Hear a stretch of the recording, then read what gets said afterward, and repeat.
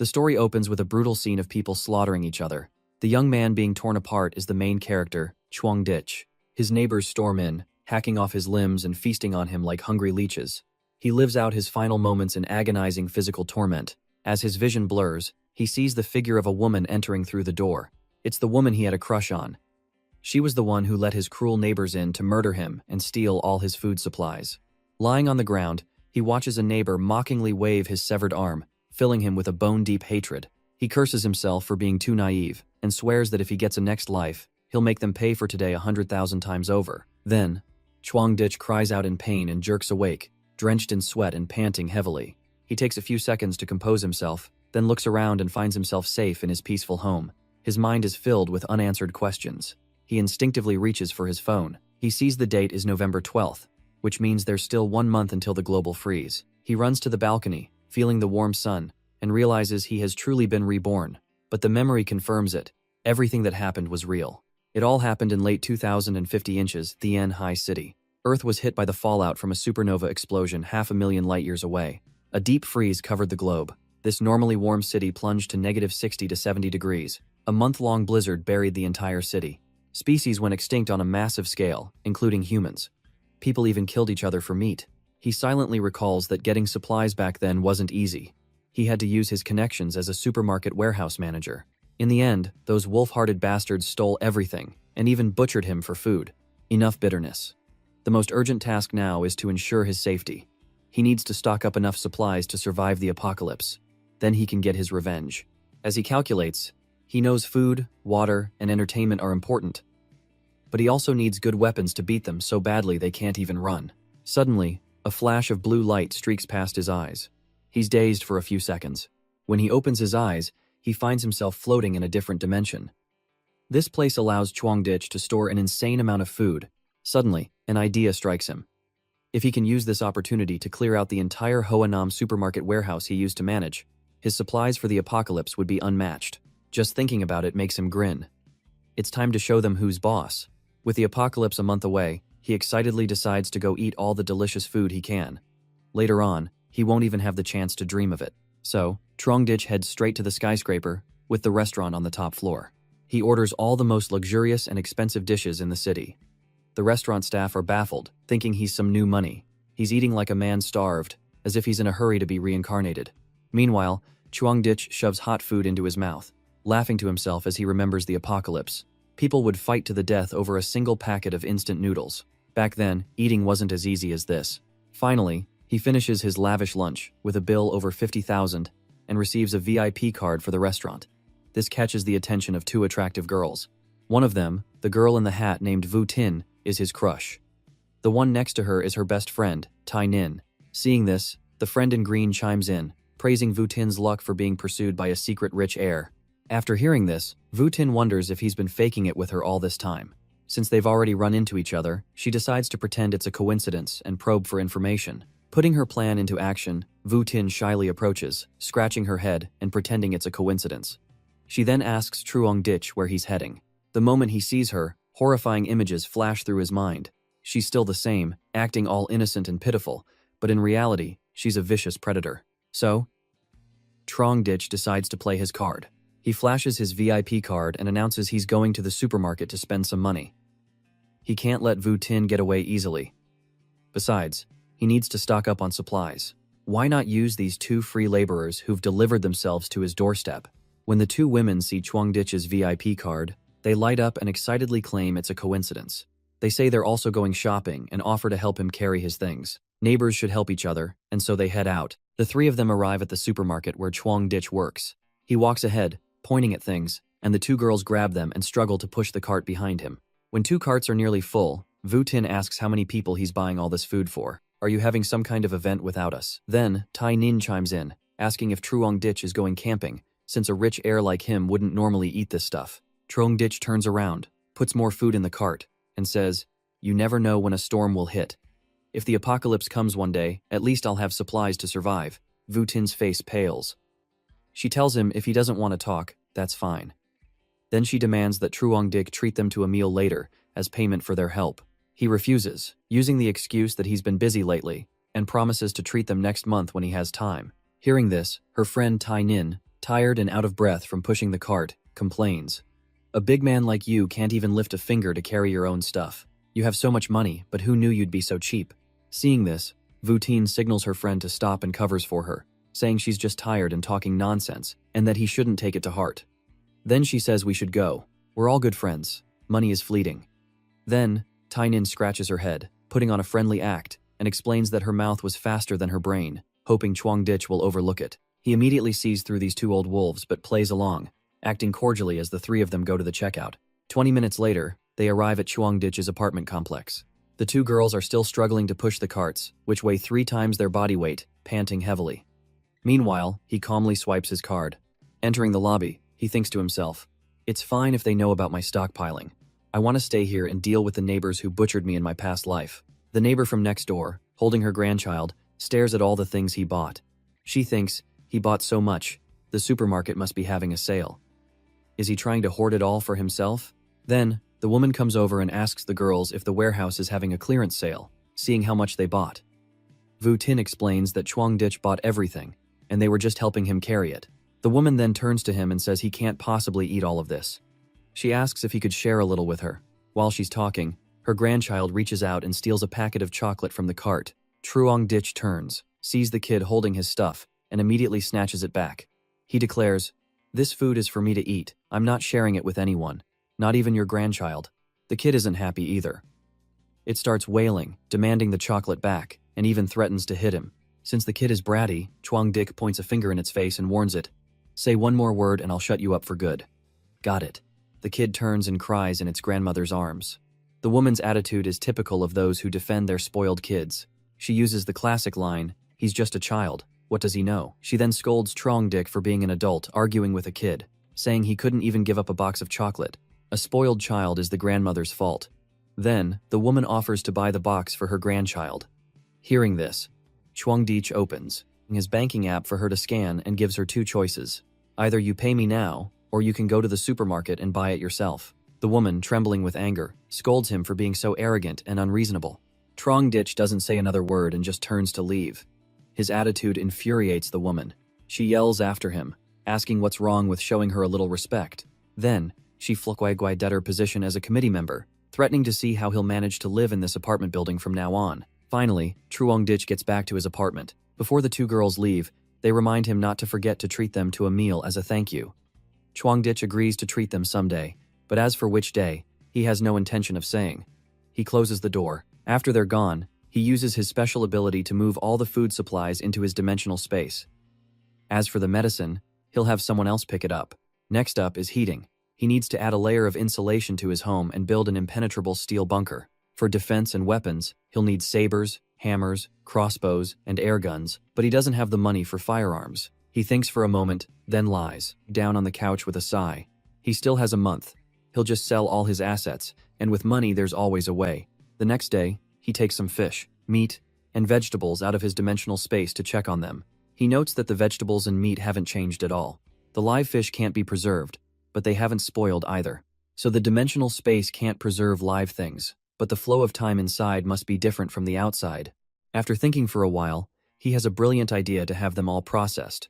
Seeing it as a good plan, he calls the restaurant. He asks to speak to the manager for a negotiation. The reason is that his family is hosting a massive 3-day, 3-night party.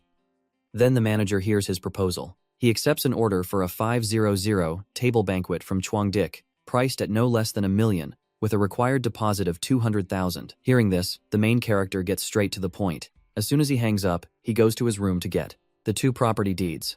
A month from now, money will be useless, so he might as well use it now while it's hot. So Chuangditch goes to the bank and mortgages the house his parents left him for 6 million yuan. With his savings, it's still not enough, so he needs another plan. At this moment, he does the math.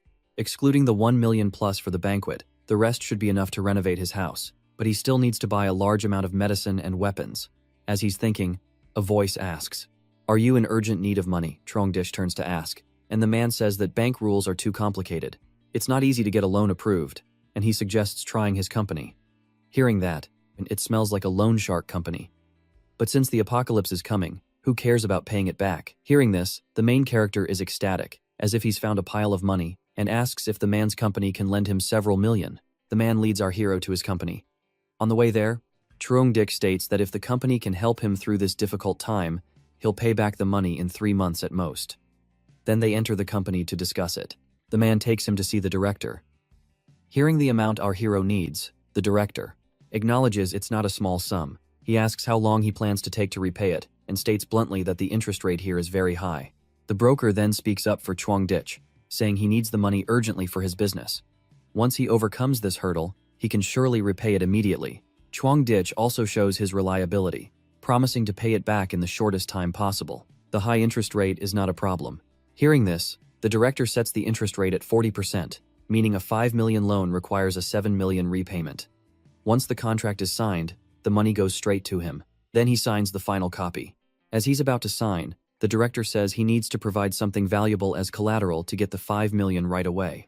Truong-dik immediately pulls out the property deeds and offers his 5 million yuan house and a 300,000 yuan car as collateral. If he can't pay it back, they can come and collect the debt. But the director says his apartment is only worth 4 to 5 million. If he wants to get 5 million from it, the company would be at a loss. Seeing the difficulty, Truong-dik puts on a pitiful face and begs the director for help, saying he desperately needs the money. If it can be transferred immediately, even 4.5 million would be fine. But the director remains firm. A no is a no. Seeing this, the main character slams his hand down on the table, lowering the amount to 4 million, to be transferred immediately. When it's time to pay back, he'll still pay 7 million. Hearing this, the director finds it to be a good deal and makes a special exception. Truong-dik thinks to himself, of course, he can't repay the bank loan he just applied for. But with the global freeze just a month away, these two idiots will probably be dead before they can collect this debt. Afterwards, the main character takes the money and leaves. Once he's gone, the broker whispers to the director, mocking Truong-dik for being a fool, mortgaging a 5 million yuan apartment for 4 million. It seems he's in a real hurry. Then the director devises a plan to squeeze this fat chicken dry. The broker goes to make contact with an overseas organization to see if there's anything else of value on the main character that can be sold. Meanwhile, Truong-dik sits in his car, thanking the two kind people for gifting him money. He pulls out his phone to check his balance and thinks about rebuilding his safe room. Truong-dik then goes to the Qianlong Security Company. This is one of the largest security companies in the country, providing services to countless famous politicians and business people. In his past life, there was news that they had built a top-tier safe room worth $1 billion for the son of a famous real estate tycoon. Even in the apocalypse, that rich kid could live very comfortably in his safe room. At this moment, the director of the business department introduces himself as Ho Ainan and asks if he needs any help. The main character stands up, shakes the director's hand, and says he wants to build a top-level safe room that can withstand the apocalypse. Hearing this, the director is quite startled when Truong-dik mentions the apocalypse, but he sits down and gives him the price list for each item.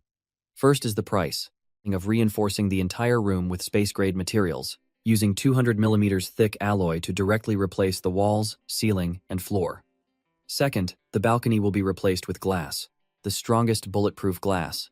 Even at extreme temperatures, there will be no major changes. Third, the ventilation system will be equipped with an air filtration function. No harmful gases can penetrate. Fourth, the surveillance system. Install 360-degree cameras with no blind spots both inside and outside the room, capable of triggering an immediate alarm. Fourth, reinforcing the door, changing it to a hardwire anti-theft door with the same material as a bank vault door. Even a small bomb would have a hard time opening it. Looking it over, Truong-dik thinks to himself, the goal is singular, to turn his room into an impenetrable iron turtle shell. He then hands the price list back to the director. The director takes it, thinking that whether the kid's reason is true or not, there's no shortage of rich people in this world worried about their family's safety. His company's business is built on their wishes.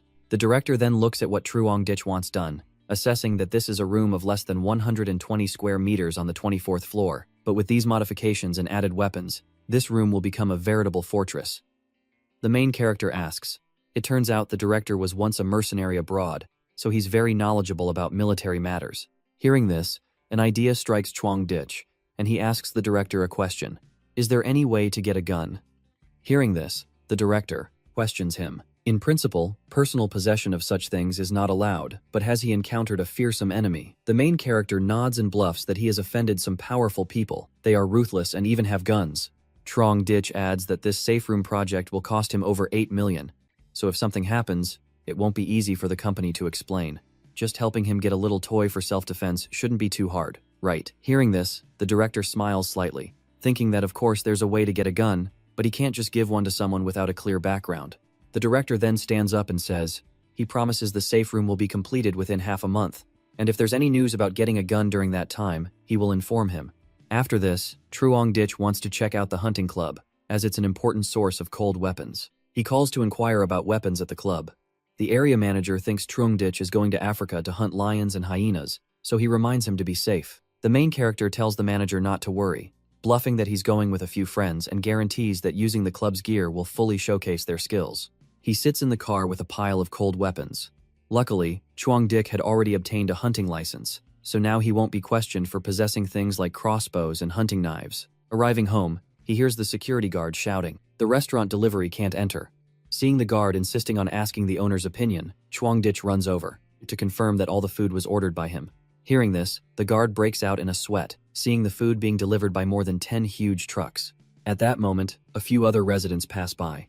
They gossip, estimating there must be several hundred tables worth of food, and wonder where it will all fit. They recognize the food is from the city's most famous 5-star hotel. This must cost at least $1 million. And among the neighbors, there appears his crush, Vu Tin. She seems surprised, thinking Truong Dich really isn't short on money. Then, Vu Tin shows a sly expression, vowing to make this fat sheep completely devoted to her. At the same time, Truong Dich has the deliveryman move the goods to the warehouse first.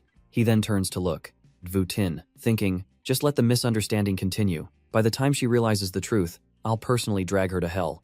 After that, Truong Dich goes up to his room. The restaurant manager arrives to confirm that 500 tables of food have been delivered. He thanks him and goes to inspect the goods. The goods are stacked in the warehouse. The warehouse is so full, he couldn't eat it all in 10 lifetimes. Then the main character puts it all into his dimensional space.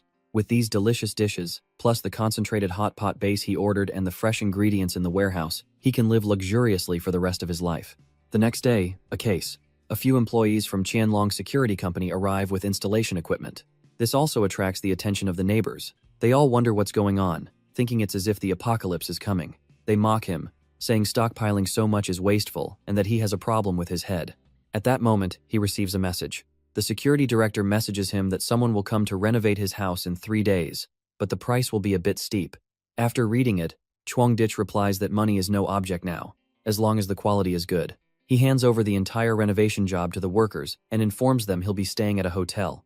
As he leaves, Truong Dich thinks to himself, just wait a month, and you'll all understand who the real joke is. Then the main character goes to the Hoanam supermarket warehouse to negotiate for a large quantity of effective essential medicines. He asks Director Chow to use his brother-in-law's connection, who is the vice president of the Thui Nin Group, to buy the goods, but he refuses, saying it can't be done. Hearing this, Truong Dich offers double the price so he won't lose out.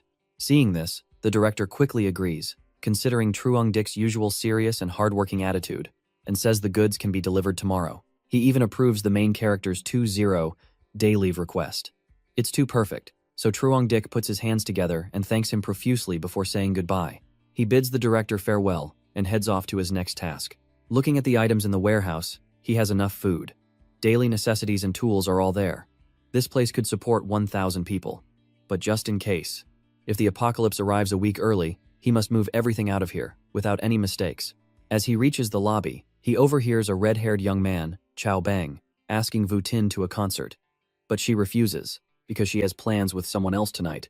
Just then, Chao Bang turns and sees the main character. He immediately scolds him, asking if he's not a man, making a woman move things for him. He adds that Vu Tin was complaining about back pain at work today, and warns Truong Dich not to bother others. Seeing this, Vu Tin stands behind him with an awkward smile, saying it's nothing. Hearing this, Truong Dich realizes she's been bragging about this to everyone.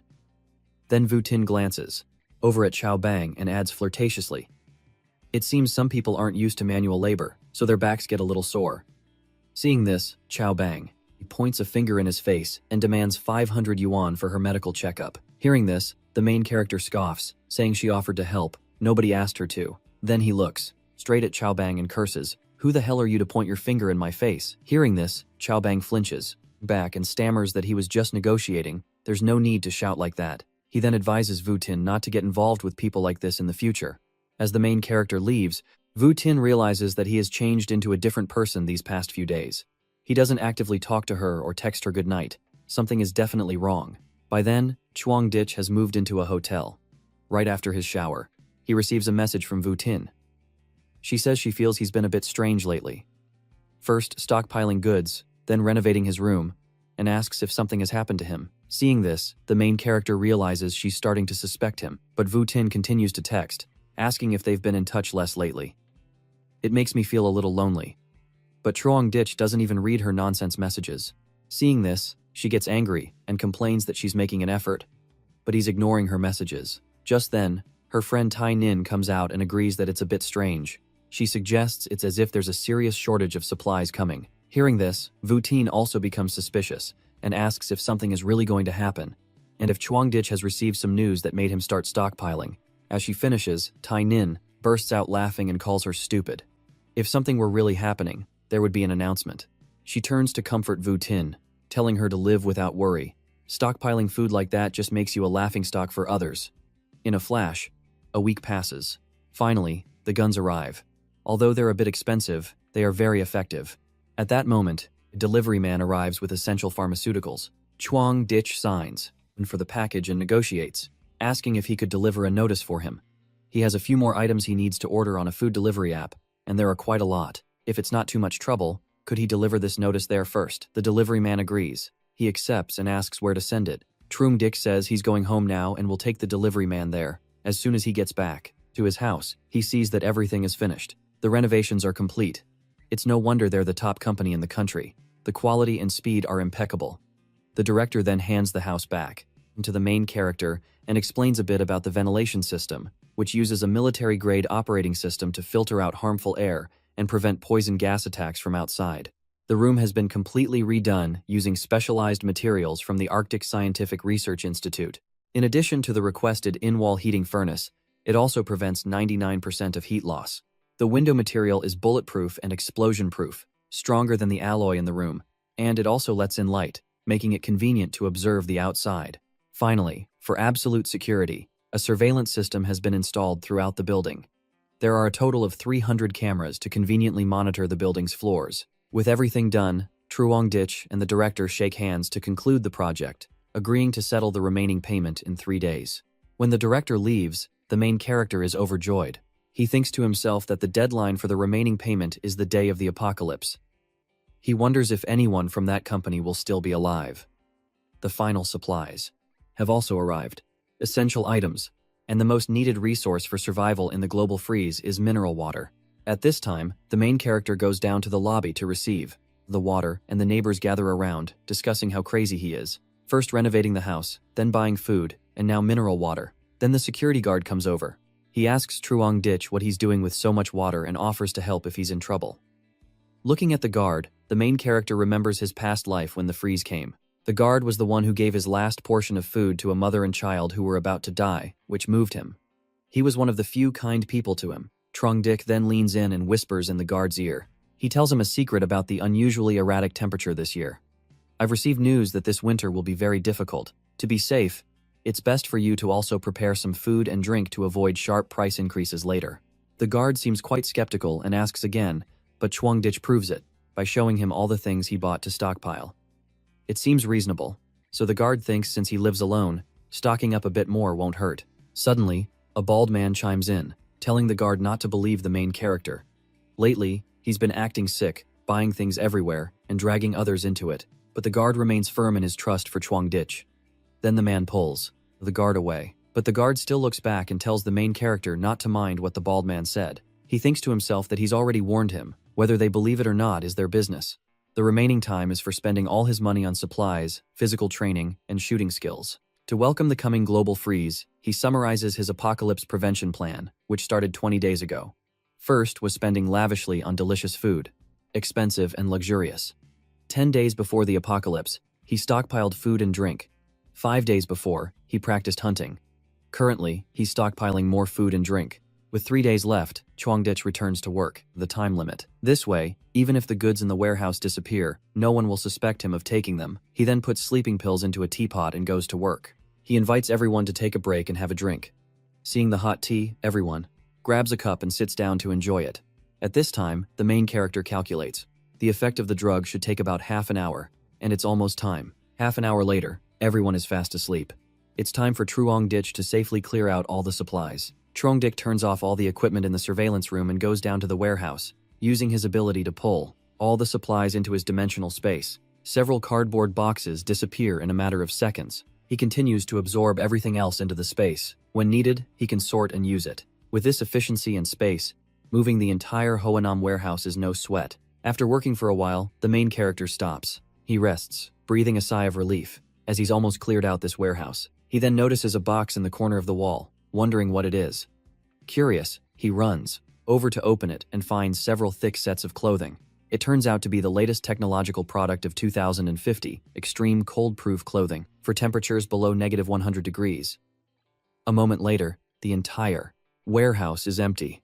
With these supplies, even if faced with a stronger ice age, Truong Ditch is confident he can continue to live comfortably. He then goes out, takes a cup of water containing sleeping pills, and drinks it. Since the warehouse was cleared out so quickly without anyone knowing, it's normally impossible for one person to do it alone. He then pretends to have a colleague's body fall on top of him, thinking that as long as they don't suspect him for now, this secret will disappear forever when the apocalypse arrives. A while later, as Truong Ditch is sleeping, an employee comes to shake him awake, informing him that something has happened. The main character groggily rubs his eyes and asks what's wrong. The employee panics, suspecting they've encountered a ghost, and reports that the warehouse has been mysteriously emptied. At this, Truong Ditch acts shocked, jumping to his feet, more panicked than the employee, and immediately clutches his head. He runs to see the empty warehouse before him, not understanding why. In just a few minutes, the director calls, asking if someone just reported that everything in the warehouse has disappeared. What happened? At this point, he just explains that he doesn't know the specific situation. The shift change break was only 2 hours, yet all the supplies in the warehouse vanished into thin air. Hearing this, the director furiously shouts, unable to believe it, and asks Truong Ditch if he's an insider. Did he take advantage of the lax security to steal everything? Truong Ditch's eyes widen in feigned shock. Behind him, the other employees are just as worried, all looking towards the main character, awaiting the director's decision. They all think this matter should be handed over to the police. Truong Ditch continues to explain, telling the director not to joke like that, and proves his innocence by reminding him that he knows his character. He doesn't have the ability to make all the supplies in the warehouse disappear in an instant. In conclusion, Truong Ditch feels that neither of them can take responsibility for this, so he advises the director to quickly report it to the higher-ups and actively cooperate with the investigation for the best outcome. The director finds this reasonable and says he will report it to the general manager to handle the matter. Dick hangs up and informs everyone that the director will report to the higher-ups. Someone will come to investigate soon, so there's no need to worry. Just cooperate fully. Hearing this, the employees also breathe a sigh of relief. On his way down, the main character pats the shoulder of the employee who was on shift change, comforting him that falling asleep during a shift change is common and he shouldn't worry too much. An innocent person has nothing to fear. It makes sense, so the employee says that for a monthly salary of a few thousand yuan, it would be stupid to risk his life stealing like that. A clear conscience is its own reward. A while later, the police arrive to investigate. They cordon off the area and call in everyone involved one by one for questioning. When it's the main character's turn, after the investigation, the police want to remind him of something. There might still be some suspicious points in the case that require them to question him at any time, so unless it's urgent, they hope he won't leave the city. Hearing this, Truong Ditch agrees immediately he has nothing to fear. As he leaves the room, the news reports that before December 10th, the Hoanam warehouse at the city's port experienced a large-scale theft. Supplies covering over 1 million square meters of ground disappeared within 2 hours. At this moment, Truong Ditch opens his phone with a sad face and sighs. There are only 2 days left. Outside on the street, he is still focused on his phone when he sees a snowflake fall right onto the screen. He looks up and is shocked. What the hell is this weather? With 2 days left, it's already snowing. Standing in the middle of the street, he feels that this winter is truly cold in both senses of the word. Everyone around is talking about this year's cold. They rush back home, not knowing if they'll even be alive soon. Truong Ditch shivers, sighs, and laments. In 2 days, this world will no longer exist. 2 days pass. It is 2 a.m. On December 12th, the aftershock of the supernova explosion swept across the globe. The temperature plummeted, bringing a devastating disaster to the planet. Lam Luong sits at home, quietly watching the blizzard outside. Thick layers of snow invade the entire Earth, including the city where he lives. Lam Luong sits in deep thought, taking a sip of water, burdened by the heavy knowledge that what is to come will come. Then the main character stands by the furnace to warm up and bring some food. He sits on the chair with his phone, scrolling through social media. People in the group chat are complaining about this year's weather.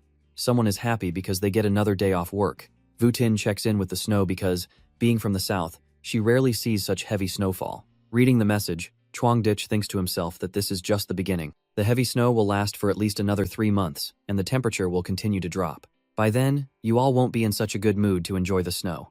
The next morning, Vu-tin tries to open her door but can't push it open. She looks out the window and sees that the snow has piled up, blocking the door, even though the weather forecast said nothing. In the neighboring house, the heater is on full blast. The wife blames her husband for not buying a more expensive heater. "You useless piece of trash, get out." Then she complains, wondering how long this cold weather will last. She doesn't even know if she can go shopping for winter clothes. Meanwhile, at Chuang-dich's house, he is still warm and cozy in his multi-million yuan home when he gets a call. The main character, half asleep, thinks, "Damn, this Vu-tin woman is really something else." He asks, "What the hell are you calling so early for?" Vu-tin gently explains that it's very cold outside and covered in snow. She suggests that since he stockpiled supplies before, he must have known the weather would get this bad. Dick goes to the door, stretches, and casually replies that he heard a friend mention it offhand but didn't expect the temperature to drop so sharply. Vu-tin then uses a gentle, seductive tone that makes Chuang-dich cringe. She then complains about why he didn't tell her beforehand. Now she's cold and has nothing to eat. Hearing this, Chuang-dich smirks and thinks to himself, "If you're stupid, you die. No one's to blame.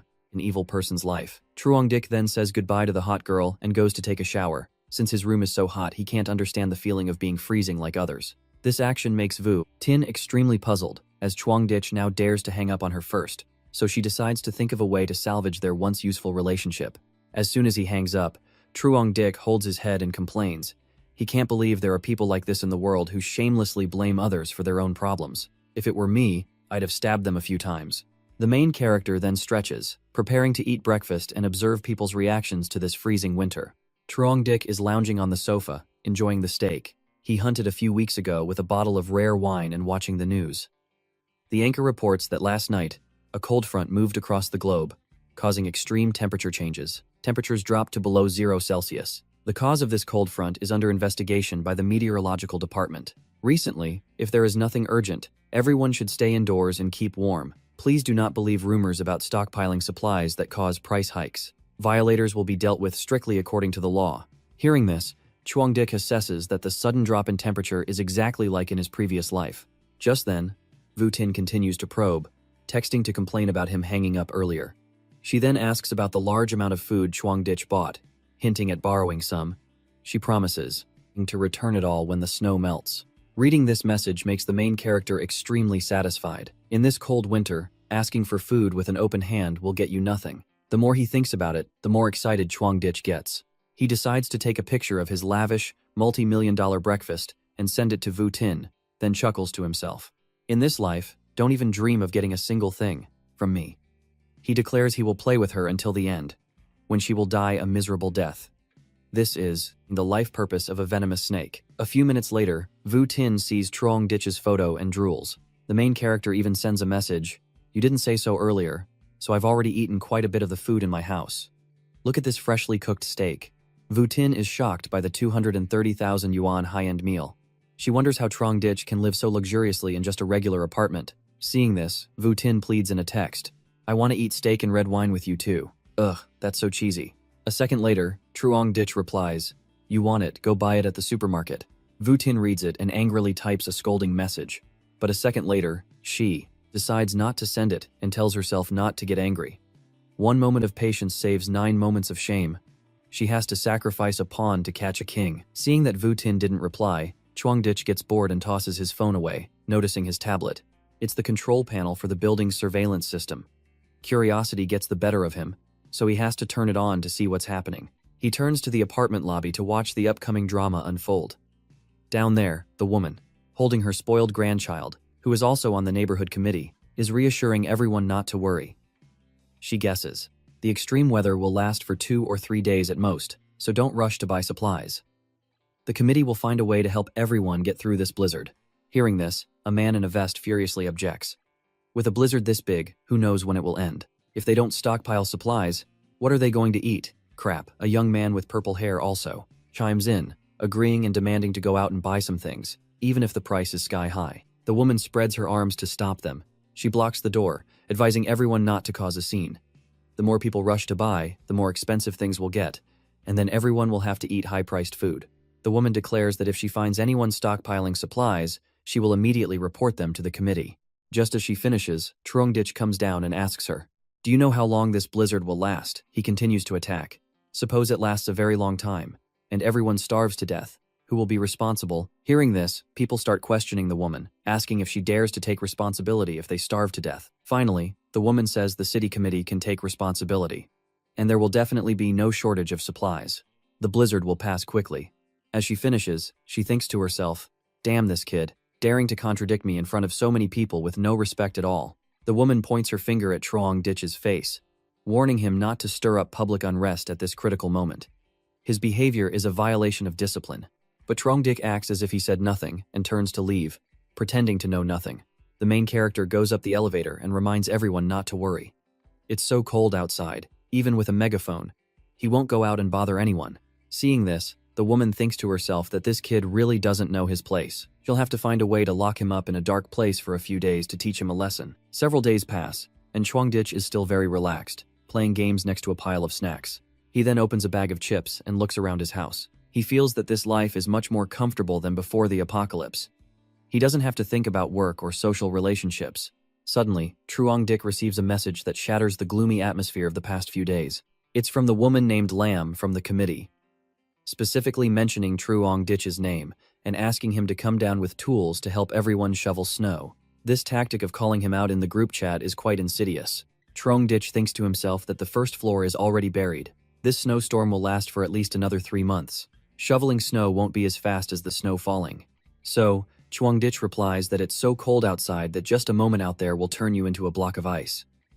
Even if we shovel snow, we need to calculate when the snow will stop before giving orders. Reading this, the woman is furious. She sees that several people in the group agree with the main character's opinion. Going out now is like putting yourself in a freezer. Seeing this, the woman gets enraged. Before, no one dared to say anything. As soon as Trongdich speaks up, they all start to object. Frustrated, the woman sends a series of messages asking about everyone's attitude. "Shoveling snow isn't for me. It's for everyone's benefit." Then she sarcastically remarks that they are all healthy young people. Yet when faced with difficulties, they don't take the initiative to serve the people, all just avoiding responsibility. The woman then threatens, in the name of the neighborhood committee, to order Trongdich to go out and shovel snow. Everyone must unite in this time of crisis. Anyone who dares to lead the opposition is opposing the neighborhood committee leadership. After the blizzard ends, they will definitely be dealt with by the organization. Reading this, Trongdich scoffs at the woman for always using her little bit of power to order others around. The rest of the people are clearly waiting for him to start the fire and offend her, while they hide like ostriches. Finally, Trongdich declares that today, he will completely expose this fat-bellied woman. He types continuously, expressing that if it's for everyone's sake, then the neighborhood committee should lead the way out to shovel snow. Besides, the whole complex is full of people. Why only call a few? Is it because we're easy to bully? I don't see you calling out the gangsters and the rich kids. When you meet them, you have to hold it in and don't even dare to fart. As soon as he says it, the people in the complex start to chime in, agreeing and voicing their own frustrations, calling out those who rely on connections. A brief intro to the rich and the thugs. The gangster with a sharp tongue, Tran Chin Hao on the 6th floor, has several hundred followers. The rich young master, Hua Hao, on the 8th floor, has connections with high-ranking officials and spends money like water, with 2 long-legged beauties by his side. At this moment, Trongdich just needs to sit back, watch everyone contradict the woman, and chuckle while eating his snack. Then the main character remembers. In his previous life, the first person to break down his door with an axe was the thug Tran Chin Hao. Hua Hao was the first to attack him with a knife. As for the other neighbors, except for a few, they all took a piece of him after he died. As he speaks, he pours himself a glass of wine to enjoy, deciding to deal with this troublesome group once and for all. At the same time, the woman is also cursing the main character for embarrassing her. He had to go and name those 2 powerful young men. But the woman reconsiders, if she doesn't do anything, who will take her seriously in the future. At that moment, Chin Hao is also lounging around after a drunken night out, cursing this damn weather and wondering who has the time to look for trouble. He sees his name and the rich kid Hua Hao's name mentioned by the woman in the residents' group chat, but she only dares to call on everyone to come out and shovel snow, tagging the 2 of them at the end of the sentence. As soon as he reads the message, Chin Hao gets furious and calls the woman directly, yelling at her. It's so cold outside, shovel your own damn head. If you're going crazy, do it alone. He then warns her that if she bothers him again, he'll come over with a knife and deal with her. The woman on the other end doesn't dare to hold the phone close to her ear, her hand trembling. As soon as she hangs up, Hua Hao also calls, asking what shoveling snow has to do with him that she tagged his name. He says his only duty is to sleep at home and enjoy life. Then Hua Hao insults her. He curses the woman terribly. It turns out she had taken quite a bit of hush money from him, so how could she dare to speak up now? He then boasts that with rich and powerful parents and family, why the hell should he listen to anyone? Hua Hao then records a video message for the woman, telling her to hurry up and shovel if she wants to. You all have to go out and earn money for food soon, but I can comfortably go spend money. He then sends it directly to the group, enraging the woman, who curses and blames Chuang Ditch for making her offend them. The woman then immediately calls the main character to vent her anger. As soon as he answers, the woman yells, asking if he wants to cause trouble with her to the very end. If we don't go out and shovel snow, are we all just going to be trapped here? As soon as she finishes, before she knows it, Dick retorts, shut your mouth. You're the type to bully the weak and fear the strong. After they cursed you out so much you had to hold it in, you come looking for me to vent. Then the main character finally glares and warns her that if she dares to bother him again, she should watch her back. Hearing this, the woman asks for mercy. She pauses for about 2 seconds, terrified inside but still pretending to be tough. She vows to never help him again if any disaster strikes. As soon as she hangs up, after a short while, Chin Hao comes to bang on the door, demanding an explanation. He calls and calls but doesn't see Chuang Ditch, so he stands at the door yelling, "Weren't you so tough earlier, daring to talk about me? Let's see how I deal with you." Hearing this, Chuang Ditch immediately grabs a wooden crossbow from the cabinet and opens the air vent to see what the old man's attitude is. Chin Hao, however, keeps kicking the $1,000,000 concrete hard door of the main character's house. Behind that door, he has no idea that a crossbow is aimed straight at his stupid throat. But he thinks that killing him now would be too easy. He then aims straight at Chin Hao's crotch. Here we go. Let's slaughter this rooster. This rooster. As for Chin Hao, he's tired of kicking and turns to cursing again. Chuang Ditch for being a coward in his shell, and threatens that if he gets inside, he's dead. Suddenly, a mini harpoon is flying straight towards Chin Hao. Immediately, the arrow pierces his right leg, leaving him no time to react. He can't even. Chin Hao falls backward, holding his leg and screaming tragically, "Help, this guy is killing me." Praises the design of the house and the harpoon gun. It's top-notch. It can shut this thug's mouth. Then the main character goes back inside. He feels a bit of pity. With the temperature at -70 degrees and a wound on his leg, a through-and-through wound, that leg is probably useless now. But oh well, he doesn't care. If that wound isn't treated in time, and with the scarcity of medicine, infection is inevitable. He will then die in pain and cold. Chin Hao, however, struggles to drag his broken leg back. As he walks, he mutters to himself that he didn't expect the main character to actually want to kill him. Then Chin Hao goes to the elevator, and while he pulls out his phone to find someone for treatment, the colder it gets, the more it hurts. Right to the bone. Not to mention he might lose the leg. But this is once. It's a shame for him that everyone he calls is unavailable. It's truly karma for the wicked. Then Chin Hao thinks of the hospital, but unfortunately, even if the hospital is open, the ambulance can't get there. Finally, he decides to perform first aid on himself to try and save his leg first. And today, the whole complex has a power outage. It happens once every 2 days, so Chin Hao has no choice but to huddle up, light an oil lamp, and examine his wound. Luckily, the blood clots quickly at this temperature, so there's no need for injections, and he can easily pull out the arrow. A single pull sends blood splattering everywhere. He throws the arrow straight to the ground. Chin Hao picks up his phone and vows to kill Chuang Ditch for sure. He texts directly to the group, the apartment group, tagging the main character and threatening to beat him to death. "If I don't, I'll write my name, Chin Hao, backward." Seeing this, Chuang Ditch retorts, "What kind of stinking piece of crap are you to provoke me? You think I won't cripple your other leg tomorrow?" And so the whole group read the messages between the two. The woman and Vu Tin were both shocked, unable to believe the main character would dare to confront Chin Hao, and even cripple his leg. At the same time, Chin Hao, furious, calls his underlings and orders them to get to the complex immediately. Any tall, dark, and handsome guy with a thunderous punch should be brought over. Today, he must be beaten to a pulp. Half an hour later, a few hooligans. Hao's men have braved the storm and rushed to Chin Hao's house as ordered. One holds a cleaver, another a golf club, and they have shovels, vowing to avenge their boss. Chin Hao then yells out Chuang Ditch's apartment number and warns them to be careful not to get ambushed. Break down the door and kill him immediately. No need for orders. A few minutes later, the street thugs are in front of the main character's door. They arrogantly declare that this blade will be stained with his blood, This day next year will be your death anniversary. Then they start hacking at the door with a blade, cursing him for making them come all this way through a blizzard. It's useless to call for help now, but the guy with the broom-like hair is startled because he can't pull his blade out of the door. The bald guy runs up to observe and concludes that this is a solid metal door, and it's incredibly thick.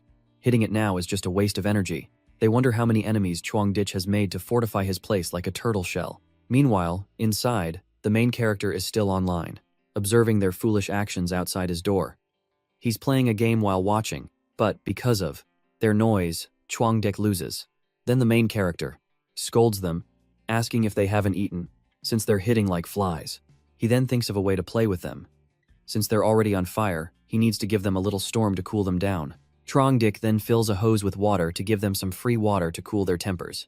He then sticks the hose head out of the hole, but they see it. The group thinks to themselves that he's using the same trick twice. They can see the gun barrel sticking out, but just as they say that, a whole stream of water sprays directly into the faces of these young thugs. Serves them right. The colder they get, the more Chuang Dich enjoys it. He sprays each of them a few times. The spray is both freezing and stinging. A few minutes later, their clothes are frozen solid from the water and the cold outside. Their whole bodies tremble, and they can't breathe. It's truly lost. One arrow hits a whole flock of birds. In his room, Chuang Dich casually whistles, thinking that at first, he wanted to use the crossbow to deal with these unruly horses, but spraying water is safer and quite effective. By now, they've managed to crawl back to Qin Hao's room. Before him is the sight of his underlings, stripped to their underwear, huddled together shivering in a corner, their faces pale. Qin Hao furiously asks where Chuang Dich is, but none of them say anything. Seeing this, he slams his hand on the table and demands one of them to explain what just happened.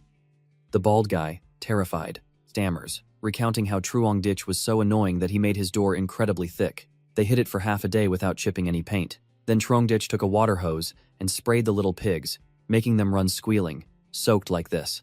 Hearing this, Qin Hao also remembers that when he kicked the door, it didn't budge, but he thinks that even an iron turtle must have a weak spot somewhere. Besides, Qin Hao doesn't believe Chuang Dich can stay inside forever. They then decide to wait for the turtle to stick its head out of its shell. They will immediately chop it off without mercy. At the gate of the apartment complex, the security guard and some others are also shoveling snow, complaining. We've been shoveling for half a day and still can't see the ground. Just a few people can't handle this. Then someone suggests they just need to clear a path to the supermarket. Why bother shoveling like this? It's exhausting. The guard agrees and tells everyone to go back before they freeze. Meanwhile, Chuang Dich is waiting, on his floor, observing them. He sees they've all gone back. Then he goes back inside. He thinks to himself that it seems they've realized human strength is no match for a natural disaster like this. A few minutes later, bored, the main character turns on the news to check the situation elsewhere. The anchor is directing everyone's attention to the capital. The authorities are planning to command a nationwide final offensive against this blizzard. According to reports, the United States, due to ineffective blizzard prevention, has resulted in 200 million people affected and over 10 million deaths. She then reminds everyone not to panic, but to advance, and trust in the power of the government. Chuang Dich yawns, bored.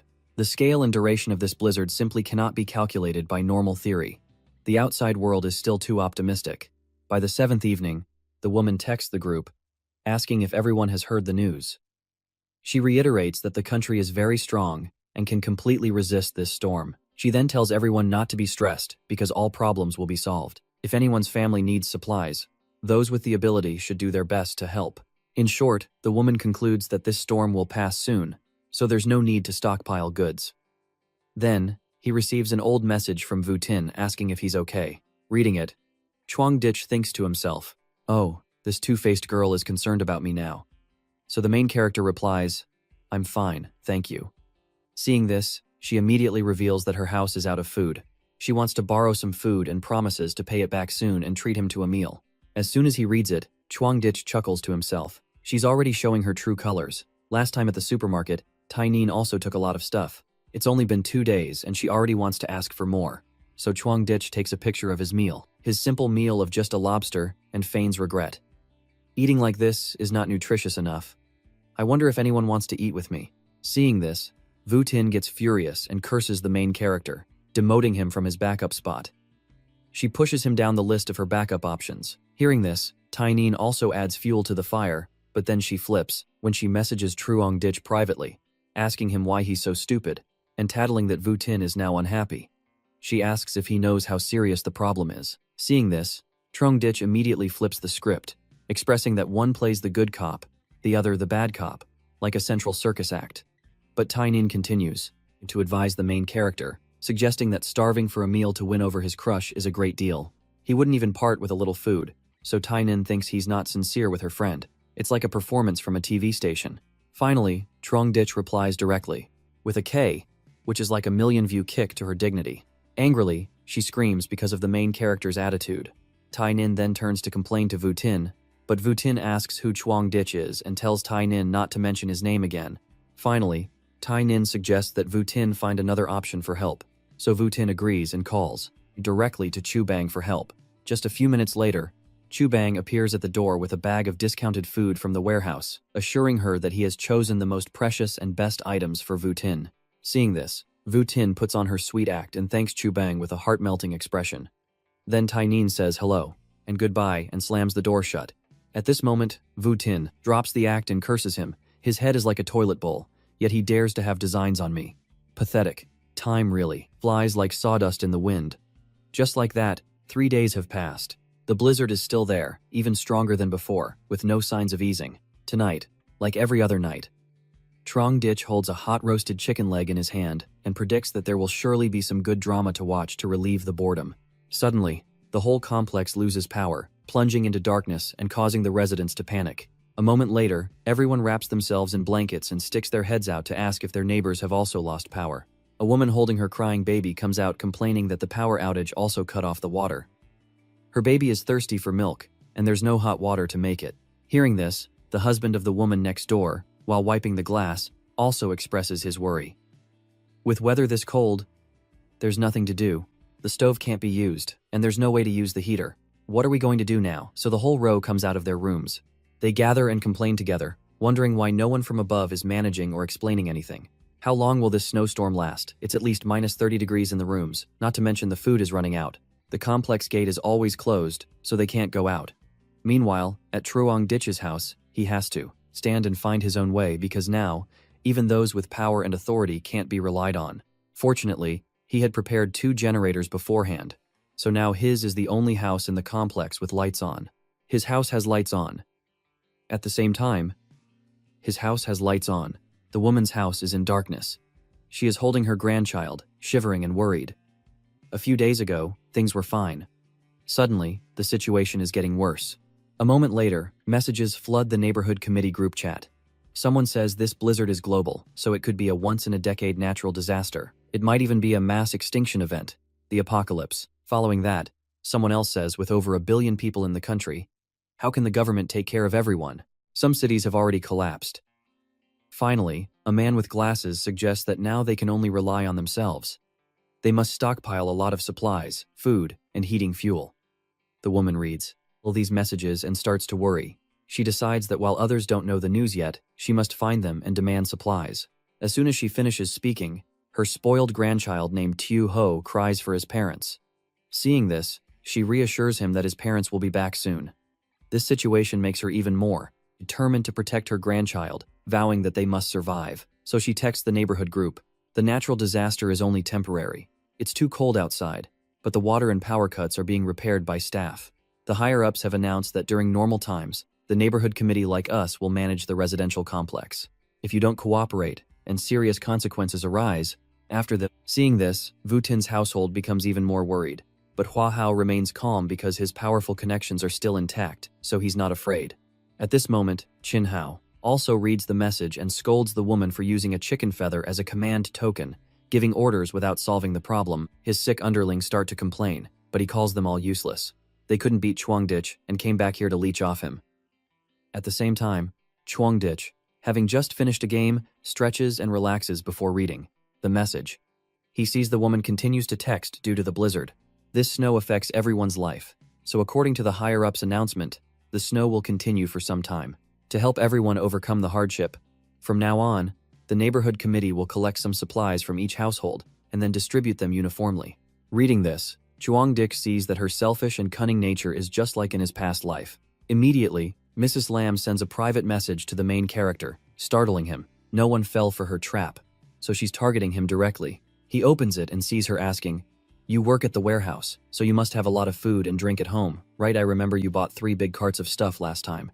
Now that everyone is in trouble, it's time for you to step up. When this snowstorm is over, we will definitely pay you back. Everyone will remember your kindness." At this moment, Chuangditch remembers his past life. She also tricked everyone into handing over their supplies.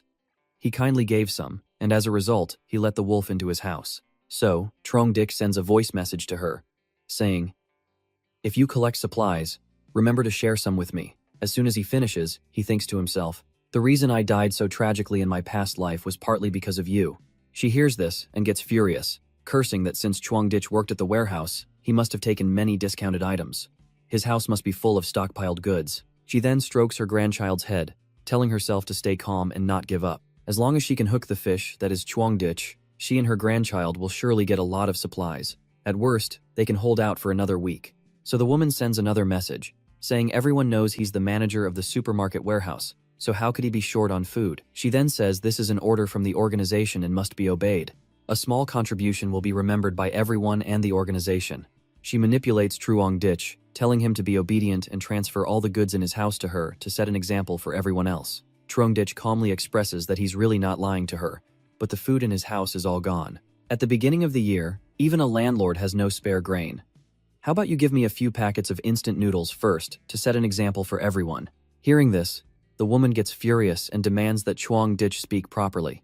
She is now representing the organization, so if he refuses to hand over the supplies, he is defying the organization. After this is over, he will surely be dealt with. This makes the main character despise her even more.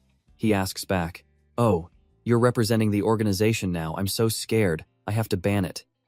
You're just a neighborhood committee official, not even a civil servant. You haven't even reached the level of a public employee. You're usually arrogant and conceited, but now you're delusional about yourself.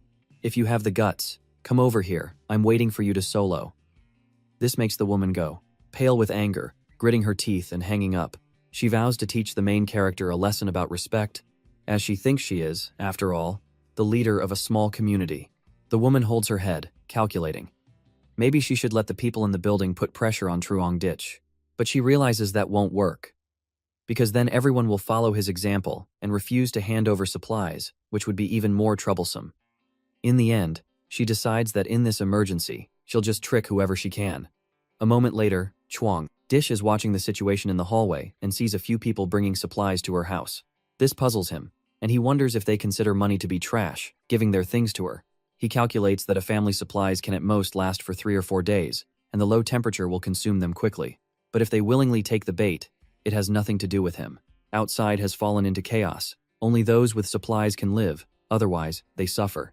The next day, the group chat explodes with accusations against the woman for taking supplies and not sharing them with everyone. For 3 days, there has been no action. Meanwhile, the woman is still living comfortably at home, enjoying the fruits of others' labor, and cursing them as fools.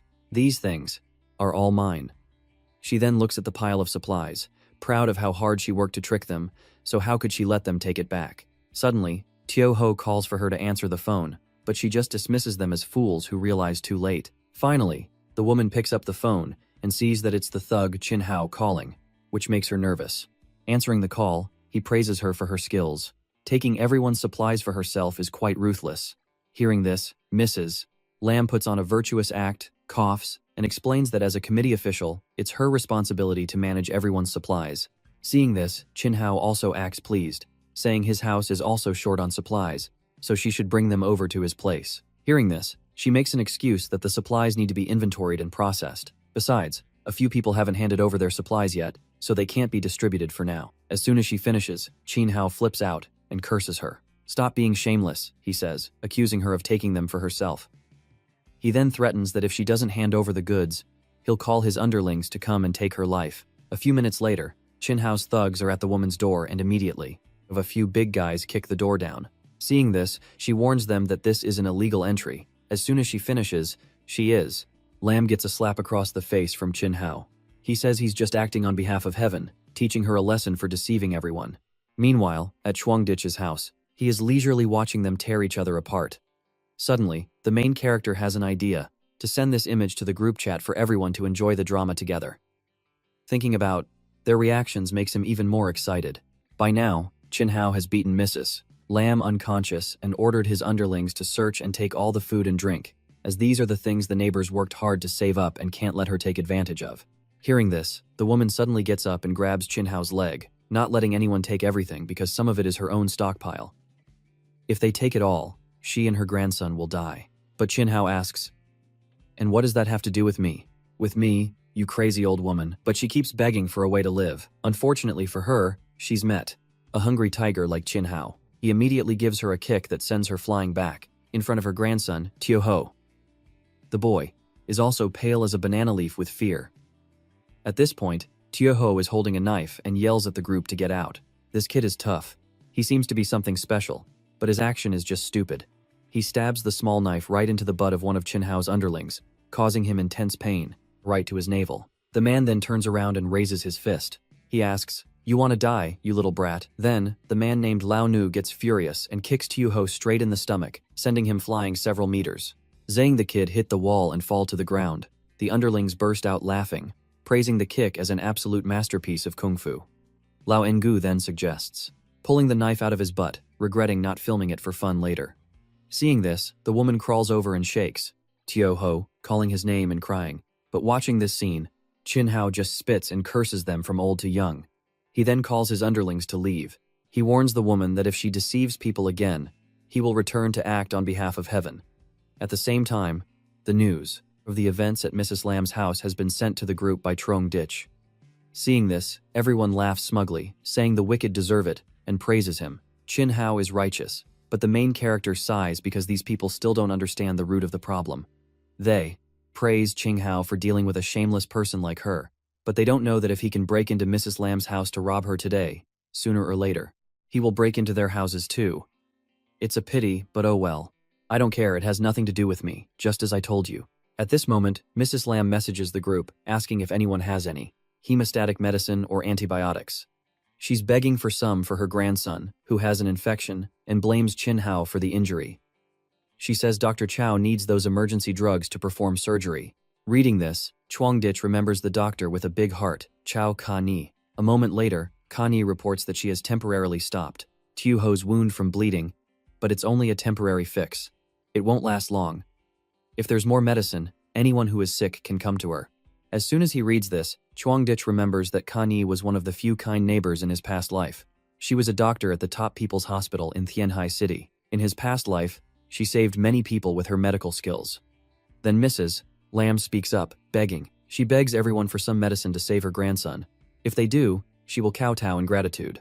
Seeing this, Chinhao laughs like a crazy dog and asks if she's kowtowing online. Then another young man texts, "Doctor, Chow saved your grandson because she is kind. But why should everyone else help you? Because you tricked everyone out of their supplies. Don't try to guilt trip others. What happened to your grandson is karma for what you did." Hearing this, Truong Dick shakes his head. A normally reserved person like Dr. Chow speaking up in the apartment group chat for Tu Ho today, she is truly a compassionate doctor. Saving that kid won't solve anything. The blizzard continues. The outside is paralyzed, and it fundamentally can't last much longer. Some houses on the first floor are complaining because they are almost completely buried in snow. Everyone holds their heads and wails upon hearing the news that this is the biggest blizzard in decades. What kind of disaster will this ultimately become? The snow has been falling for a week now, burying the entire world.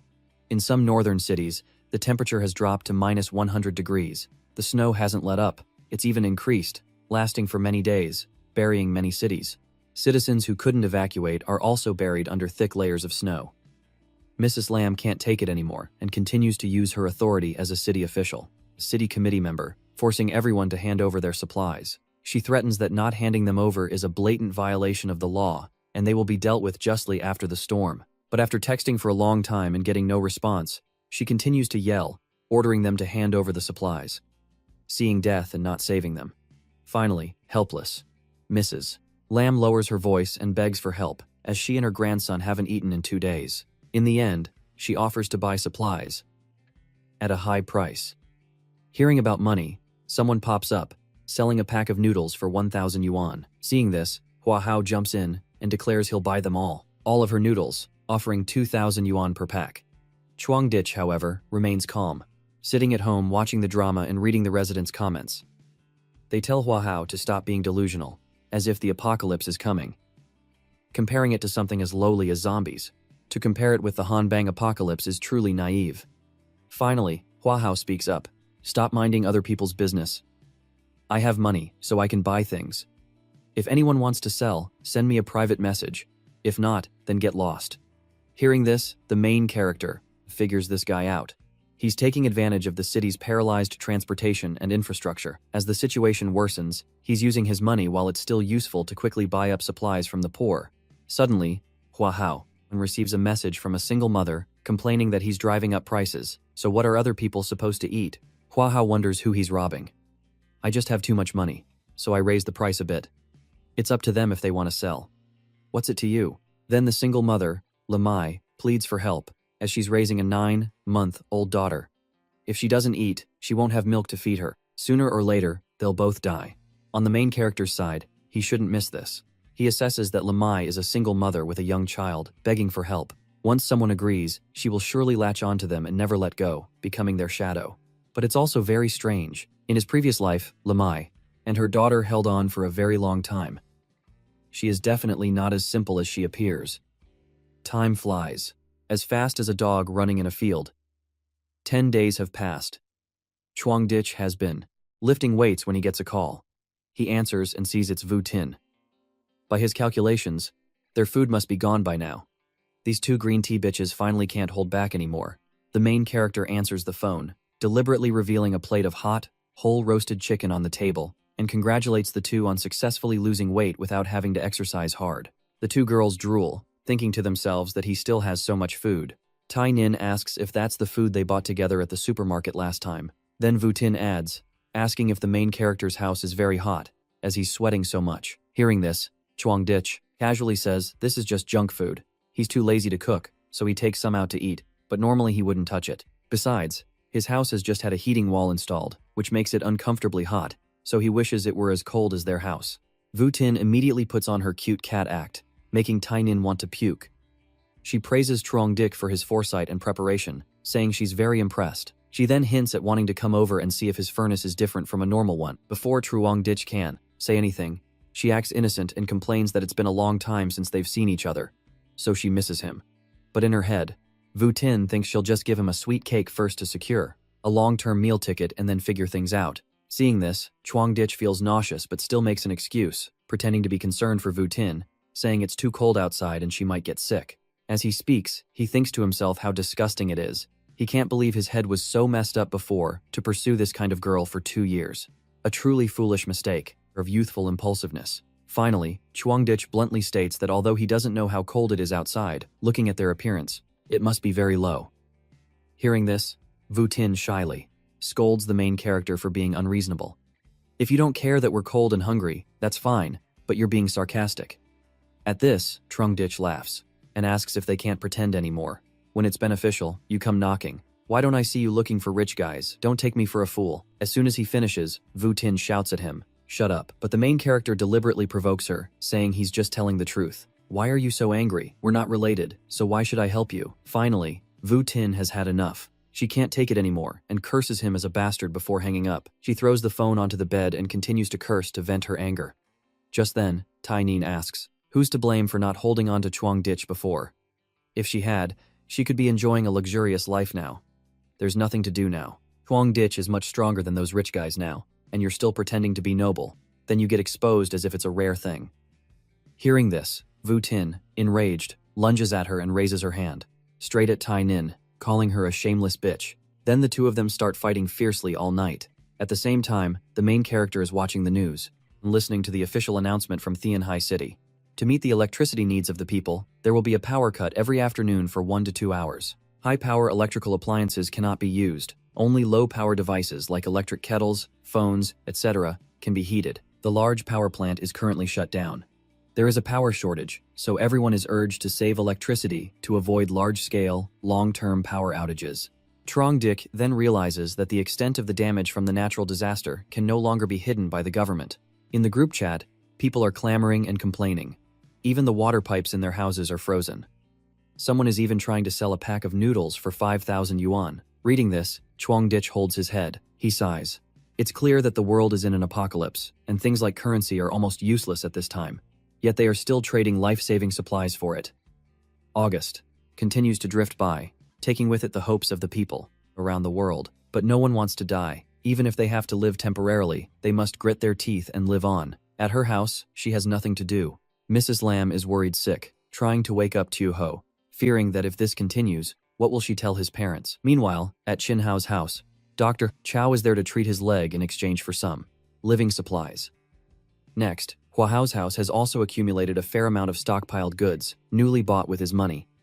At Vu Tin's house, after just fighting, Tai Nin asks what her plan is. With the whole world suffering from a blizzard, besides Chuang Dish, there's no one else to rely on. Finally, Vu Tin decides that if things get desperate, she'll just deal with Chuang Dish and take over his room. She then calls Chao Bang, asking for his help in this matter, as two girls alone can't do anything. She warns him to keep this matter absolutely secret from too many people. Soon after, Chao Bang appears at Vu Tin's house. She tearfully complains that Chuang Dish is bullying her excessively. Just because he has good food, he humiliates others.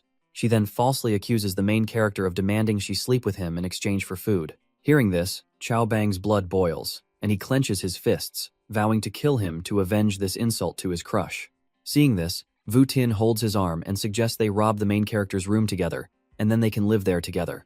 Chao Bang hears this, and, full of excitement, tells Vu Tin not to worry. She then warns Chao Bang to be careful, as Chuang Dish is a shameless person and will surely fight back, so he should bring a weapon. Strike first to gain the advantage. They then appear in front of the main character's door, armed with a baseball bat and a knife. With the three of them in position, Chao Bang signals for Vu Tin to get ready. Once ready, Chao Bang knocks on Chuang Dish's door and introduces himself. "It's me." Inside, the main character is watching to see who it is, wondering what the hell this guy is doing here. Seeing him, he senses something is wrong. It turns out that a few seconds later, Tai Nin and Vu Tin pop their heads in, armed with weapons. Seeing this, further awakens the demon inside Chuang Dish. He furiously thinks to himself, "You dare to come here with weapons to kill me, with just you people." He then gets a water hose ready, planning to spray them like the last group. But then he hears Chao Bang trying to trick him, asking for some food and fever medicine. We're colleagues, after all. Hearing the part about fever medicine, the main character, suddenly, gets the bucket of leftover rice and food that hasn't been thrown out for a month, and tells him to wait a bit while he thinks about it. Chao Bang thinks he's succeeded in tricking him, and adds more incentives. It's a rare opportunity to bring benefits to others. He then urges Master Chuang to hurry up and open the door. So, the main character inside has finished pouring the bucket of rice water into the hose and sticks it out the door hole. Hearing the noise, the three of them get into a ready stance to rush the tiger. But a few seconds before, they get a face full of pig slop, a month's worth of disgusting and smelly leftover food. They are stunned, bewildered, and thrown off balance. What the hell is this, they wonder, gradually realizing it's leftover food scraps. Seeing this, Chao Bang brandishes his knife and repeatedly bangs on the door, yelling for Chuang Dish to come out and face his punishment. Hearing this, the main character inside laughs hysterically, asking if they aren't starving to death. This leftover food is a reward for you, and you don't even know how to be grateful. This makes Chao Bang wonder how Chuang Dish knew about their plan, but he still tries. He continues to curse, vowing to get inside and send the main character to his grave. He then takes a whole cleaver and strikes at the $1 million door, but it doesn't even make a dent, and his whole hand throbs and trembles. The pain is so intense that Chao Bang rolls on the ground. He screams. This sight makes Chuang Dish laugh so hard he could crap himself. He then sits with his hands behind his head, satisfied. As long as he doesn't go out, he dares anyone to get in here and confront him. The next morning, Chuang Dish is sleeping when he's suddenly startled awake by the sound of gunshots outside. He sits up straight, wondering who is shooting. He gets up to see what's happening, since he's in his own complex. Who could have a gun? It turns out to be him, Chin Hao. He's not dead yet. Not only that, he's openly robbing other people's food and water. After the basic water supply was cut off, everyone now goes outside to dig snow to melt for drinking water. Chin Hao and his underlings take this opportunity to drink, and rob them clean. Then Chuang Dish puts away his phone. He thinks that the third floor is done for this time. Their supplies have been stolen, and they've been shot. If they don't die now, they won't last long anyway. He then records a video to continue threatening others, and tells his underlings not to rush. Chin Hao then sends it directly to the group chat, with a message expressing that living in a blizzard for so long, you have to rely on yourself. From now on, I will take responsibility as the head of this 25th complex. Everything here will be decided by me. Behave, and you might have a chance to live. Finally, he sends a selfie, with a pistol and a photo of the person he executed in his own home. Seeing this, Trongdich assesses that Qinhao is quite ruthless and calculating. No wonder he could thrive in this society. Ammunition and the number of his underlings are limited. He can't fight the whole building, so he uses a mix of threats and rewards to make everyone too scared to act. How on earth did another group chat pop up, and even added the main character? The new group is called Resistance Against Tran Qinhao. In it, people condemn him as a devil for breaking down doors and killing 3 families. Someone overheard that 2 young people in room 301 were hot-tempered and tried to resist, but he gave them 2 bullets and sent them to meet the King of Hell. The other 2 families in rooms 302 and 401 were scared and obediently handed over all their food and drink. Finally, they agree to unite against the villain Qinhao. They worry about him having a gun, but a loud-mouthed young man, unafraid, suggests that if they all rush him, he won't be able to fight back. Seeing this, Truong-dik wonders if this group wants to start an uprising, or what. They continue to discuss, noting that Qinhao is a fugitive with a gun and a gang of followers, which is indeed intimidating. Someone even suggests using intelligence to fight him. Hearing this, the main character scoffs. They're about to fight, yet they're talking about using intelligence to win. How ridiculous. They were just shouting like heroes, but it turns out they're just keyboard warriors. The security guard texts, protesting Qinhao's killing. At this rate, they'll die from being shot if not from the storm. He then declares he will lead the way for everyone to go and teach him a lesson. Several young men chime in to support him and ask if the guard needs any weapons. They can lend him a kitchen knife. They then suggest a plan for the guard to sneak up on Qinhao from behind to chop off his chance of getting out, his hand.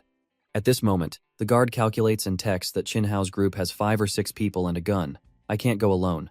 I need at least a few strong young men with me to ensure success. As soon as the message is sent, they all refuse, using the excuse that Mrs. Lam, the committee member, had tricked them out of their supplies, so they don't trust the guard either. A short-haired girl named Diem sends a voice message with a very angry tone, expressing that the old woman Lam has taken all the supplies, and now the guard is taking the remaining able-bodied people to surrender to Qinhao. What are the old, young, and women supposed to do?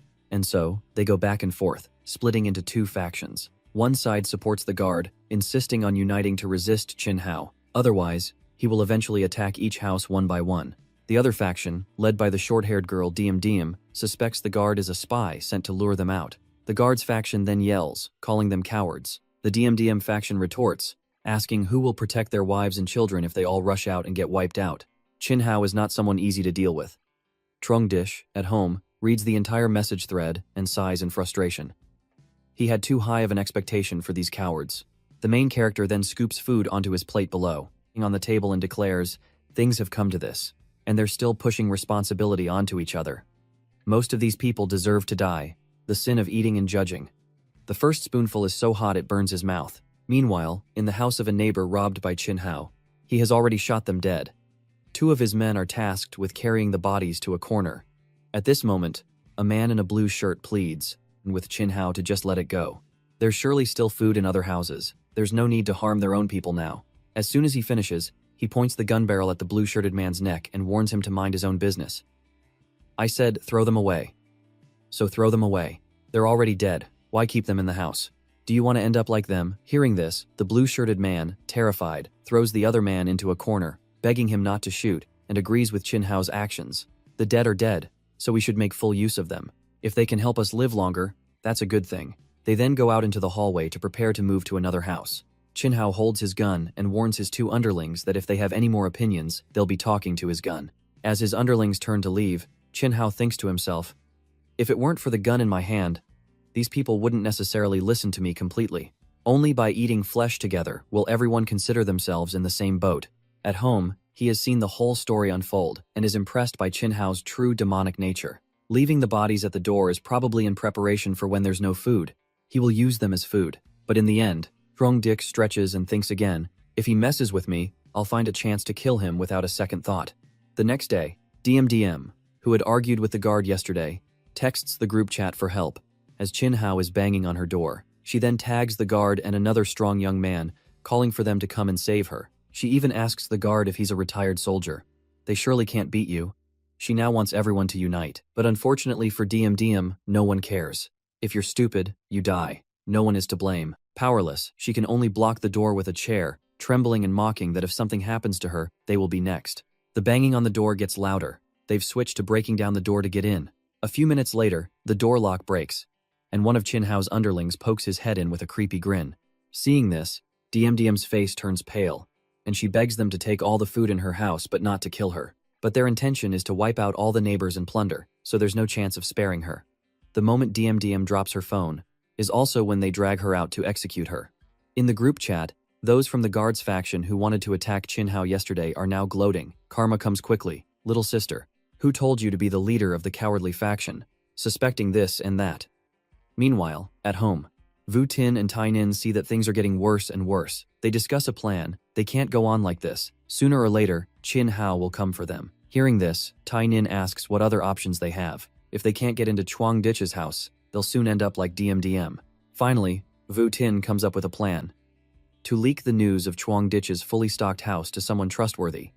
Then team up to seize his house. A few minutes later, Chuang Ditch is pulled into a new group chat called the Mutual Aid Squad. He's thinking, damn, every 2 days a new group pops up and they always pull me into it. In a flash, there are 26 members in the group, and Vu Tin is the group's founder. She tags Truong Dick and explains that it's very dangerous outside now. Chin Hao's group will sooner or later find them. She then suggests that everyone should split up, and her group of women needs a good stronghold. She hints that the main character's house has a balcony and a very sturdy anti-theft door, so she hopes he can join their squad. As soon as he reads it, Chuang Ditch immediately realizes that Vu Tin has told everyone about his house.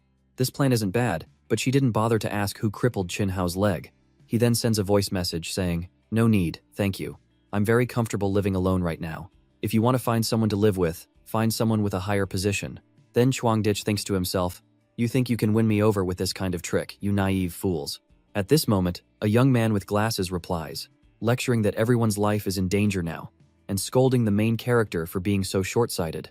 Then the whole group chimes in, saying they chose his house because of the balcony, which is convenient for collecting snow for water. They promise to protect him in return. Finally, Vu Tin lowers her voice and, on behalf of everyone, begs Chuang Ditch, telling him to think carefully. "If you let us take refuge in your house, you can save 7 or 8 lives. Can you bear to watch us get shot?" She then brings up their years of being friends and neighbors to guilt-trip him. Seeing this, Truong Dick sends a final message, reminding them that their survival depends on their own abilities. "You have no value to me, so on what basis do you demand to be let in?" After saying that, he leaves the damn group chat to avoid the headache. A bunch of freeloading parasites. They are startled because their fat prize has left the group, which makes Vu Tin unable to bear it anymore, cursing the main character for being heartless. She can't believe he could say such things. The girl who let them stay in her house speaks up. "I only agreed to let you all stay here because of my cousin and promised that I could persuade Chuang Ditch to let us all move into his place. Now that he has refused, what are we going to do?" Hearing this, the young man with glasses declares that anyway. "Chuang Ditch is living alone. We just need to surround him, get ready, and attack." Hearing this, the blonde guy next to him agrees, adding that someone who only thinks of himself doesn't deserve to live in such a good room. He then brags that he used to work for a locksmith company, so this is like second nature to him. He can open all common types of locks on the market. Hearing this, the whole group agrees and prepares to set out. They then rush over into the house and wait for the blonde guy to pick the lock of Chuang Ditch's house. To be more careful, Vu Tin prepares to cut an umbrella to avoid being sprayed with water, thinking that besides that trick, he has no other methods. The blonde guy, while struggling with the lock, thinks to himself, "Once I get this lock open, you're dead." But inside his house, Truong Ditch has seen all of their little tricks outside. He then opens the system to check the security door, which has 5 layers of defense, comparable to a bank vault door. If it could be broken so easily, wouldn't it be a waste of money? After that, he activates the high-voltage electricity defense function. The door then releases a strong electric current, zapping the blonde guy who is picking the lock. With this electric shock, he can't withstand the pain. His eyes bulge out as he screams for help. Immediately after, the blonde guy's whole body is paralyzed and burnt black as he falls to the ground. This scares the rest of the group to death. The guy with glasses calls out Truong Ditch, telling him to show his face and face the consequences. The woman next to him adds that they just wanted to negotiate peacefully about living together, but he resorted to killing, is assembling a crossbow and retorts, "After you break down the door, your next step is to kill me or kick me out to fend for myself." Right. He then directly aims the crossbow at them and asserts that this is his house. "Don't act like you're the owner and order me around." So Chuang Ditch doesn't say another word and fires a bolt at the guy with glasses. The very first dart hits him, straight in his bicep. Terrified, he tells them to retreat for now and figure out a plan later, otherwise, they'll all die here. As soon as he finishes, 2 arrows shoot out, aiming straight for his arm. 2 more hit the other 2. Seeing this, the rest of them scatter and run back home, abandoning all thoughts of brotherhood or friendship. Survival is the top priority. As they drag themselves back home, the 3 injured young men are lying on the ground. At this moment, the girl with the hair, black, suddenly discovers that these arrows are all rusted. Hearing this, the blonde guy worries. Without antibiotics, getting hit by a rusted projectile in this weather means certain death. The guy with glasses turns pale. He wails, crying that he doesn't want to die so soon. Black slaps Vu Tin in the face, blaming her for everything. She then points and asks, "Didn't you say Chuang Ditch's house only had a sturdy door? Where did the arrows come from? Did you two know all along, and that's why you ran so far away?" Seeing this, Vu Tin covers her face and tears up, explaining that the 2 previous times she went over, Chuang Ditch didn't use arrows to attack.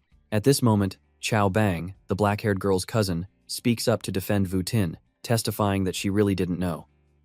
The guy with the glasses holds the black-haired girl's shoulder to calm her down. Now that they're injured, the priority is to take care of the wounds.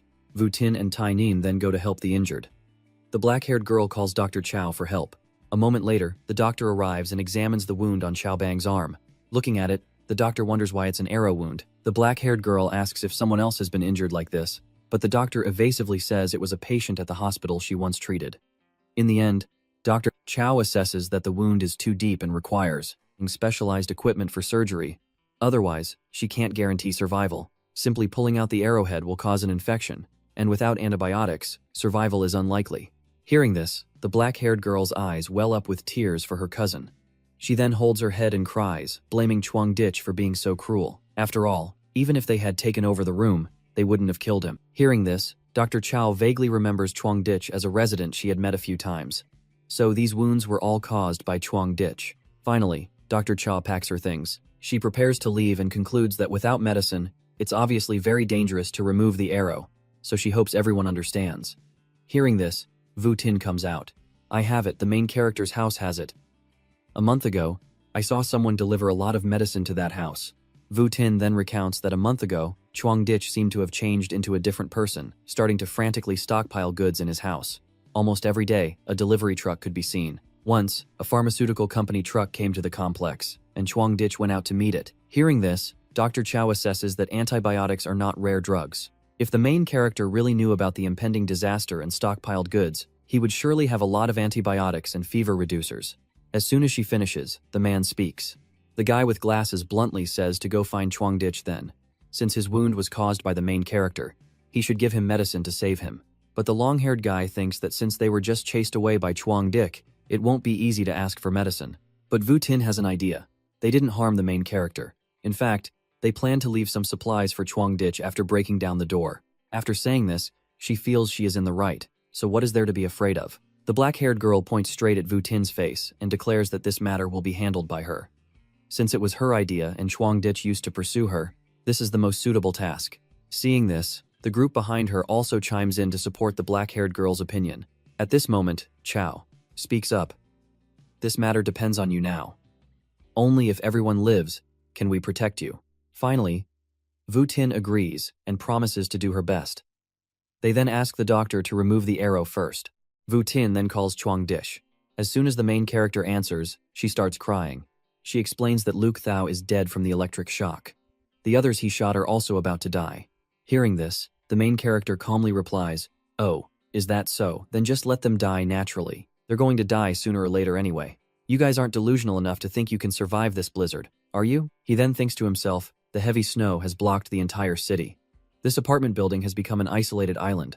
Merely surviving temporarily won't solve anything. The remaining people, even if they aren't killed by Qin Hao, will either freeze or starve to death. At this moment, she cries and admits her fault for her actions that betrayed Chuang Ditch's sincere feelings and promises to change, asking if he can forgive her just this once. Chao Bang and 2 others are dying from the infection on the arrow. She then asks Chuang Ditch if he bought a lot of medicine before and begs for some, promising not to bother him again. The black-haired girl snatches the phone and says that everyone is in a perilous situation now, and there's also a villain like Qin Hao. She then lectures Chuang Ditch on how to be a person, saying he must give others a way out. "Don't be too heartless. Maybe you'll need us in the future." Hearing this, Chuang Ditch asks back, "Heartless? Then tell me why I used rusted arrows to shoot them. I wanted to see them get infected wounds, to be tormented by pain and illness and despair, bit by bit, until they die. The bodies of your accomplices are still outside my door. Help you. So you can come back and get revenge on me later. Am I stupid? The black-haired girl screams in protest, saying they are not the kind of people he thinks they are. But in the next sentence, Chuangditch has an idea. He says he has some feelings for Vu Tin, so he can consider letting her come over alone. Hearing this, Vu Tin snatches the phone back, blushes, and agrees immediately, promising to be his woman from now on. He can do whatever he wants with her, she will obey him. Finally, Chuangditch tells Vu Tin to come over quickly. Seeing this, Tai Nin chimes in, wanting to go along. Just then, the main character texts back, expressing that the only one he loves is Vu Tin, so she must keep her distance from the others and not let them hold her back. Vu Tin is ecstatic and entrusts her entire body to him. She then calls Vu Tin. She turns around happily and runs to Chuangditch's house, but is pulled back by Tai Nin, asks to go with her. Seeing this, Vu Tin shoves Tai Nin away, cursing her to get lost. Let me go to Chuangditch's house. I've had enough of you. The black-haired girl rushes over and slaps Vu Tin across the face, calling her a shameless bitch and saying this whole mess is her fault, so she shouldn't even dream of it. Chao Bang, the lovesick young man, steps forward sadly and asks, "Why are you treating me like this? Didn't you say you hate Chuangditch and want to be my woman?" Hearing this, Vu Tin screams and flips out.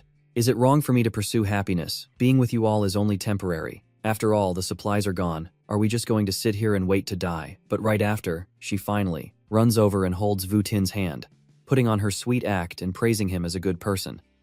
So, to love someone is to wish for their happiness, right? Hearing this, Chao Bang collapses in despair, but she continues to manipulate him, saying that he helped her before, but not as much as Chuangditch has given her. Finally, Vu Tin turns around with difficulty and leaves. Tai Nin runs after her, jealous.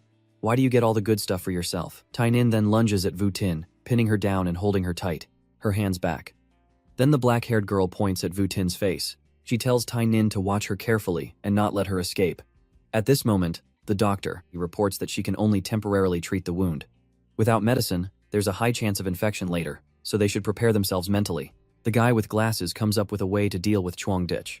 The man with glasses analyzes that the house has a heating wall, which means it also stores a large amount of fuel, and in the video, the food in the house is abundant. For now, it's obviously impossible to take down Chuangditch, but if this news is leaked to everyone in the apartment building, a few hundred people plus a mad dog like Chin Hao all attacking Chuangditch's house, they might get some benefits.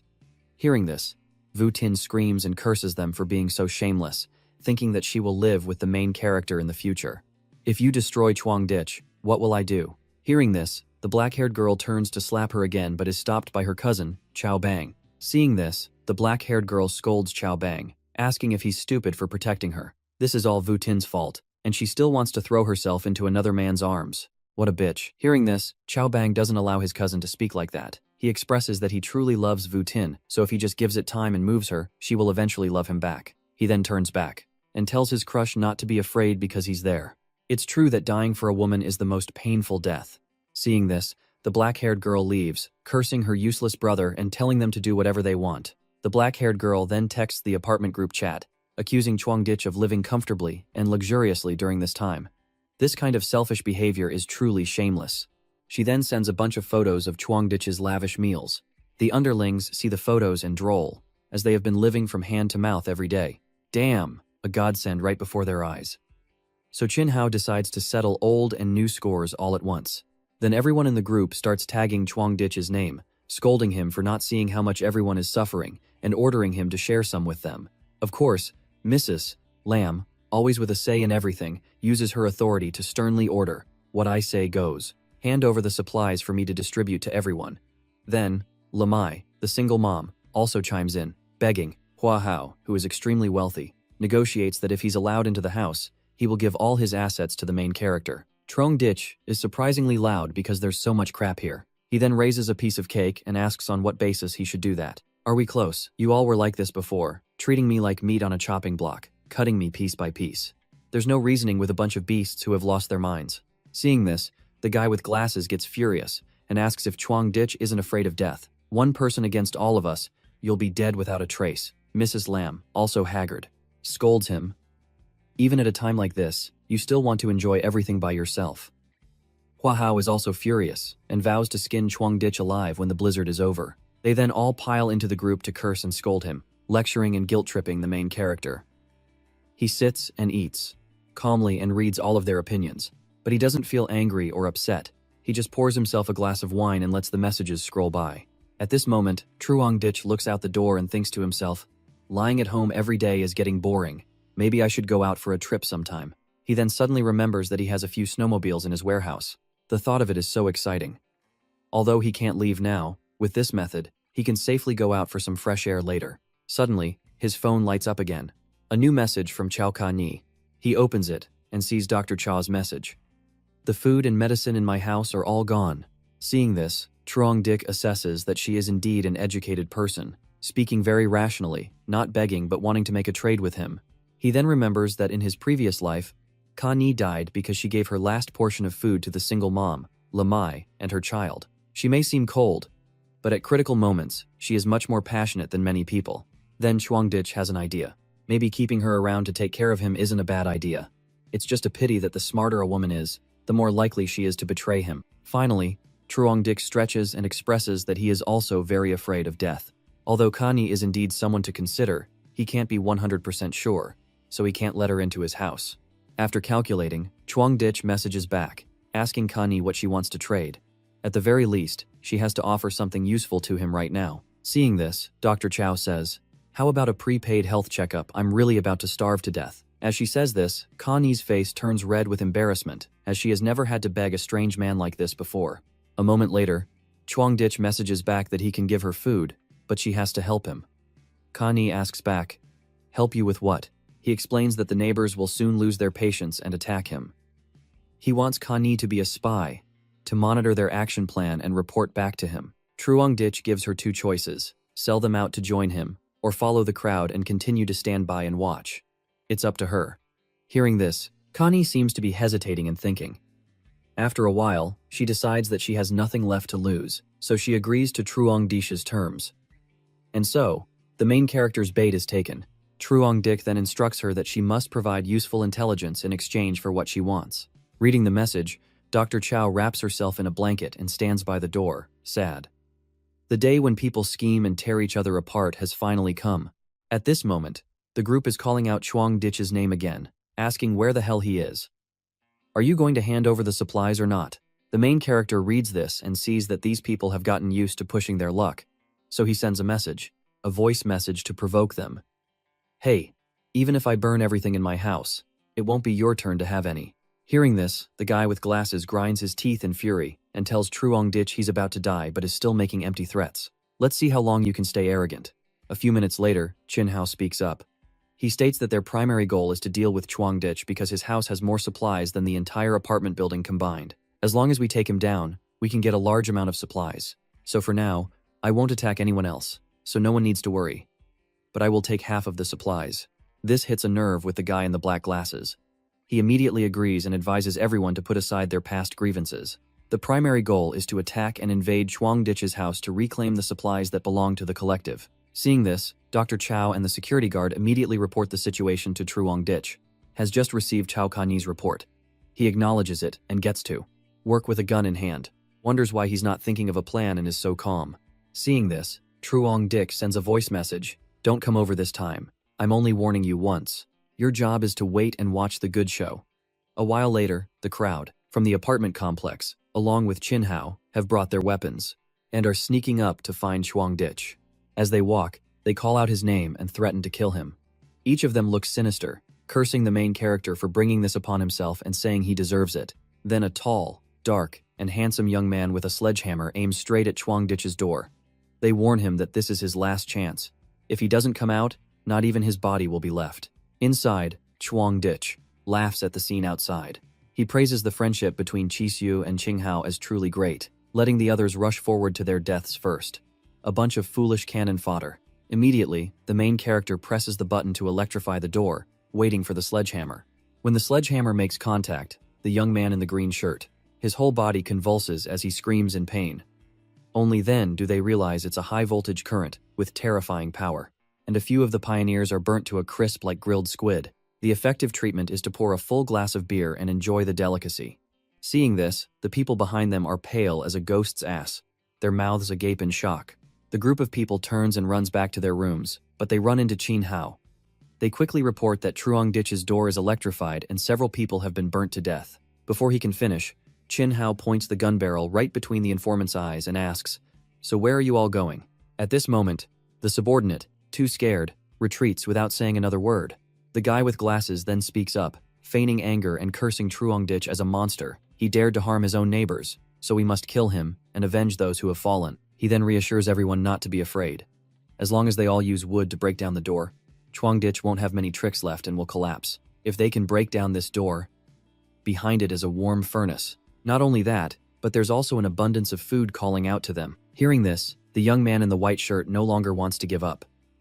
He thinks, enduring hunger and cold for over half a month has been tough. As long as I can get through this door, get food and a warm room, it's worth dying for. And so, they found a log of wood almost as big as a tree trunk, an ancient tree, and slammed it straight into the main character's door. As they slammed it, these 4 people were determined to open it and destroy the selfish Truong Ditch, and around them, the people of the entire apartment building patiently waited for the result and cheered on the 4 of them. While it was tiring outside, inside, Truong Ditch only found it noisy. In fact, he wasn't even worried, having absolute faith in his door, which was as sturdy as a state treasury. Nearly 10 minutes passed, and they were still hitting the door relentlessly, which made the main character sleepy. He wondered how long they planned to be so noisy. He then turns on some music to encourage everyone to try and break down his $1,000,000 door. They hear the loud music from inside and yell, "You won't be so arrogant in a little while. We'll tear you to pieces. You're dead today, you'll pay for my brother's life." And so, nearly 20 minutes pass. The door is only slightly dented, while the 4 young men are exhausted, lying on the floor, panting and wondering what happened to the door. After a short rest, everyone sits up. They are all dejected, wondering how long it will take to break through at this rate. The man in black with glasses goes to inspect the door and realizes it's the type of anti-theft door used in bank vaults, because his workplace has a similar one. Hearing this, the men who had just been hitting the door are in despair, panting and asking if this door is truly unbreakable. The man in black sighs and explains, "Forget about using wood to ram it. This top-grade anti-theft door, even if you use a bomb, it won't do anything. Without the key, any method is useless." At that moment, Truong Ditch has already loaded a meter-long gun and is listening to their entire conversation. He then aims at his target through the door's peephole and hears the man in black say, "Unless there's a world-class lockpicking expert, there's little hope." Before he can finish his sentence, a shot rings out, and an arrow pierces straight through the throat of the man in black, for meddling.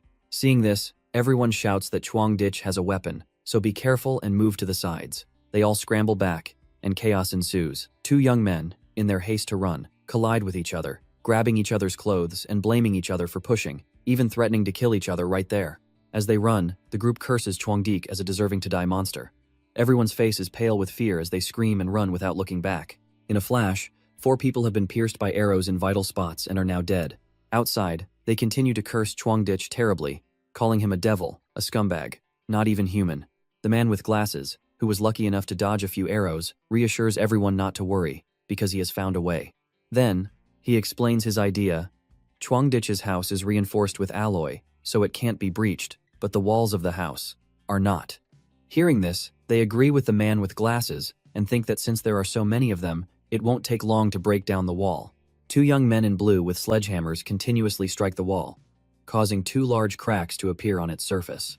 The man with glasses behind them, seeing the situation, rejoices internally, as he's about to feast on the main character's flesh. The 2 of them strike until the front. When the crack widens, they see inside that there is still, or some kind of metal barrier.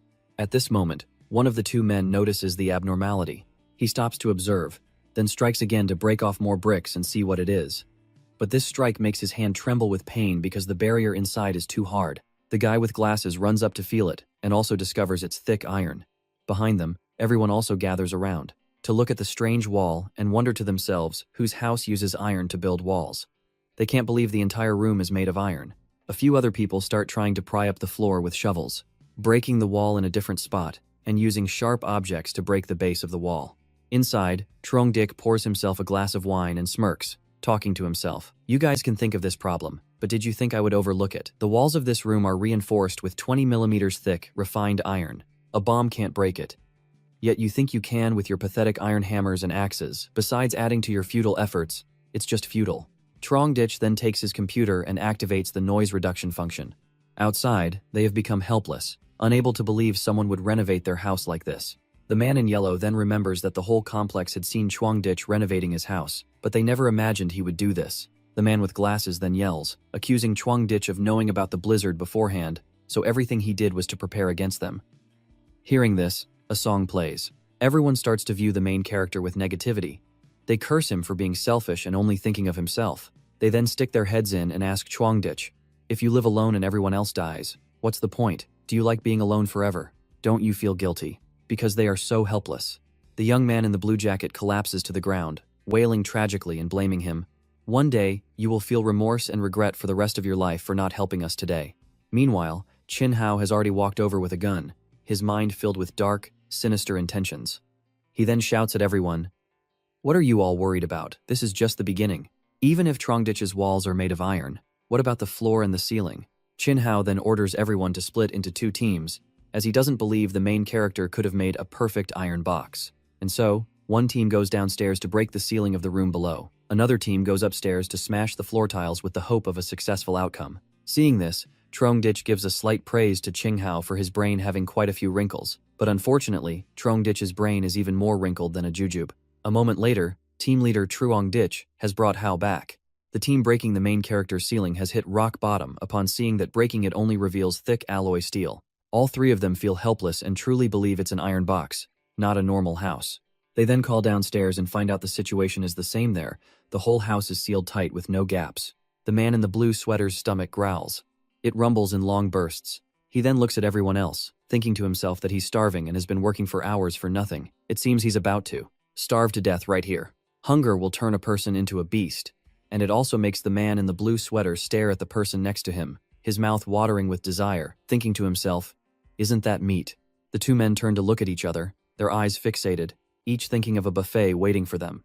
Then, as if realizing something, they become suspicious. They quickly look back at their phones to ease the awkwardness, pretending to complain about the heat and fatigue. He has fallen into despair, holding his head and screaming, "Is there really no way out? Am I about to be reunited with my ancestors?" He then feels that this life is too painful and, looking up at the sky, he blames and curses Chuangditch. "What good is your life compared to the lives of so many of us? What's wrong with sacrificing yourself to help others?" Seeing this, the man in black has an idea to check the balcony. The girl behind him also remembers that when Chuangditch renovated his house, he turned the balcony into a floor-to-ceiling window. Most of it is glass, so there might be a chance to get in. Hearing this, everyone around them starts to feel a glimmer of hope and shouts with joy, thinking that if there's a window, there must be a way out. They can't have sealed off every single nook and cranny. Finally, they split up and assign 2 young men. You can see a tall, strong man leading the way, placing a wooden plank from this balcony to Chuangditch's balcony, each carrying a large hammer. Inside, the main character is still calmly enjoying his hot tea, unconcerned with the world, and waiting to see his long-unseen neighbors. And so, everyone has climbed over to Chuangditch's house, right before his eyes. Seeing this from inside makes the main character think to himself, if there really were zombies, they would probably be like these people right now. Outside, they have become crazed and inhuman, continuously banging on the door and cursing that if they can break this glass, they will tear the main character apart. You won't be arrogant for long, because this day next year will be your death anniversary. Dick is bored and goes to the kitchen, where he notices the half-finished bottle of wine he was drinking. And an idea strikes him. He wants to play with this group. So the main character takes the bottle, stuffs a firecracker inside, and lights it, wanting to shut them up so they stop screaming and bothering him. He then throws the bottle into the air vent from inside his house, and says, "Let me warm you all up, you frozen devils. Don't forget to thank me." At the same time, outside, they have also noticed a bottle is falling from the ventilation pipe. They are surprised and ask each other what it is, when suddenly, right before their eyes, a burning bottle appears, aimed at them. A few seconds later, the firecracker bottle lands right on the person standing directly under the pipe. The fire erupts, engulfing his body, causing him to scream in pain and fear. The people nearby are also panicked and terrified, backing away and just watching without helping. They all shout that Chuangditch threw a firebomb. But the man on fire is slowly being consumed by the flames. Desperate, he runs to the balcony railing and jumps off, letting the snow help him extinguish the huge fire on his body. Chuangditch watches and remarks, "Falling to his death is probably more painful than being burned to death." The fire on the balcony has spread to the others. They scream and look at Chuangditch, begging for help, but he just laughs inside his house and grabs another firebomb. Hey, he says. They are too scared. So they switch their target to the next balcony. asking the people who just escaped there to save them. But the man with glasses at the front speaks up. "Get away from me. You're a goner. You can't be saved. Don't drag us down with you."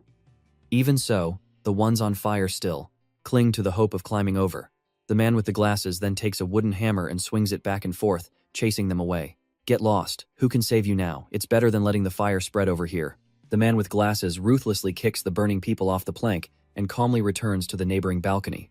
A few minutes later, the people who were burned have turned into dry, charred corpses, and the fire is still raging.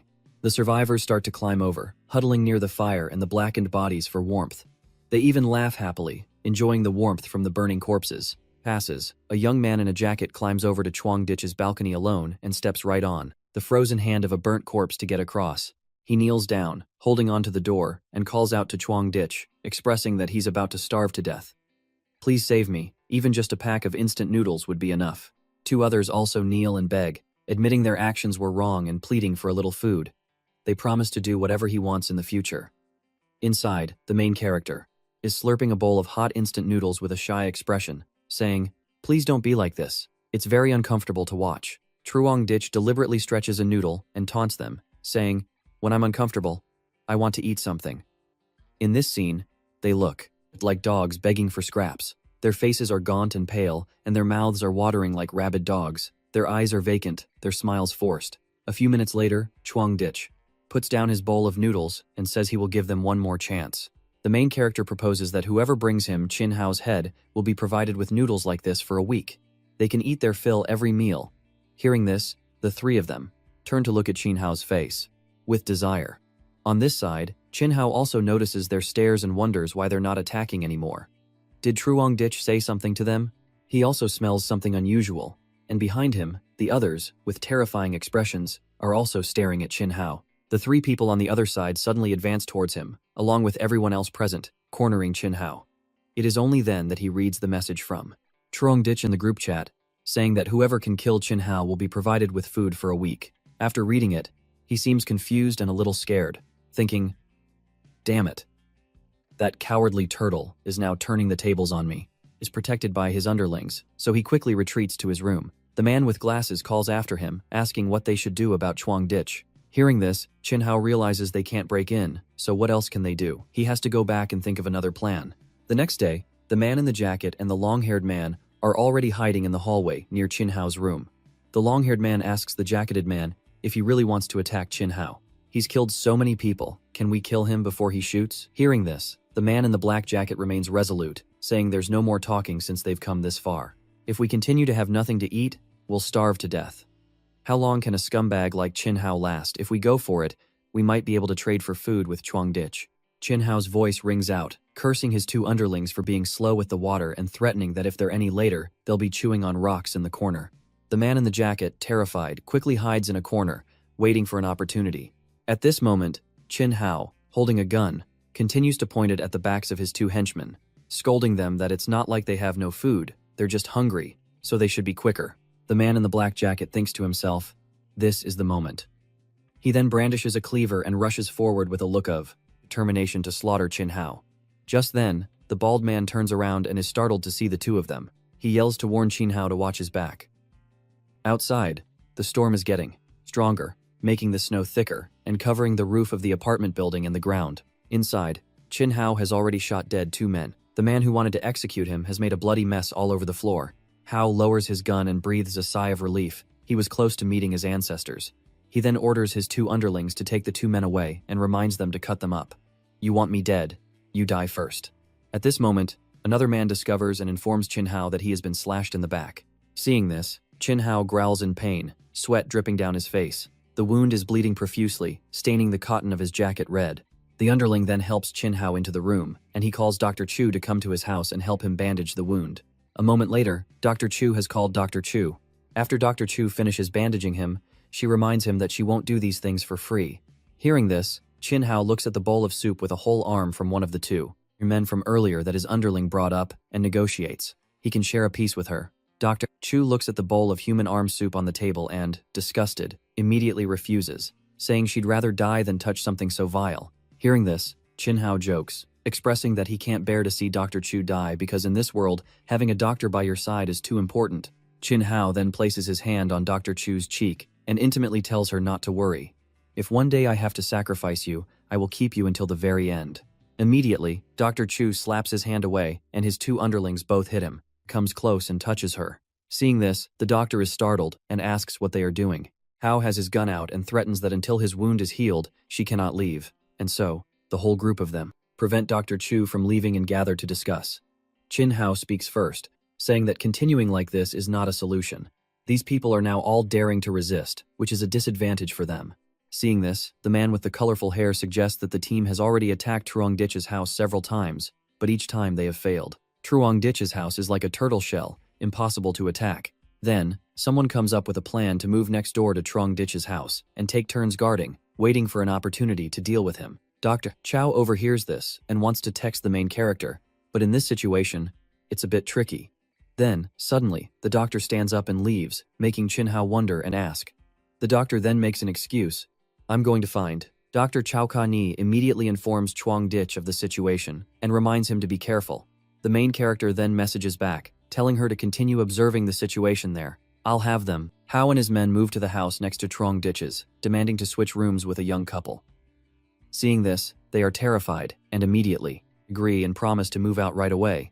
And so, they casually walk into someone else's room, with a condescending attitude, threatening the couple, looking very annoying. The husband and wife then go out into the hallway, thinking to themselves that it's fine to give them the house. They still have a little food left and can survive for a while longer. As they're thinking, suddenly, the two thugs turn back and slash the couple in the back twice, leaving them no time to dodge. Dr. Chow witnesses this scene, her hands and feet trembling, her mind reeling. Oh my god, these people are even beating them to a pulp. At this moment, Chin Hao smirks and says they are too naive. How could he let a duck that has already flown into his mouth get away?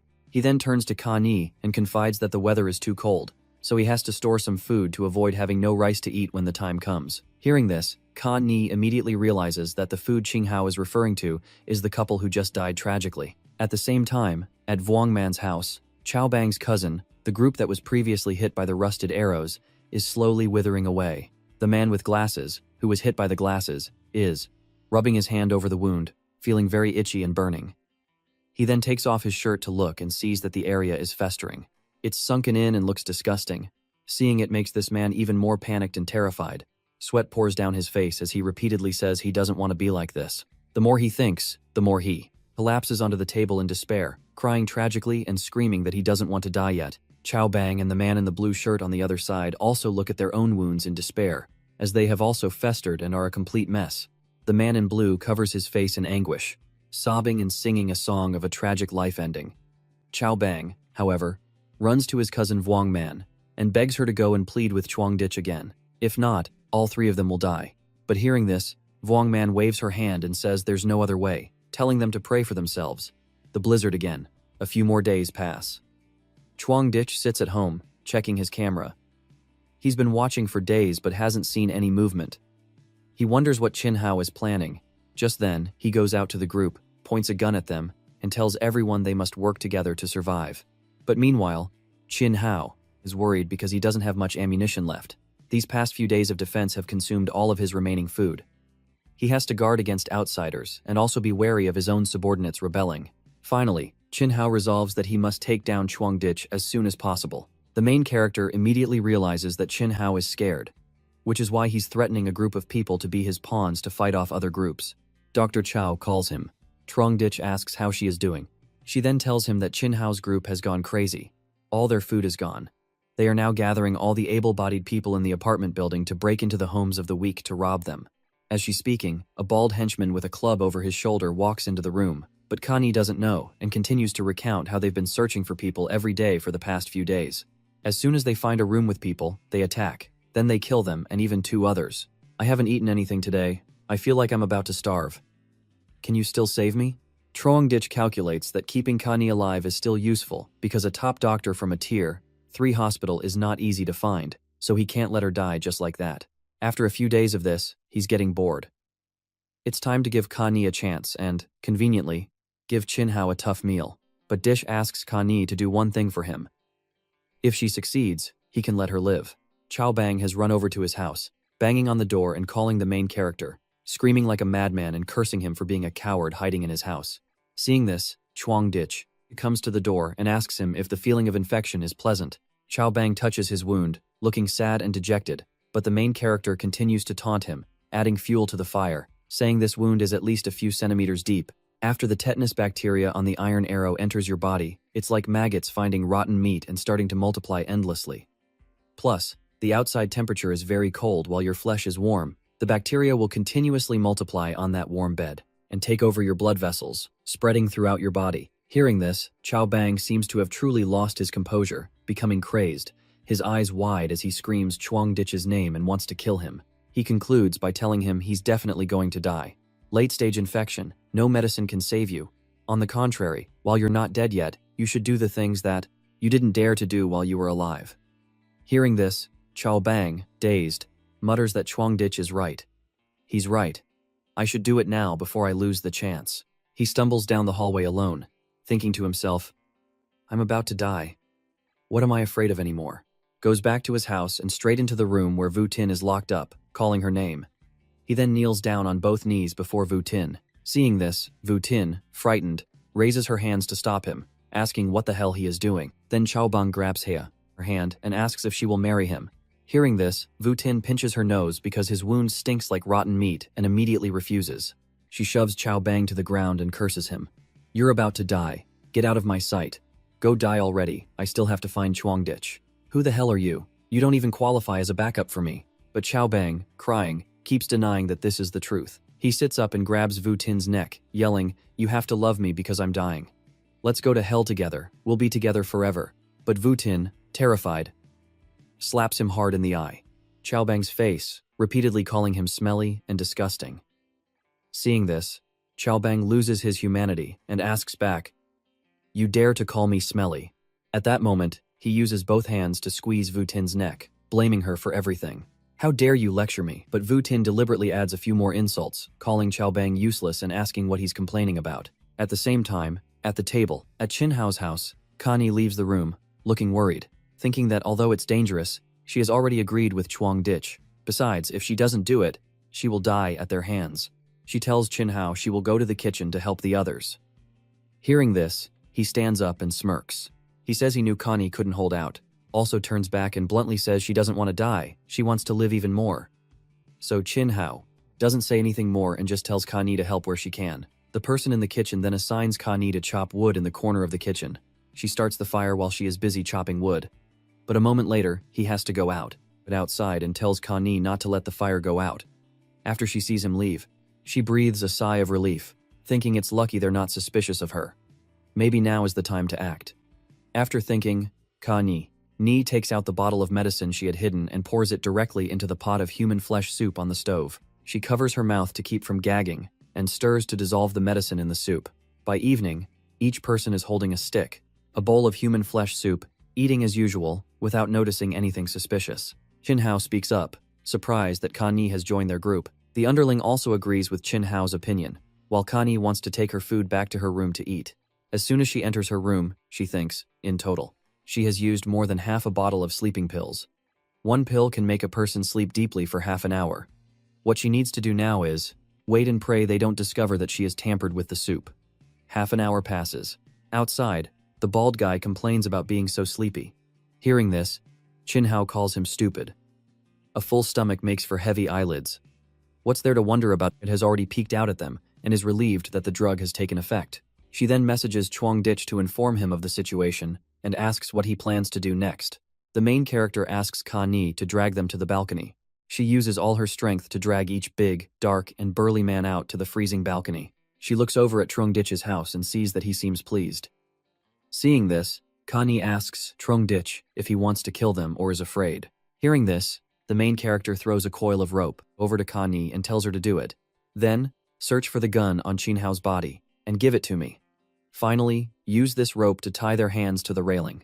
Upon receiving the mission, Ni tells Chuang Dich he's being overly cautious and thinks to herself, Damn, this guy can't even come and help me, he's giving me all this hard work. The main character points his gun at her and replies, Better safe than sorry, I won't put myself at risk. And so, after a few minutes, Connie has tied all of them to the railing.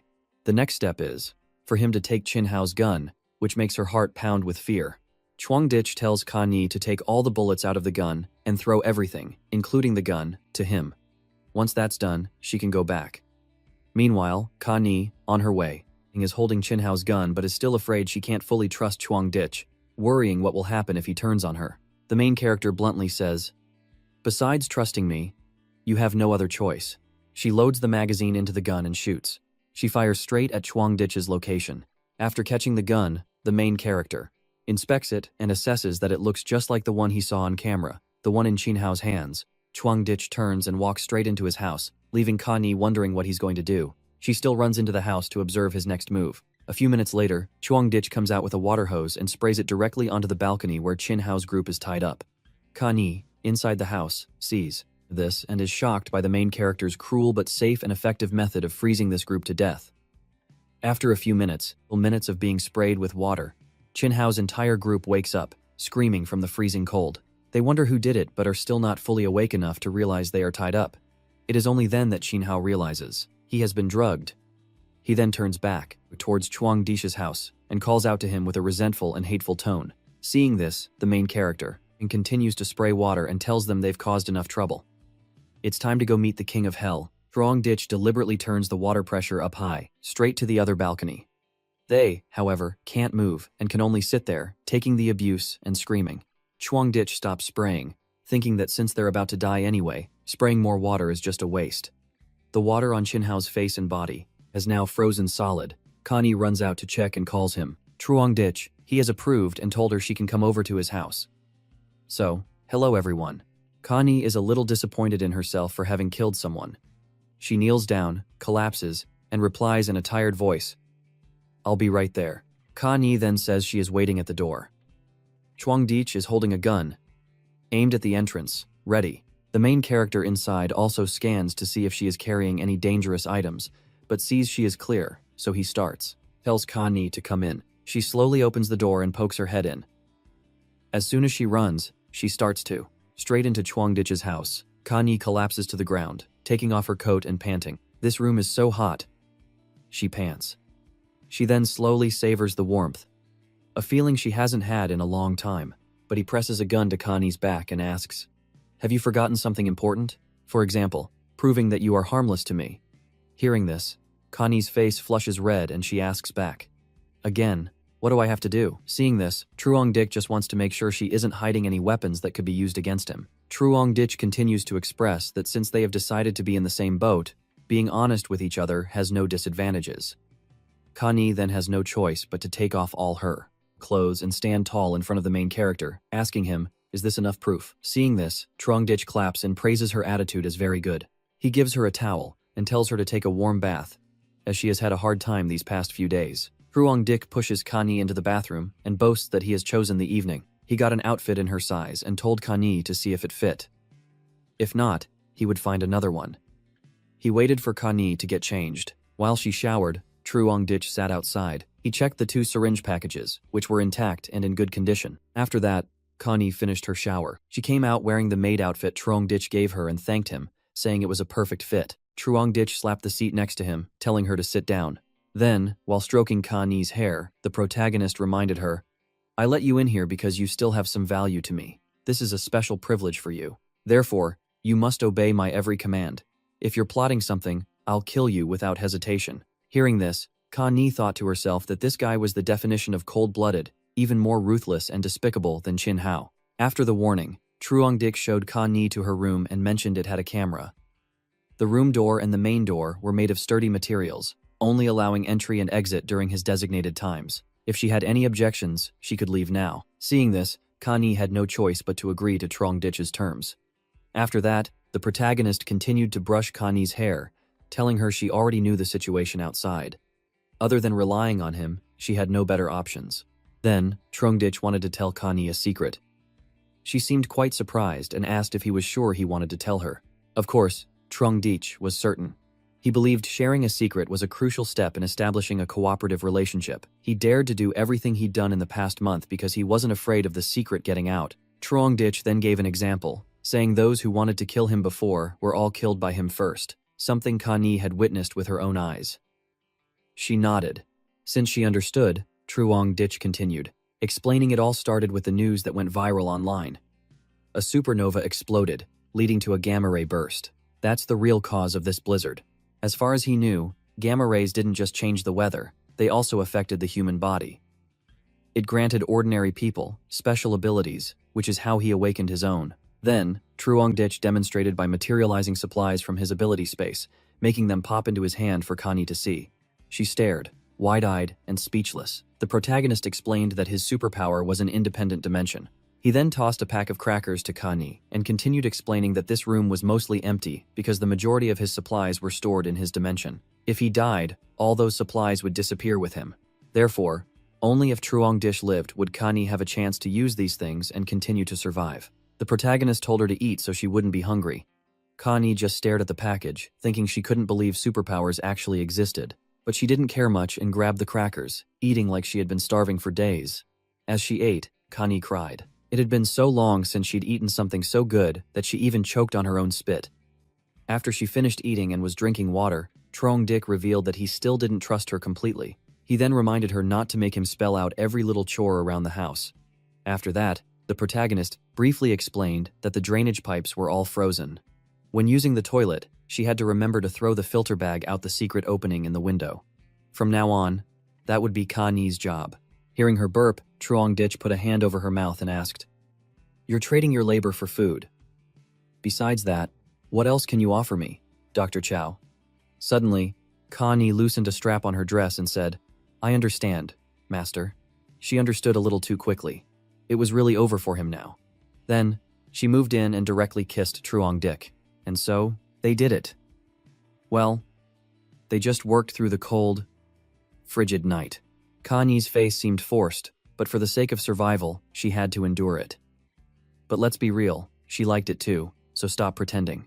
You have to admit, she's gorgeous, and a good person too. If it were me, I'd enjoy this apocalypse to the fullest, without a single worry. The next morning, Truong Ditch woke up first and brought food into the room, finding Connie still asleep. He figured yesterday's workout was a bit too much for her. Then, the protagonist knocked on the door and asked if she wanted something to eat. Connie nodded and followed Truong Ditch to get her breakfast. They sat together, eating hamburgers. Truong Ditch kept staring at her like she was his favorite pet. A moment later, Connie put her food down, so Truong Ditch asked if she was already done after eating so much. Connie expressed that she wasn't full yet but couldn't eat too much at once. Otherwise, she might get acid reflux. Hearing this, he gave Connie a new set of clothes. They were warmer and more modest than what she was wearing. He told her to come over and get to work. After Connie changed, she asked Truong Ditch what needed to be done. He led her to the balcony door and opened it. Then, Truong Ditch grabbed a baseball bat and told Connie to come smash the ice block. It was time to deal with those thugs. Connie saw Truong Ditch preparing his gear to go out onto the balcony. She followed him to the balcony door, holding a baseball bat, but was confused. Truong Ditch had already slaughtered those men, so why did he need to do this? But Truong Ditch was obsessed with scum. Even as corpses, they were still scum, like annoying flies. Furthermore, smashing their bodies was a warning. It would also make the survivors understand who was the one person they should never mess with. Then, Truong Ditch invited Connie to strike, for the sake of their close cooperation. She was speechless at his cautiousness but went over to the ice anyway. The balcony where Chin Hao and his two men were frozen solid. Connie swung the bat decisively, smashing it straight into the head of the man closest to her. The gentle expression she had before was gone. Meanwhile, Truong Ditch stood aside, taking the opportunity to record Connie's brutal act. While smashing, she was startled to find Truong Ditch filming. When she turned to ask, he said he wanted to record the process to show those dishonest people. Basically, to let them know who's the boss now. Connie didn't care anymore and turned back to continue smashing, fulfilling Truong Ditch's wish. He then immediately sent the video to the apartment building's group chat. After watching it, the neighbors all wept with relief, glad that the scumbag Chin Hao was dead. Now they could finally go outside and not live in fear anymore. But after that, following the video, Truong Ditch sent a voice message declaring that since Chin Hao was dead, he would be managing the building from now on. The neighbors immediately started asking, confirming that he was the one who killed Chin Hao. Some hailed Truong Ditch as a hero who had eliminated the demon. One guy even took the chance to beg the protagonist for some food, lamenting that his son and daughter were dead. But he still wanted to live. Just then, Vu Tin suddenly called, which surprised Truong Ditch. He couldn't believe she was still alive. As soon as he answered, Vu Tin asked, "Are you with Chow Connie?" after asking. When Truong Ditch didn't say anything, She continued to beg. Since Chinhao is dead, can I come to your place? Didn't you want me to be well-fed, warm, and happy? After her rambling, Vu Tin's delusion of grandeur kicked in, forbidding Truong Dich from being with any other woman. She then claimed Truong Dich was hers, and everything he owned belonged to her. What a shameless woman. In response to Vu Tin's accusations and pleas, Truong Dich just asked, "Oh, you haven't been reincarnated yet." Hearing this, she suddenly perked up, thinking Truong Dich believed she was dead, and that's why he let Connie move in with him. Then, with tears in her eyes, Vu Tin emotionally announced that she was still alive and well. She claimed she was the one who loved Truong Dich the most. Finally, Vu Tin tried to manipulate him, calling Connie worthless trash and telling the protagonist to kick her out so the two of them could live happily ever after. But Vu Tin was so engrossed in her call that she didn't realize Vuong Man and Tai Vu had heard everything and were about to shut her up for good. Just as Vu Tin finished speaking, Vuong Man and Tai Vu grabbed her, causing her to scream. All that could be heard was Vuong Man blaming Vu Tin for her miserable state. Tai Vu then mocked her, saying her dreams were beautiful, but her trashy personality didn't deserve such a good life. Connie had heard everything from the phone. She hugged Truong Dich's arm tightly. Then, she rested her head on his shoulder and promised she wouldn't be like them, telling him not to worry. Hearing this, Truong Dich blushed and turned around. He looked at her, and a wicked grin appeared on his face. He had a dark idea. He wanted Vu Tin to see him and Connie now, so she would die of rage. While the three women were fighting, Truong Dich sent a message to Vu Tin, offering his condolences. "You're great, but I'm sorry. You're too late. I found someone better now." Seeing this, Vu Tin broke free from the other two and rushed to grab her phone. Truong Dich continued to provoke her. He asked if she wanted to congratulate the happy young couple. When Vu Tin saw the picture of them together, she flew into a rage. She sent a voice message, cursing Truong Dich. She yelled that he couldn't treat her like this. Then she declared her love for Truong Dich. She even slandered Connie, claiming she was deceiving him and didn't really like him. Finally, Vu Tin begged Truong Dich for a chance to prove her pure love, but the protagonist's reply shattered Vu Tin's last glimmer of hope. Truong Dich bluntly rejected her, boasting that he and Connie were truly in love. "Connie is much stronger than you, so why would I abandon her for someone as weak as you? Do you think you're even worthy of me?" Finally, Truong Dich told Vu Tin not to contact him anymore, fearing Connie might get the wrong idea. Hearing this, she broke down completely, denying it all in disbelief. She then started bringing up the past, how Truong Dich had been devoted to her for 2 years. Vu Tin questioned why he would change his mind now that she was being so proactive. But by this point, Truong Dich had gone silent, no longer caring about this pest. She collapsed, sobbing, blaming Connie for stealing what was hers and cursing her horribly. Behind her, Vuong Man and Tai Nin laughed, saying the wicked woman deserved it. She was just being delusional, and this was her karma. As for Truong Dich, he had just hung up, thinking he'd played with her enough. There was no need to bother with this little frog anymore. She'd die in this apocalypse soon enough anyway. After thinking it over, Truong Dich turned and took Connie's hand, asking, "Do you think I'm cruel?" Connie still firmly believed in Truong Dich, thinking he had his reasons for doing what he did. Truong Dich felt relieved and patted her hand, thanking her for understanding. A moment later, Connie finished cooking in the kitchen and came out to tell Truong Dich to eat while it was hot, but the protagonist remained seated, eating an apple, and told Connie to try the food first. Just then, Mrs. Lamb sent a nonsensical message to the group chat. "The snowstorm will pass soon. My relatives are high up. He said everyone has to listen now, otherwise, they'll all be shot. Bring your food to my house immediately." Truong Dich found it strange, remembering that Chin Hao had dealt with her house first. So how was Mrs. Lamb still alive? Meanwhile, Connie kept glancing at him while eating, thinking, "Is he that paranoid? Afraid I'll poison him?" When Truong Dich voiced his question, Connie revealed that when she first visited Mrs. Lamb's grandson, Tio Ho, she felt sorry for them and gave them some supplies. Hearing this, the protagonist shot a sharp glance at Connie, startling her.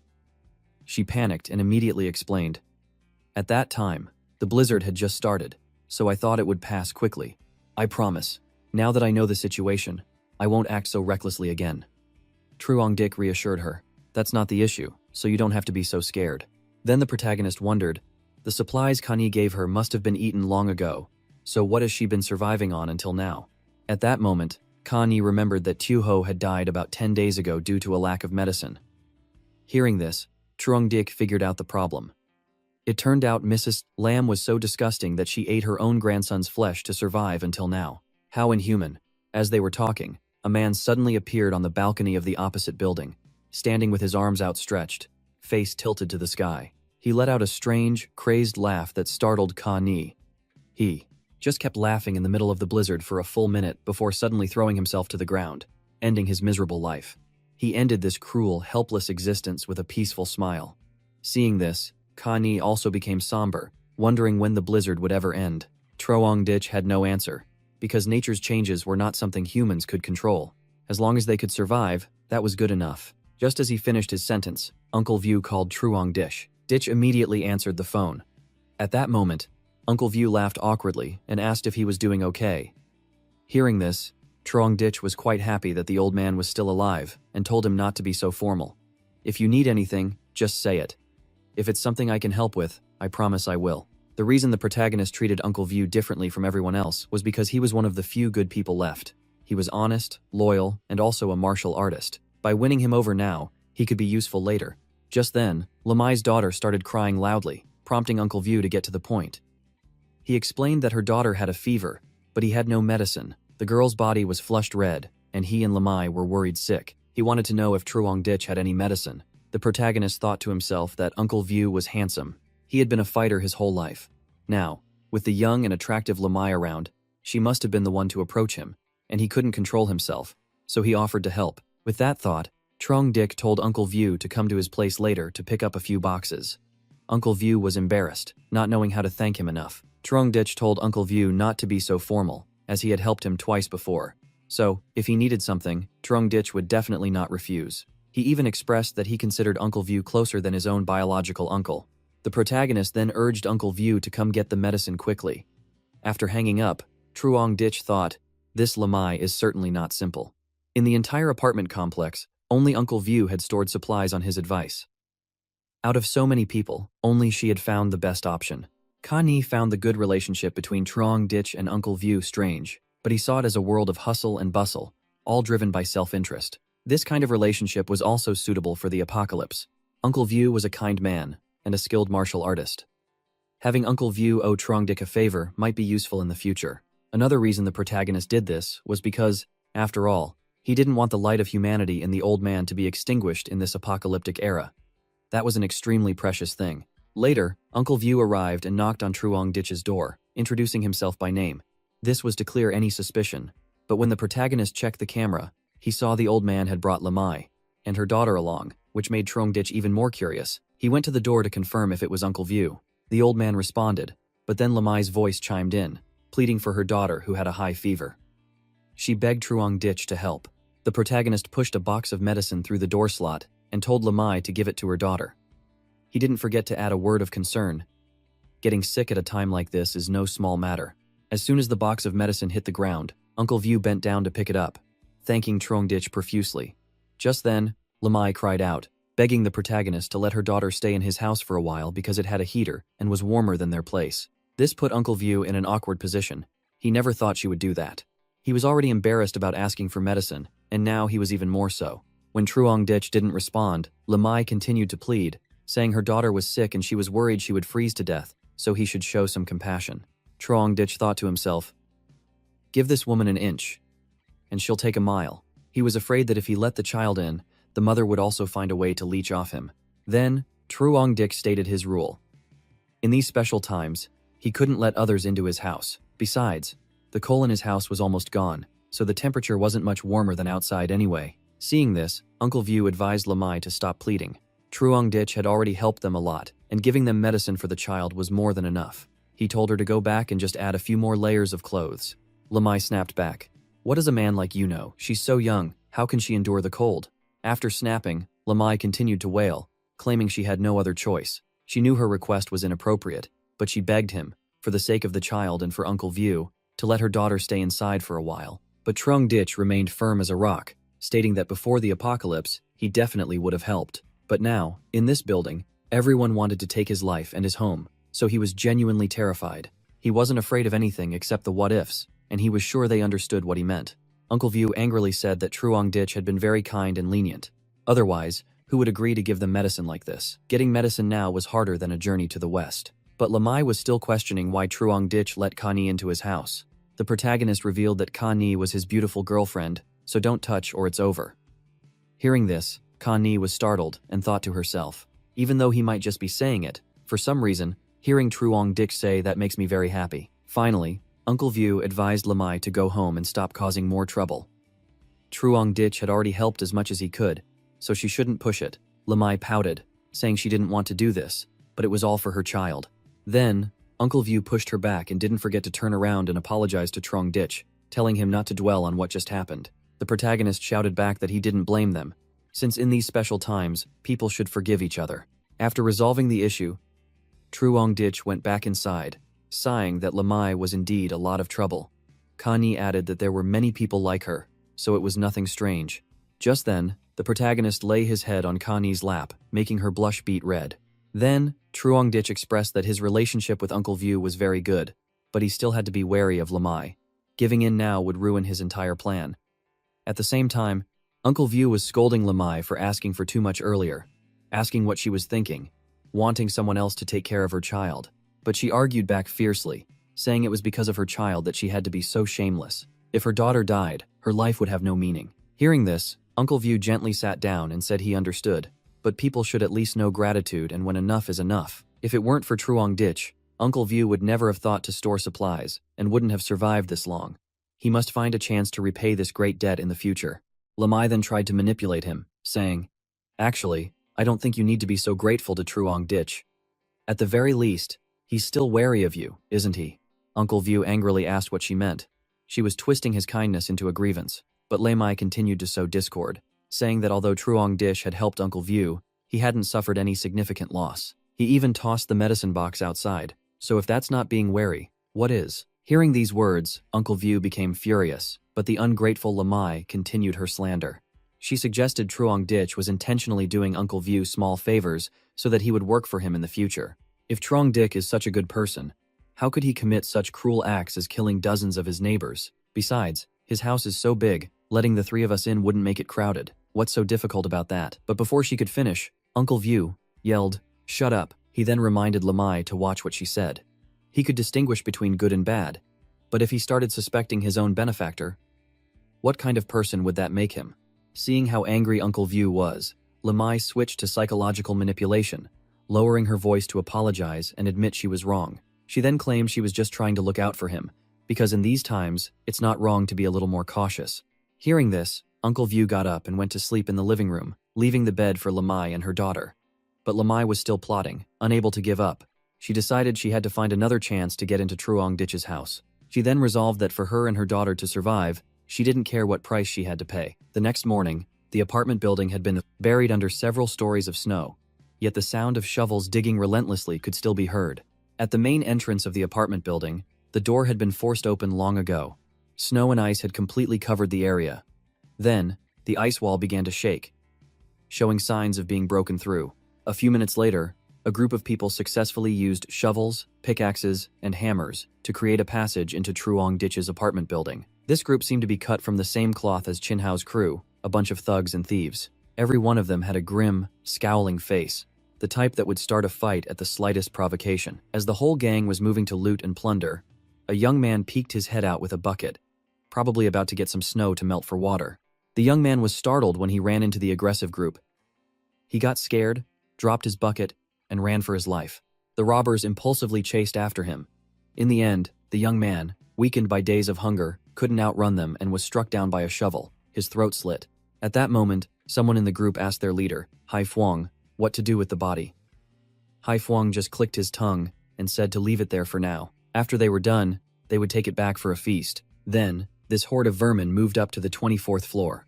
Hai Fuang called for Lao Lu to open the door in front of them. Lao Lu accepted the task. He took out a massive firecracker to blow it open, to make it quick. After setting up the firecracker and fuse in front of the door, Lao Lu immediately turned and ran to the end of the hallway. He professionally warned everyone to cover their ears. The inevitable happened, and the entire section of the apartment building exploded. All the doors were either shattered or blown wide open. Truongdik, in his house, was jolted awake by the deafening sound, realizing the massive explosion was right at his doorstep. He grabbed his gun and checked the living room and bedroom. Both were fine. So, the inside of his home was preliminarily safe. Truong Ditch then checked the cameras and saw a group of unfamiliar faces, guessing they were intruders from another apartment building. Not only that, but they were armed with shovels, pickaxes, iron bars, and specialized construction planks. It must be the group of hired workers from the neighboring building 26. Trong Dik grabbed his gun and went to the door, assuming these vermin were here for his vast resources. The news about his home must have spread outside. Meanwhile, outside, Haifuang was puzzled, carefully observing Truong Ditch's door. He asked Lao Lu what kind of shoddy work he did that the door wasn't even blown open. Lao Lu was also bewildered, explaining that the explosives he made himself were top-notch. Maybe they got damp. The gang behind him decided to gather and try to break it down by hand. These guys were pretty stupid. The explosion couldn't even damage it, yet they thought they could break it with their hands. Just then, Truong Ditch peeked his head out and asked, "Are you trying to kill me?" After saying that, he took out white phosphorus dissolved in CS2, a crude version of a white phosphorus bomb, but when ignited, it burns at over 1000 degrees Celsius. You're all dead now. I've been waiting for roasted vermin for a long time. Then, Truong Dik threw the bottle of phosphorus bomb out the door. The moment the bottle shattered, flames erupted, causing Haifuang to panic and yell for his underlings to dodge to the sides. But their running speed couldn't match the explosive spread of the phosphorus bomb. In that moment, a group of Haifuang's men were engulfed in flames. They continuously called for him to save them from the fire. Suddenly, a bullet flew out from the door, piercing through one of the underlings' ears. From inside the house, Trong Ditch continued to fire out the door, hitting those who were running. They died unexpectedly. Seeing this, they screamed, wondering where the shots were coming from and calling for Haifuang to jump in and save them, but he wasn't stupid. In a situation like this, Haifuang just stood there and watched without making a move. Just like that, the remaining men in the fire were shot down one by one, with no time for last words. Once they were all dead, the fire gradually died down. Trong Dik stopped, thinking, "It's a good thing I didn't buy a machine gun, or I would have wasted hundreds of bullets at once. The Ice Age has weeded out most of the weak. The enemies from now on will only be stronger and harder to deal with.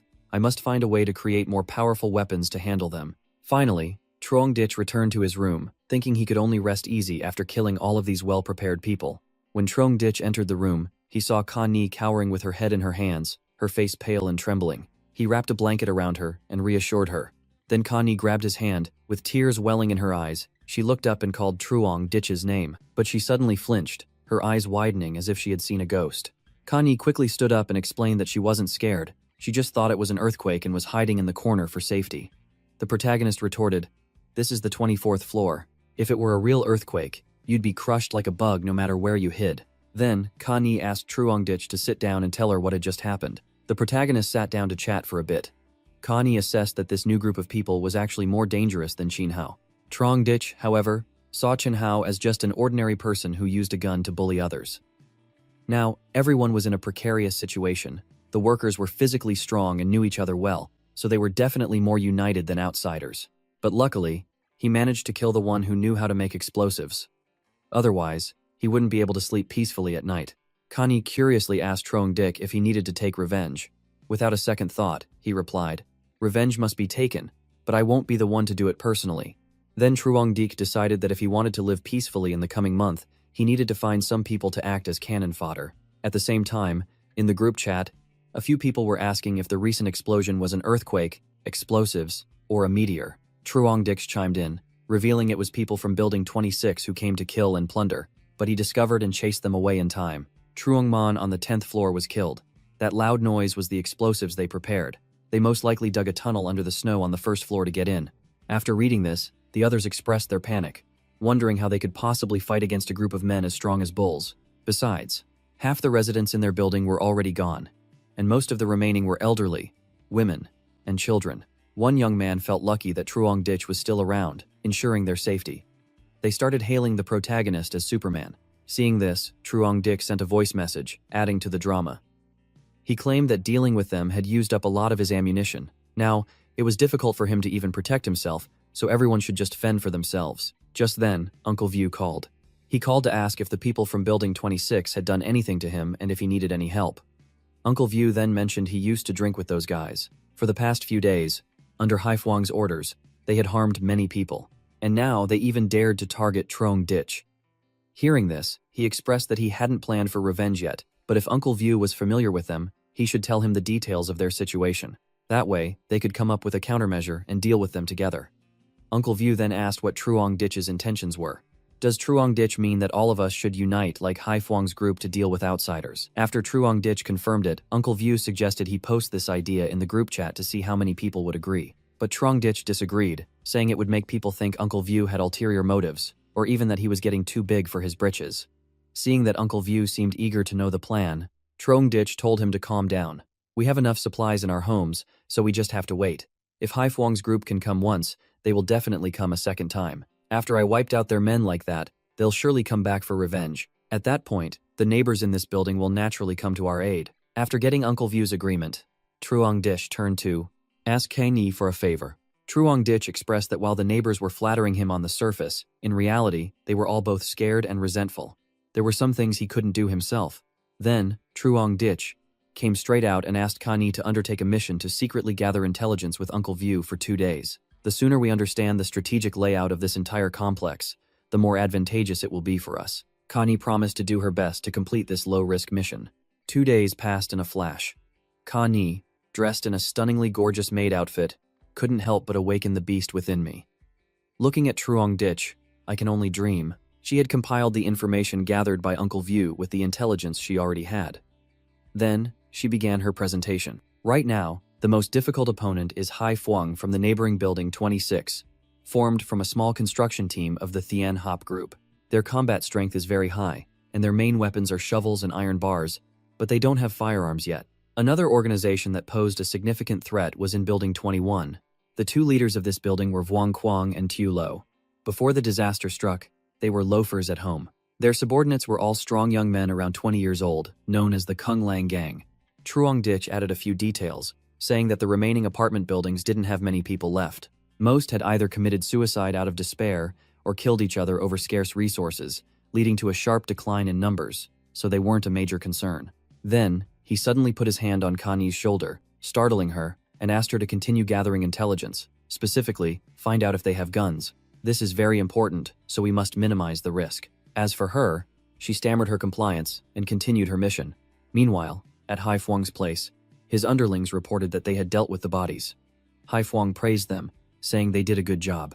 His plan was that if he couldn't get to Truong Ditch, he would kill all the other useless people in that building first. Before Haifuang left, he left a message in blood on the apartment complex wall, warning that if Truong Ditch didn't come out, he would kill all of his neighbors. He did this assuming that when the neighbors couldn't take it anymore, they would naturally go and beg Truong Ditch. And just as Haifuang predicted, the neighbors, who were experts at blaming others, started complaining that since the protagonist caused the trouble, he should be the one to solve it. They claimed those people came because of Truong Ditch, and he was the one who executed them, so it had nothing to do with anyone else. Why should they have to suffer for it? Then they all told the protagonist that if he had any conscience, he should step up and take responsibility. As for Truong Ditch, he read the judgmental messages from these neighbors and saw their flip-flopping speed was just as impressive as before. He then went into the group chat and laid his cards on the table, saying he didn't bring anyone to cause trouble. I killed them in self-defense, and now it's my fault. You don't have the guts to resist them, so what does that have to do with me? And if that group is so dangerous, why would I be stupid enough to stick my neck out? A woman in the group then chimed in, mocking him. You're safe and sound, but what about the rest of us? If that's not harming people, what is? Another guy added sarcastically that Truong Ditch's conscience had been eaten by a dog. Reading these provocations made the protagonist sneer contemptuously before posting a reply. I don't give a damn. Whether you die or not has nothing to do with me, so why ask? Do you think I'm your mother? Do you people even deserve to say the word conscience? Why don't you think back to when you attacked my house? Everyone was so excited then, I didn't see any conscience. Finally, Truong Ditch sent a voice message warning them. You don't really think I wouldn't dare to kill you, do you? Hearing this, the ungrateful bunch froze in fear and shock. After that, the rich kid, Tran Hao, started to feel helpless. He thought that with Chin Hao dead, he could finally live on. But it turned out Haifuang's group was even more ruthless. He then looked outside. He looked at the door and thought that if this blizzard didn't end soon, it was highly likely that everyone would die. At the same time, Truong Ditch called Uncle View, telling him it was time for him to speak up. Uncle View didn't hesitate. Let me show you how it's done. I'll only do this once. He then messaged the group chat, reassuring everyone. Why worry? Haifuang's Thien Hop gang only has 20 people. If we unite, we can easily deal with them. The neighbors immediately chimed in, praising Uncle View and saying how lucky they were to have him. They thought he was dead since he hadn't been active lately. They then asked Uncle View what his plan was, and they would fully support him.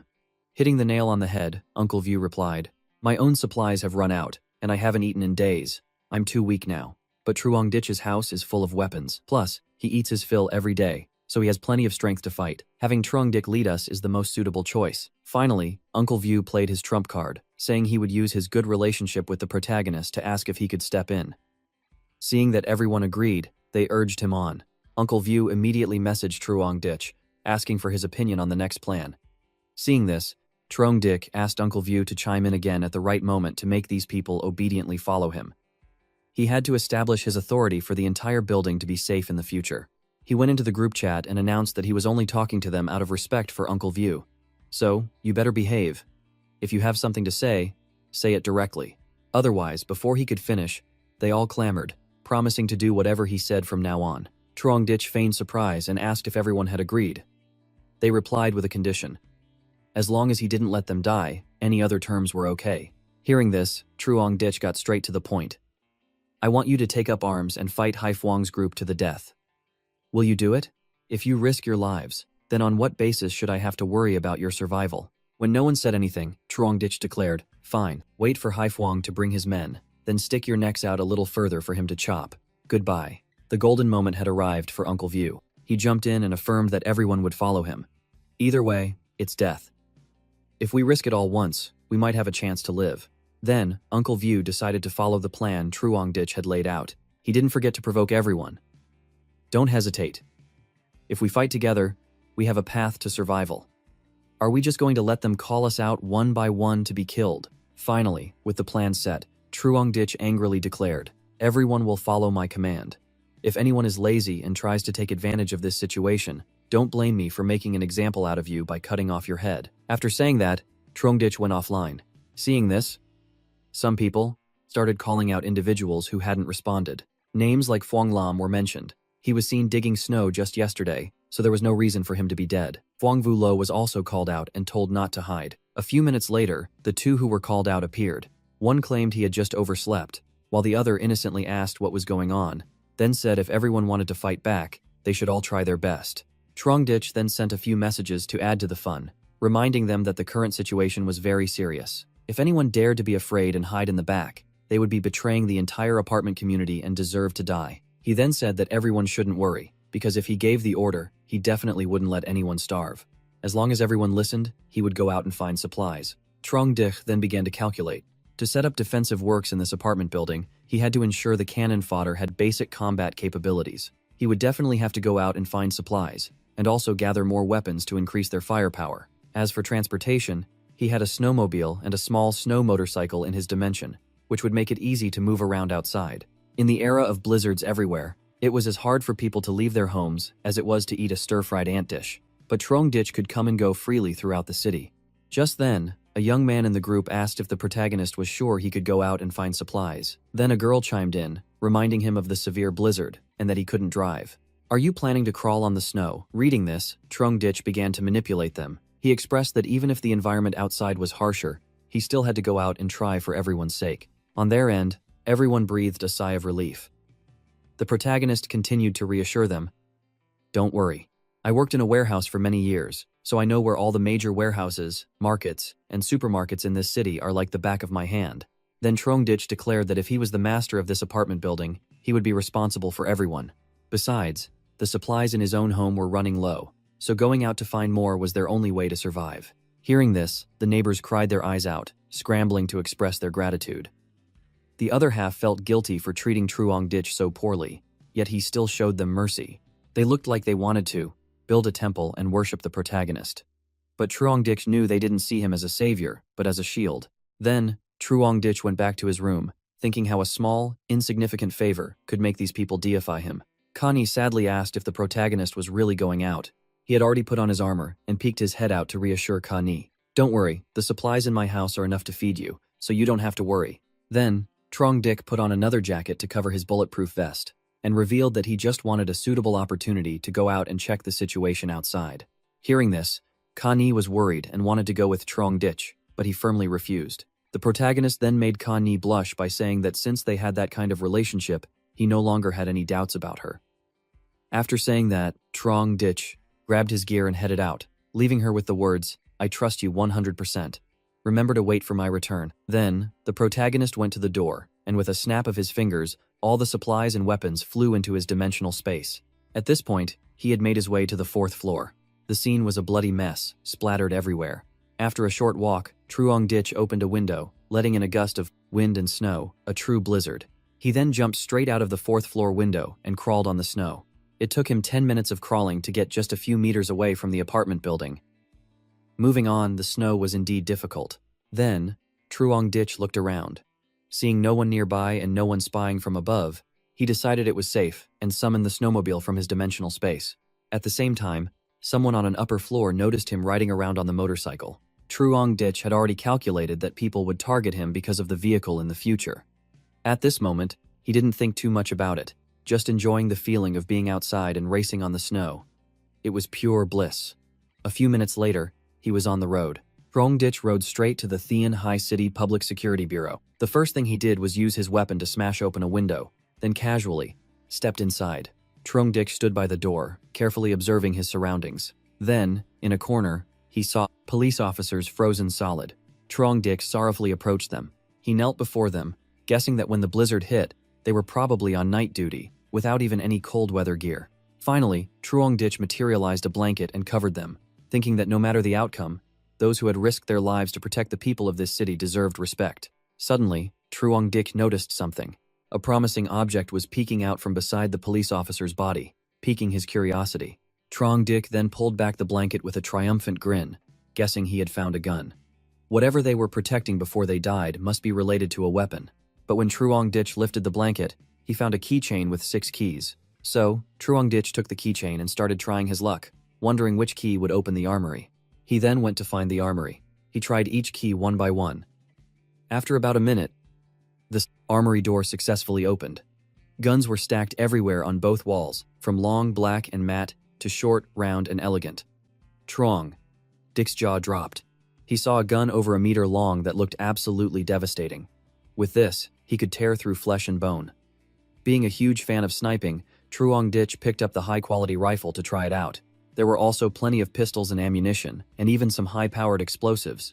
After his rebirth, his mental state, the protagonist's mind was much more stable than before. His marksmanship had also improved significantly. The last time he dealt with Haifuang's group, he barely missed a shot. It was then that he realized he was definitely a genius marksman. He might have been learning to snipe in the womb. His curiosity satisfied, Truong Dich decided to take all the guns here and into his dimensional storage. With these, he could create a team with extreme combat power. Next, Truong Dich had to figure out how to find food for the cannon fodder neighbors to shut them up and keep them from turning on him. Then, Truong Dich went back outside and rode his snowmobile, guessing that the markets and supermarkets near residential areas had surely been picked clean long ago.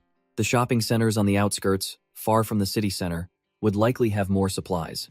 The protagonist relied on his memory to pinpoint the location of a shopping center and stopped his vehicle. He then cleared the snow on the ground to the sides and saw his destination right below.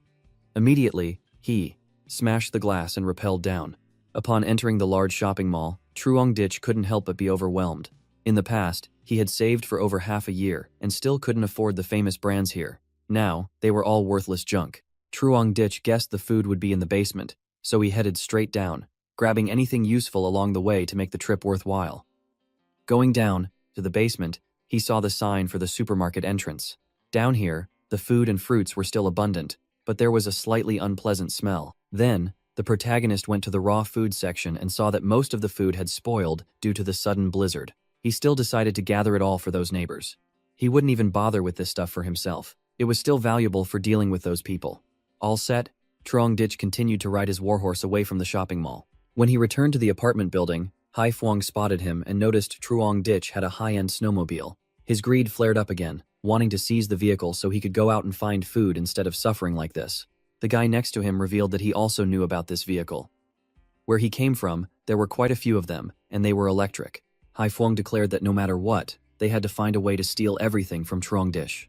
From below, the protagonist looked up at the apartment building, knowing they had seen his vehicle through the window. A snow vehicle was the only hope now. After revealing it in public, everyone was targeting him. Fortunately, this time he had acquired more firepower and new equipment, so he wasn't too worried. When he reached the window, on the 4th floor, he met Uncle View, who was already waiting there, surprised that Truong Dich had found so much stuff. He then replied. He brought the supplies into the building and explained that supplies outside were indeed hard to find. He had gone through almost all the nearby markets and supermarkets and only managed to get this much.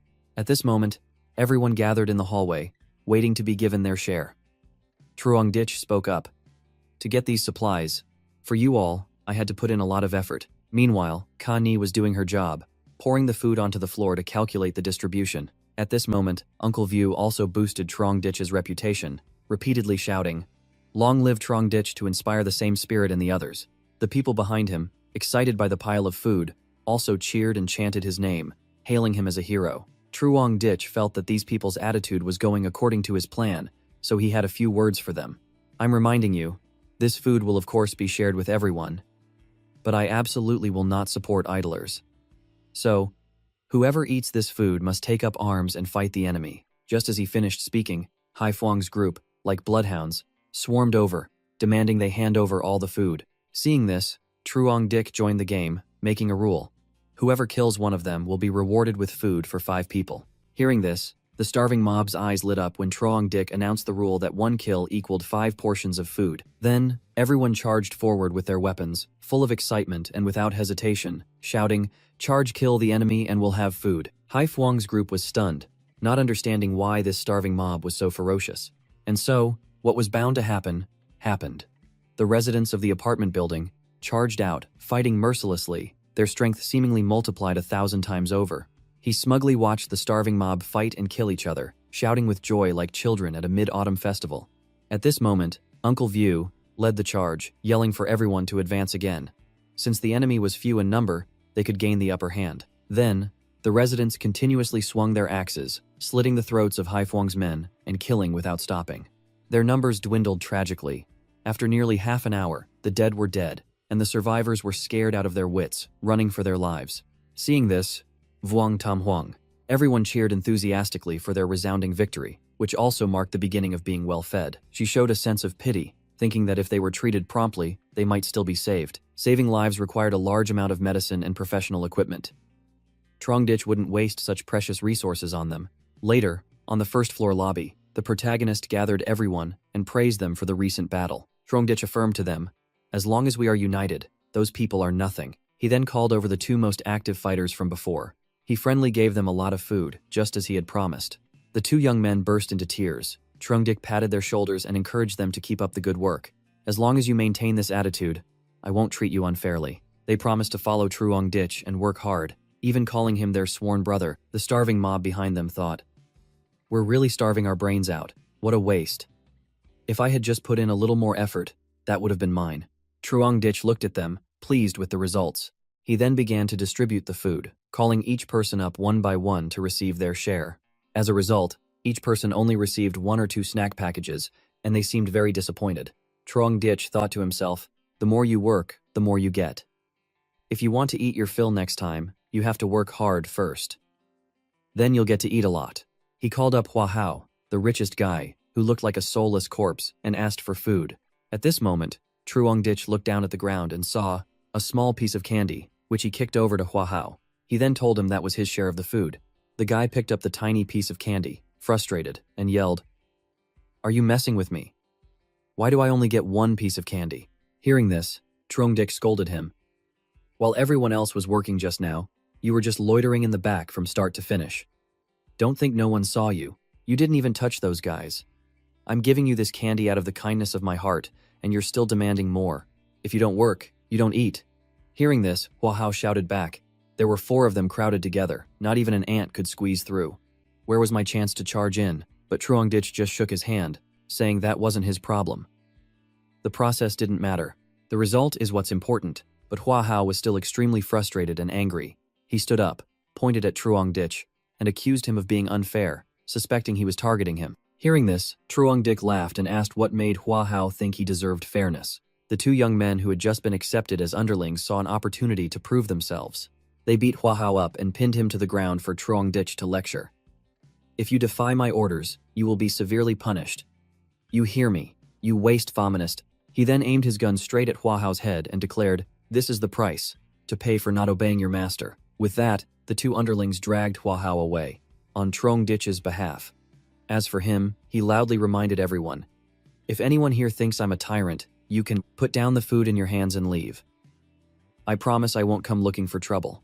Seeing no one speak or move, Truong-dik snapped his fingers, pleased with everyone's united attitude. Meanwhile, Hua Hao was still stubbornly cursing him as a bully. Hearing this, Truong-dik walked over and stomped hard on his hand, making him scream. Then, he grabbed Hua Hao by the hair and warned, "Next time, I hope you can learn to be a little more obedient." Then, Truong-dik stood up and declared, "This building has no need for useless, incompetent trash." After that, he concluded, "The supplies have been distributed. The leftovers will be collected." Just as he finished, from the distance, a small young man spoke up, saying Truong-dik hadn't given him anything yet. Vu Tin and Tainin also writhed on the ground, bringing up their past relationship, believing Truong-dik wouldn't have the heart to let them suffer, so he shouldn't forget them. Hearing this, he sat down and gently whispered that he could never forget the two of them. Then Truong-dik bluntly revealed that there was never a share for the two of them in the first place. Hearing this, Tainin was furious, and asked on what grounds everyone else got something, but she didn't. As for Vu Tin, she was teary-eyed, unable to believe this was real, always thinking Truong-dik wouldn't treat her so badly. She then brought up the past again, reminding Truong-dik that he once said he liked her very much. He then slapped her so hard she saw stars and fell to the ground, saying, "I think I did say that, but you didn't actually take it seriously, did you, you shameless woman? It was just a fling." Seeing this, Kani stood up and hugged him, trying to get the clingy woman to give up. Truong-dik played along, boasting, "Kani is a million times better than a certain someone," and warned Vu Tin not to bother him anymore. Hearing this, she covered her head and cried, repeating that she didn't believe it. Truong-dik had clearly invited her to his house before, so why did he change like this? Vuong Man saw this and humiliated Vu Tin, calling her a shameless woman in front of everyone. Truong-dik also took the opportunity to insult Vu Tin. "You're not just broke, you're a mess. A country dog thinking she's a city poodle, always trying to hook a rich guy." He then turned and asked Hua Hao what they called this type of girl. He yelled out, "Universal power socket, public bus, slut." The whole crowd burst into laughter. They mocked Vu Tin, calling her a once-in-a-thousand-years talent. "What a waste of my secret crush on her. If I had known sooner, I wouldn't have wasted my time and money." At this point, Vu Tin yelled at them to shut up. Overcome with shame, she ran straight back to her room, sobbing. Then, Truong-dik gave Hua Hao a cookie as a reward for being more understanding. Hua Hao also promised to be obedient from now on. Then they gagged Tainin and dragged her away, out of their boss Truong-dik's sight. Now he had to figure out how to properly implement the defense of the apartment building since the obstacles were gone. Then, Truong-dik discussed with Uncle View. Excluding the children who couldn't fight, there were still 47 people. Besides himself, Kani, Uncle View, and Lamai, the others were divided into 6 groups. Each group had 7 to 8 people. The plan was to take turns on guard duty to prevent attacks from other apartment buildings. If they spotted anyone approaching, they were to bang on the staircase railings or other metal objects to alert everyone. The reward he mentioned earlier was still in effect. Kill 1 enemy, get food for 5 people. Regular guard duty only got you leftovers. Then, Truong-dik assigned this task to Uncle View. He arranged the matter and reminded everyone. All set, everyone, and returned to their rooms to warm up from the biting cold outside, a result of the blizzard. At this point, Kani asked Truong-dik about the situation in the city outside. Truong-dik confided that the blizzard was everywhere, and low-rise buildings were already buried. If this continued, even if the snow stopped and the temperature returned to normal, it would take at least half a month for this amount of snow to melt. Kani noted that winter was approaching, which would only make the temperature lower. Hearing this, Truong-dik stood up and walked past Kani and pulled out all the weapons he had acquired, asserting, "For us, it's not a problem. In the apocalypse, the thing scarier than ghosts is never the environment. No matter the era, the thing you have to deal with the most is still people themselves." Then Truong-dik went to the balcony to look around and test his gun, thinking, "This is a true assassination weapon. I have to find a chance to try it." Just then, he spotted a figure lurking in the parking lot, guessing they were after his vehicle, and his snowmobile. 3 days of pretending to leave, the snowmobile in the parking lot. Now, someone had finally taken the bait, but unfortunately for them, it was a trap. Just then, Uncle View called. He called to thank him and report that he had taken the instant noodles. He then told Truong-dik not to mind what Lamai had said before, as she just spoke without thinking. Truong-dik told Uncle View not to be so formal, because he wasn't a petty person. Then Truong-dik asked Uncle View if he really wanted to raise someone else's child. The old man sighed, saying that finding a woman like that was already very good. Hearing this, he reminded Uncle View not to underestimate himself. In these times, he was a big, strong man. Moreover, he was also very good at fighting, so he was highly sought after. But Lamai wasn't bad either. He told them to try their best and have Lamai give him a child in the future. Hearing this, Uncle View liked the idea. But in these times, how could they raise a child? They barely had enough food, so where would they get the energy to make one? Trongdik expressed his respect for Uncle View and Lamai and sincerely wished them happiness. He then turned to Kani and asked, "Some things are better taken slowly, right?" Kani nodded in agreement. And then, they decided to do some stretching exercises together all night. Another group of people armed with clubs and weapons entered the first-floor lobby of the apartment building. Just then, the guy in the lead, Huang Vi, was startled and looked up the stairs, just in time to dodge a Clive brick aimed at his head. He was lucky to dodge it. Then, a few guards on the stairs shouted for everyone to come out and deal with the Thien Hop gang. The enemies were outraged. They were indignant, thinking the residents had rebelled and even dared to throw things at them. Hearing this, Hongvi angrily ordered his men to attack, leaving no one behind. He didn't believe anyone in this cowardly group would dare to kill them, and so, the security team charged down and beat the Thien Hop gang to a pulp, like a scene from a martial arts movie. Hoang Thien saw that his men were in danger and losing ground, so he ordered the rest to retreat first to preserve their numbers. The residents didn't chase after them because of the situation outside. They didn't know what it was like out there, and chasing them could lead to danger and death. Then, Trongdich, who was already on the balcony, saw the Thien Hop gang running away and shouted, mocking them, "You're a bunch of starving stray dogs, but you sure know how to pick a time for a sneak attack." He then made a gun shape with his hand and wondered if he could kill them with a hunting rifle from this distance. So, Truongdich immediately took out a rifle that was a meter long. He aimed at the Thien Hop gang members who were running for their lives. He then chose his first target. The one in the purple shirt was running like a madman. Truongdich assessed his target. This thing has an incredible scope. I can even see an ant walking by clearly. He then pulled the trigger, and the bullet flew. It zipped through the man's skull, killing him instantly. The others with him were shocked to realize someone was shooting at them. From above, Truongdich praised himself. "I'm a top-tier shooting genius." At the same time, the whole group turned pale and ran even faster than before, not knowing if they could be shot at any moment. But Truongdich still wasn't satisfied with this strange feeling and wanted to try again. Then, the man in the brown shirt took a shot right between the eyes. A gruesome mess of blood and gore. He went to meet his ancestors. The second bullet was for another guy, hitting him in the back. He didn't die instantly, but he was like a frozen fish, dying slowly. The next guy ran right into Truongdich's bullet, his heart giving out as he was reincarnated. And just like that, 5 to 7 bullets flew out, hitting their marks every time, like a genius marksman. At this point, Truongdich was gradually satisfied. He smiled smugly and declared, "From today onwards, I can hide and kill any intruders who are hard to deal with, without even needing to go outside." At the same time, down below, the guards also noticed the gunshots from above and knew it was Truongdich, guessing it was a sniper rifle. They even commented on what a genius marksman he was, killing with one shot. They were all terrified and reminded each other to be more obedient to Truongdich in the future. They were only alive now because he hadn't gotten angry yet. Up here, Truongdich also predicted that the gunshots had startled quite a few people, so from now on, many more would likely lose sleep. The next day, Ka Ni brought out the food and humbly said, "I'm not as good a cook as a restaurant, so don't complain if it's not delicious." Truongdich didn't complain but encouraged her to practice more, since they had plenty of time. Eating ready-made food gets boring, so it's good to change things up sometimes. Then, Ka Ni mentioned hearing gunshots last night and asked if it was Truongdich shooting from the balcony. He confided that he had just picked up a cool sniper rifle and was testing it out. He got too carried away and shot 7 people without missing.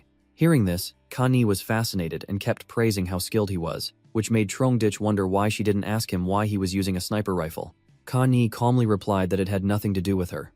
She didn't care what he did before, but now that she was with him, it was better than dying outside. Hearing this, Truongdich assessed that Ka Ni was very smart, not nosy or prying. At the same time, on the 3rd floor of Building 26, a few others saw their Thien Hop gang members get shot and killed. Seeing this, an underling asked the boss what they should do now. Since half of their men were gone, should they continue? The boss turned around and cursed. "Continue with what? They have guns. What the hell are we supposed to fight them with?" The underling then suggested that if they didn't seize the supplies and the snowmobile, the owners of their building wouldn't have enough food for a few days. But the boss ordered them to bring back Hoang V's body that night. At the same time, Truongdich left his room, greeted the guards, reminded them to do a good job, and then casually went on his way. They all had one conviction. To survive in this building, you absolutely must not piss off Truongdich. He then put on his headphones and called Uncle View, thanking him for providing the location of the military camp and asking him to watch over the headquarters while he was out. The old man declared he would risk his life to protect the apartment building. On the other side, on the 21st floor, a few people armed with weapons watched Truong Ditch's retreating figure. They also noticed the vehicle. The snowmobile made them wonder where he hid it, because yesterday they sent someone to the parking lot and couldn't find it. The blonde-haired guy suggested that since the complex was quite large, it was indeed not easy to find where Truong Ditch had hidden it. But the other guy insisted that no matter what, they, the Kwanglang gang, had to get their hands on that vehicle. With that, the whole group could go out to find supplies, expand their ranks, and establish a powerful gang. It wouldn't be a problem. Then the red-haired guy clenched his teeth, enduring his craving for cigarettes after half a month. He hadn't had a smoke in a month and was going crazy. At the same time, Truong Dick observed the situation. Besides melted snow, the only other place to find food was probably in those large, independent cities out there. Then he suddenly remembered the warehouse district in the southern part of the city. Although he had cleared out the largest warehouse in Hoa Nam, there were still supplies from other companies there. With that thought, Truong Ditch decided to go check it out. Maybe he'd find something useful. After nearly 10 kilometers, he arrived at the Than Nam warehouse district. The warehouses of hundreds of corporations in Thien Hai City were all concentrated here. If he could collect all the supplies, he could feed not just himself, but 1,000 people without a problem. He then broke through the glass on the roof and observed the inside. Just as he thought, it was no surprise that all the supplies here had already been moved out. But Truong Dick still decided to jump down and gather. After he was done, he thought about where to go next and climbed out, thinking, from now on, I'll be using the snow motorcycle as my regular transportation. The fuel I have might not be enough. With that thought, he decided to go to a gas station to see if he could get some more. But when he got to the gas station, it was buried under so much snow that he couldn't see anything. At this point, Truong Dick wondered if the gas station had a high-rise structure. If not, does that mean he can't find another place to refuel? Tired, he gave up and collapsed onto the snow pile behind him, sighing. Does this mean I have to conserve fuel from now on? Manpower is still very weak. It would be great if I could use large machinery to excavate. Suddenly, Truong Dick remembered the excavator he had just found. He shot up and calculated that since the snow had only been accumulating for less than a month, it hadn't formed a solid layer of ice yet. This method might still work. Then, Truong Dick stood up and materialized the excavator, calculating that the snow was at most a dozen meters deep. So, he just needed to dig down to an entrance like a window and then break in. Finally, he climbed into the vehicle. He agreed with his plan, which saved him the trouble of digging down further. Fortunately, Truong Ditch had previously operated a forklift at the warehouse, so operating this wasn't a problem. Due to the weather, he couldn't use it for long. He had to be quick. So, for the next while, he just sat in the vehicle, operating the bucket to dig up the snow and find the entrance. After nearly half an hour, he finally saw the entrance. Luckily, he didn't have to dig it himself, or he would have been exhausted. At this moment, Truong Ditch guessed. The gas station's oil storage tanks were usually underground. To be safe, he had to discharge all static electricity from his body before going down. Next, he went down. He had to use an iron bar to pry open the door and use a flashlight to navigate the stairs, to find his way down. Then, Truong Dick saw 3 barrels of gasoline and 1 barrel of diesel. From now on, he wouldn't have to worry about refueling his vehicles. He then turned the cap on the pipe and cut the tin seal when he suddenly realized something. If this method also works in other places, then after the blizzard, all the supplies under the thick snow are mine for the taking. Human civilization, buried by the blizzard, was now all within Truong Ditch's grasp at any time. Both fuel and the means to find supplies have been resolved. Tonight I'll rest, and tomorrow I'll set out again. Then Truong Dick set up a tent and spent the night in a sleeping bag here, waiting until morning to go to the military base Uncle View had told him about. At the same time, back at the neighbor's place, Sister Hoa's daughter had a high fever for 2 days. So she called Ka Ni over to examine her. Ka Ni brought her medical kit. She looked at the medical supplies with a sigh.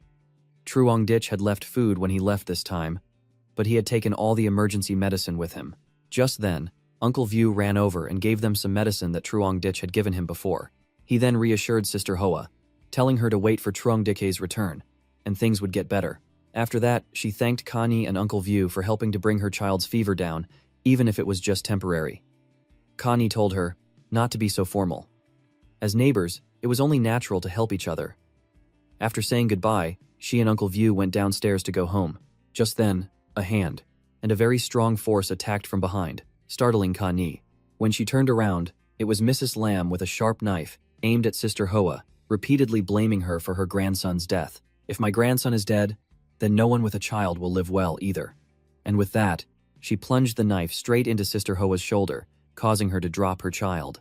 Luckily, Connie was able to catch the child in time. At that moment, Sister Hoa pleaded with Connie to take her child and run, not to let Mrs. Lamb harm him. Seeing this, she pointed the knife at Connie and demanded she hand over the baby. Connie tried to calm Mrs. Lamb down, saying the baby was about the same age as her grandson, Tia Ho, so she shouldn't do anything. But the old woman was fixated on her grandson's death and didn't want any other child to live. Seeing this, Connie took advantage of Mrs. Lamb's distraction and ran upstairs, but unfortunately, the old woman caught her. She grabbed her leg and pulled her back. Then she declared that since Connie couldn't save Tia Ho, she had to die too. Lamb lunged with the knife at her. But instead, Uncle View took the blow for her. The knife went into his arm, and he kicked the old woman to the ground. Seeing this, Uncle View turned to ask if Connie and the baby were harmed by the crazy old woman. She expressed her concern that Sister Hoa had been stabbed to death by Mrs. Lamb.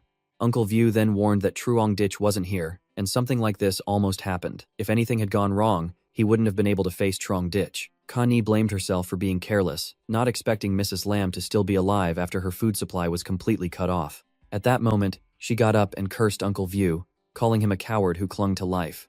"Why didn't you go kill Chin Hao?" she accused. "You also owe Tiu Ho a life." Then Mrs. Lamb started throwing a tantrum on the ground. She blamed Uncle View and Truong Dick. "Uncle View, Connie, and everyone else deserves to die." Uncle View spoke up, saying Truong Dick had killed that villain Chin Hao, and if he hadn't, they would all be dead. If not for him, she wouldn't even have her old life here to be making a scene. Hearing this, Connie also chimed in, saying Truong Dish had given Mrs. Lamb medicine before. The old woman vehemently denied it, insisting that Tiu Ho died because the protagonist refused to give her medicine. At this point, Connie revealed that she had begged Truong Dick before, but when she brought the medicine, Tiu Ho had already been butchered by his own grandmother. But Mrs. Lamb screamed, denying it and blaming others for her grandson's death. She then thrashed around like a stuck pig, throwing a tantrum and repeatedly saying she didn't do it. Everyone just went back to their homes, ignoring her. The guards who witnessed the whole thing sneered and gossiped, surprised that Mrs. Lamb would kill her own grandson. And here she was, always talking about how much she loved Tiu Ho. Turns out, she was just all talk. I have an idea. Mrs. Lamb has done so many immoral things. Since she's about to die anyway, why don't we help her out? He then lit a lighter. This fat old woman would make great kindling to keep us warm. At the same time, at Truong Dick's location, he had also woken up, lit a lamp, and was preparing to head to V Dan Fong. After a long journey, he finally reached the place Uncle View had told him about. Truong Dick then deployed the excavator and thought, I've done this once before, so today's work will definitely be much faster. After many minutes of digging and turning over the snow, a first-floor door with the number 305 was revealed. Truong Ditch guessed this was the barracks where the troops were stationed, so it couldn't be far from the armory. But upon entering and observing, he couldn't help but wonder why. Despite the thick snow outside and the lack of vehicles, there wasn't a single soul here. When he checked the bedroom with his flashlight, he found it strange that no one was there. Truong Dick thought, could it be that they left early? Or that those who knew about the blizzard had already moved the troops and supplies away? Then those people must be relying on the weapons and supplies, waiting for the blizzard to pass to re-establish the old social order. When they see the weapons and supplies, a faction with armed forces could emerge and become a major threat. At this point, Truong Ditch ran outside to the excavator, climbed in, and began to calculate. If that's going to happen, I need to prepare now. And so, he drove the excavator straight into the armory. But the inside was not what he had imagined. Inside, there were only a few messy crates and some dangling wires on a metal cabinet. Immediately after, Truong Ditch went to rummage through them to see if there was anything valuable. He was thrilled when he saw what was in the first crate. There were all kinds of ammunition, even a military sniper rifle and grenades. He thought for a moment, if they went out on a mission, they must have taken their equipment with them. So, the fact that half of the supplies in this warehouse are missing, and there are no heavy weapons makes sense. Then, Truong Ditch gathered all the equipment, got back in his vehicle, and thought, from now on, if I want to replenish my ammunition, I just need to find another place like this. When he returned to the apartment building, the starving mob swarmed him, asking why there was no food today. Why didn't you bring anything back? Truong Ditch explained that he had searched many places today but couldn't find any food, so everyone had to be patient. Seeing this, the starving mob became agitated, complaining, there are so many places outside, How could you not find anything? Then the men behind them also complained that they couldn't sleep because they were so hungry and kept blaming Truong Dich for coming back empty-handed after being out all day. He scowled and asked if they were done talking, then reminded them, "You all seem to be getting a bit arrogant lately. Have you forgotten who begged me to save their lives?" After saying that, Truong Dich turned to leave and warned, "It's only been a few days and you're already getting too big for your britches. We can just go our separate ways. From now on, you can find your own food." Hearing this, the blonde-haired man backed down and explained that they didn't mean it that way and understood his hardship. They then pretended to be concerned, saying that with so much snow outside, it was impossible to find food, so Truong Dich should go rest for a while. Seeing this, he didn't hold a grudge and told everyone to disperse. At this moment, resentful thoughts swirled in the red-hatted man's mind. He cursed Truong Dich for being shameless, thinking they were risking their lives for him, yet they still had to bow to his whims. He then suggested, "Going out alone is too hard for you. How about you take a few of us with you? Besides, the snowmobile can still fit 3 more people. If we search together, it will definitely be faster." Truong Dich was surprised by these words. Meanwhile, the red-hatted man had a knife hidden behind his back, and 2 other young men chimed in, agreeing with his idea. They promised to brave any danger to get food. Dich smelled something fishy and prepared to draw his gun. He still politely declined. And immediately, he raised his gun and shot the red-hatted man right between the eyes, catching him completely off guard. The men behind him were also scared to death. Then, Truong Dich asserted that he didn't believe a single word they said. He then pointed his gun at the men behind them and reminded them, "It seems I've given you too many rewards, making you forget who you must absolutely obey." The men behind him reassured Truong Dich not to do anything rash, explaining they were just negotiating and had no other intentions. It was all the red-hatted man's own doing. They never thought of harming Truong Dich, so they advised him not to get agitated. Hearing this, he decisively fired several shots into the group, warning, "If I don't kill a few of you, you won't learn to be obedient." And so, these people couldn't outrun the hail of bullets and were sent to their next life together. Just then, Connie approached and called out to Truong, and asked if he was injured after being out for so long. Uncle View also noted that now that they were well fed, they had forgotten who they were relying on. Seeing this, Truong Dich pulled Connie's hand and confessed that he was fine, just slightly injured. After saying that, he turned to leave and said he had always been a kind person, so he forgave them. He then called for Connie to go home. Meanwhile, Lamai's face twisted with resentment, thinking, "Kind, you'd better die right now." At this point, Truong Dich calculated that his preparations were almost complete. Next, if these cannon fodder weren't completely dealt with, he would have to find an opportunity to clean them up. After returning home, Truong Dich asked if anything had happened while he was away, and if there was any movement from the other apartment buildings. Connie then told him that Mrs. Lam, seeking revenge for Tu Ho, had killed a child's mother and was subsequently dealt with by the others. Dick ruled, "You reap what you sow. The wicked deserve what they get." At that moment, she added that the leader of apartment building number 9, a woman named Lin Nok, wanted Connie to connect her with Truong Dich to discuss something. He frowned, wondering what she wanted with him. Was she trying to rely on him again? Connie then confided that her relationship with Lin Nok was purely that of a doctor and patient. The message only said she wanted to discuss cooperation with the leader of apartment building 25, but the specifics would require Truong Dich to meet her in person. He then wondered what right she had to propose cooperation with him. He didn't lack anything now. Besides, they could only watch helplessly in their building, waiting to die.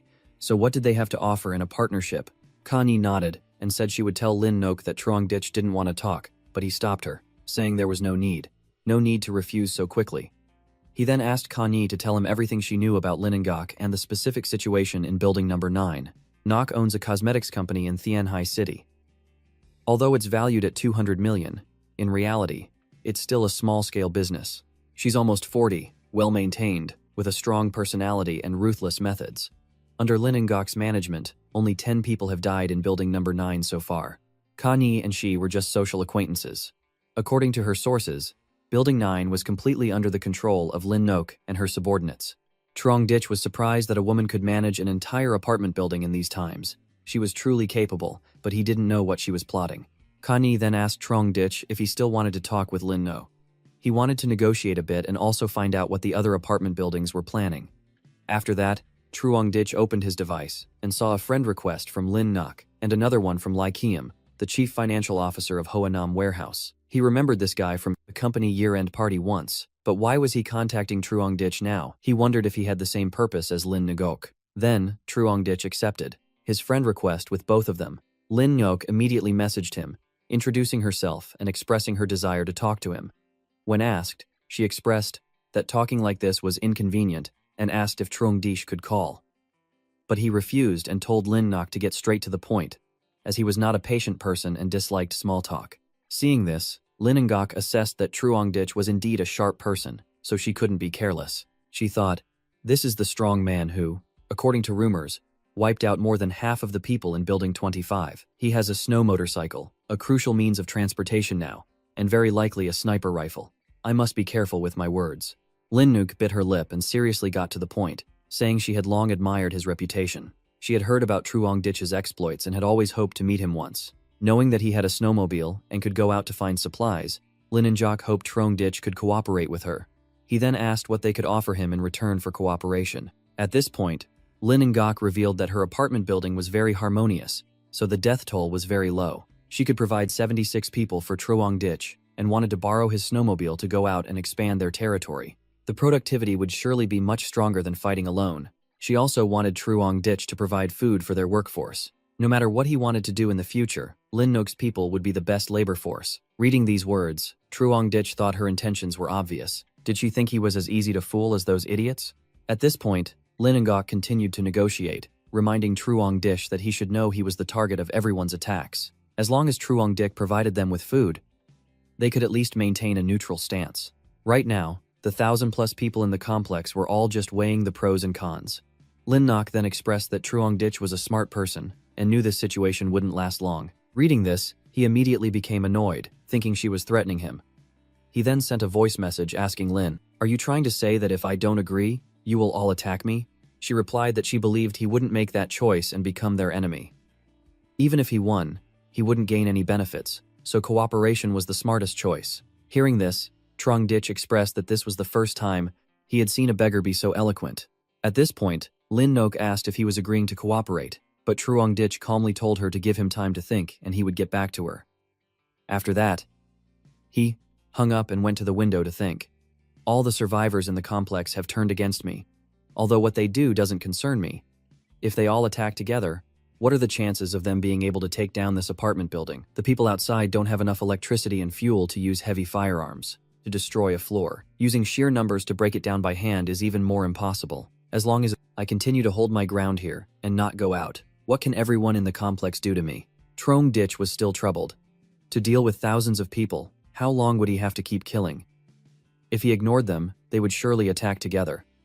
At the same time, Lai Kiem also sent a message expressing that they sincerely wished to cooperate with him to create a harmonious society in this apocalyptic era.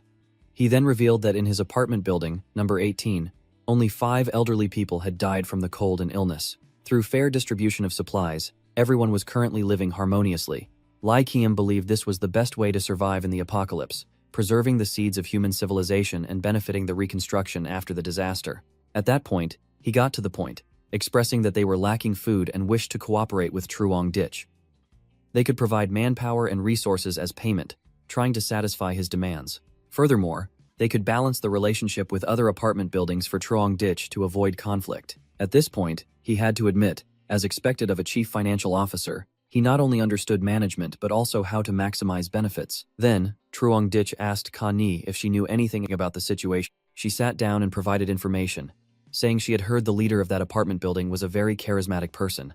After the apocalypse hit, he united all the residents and implemented a system of pooling all supplies and distributing them equally, which has kept most people alive until now. Hearing this, Truong Dich assessed that this person was indeed talented, but relying on just that to survive long-term in the apocalypse was still a fantasy.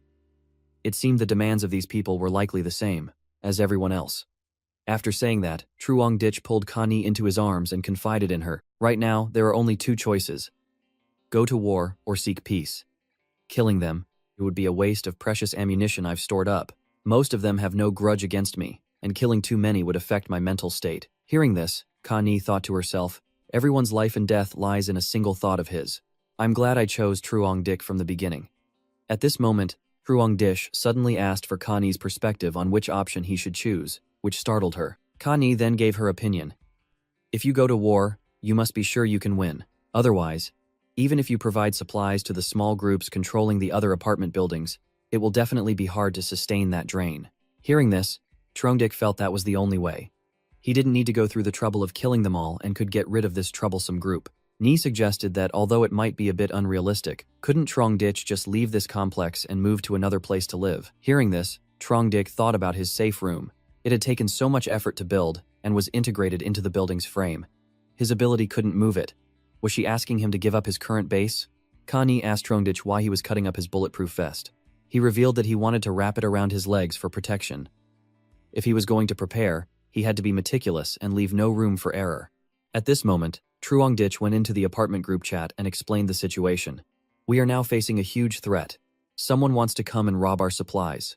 The nearby apartment buildings are jealous that I can go out and get supplies for everyone, so they have threatened us. They said if we don't hand over the supplies and the snowmobile, they will attack this building. The neighbors then started cursing those vermin and wanted to fight them to the death, determined to protect their food even if it meant dying. Not a single grain of rice would be given to them. At this point, a young man voiced his opinion that their apartment building now only had 34 people. So if the apartment buildings attacked, it would be difficult for them to defend.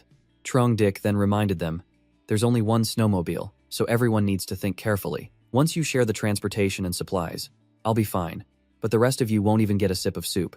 Live or die, you decide. Hearing this, they all insisted on fighting, determined not to share their food. Trongdik smiled smugly. Someone pulled him into another group. At this moment, Lingok invited Trongdik to join the negotiation group for the complex leaders, which made him think they were planning to turn on him. Then, she announced that she had pulled Trongdik into the group, so everyone should discuss the cooperation together. At this point, a young man named Vuong Kwang from the 21st floor spoke up, saying he had heard Trongdik had been living quite well these past few days, eating his fill every day, living comfortably, and not thinking about his poor neighbors. Seeing this, the Enfong from the 26th floor added, reminding him that if Trongdik gave up on negotiations now, they couldn't guarantee what would happen later. At this point, Lai Kim spoke up, telling everyone to quiet down, as this group was created in the hope of reaching a cooperative agreement through negotiation, not mutual slaughter. He then presented a plan that he had discussed with the other building leaders, which he deemed quite reasonable, and hoped Trongdik would accept it so they could all survive together. First, the remaining survivors of floor 29 have agreed that if Trongdik does not accept the conditions, he will become a common enemy. Second, you must provide supplies to ensure their basic survival. In exchange, they will not attack floor 25. Third, to ensure Trongdik can fulfill his promise, the motorcycle will be used in rotation by everyone, becoming a common asset of the complex. Fourth, all the resource points you have discovered so far must be shared with everyone. After these words, Trongdik just wanted to find an opportunity to deal with these guys and get it over with. Thinking it over, he felt it wasn't safe.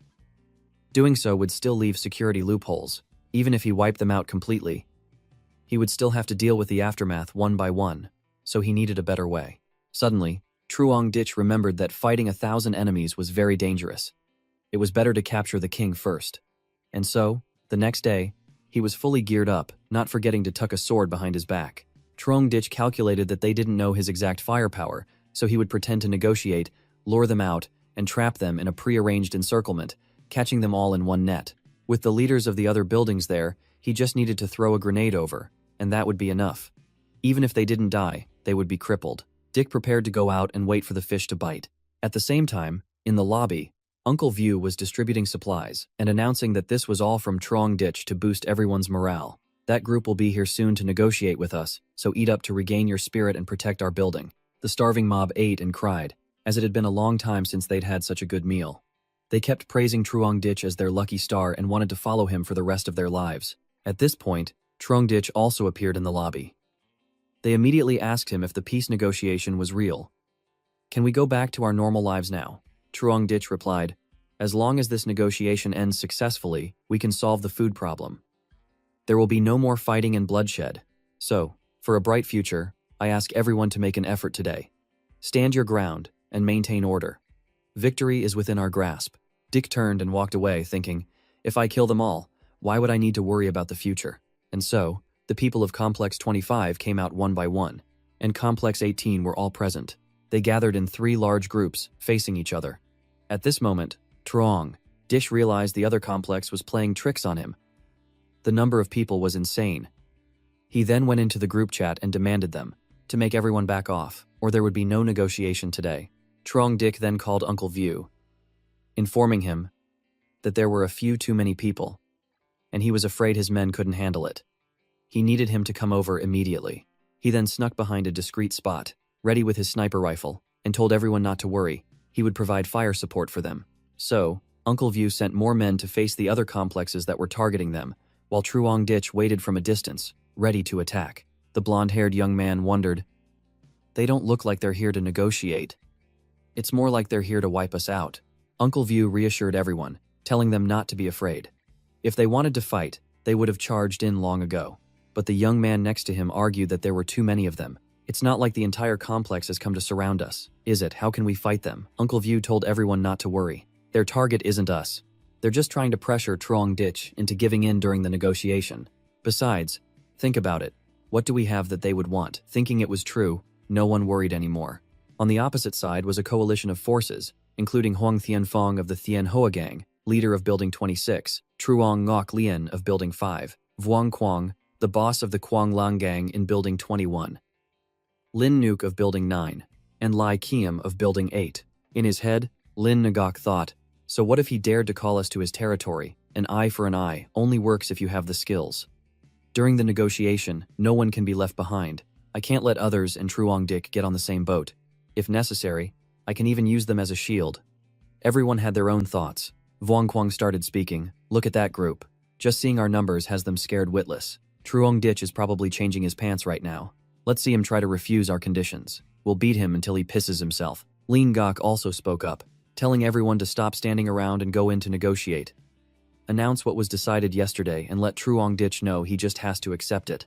Hoang Tianfong shouted, "Where is Truong Ditch? Come out and negotiate, only." Uncle View stepped out and said, "Our leader is up there waiting for you. Are all the building leaders here? Are you afraid to come up?" The man with glasses claimed they had discussed it yesterday. It wouldn't be appropriate for everyone to come over, so the 5 of them would represent the group. Uncle View immediately provoked them. "Then please, come in. Just the 5 of you. The others are not allowed. And you will be searched." Hearing the word searched, Lin Nok became visibly annoyed and disagreed.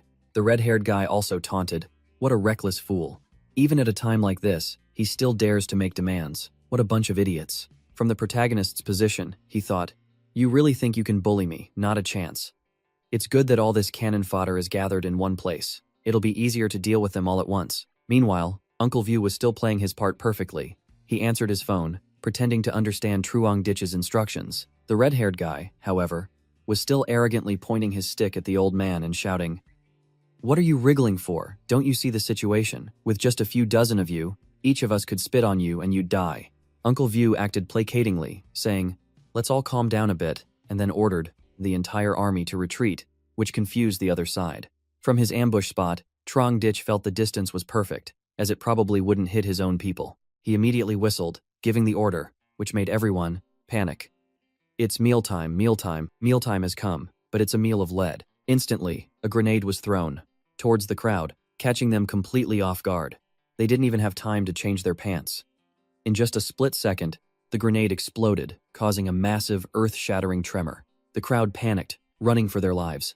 After the explosion, many people were dead. They finally realized it was Truong Ditch's grenade and screamed. The red-haired guy was also partially cooked by now, and to top it off, Uncle View played back a recording of his earlier taunts. Just a few seconds ago, he was so arrogant. "So what if you have a lot of people? You're dead now, kid." At this point, Uncle View seriously reprimanded them and asked if they had any more objections. As soon as he finished, Vuong Quang still insisted, "We came here to negotiate, not to fight." While saying this, he was cursing in his head. What kind of background does this kid have? I knew he had a sniper rifle, but grenades too. This is insane. From the phone, Truong Ditch's voice came through. "Does our negotiation require bringing over 1,000 people? I found them an eyesore, so I chased them away for you." He then reminded them that it was almost 2:30, and they had 5 minutes left. "If you're late, I won't see you." Hearing this, Lin Nok immediately tried to negotiate, explaining that they came with sincere intentions to cooperate and hoped Truong Ditch would wait a bit. She then asked which floor he was on. At this point, Truong Ditch revealed he was on the 13th floor. He then smugly thought that taking out at least 20 people with one shot was indeed useful. But now that they were on guard, it would be difficult to cause that much damage again. I should use them sparingly. After all, I only have 20 crates of grenades. A moment later, the 5 representatives from the other apartment buildings arrived at Truong Ditch's meeting room. After confirming their identities, they began the negotiation. Truong Dich thought to himself, I can't solve this all at once, so I'll have to use another plan. While they were seated, Lai Kiem took the lead, saying, Truong Dich, you already know the current situation is very difficult. Everyone is short on food, and many have even frozen to death or are starving. If this continues, none of us will survive. He hoped Truong Dich would understand and explain that they weren't targeting him. They just wanted to live and were forced to negotiate with Truong Dich this way. He then expressed his hope that Truong Dich would provide supplies for everyone, as per their conditions. Just as he was saying this, Truong Dich decisively slammed his gun on the table, startling the group. They all shot to their feet. Vuong Quang shouted, asking the protagonist what he meant by this. He then warned that killing them would be useless, and the people in the complex wouldn't let Truong Dich get away with it. Hearing this, he asked what everyone was worried about, saying he just felt the gun was a bit heavy and took it out. Then, Truong Dich put on a mocking, smug expression and urged everyone not to be tense, but to sit down and continue talking. As soon as he finished, he picked up the gun again, admiring it, and stated his opinion, I cannot agree to the conditions you've proposed.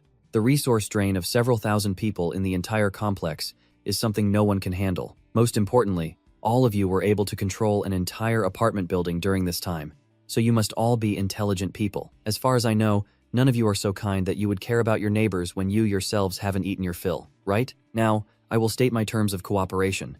If you don't accept, we go to war. First, I can provide you with supplies, mainly food, but the quantity is limited. Each apartment building will only receive rations for 10 people. Specifically, who these rations are given to and who distributes them, I don't care. Your own buildings can decide that. That way, I'll be responsible for the supplies of over 300 people a day, which is my limit. At this point, Lin Nok immediately interjected that this was unacceptable and stated her view. Rations for 10 people is too little. My building has 76 survivors, and my own company staff alone is over 20 people. I don't know how I'll be able to divide that, Truong Dich then concluded. In that case, there's nothing left to discuss. But at that moment, Tianfong spoke up and reminded Lin Jiak not to rush to speak for everyone. Then he suggested that the quantity of these supplies could still be negotiated. As for Lin Ngok, she thought 10 people was a bit too few. At that rate, he wouldn't be able to hand over the building unit. Truong Dich still insisted on providing food for 300 people a day and asked if they thought that was too little. At this point, Lai Kiem suggested they think about it more and asked him to state his other conditions first. Truong Dich then explained that he wanted everyone to discuss carefully what to do, while continuously tapping his gun on the table. He then put his hand in his pocket and said that to maintain long-term development, relying solely on finding supplies wouldn't last. No one knew when the blizzards would end. Truong Dich took out a packet of seeds and proposed that everyone should become self-sufficient and start working.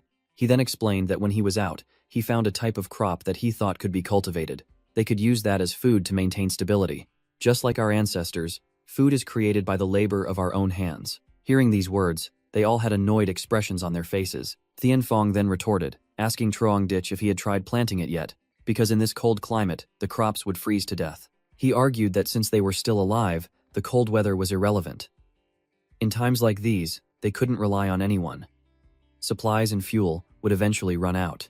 Besides, wasn't the outside just land? If everyone cleared the snow, there was hope for self-sufficiency. If you don't work, you don't eat.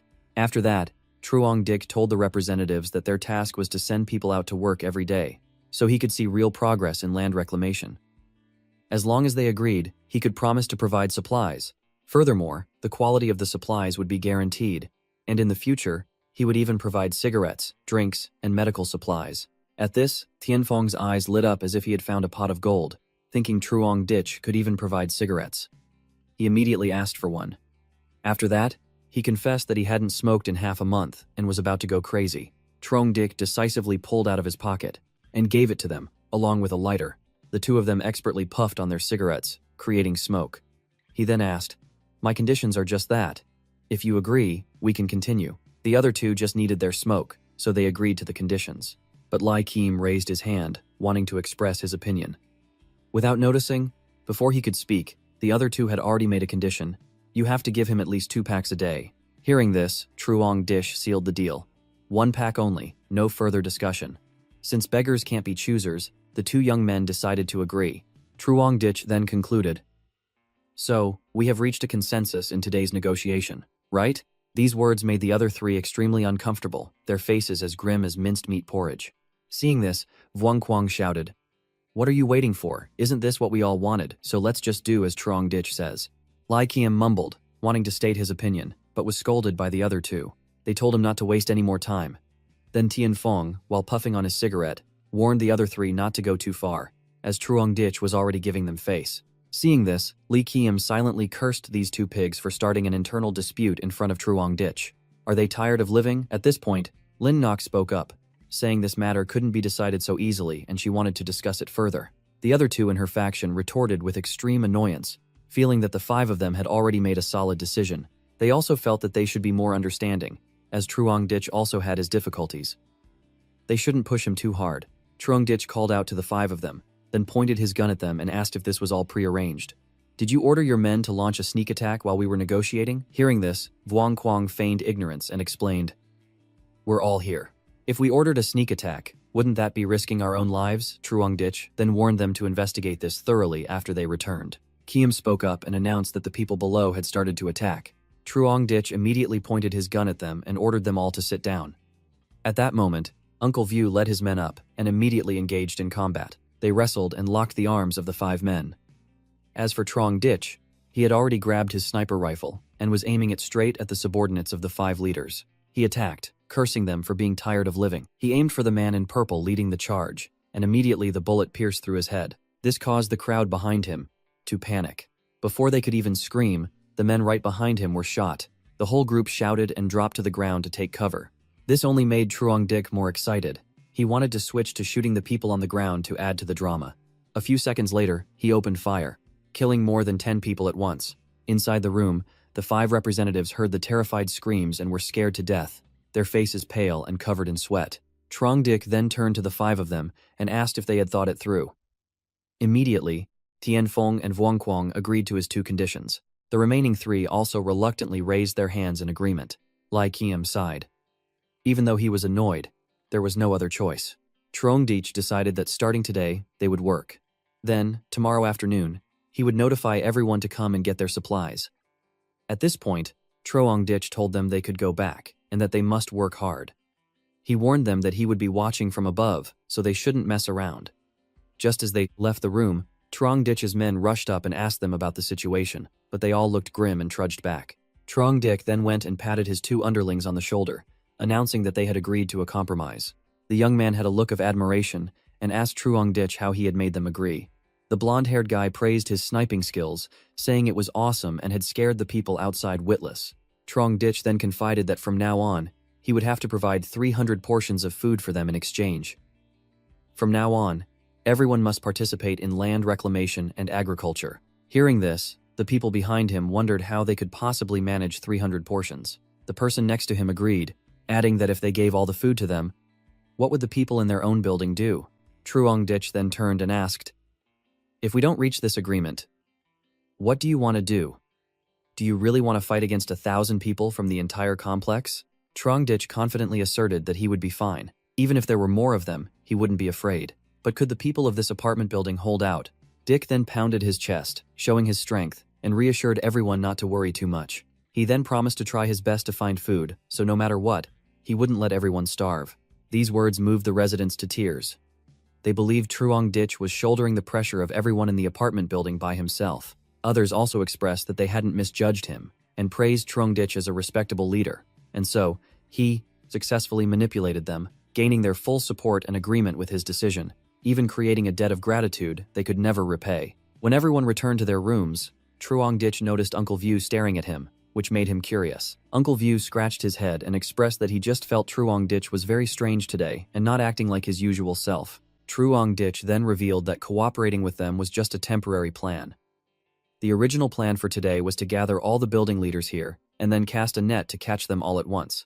At that point, the other buildings would be like a snake without a head, falling into chaos again, making it easy to conquer them. But only 5 people came today, the 5 most powerful leaders. But killing them would be useless. It was better to compromise first and wait for a better opportunity to strike. Uncle View was very pleased that he had guessed Truong Dich's thoughts. Although he didn't fully understand, he felt that what he said was very reasonable. Truong Dich then whispered into his ear, revealing that their food supply was limited. If it's divided equally, internal conflicts will surely arise. At that point, we won't even need to lift a finger. They will kill each other. Some people won't get to eat and will definitely find a scapegoat. Uncle View also realized this tactic was called using softness to overcome hardness, and saw that Truong Dich was still one step ahead of his opponents. He stared at the people he had just dealt with and thought that he could only defeat them because he had enough supplies. Just by attrition, he could make his opponents wait for death. Besides ensuring his own survival, Truong Dich also had a strong fortress and firepower, so he wasn't afraid of their threats. Looking at the people outside, they were cold and hungry. They couldn't even maintain their basic survival, so how could they fight him, even if it were a world-class boxing champion? After starving for 30 days, he would still lose to Truong Dich in the ring. Uncle View wondered. Starving for 30 days, isn't that a dead person? Truong Dich then declared. On what basis can a bunch of dead people defeat me? Those people aren't all idiots. Lin Ngok and Lai Kim must have seen through my objective, but the price I offered attracted the majority. Stubborn resistance would just get them dealt with. It's useless if some people are clear-headed. They're cutting off their own, arms like moths to a flame. That's the choice of these people. In their eyes, there is only immediate benefit, like self-destruction. Even the great emperors of the past made such foolish mistakes, let alone the people here. Even though he didn't understand anything, Uncle View still praised Truong Dich for being so profound. But he wondered why he was making them farm. In this cold weather, it was impossible to succeed. Truong Dich then explained that it was a plan to drain their energy. During this time, we don't have to work. Isn't that a perfect situation? Uncle View then realized and hoped that their family's survival would all depend on Truong Dich. He promised to do whatever he was told. Truong Dich then reminded Uncle View to keep what he said strictly confidential and to proceed according to the plan. As he left, he thought to himself that he needed to be wary not only of enemies outside but also of spies within this building. At home, he saw Kani doing yoga. He went over to greet her, then stood up and asked about the negotiation results. Truong Dich then recounted everything and picked her up. He put her on the bed and instructed her. Today, just stay home and don't go anywhere. In a little while, the trouble will be completely gone. The next day, the other complexes sent people out, and they were laughing. They chatted cheerfully. They reminisced about how lively the complex was before the snowstorm hit. Then they reminded each other to work quickly. The more they worked, the more food they would get. An old man sighed with relief that the complex had reached a compromise, so there was no need for daily fighting anymore. And things were getting better and better. And so, the residents of the complex worked diligently while the two representatives, Thienfong and Vuong Quang, supervised. At this moment, Truong Dich emerged from the snow and approached them. Thienfong turned and asked if he was going out to find supplies. Thienfong also added that he was afraid Truong Dich would be tired going alone and suggested going with him. Truong Dich expressed that he had a motorcycle, so he could use it to carry supplies. Even if there was a lot, he could handle it. After that, he turned and reminded everyone to work hard and wait for his return, when he would check their progress. No work, no food. At this moment, Vuong Quang wondered where Truong Dich's vehicle was hidden. He revealed that he had searched the area and couldn't find it. Thienfong then realized it was called a snow motorcycle, not a snowmobile. Truong Dich had arrived at a pet store. He observed his surroundings to see if he could find what he was looking for. After a quick look around, he found a box of useful items. Holding a blue bottle in his hand, Truong Dich thought, after being diluted, it's colorless and odorless. This is the easiest poison to get. This amount should be enough to kill 300 people without a problem. At the very least, it's an easily obtainable poison. It can also cause organ failure. Without treatment, they will definitely die. The poison takes at least 15 minutes to take effect. This will allow the patients to die. Let them lower their guard, then put the rat poison in the prepared food. No one will ever know. Find a suitable opportunity to send them all off at once. This is the best outcome. All was almost done, and his energy was drained, but Truong Dich was looking forward to it. After a hard day's work, he found that he couldn't find any food. Those people, how desperate and crazy will they become? Late at night, he carried 3 large bags of supplies home. The residents of the building saw this, their eyes wide, thinking they didn't get such a generous amount. Truong Dich explained that this time he had to go a bit further to find supplies. The farther I go, the harder it is. The situation is special right now, so I have to take risks. Felt that what he said was true. Going out to find food every day was very dangerous. If the vehicle broke down, it would be terrible. Lin Nok led her people over, making Truong Dich think they had learned to be smart, afraid he would wipe them out all at once. Then he started from the first floor, calling people up one by one to receive their food. He then picked up a bag of fruit and dropped it at the feet of the person standing in the distance. He reminded everyone that from now on, there was no need to be so tense. Although he couldn't put down the weapons in their hands, He hoped they all had a bright future. They were also relieved, thinking that the good days would come soon. They had finally made it through. After that, Trong Dich clapped his hands and reminded everyone to quickly return so they could continue working tomorrow. The group of people whispered that Trong Dich was right, so tonight they had to eat a full meal and get a good night's sleep. A moment later, when he returned home, Kanyi informed him that the meal was ready, so he could shower and eat. While showering, Trong Dich thought that this situation had been going on for too long. As long as he dealt with all the bad guys, he would find a way to leave this place and start over. Vuong Quang's underlings had also returned, making him very excited. He immediately rushed out. Quang opened the bag of food and checked. Indeed, there was a pack of cigarettes, and he trusted Truong Dich. Very reliable. The underlings immediately ran over, drooling, and begged for a cigarette. He thought to himself that he usually smoked a pack a day. If he gave them some, he would have less than half a pack left. He turned around and saw their bloodshot eyes, complaining that they were about to die from withdrawal. At this point, Vuong Quang turned and gave them a cigarette, boasting about how hard it was for him to get them. He had to risk his life to get them. We are all brothers, of course. We share our blessings. So from now on, you must work hard. After that, he took the bag of food and called his underlings over to receive it. A moment later, they had all divided their share of the food, while Vuong Quang was puffing away on his cigarette, believing Truong Dich hadn't poisoned the food. Eating and drinking for free like this isn't so bad. Just let those clueless underlings keep working. At the same time, in an apartment, a husband and wife comforted each other, saying that from now on, they wouldn't have to live in fear because someone would provide them with food. As long as they worked hard, they would get through this disaster. They always believed that. Their parents in heaven were protecting them, and everything would get better. There would be no more hunger and slaughter. The next day, Trong Dich stepped out of the bathroom and heard wronged screams from below of the apartment building. They complained that they were promised food for work, but there was no food at all. They lamented that they worked hard, as instructed by the representatives, but they didn't even get a piece of bread. Up here, he was very pleased because it was going according to his script. They were now starting to have internal disputes. At this point, Kanyi wondered why it was so noisy outside, but Trong Dich just casually said he didn't know and it had nothing to do with him. At the same time, down in the lobby, everyone was diligently digging, which made Truong Dich assess that the plan was working. It was faster than he had imagined. He then went down. He informed Uncle View that the other apartment buildings didn't have enough food to share, so things were about to get chaotic. We have to be more careful during this time and not get into trouble. The old man agreed to be more cautious. Truong Dich then rode his motorcycle to find more supplies. Next, he went to the residential areas to distribute food and earned everyone's respect. Hearing this man's story, he also realized that yesterday, the lackeys and the representative had taken the food back and secretly eaten it all without sharing. Dick was still friendly and told everyone to come and get their food, thinking to himself that this was their last meal anyway. The last meal before they die should naturally be as lavish as possible. When Truong Dich returned, the internal war had already begun. The residents had returned. They stormed the representative's house and slammed the lackey to the ground. They fought among themselves, kicking the liars out into the blizzard. Truong Dich was casually listening to music and admiring his gun.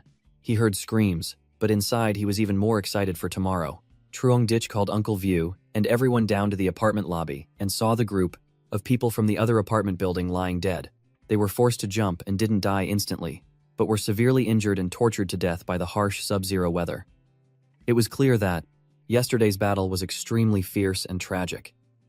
At this point, an old man asked Truong Dich if they still needed to work today. He then asked back, "Why not? If you want to eat in the future, you have to work. Unless you don't want to eat. Do you want to end up like them?" Hearing this, the 8 people shuddered with fear of death and immediately started to work. At this point, Uncle View wondered why no one from the other apartment buildings had come out to clear the snow and if he should notify them. Truong Dich then asked back, "Do you think they have time for that now? Yesterday was just the beginning." This conflict is between the people in power and the ordinary residents of the other apartment buildings. Unless they can solve the problem of food distribution, one side will definitely be completely wiped out. How can they kill everyone in one night like that? At this point, Uncle View wondered what they should do next, but Truong Dich saw that it had nothing to do with them. Let them wear themselves out internally. After that, he went into the negotiation group and warned, "If I see this kind of work result again tomorrow, I can't guarantee the food and cigarettes anymore." The next day, Truong Dich stood and observed. The number of people who went out had increased by 1.5 million, and he felt the effect was indeed fast.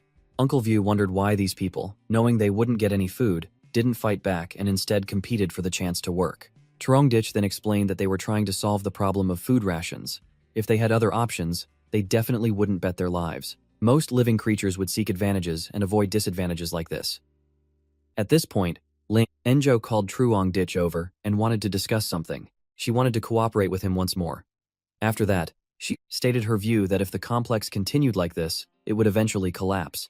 Even if he could bring back more food, someone would just use force to steal it. Casualties would soar. Hearing this, Dick thought to himself, what the hell else does she want? This is exactly the situation I wanted to see. Then Lin Nok expressed that she could use scientific management to manage the complex. As long as it was done, they could even expand to other places. Now is the apocalypse. The world is in chaos, and order has collapsed.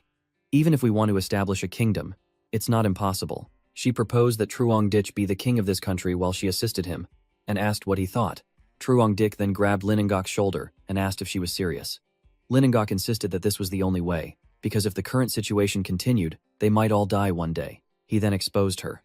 To this day, you have used these words to deceive many people into cooperating with you. I'm afraid the number of families you've ruined is not small. How do I know? Am I next? Trongdich immediately threw Lin Nok to the ground and declared, the ones who will die are them, so don't include me in that. As he was leaving, she shouted and begged, saying she would agree to all of Trongdich's conditions. After that, he went to Lai Kim's side, which surprised him greatly because their group had suffered no casualties so far and were even continuing to cooperate. At this point, he turned and asked Trongdich why he had come. He asked Lai Kim how he was able to manage it, because besides them, the other buildings were slaughtering each other over food, so he was very curious what method he used to manage them. At this point, Lai Kim explained that he didn't hide any information. From the beginning, he had told everyone the results of the negotiation. No matter how much food there was, it would still be divided fairly as before. Dick assessed that he thought he was smart. The final result would just be that all of you would starve to death. No one would survive. He then turned around. He turned to leave, but Lai Kim called out and begged for help. Immediately, Trongdich refused and bluntly said he didn't have that ability. With my abilities, I could totally go and recruit the most capable survivors and divide the benefits in my favor, but I'm too cautious. I don't have enough greed. I don't have the ability to protect everyone, so doing that would be a crime. Hearing this, Lai Kim expressed that he knew but there was nothing he could do. After that, Trongdich met Vuongquang and Huangfang and asked if they weren't going out today or if they had already gathered supplies from yesterday. At this point, Vuongquang expressed his admiration for Trongdich's righteousness. He then admitted that he had previously misjudged him and promised to help in the future if needed. So, Trongdich put his arms around the two of them and accepted them as brothers, but inside his heart, it was a completely different story. He then asked for everyone to line up and receive their food one by one. At this point, a young man with a spiky haircut ran up and whispered to Trongdich, "If you can bring cigarettes for Vuongquang and Tianfang, can you bring some for me too?"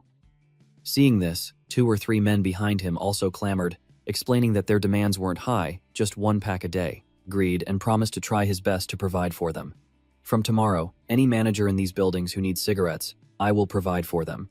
As they wished, they agreed. He turned and left, which made Trongdich's underlings look indignant and ask if he was being too good to them. Giving them food is a huge favor, and now they're asking for more. He left and thought that their request was not unreasonable and he couldn't play favorites. He then reassured them, "It's fine, just do as I say." The man looked annoyed. He had worked so hard just to barely have enough to eat, so why were those people living so comfortably? Meanwhile, Trongdich was in his room, thinking it was almost time for the final curtain call. The number of casualties in the internal conflict was at least around 400 people. The remaining people were unlikely to start another internal conflict. They had also let their guard down now, so dragging this out would be disadvantageous for him. Immediately, Ditch punched the air and declared, "Tomorrow, it ends." He rode his motorcycle to the supermarket and gathered all the fast food. Thinking, if this is their last meal, it should be as lavish as possible. I've been merciful enough to them. After saying that, he put on his gas mask and started to act. He prepared food, cigarettes, and alcohol to ensure he could catch them all in one go. After that, he wondered if it was really over, because Trongdich always felt the process had been strangely smooth. So why were they holding back? Could it be that they received instructions from a spy in Building 25? Or was he overthinking it? He decided that continuing to worry was useless. As long as he had his weapons and safe room, They couldn't do anything to him. Whatever plan they have, in the face of absolute power, all schemes are meaningless. All set, Truong Dich returned to the complex and waited for everyone to come down and get their supplies. At this point, Thien Fong had already arrived, and he told him to wait a bit so he could call the others down to get their share together. When he saw that, was enough, Truong Dich put on a friendly and cheerful expression, picked up the food, and called everyone over to get it. Meanwhile, he was thinking that the plan was about to succeed. Dich distributed food to each representative, and Vuong Quang and Lin and Joke secretly exchanged glances. He then called the representative of Building 21, Vuong Quang, to come and get his share. After calling him, he turned back to get the food below. At this moment, the man behind him had a sinister expression and unzipped his jacket. He immediately pulled out a gun and aimed it straight at Truong Dich, causing him to freeze in shock. The person who took the 3 shots was Uncle View, who had jumped in to save him. Truong Dich immediately panicked and held him tightly. From behind, the blonde-haired man had a ready sword. He aimed straight for Truong Dich's head and struck. As if sensing something, he turned around. He turned and fired his gun repeatedly at the man, cursing himself for miscalculating. Now, Truong Dich went crazy, continuously firing into the crowd, declaring that they all had to die. They gradually fell, their blood splattering in the blizzard wind. At this point, the fleeing crowd in the distance was horrified, not understanding how Truong Dich also had a rifle. Just as the question was asked, this guy also took a bullet through the head. When the rifle ran out of ammo, he dropped to the ground and directly pulled out 2 other guns from his bag, and thanked Uncle View for taking the bullets for him. He then promised to get revenge and kill them all. Vuong Quang then explained that he was not an accomplice with the other 2, and this had nothing to do with him. Then Thien Fong next to him also swore an oath and begged Truong Dich not to kill him. Betraying him once made him bitter and unable to trust anyone. He immediately opened fire on the 2 of them. He aimed at Lin Gok and saw her screaming and begging for her life. After that, he told her that he still had a 3-year-old daughter and had to live to wait for her return. Just as he finished, Truong Dich immediately fired, taking down Lin Gok decisively. At this point, he expressed that he didn't have the habit of letting tigers back into the mountains. After dealing with the traitors, Truong Dich turned around and remembered Uncle View was dying. He was severely injured. He then turned to help him up and asked, "Uncle View, you're still alive, right?" He looked around, pulled out a syringe of adrenaline, and plunged it straight into Uncle View's body, and called for the 2 people lurking in the distance to come and help. The 2 of them were startled and immediately ran over to help. Then, the 2 of them carried Uncle View into the apartment building and met Lamai. She held her child and had a panicked expression, asking what would happen to her and her son if he died. Then, with tears streaming down her face, she cried, "If you're gone, how will my son and I live? We might as well go with you. What were you thinking? Taking a bullet for someone else makes you noble, but can you face your wife and child?" Hearing these words made Truong Dich furious. He turned to Lamai and told her to calm down and promised to do his best to help Uncle View live. As the head physician of a major hospital, with her there was hope of healing Uncle View's wound. She then held out her child and expressed that if her husband died, she didn't want to live anymore. But she begged him to take care of the child. Truong Dich was surprised and asked, "Uncle View isn't dead yet, and you're already arranging his funeral like this?" Lamai immediately hugged her child tightly and cried out, expressing that she certainly wanted her husband to live well. After that, she looked at Truong Dich's back and thought, "Uncle View is the long-term meal ticket I chose. Since he took a bullet for Truong Dich, even if it doesn't make him bleed, he has to lose a layer of skin to satisfy me." When they reached the hallway of Truong Dich's room, he told Lamai to go home first, because he had to perform surgery to remove the bullet from Uncle View right away. So even if she stayed, she couldn't help. She immediately knelt down, refused, and used the excuse that she needed to be by her husband's side. Truong Dich turned to look at Uncle View and felt his pain seemed to have lessened, so he let Lamai in. As soon as she opened the room, she had a look of enjoyment, thinking that ever since the ice hit, she had dreamed of being in this house. When she entered Truong Dich's house, Lamai no longer cared about her husband and child and just reveled in the warmth, fresh food, and even a heater. She thought to herself that she could enjoy these things in the future. Immediately, Lamai went into the kitchen on her own and drank a mouthful of warm water, which surprised Connie and Truong Dich. She then turned and asked Truong Dich if he had any milk powder. He was furious and asked in a low voice what she was talking about. She then gently expressed that her child also needed something to drink and that her husband loved their child very much. At this point, Truong Dich suggested Lamai quickly come over and help. Otherwise, he would kick her out directly. Connie and Lamai helped Uncle View while Truong Dich took medical supplies from his storage space. First, Lamai pulled out a bed similar to one in an emergency room. Lamai then chimed in and asked if Truong Dich was using magic, but he ignored her and instructed Kan Yi to save Uncle View at all costs. If you need any medicine or medical equipment, just tell me and I will provide it. Kan Yi then promised to do her best. After a while, Truong Dich went in and asked her about the situation and if he could be saved. At this point, Kan Yi informed him that the situation was not optimistic. His internal organs had been damaged, and with the current conditions, it was very likely that he could not be saved. Hearing this, Lamai covered her mouth and started to sob dramatically. If my husband is gone, what will I do? Truong Dich then yelled at her to shut up and not to disturb the surgery. If anything happens to Uncle View because of you, you know the consequences. Hearing this, Lamai expressed that she should probably go outside, since she couldn't help here anyway. She didn't know how to treat injuries and would only cause more trouble by staying. As she was leaving, she thought to herself, there's so much food outside, and a sofa and hot water. Who would want to stay here? Immediately, Truong Dich ran up and blocked Lamai, saying that this surgery was a matter of her husband's life and death. Therefore, she needed to stay and help, whether it was wiping sweat or handing things over. He then pulled out his gun and suggested that even if she didn't know anything, her presence here was the greatest encouragement for Uncle View. He then aimed his gun straight at her and made his decision, telling Lamai to stay put while he went out for a bit.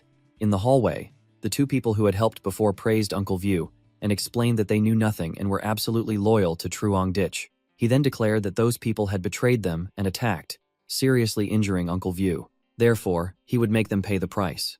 He then decided that they had to counterattack tonight. Hearing this, the women behind him became anxious, thinking how could they possibly do it with just a few of them. Then a young man spoke up. How can we do it with just us? Does Truong Dich still have a trump card he hasn't used yet? He then announced that they didn't need to worry about this. I've already dealt with the people in the building, so you are responsible for guarding the surroundings. Later, if you see someone jumping from upstairs, go up there and give them a good stab. He then led his men to Building 21 and ordered them to surround it. From their floor, they looked down and saw Truong Dich leading his men to surround them. This made a resident of the building anxious, hugging his head and trembling. In contrast to that person, the others readied their clubs, thinking this was their territory, so what was there to be afraid of? Even if Truong Dich had a gun, he would still have to pay a price to get in. Down here, he reminded everyone to watch the windows to prevent anyone from escaping. The young man in the cap watched Truong Dich's retreating figure, wondering what he was up to. At this point, Truong Dich jumped into the apartment building, feeling that it was temporarily empty and a good time to act. He then took out all sorts of large pieces of wood and materials from his storage space. Next, he poured gasoline on the logs. On their side, the people of Building 21 had no idea what Truong Dich was up to. He had successfully poured fuel everywhere, and the fuse was long enough for him to get away. In this cold weather, I'm a kind person. I can't bear to see people suffer from the cold. I'll light a fire for them to warm up. They should remember to thank me. When the fire had filled the lobby of apartment building 21, Truong Dich calmly left the scene. He moved through the snow. He then pointed at the apartment building and announced that it was their turn to act. At the same time, smoke had filled the upper floors, causing the thugs to panic and worry. They never expected Truong Dich to be so ruthless.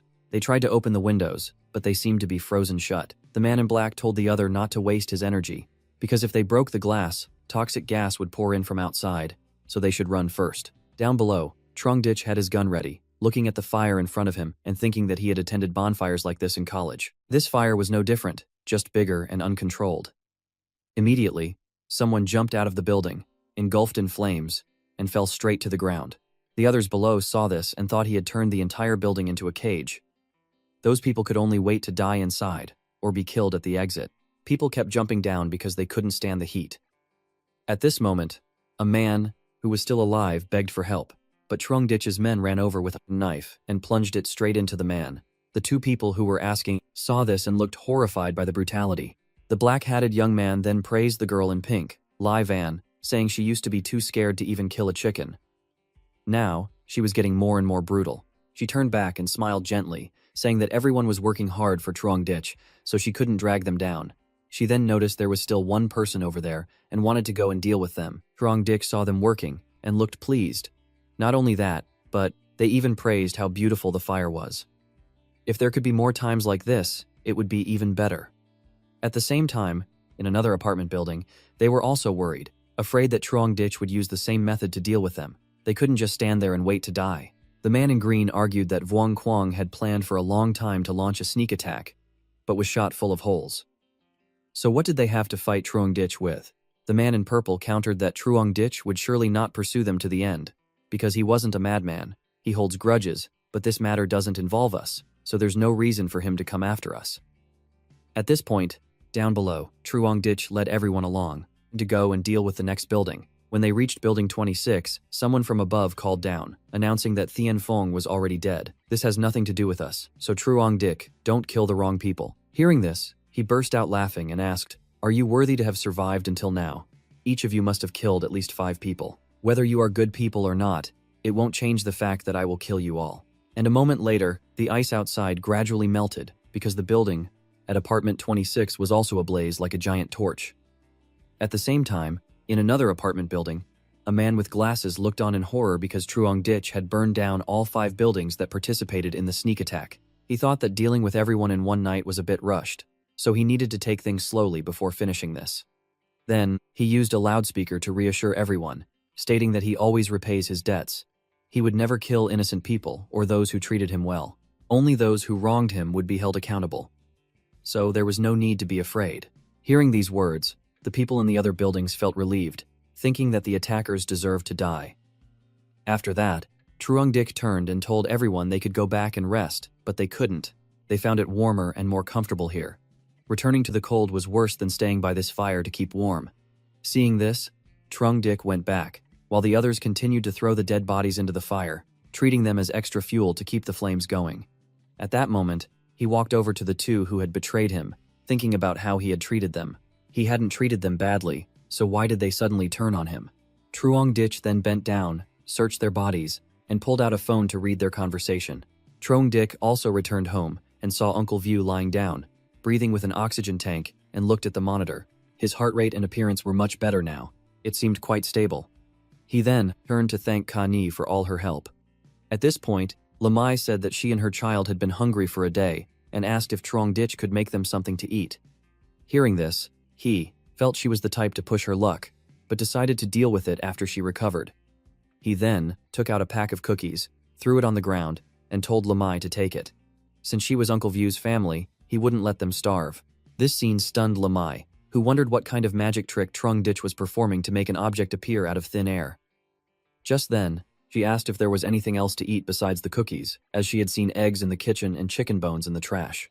Hearing this, Truong Dich truly lost his temper. He immediately turned around and snapped that there were instant noodles if she wanted them. Seeing this, Lamai replied in a sharp voice, "If you don't want to give it, then don't. I was just asking. Instant noodles are fine too." After returning, she told the mother. Back in Ka Ni's room, she sat down and sighed, lamenting that another problem had been added to the house. Truong Dich reassured her that there wouldn't be any trouble. He then reached out and asked about Uncle View's health, wondering how long it would take for him to recover, or if this was just a final flicker of life. Ka Ni stammered that his wound was severe and he'd lost a lot of blood. They had no blood bags to use, and she felt it would be very difficult to save him. Hearing this, Truong Dich wondered why he had overlooked the blood bag issue, but then how could Uncle View be saved? Just then, Ka Ni recounted that Uncle View's heartbeat was about to disappear when his body suddenly underwent some kind of change. His body's vitality rapidly increased, and even the bleeding from his wound significantly decreased. Hearing this, Truong Dich seemed to realize something. The culprit behind the widespread freezing was gamma rays from outer space. Truong Dich had gained his abilities thanks to them. Assuming he wasn't the only one affected by the gamma rays, it was possible that others had also awakened abilities. Uncle View's situation was identical to Truong Dich's state before his own awakening. It was very likely he was awakening some kind of ability. He then wondered if being near death was a condition for awakening an ability. But even so, those who couldn't heal their wounds after awakening would still die. If Uncle View hadn't met Truong Dich, he would have died too. He then turned and instructed Ka Ni to inject him with a dose of muscle relaxant or sedative every day. It wouldn't harm his body, but would control his actions. Ka Ni then asked if Uncle View had developed a special ability like Truong Dich. He revealed that it was very likely, but they had no experience with this. If Uncle View lost control after waking up, he could destroy the entire house. After they talked, Truong Dich told Ka Ni to get some rest. Then, she asked what would happen to Uncle View. Could Lamai really take care of him? Truong Dich replied that although the woman was annoying, she wasn't that stupid. She knew very well that if anything happened to Uncle View, Truong Dich would kick her out immediately. Then, Truong Dich left the room and saw Lamai snooping around. He told her to stay in the same room as Uncle View so she could take care of him at night. Next, Truong Dich remembered he'd almost forgotten something. It was an urgent matter. He had to deal with the mole. He then went to the corridor of Building 25. He moved a police shield into position. He shot the door lock with his gun. Then, Truong Dich kicked the door in and saw Vu Tin. Tin was still alive and screamed for him to die. Not only that, she threw something straight at him. Truong Dich blocked it. Instantly, the knife slipped from her hand, causing Vu Tin to fall to the ground. Seeing this, Truong Dich sneered, "Long time no see. No wonder you've survived this long. You truly are a backstabber." It turned out Vu Tin had been eating Tai Lin's corpse to survive until now. Hearing this, she yelled, asking why Truong Dich wasn't dead yet. She called the others useless trash for failing to kill a single person with so many of them. Truong Dich then exposed her, asking if she thought she could kill him by secretly contacting Vuong Quang's group and inciting Zhang Loi and Li Thon Van. She then blamed everything on Truong Dich, scolding him for not being more persistent in pursuing her and choosing another girl instead. At that moment, Truong Dich picked up a club and declared he had no time to talk to a crazy person. He was foolish and slammed it straight into Vu Tin's leg. The blow shattered her leg bone. He then grabbed Vu Tin by the head and dragged her to the window. Then, he lifted her directly onto the windowsill and told her she deserved what was coming. Immediately, Truong Dich let go. She fell straight to the ground. It was a miserable end. He still thought Vu Tin's death was far too easy. The next day, Connie reported that Uncle View was recovering very quickly, his self-healing speed more than 10 times faster than a normal person's. Hearing this, Truong Dich felt things were finally stabilizing. He told Connie to take good care of Uncle View and ensure he made a full recovery. As he left the room, Lamai pleaded that she had forgotten her charger and asked if Truong Dich could get it for her, along with her child's diapers. At that moment, Truong Dich remembered that people in a coma can still hear external sounds. He then put on a feigned smile. He made an excuse about having important matters to attend to and promised to help her after he was done. As he left the room, Truong Dich thought it was time to deal with this nuisance. After going outside, he looked at the burnt buildings and felt that after a full day of clearing, not many were left, and the survivors posed no threat. Continuing would just be a waste of manpower and resources. The purge for today ends here. As for the others, we'll deal with them later.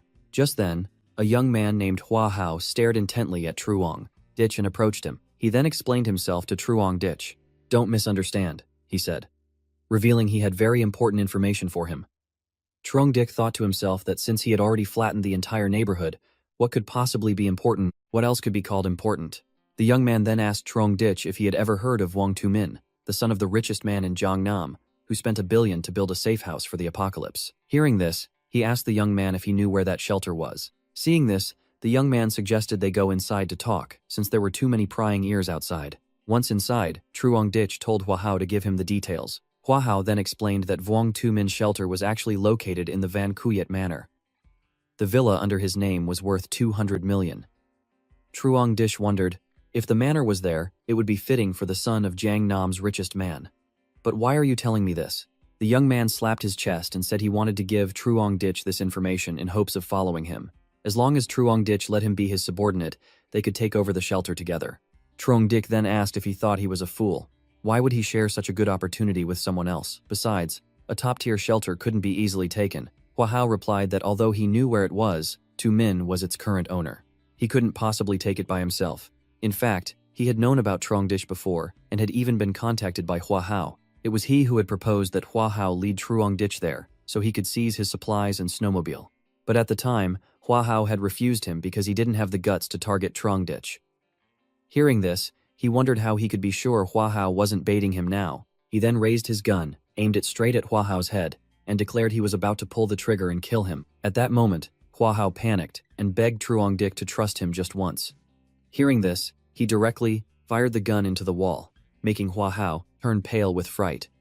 He then insisted that the information he provided was completely true.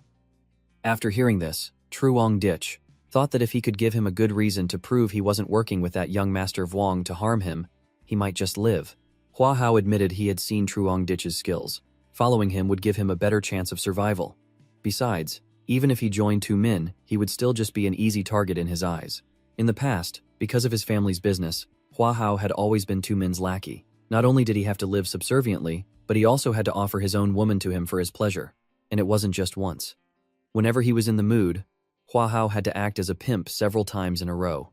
It was because of Tu-min that Hua Hao became a laughingstock in the upper society of Tianhai City. He wanted to settle this grudge. Hearing this, Truong Dik asked how he planned to help if they teamed up. Hua Hao proposed they use his relationship with Tu Min. He would pretend to have tricked him into going there and ask him to open the door. At that point, with his skills, killing him would be simple. Truong Dik then asked about the safe house's security system. Specifically, how many traps and defensive weapons were installed. Hua Hao bargained that before he told Truong Dik, he had to agree to cooperate and guarantee his future well-being. Otherwise, he couldn't say. Hearing this, Truong Dik reasoned that if Hua Hao couldn't speak, then there was no use in keeping him alive. He then pressed the gun to Hua Hao's head, but he still insisted it would be useless even if Truong Dik shot him. He knew that anyone in the neighborhood who lost their value would be silenced by Truong Dik. The intel on the safe house was Hua Hao's last hope for survival. Hearing this, he thought the guy was actually quite smart. As for the conditions Hua Hao just proposed, Truong Dik could agree, but there were a few prerequisites he had to follow. Hearing this, Hua Hao seemed excited and full of hope. At that moment, Truong Dik announced the first condition. Hua Hao must disclose all information about the safe house, especially its firepower and security systems. Second, Truong Dik needed Hua Hao to help kill someone. Hua Hao thought that was too easy. He promised to deal with whoever Truong Dik wanted. Then Hua Hao asked to know Truong Dik's final condition. He told him to go upstairs first while he went to get something for him. A moment later, Hua Hao was waiting by the door when he saw Truong Dik carrying a suitcase. He wondered what was inside. Special forces equipment, perhaps. At that moment, he opened the suitcase and said Hua Hao had probably already guessed his identity. Although he wanted to remain anonymous to continue his mission, the special circumstances forced him to reveal his trump card. Hua Hao thought to himself, so it's true. Truong Dik's godlike marksmanship and ruthless killing meant he had to be a retired special forces soldier or a professional assassin. This was a real big shot. A real pro. In this apocalypse, following him would guarantee survival. Truong Dik revealed that when he was a mercenary, he often captured prisoners who were hard to handle. So, he had special methods to deal with tight-lipped or ill-intentioned people. He then took out a syringe and held it in front of Hua Hao, who became terrified and asked what he was planning to do. He revealed that it was a slow-acting poison he often used. It would only take effect after a week of injection, and with no antidote, death was certain. He then reassured Hua Hao not to worry. As soon as they secured Tu Min's shelter, Truong Dik would give him the antidote. Hearing this, Hua Hao was terrified and backed into a wall, begging Truong Dik not to come closer. But at this point, he also had already pinned him down and injected him straight in the neck. After that, he announced, "We're in the same boat now, so there's no need to start anything. Don't be afraid. The poison absolutely won't act up before the deadline." Truong Dik did this so there would be no suspicions between them. Now, if he died, Hua Hao wouldn't live either. He then told him to go back first and wait for further instructions. Hua Hao reluctantly agreed and promised to contact Tu Min immediately after returning so they could both go there. Seeing him leave, Truong Dik thought to himself that luckily, he wasn't exposed. The so-called slow-acting poison was just an excuse. The injection was methylene blue, used to treat methemoglobinemia. A single injection would cause an adverse reaction similar to poisoning, but if Hua Hao believed it, the chances of him hiding things and betraying him would be smaller. At the same time, inside the room, Lamai was whispering something in Uncle View's ear. Outside, Truong Dik also saw everything through the camera and thought, "You're about to die, and you still dare to play smart." Immediately, he opened the door, and Lamai shot up. Truong Dik asked about Uncle View, saying his awakening had really scared him. Uncle View expressed that it was lucky Truong Dik had a doctor, or he might have really died. He didn't know how things were outside. Truong Dik reassured him to just rest and not worry about anything else. At that moment, Lamai spoke up, thanking Truong Dik for treating her husband well. Their family of 3 didn't know how to repay him. She then suggested that their family would rely on him from now on. Hearing this, Truong Dik pretended to agree with Lamai, promising to be responsible for her family's life from now on. Seeing this, Lamai's eyes lit up like stars. She reminded him that he said it himself and couldn't go back on his word. She then handed her child to Truong Dik to go home and get some daily necessities, telling him not to lock her out later. Truong Dik confirmed his agreement.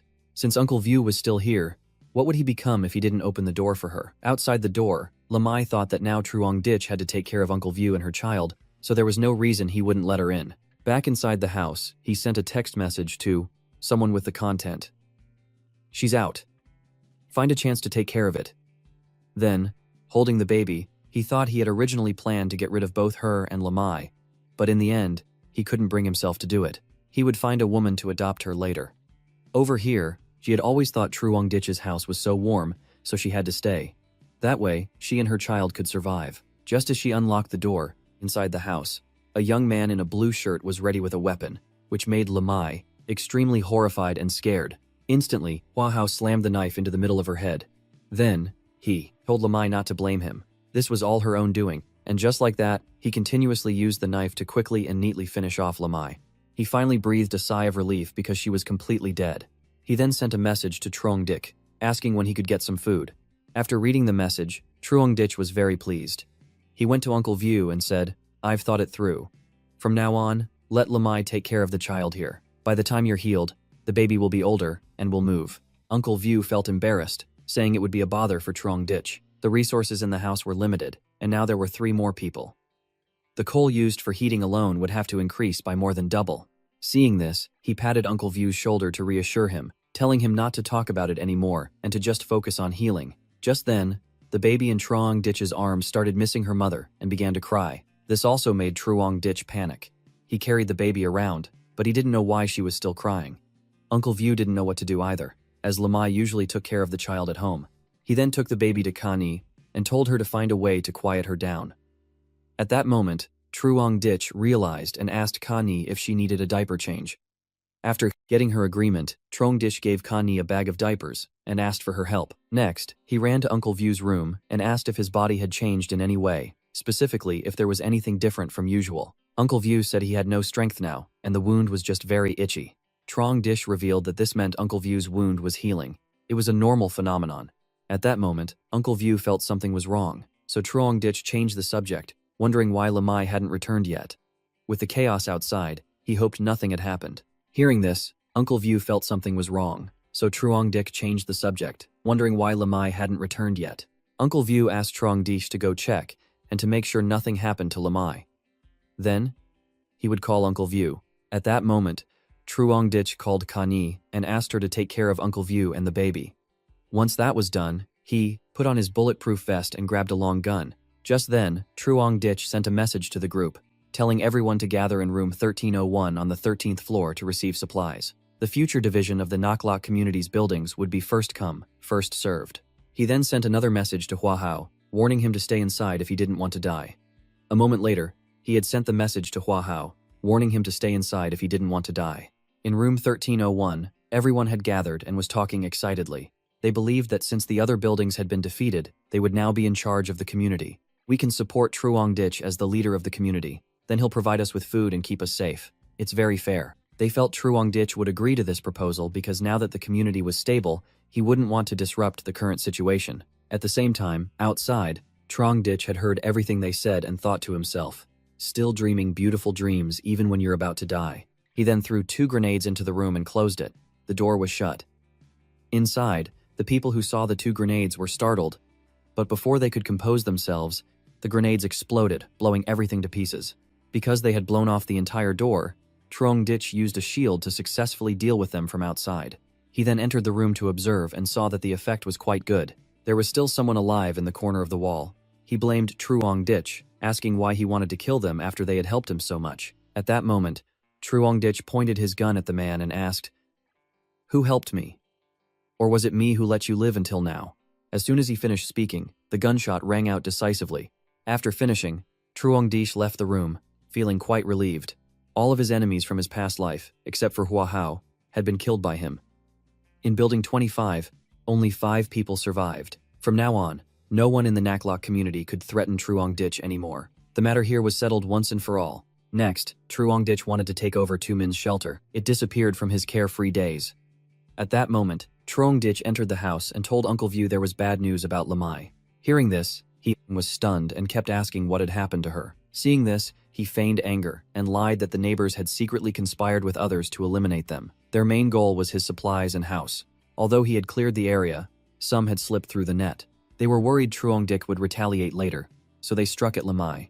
Hearing these words, Uncle View's heart ached like it was being cut, tears streaming down his face as he blamed himself for being careless. Truong Ditch then comforted him, saying that if anyone was to blame, it was him for not noticing in time. Then he happened to see the spot on the bed where Uncle View had just slammed his hand. It had formed a deep hole. He realized it was a strength-type ability. which perfectly complemented his own. He then told Uncle View not to get agitated yet, revealing that he had already dealt with those people, which could be considered a comfort to Lamai's spirit in heaven. Hearing this, Uncle View continuously. At this moment, he tried harder to act distressed, admitting he also had a responsibility for not predicting they would lose their minds like that. He told Uncle View not to be so pessimistic and promised to find him a new, more beautiful wife. Uncle View blushed and revealed he preferred more mature women, and Truong Dik assured him he would definitely find one that satisfied him. Just then, Connie came in to call Truong Ditch, reporting that the baby was crying again and she didn't know why. Seeing this, he looked at Connie's chest and made a guess that she was probably hungry. Hearing this, she was embarrassed.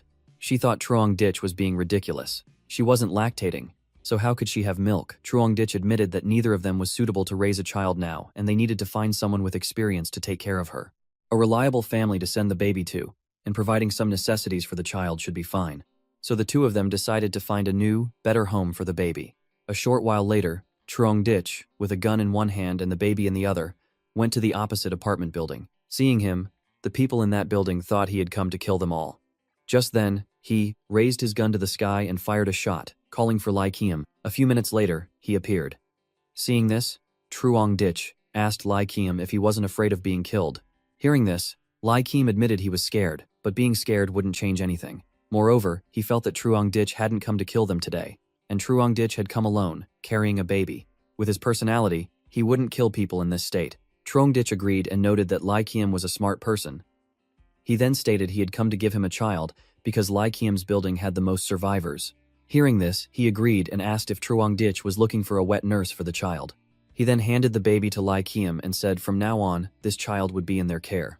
Truong Ditch promised to spare them as a condition. He then gave Lai Kiem diapers and the prepared formula, along with some food. After all, Truong Dik had brought the person here. If they didn't take good care of her, he would come to settle the score. Lai Kiem immediately affirmed that they would take great care of the child and make sure nothing happened to her. He then handed the baby to a woman in a pink shirt behind him. Since there was nothing else to say, Truong Ditch asked how many people were still alive in Lai Kiem's building. He replied in a low voice that there were still 66 people. Although he didn't know how they would continue to live, Lai Kiem believed there would be a way. They had survived this long and had faced even greater difficulties. He always believed that God wouldn't abandon them, so as long as they were alive, there was hope. Hearing this, Truong Ditch thought the food problem was easy to solve. Looking at the buildings burned down by Truong Dik, the food inside would probably be enough for them to live on for a while. Lai Kiem looked over and saw the dead bodies lying there, and he firmly stated that they would not resort to that. Once a wrong path is taken, the end result is always destruction. Compared to that, it's better to die with dignity as a human. That way, at least their hearts would be clear and without shame. Hearing these words made Truong Ditch think that even at a time like this, there were still people who could maintain their integrity. Standing before him now, he felt immense respect. Lai Kiem admitted he admired Truong Ditch even more because when the apocalypse came, he had the ability to let himself and those around him live well. He acknowledged that he was far inferior to Truong Ditch in this regard. Lai Kiem genuinely had a favor to ask, but Truong Ditch stopped him, knowing what he was about to say. Hearing this, Lai Kiem wondered to himself that Truong Dik had been able to provide so much food before. Now, the number of survivors in the neighborhood was just that many. With Truong Dik's ability, managing the entire community well, Lai Kiem could totally lead everyone to survive. But Truong Dik had decided from the beginning not to agree. He immediately turned and walked away. He then looked into the distance and advised Lai Kiem, "All beings suffer. I'm not a Buddha, so I can't save so many people. What would happen if I did? There are so many people who only remember to eat but not to work. Who can guarantee I won't be backstabbed? In these chaotic times, it's already difficult to take care of myself." Truong Ditch has no grand ambitions. Living well himself is his ultimate goal. He then dropped 3 bags of supplies on the ground. He revealed this was a parting gift and told Lai Kiem to take it. He then advised him to rely on himself for everything.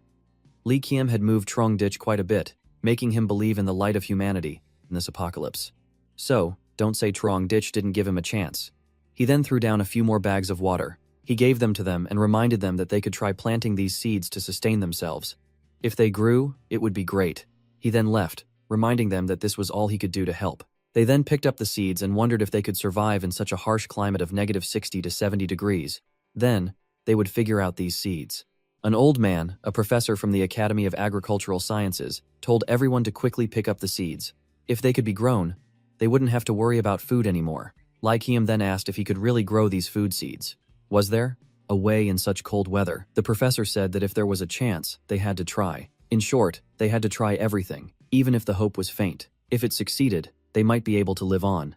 So, everyone spread out in the snow to pick up every single seed. By then, Truong Ditch had returned home, stretching as he looked down, thinking that the petty matters of the community had finally come to an end. Now, he just needed to secure a new base. He then went back inside and told Connie he was a bit hungry. Hearing this, she took off her doctor's coat and went to cook. She then asked Truong Ditch what he wanted to eat for lunch. Just then, Truong Ditch walked over and wrapped his arms around her waist, startling Connie. He then said, "You're a beautiful and talented chef, can't you guess?" Seeing this, she blushed and reminded him that Uncle View was right next door, but Truong Ditch said that the soundproofing in the house was very good, so he wouldn't hear anything. The next morning, he received a message from Hua Hao, informing him that he had spoken with the other party and asking when he would set out. After reading it, Truong Ditch told him to come to his house to discuss it further. He then thought, Hua Hao seems to be getting impatient. A short while later, he arrived at Truong Ditch's house and smiled. He took off his thick coat to enjoy the warmth of the house. Suddenly, Truong Ditch came out, startling him. At that moment, Hua Hao wanted to tell him what he and two men had talked about. After hearing this, Truong Ditch told him not to bother, just to give him the phone. This made Hua Hao extremely surprised. He stammered, asking why Truong Ditch wanted his phone. At that moment, he announced that he wanted to directly see the conversation between Hua Hao and two men. Seeing him seem hesitant, Truong Ditch urged him on. Seeing this, Hua Hao held his phone even tighter, mumbling that there was nothing.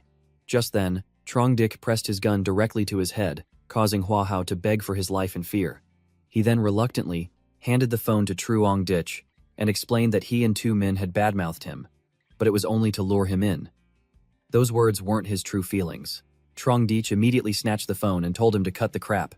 A moment later, he spoke up, surprised that Hua Hao had contacted two men half a month ago. In the text message, he had incessantly badmouthed Truong Ditch, calling him a damn bastard who was arrogant just because he had a gun. Why should he get to live in such a good room? This kid is vicious, killing dozens of people at once, so he's not easy to deal with.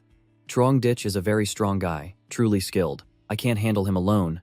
But if we team up, Mr. Two Men, there will definitely be no problem. After reading it, Truong Ditch turned the phone around and asked Hua Hao to explain these words. At that moment, he raised his hand and swore. Because Truong Ditch had injected him with poison, if he died, he wouldn't survive either. Hua Hao explained that he said those things only to entice two men, to make him think they were on the same side. Truong Ditch confirmed that it was useless, even if Hua Hao was beaten. Meanwhile, he thought to himself that in the message, Hua Hao hadn't revealed his specific firepower and abilities.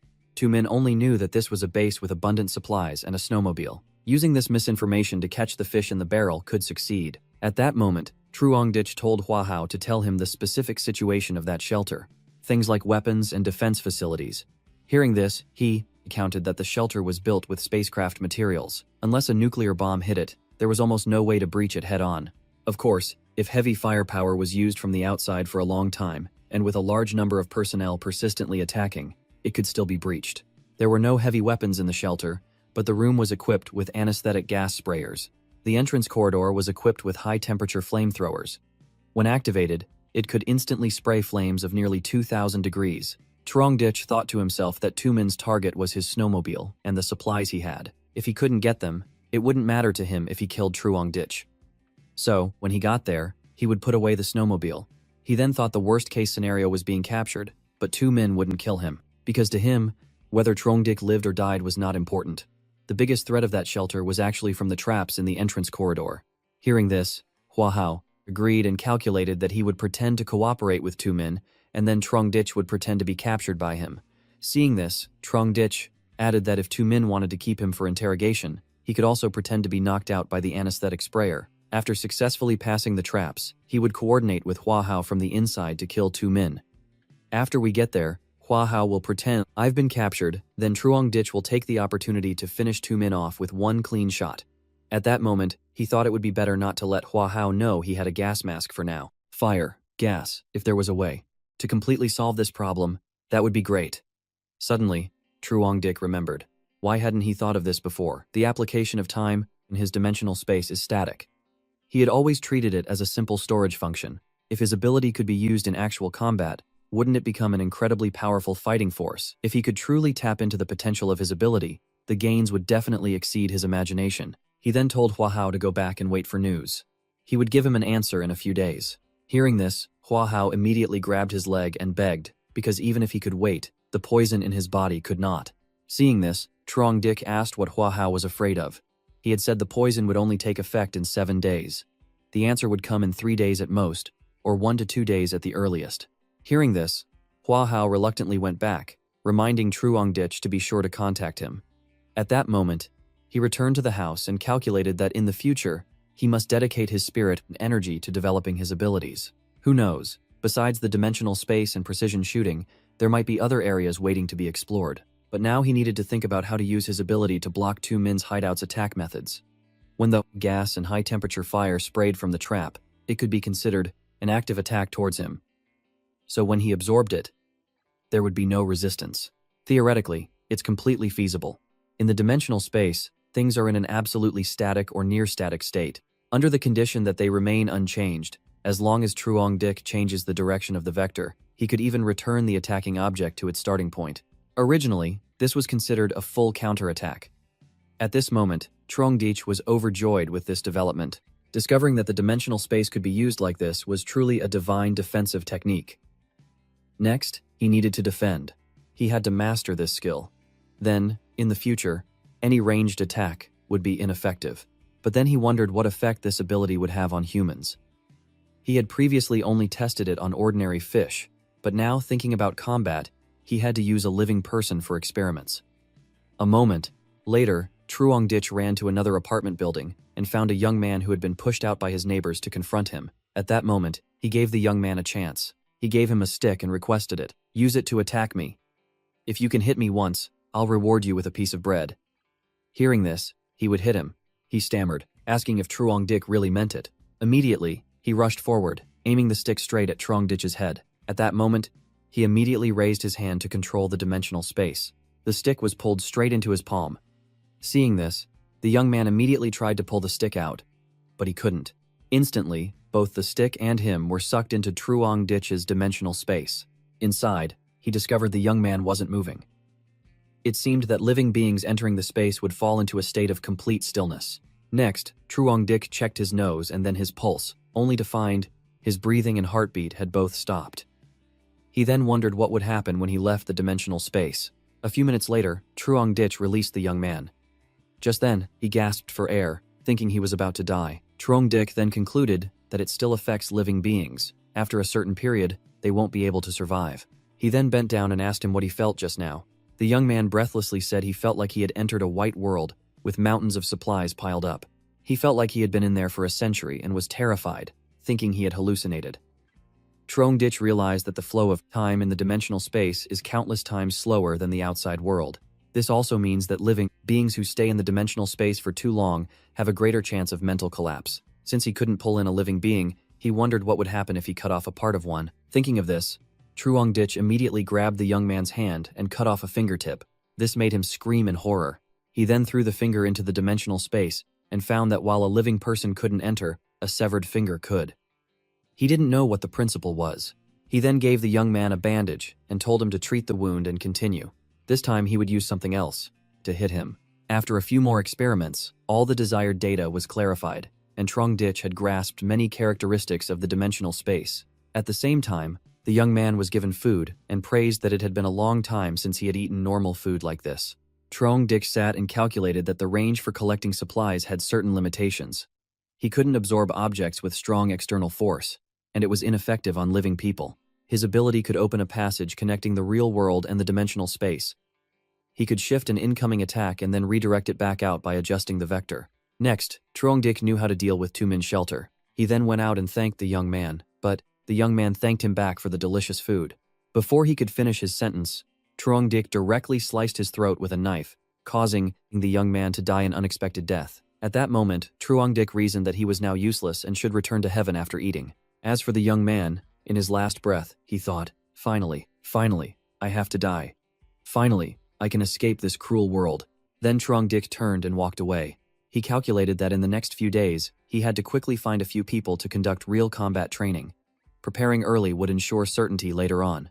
A day later, Trong Dich informed Hua Hao that they could set out. At that moment, he complained that he felt like he was about to die. Hearing this, Truong Dich thought that this guy had been eating better than before recently, yet he still put on this act. It seemed the psychological suggestion had really gotten to Hua Hao. Truong Dich then offered to inject him with a dose of antidote. This could temporarily suppress the illness. He then thought, this is all self-inflicted fear, but this is the effect I want. Hearing this, Hua Hao immediately pulled up his sleeve and urged Truong Dich to inject him. He just revealed that this could suppress his illness, but at most, it would only last for 5 days. Hua Hao would still be poisoned and die, so it was best not to do anything. It's best to pray for this operation to succeed, otherwise, neither of us will have a good outcome. After the injection, Hua Hao felt like he had been given a new life, affirming that he wouldn't gamble with his own life. Today, he was determined to follow Truong Dich. Seeing him call out, he thought to himself, it's best to be this sincere. A moment later, seeing Truong Dich packing, Connie asked, the problem in the neighborhood is solved. Where are you going now? Hearing this, Truong Dich revealed he was going to a better place and told her not to ask too much.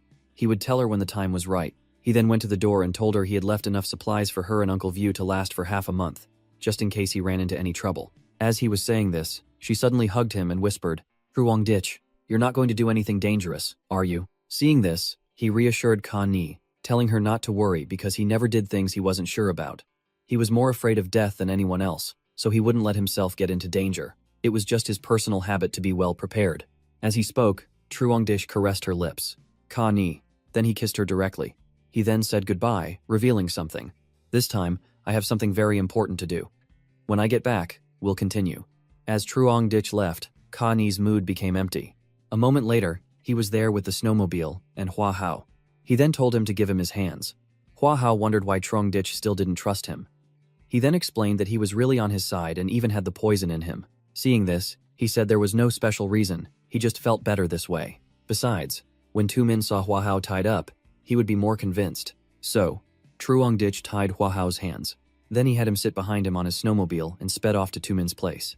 A short while later, the two of them arrived at the Van Cuyet Manor Villa complex. At that moment, Truong Dich calculated that there was a river in front and mountains behind. Even the feng shui was guided by experts. The buildings were also more luxurious than other places. The terrain makes this place a natural snow shelter. The snow is also much shallower than in other places. Originally, there was no shelter.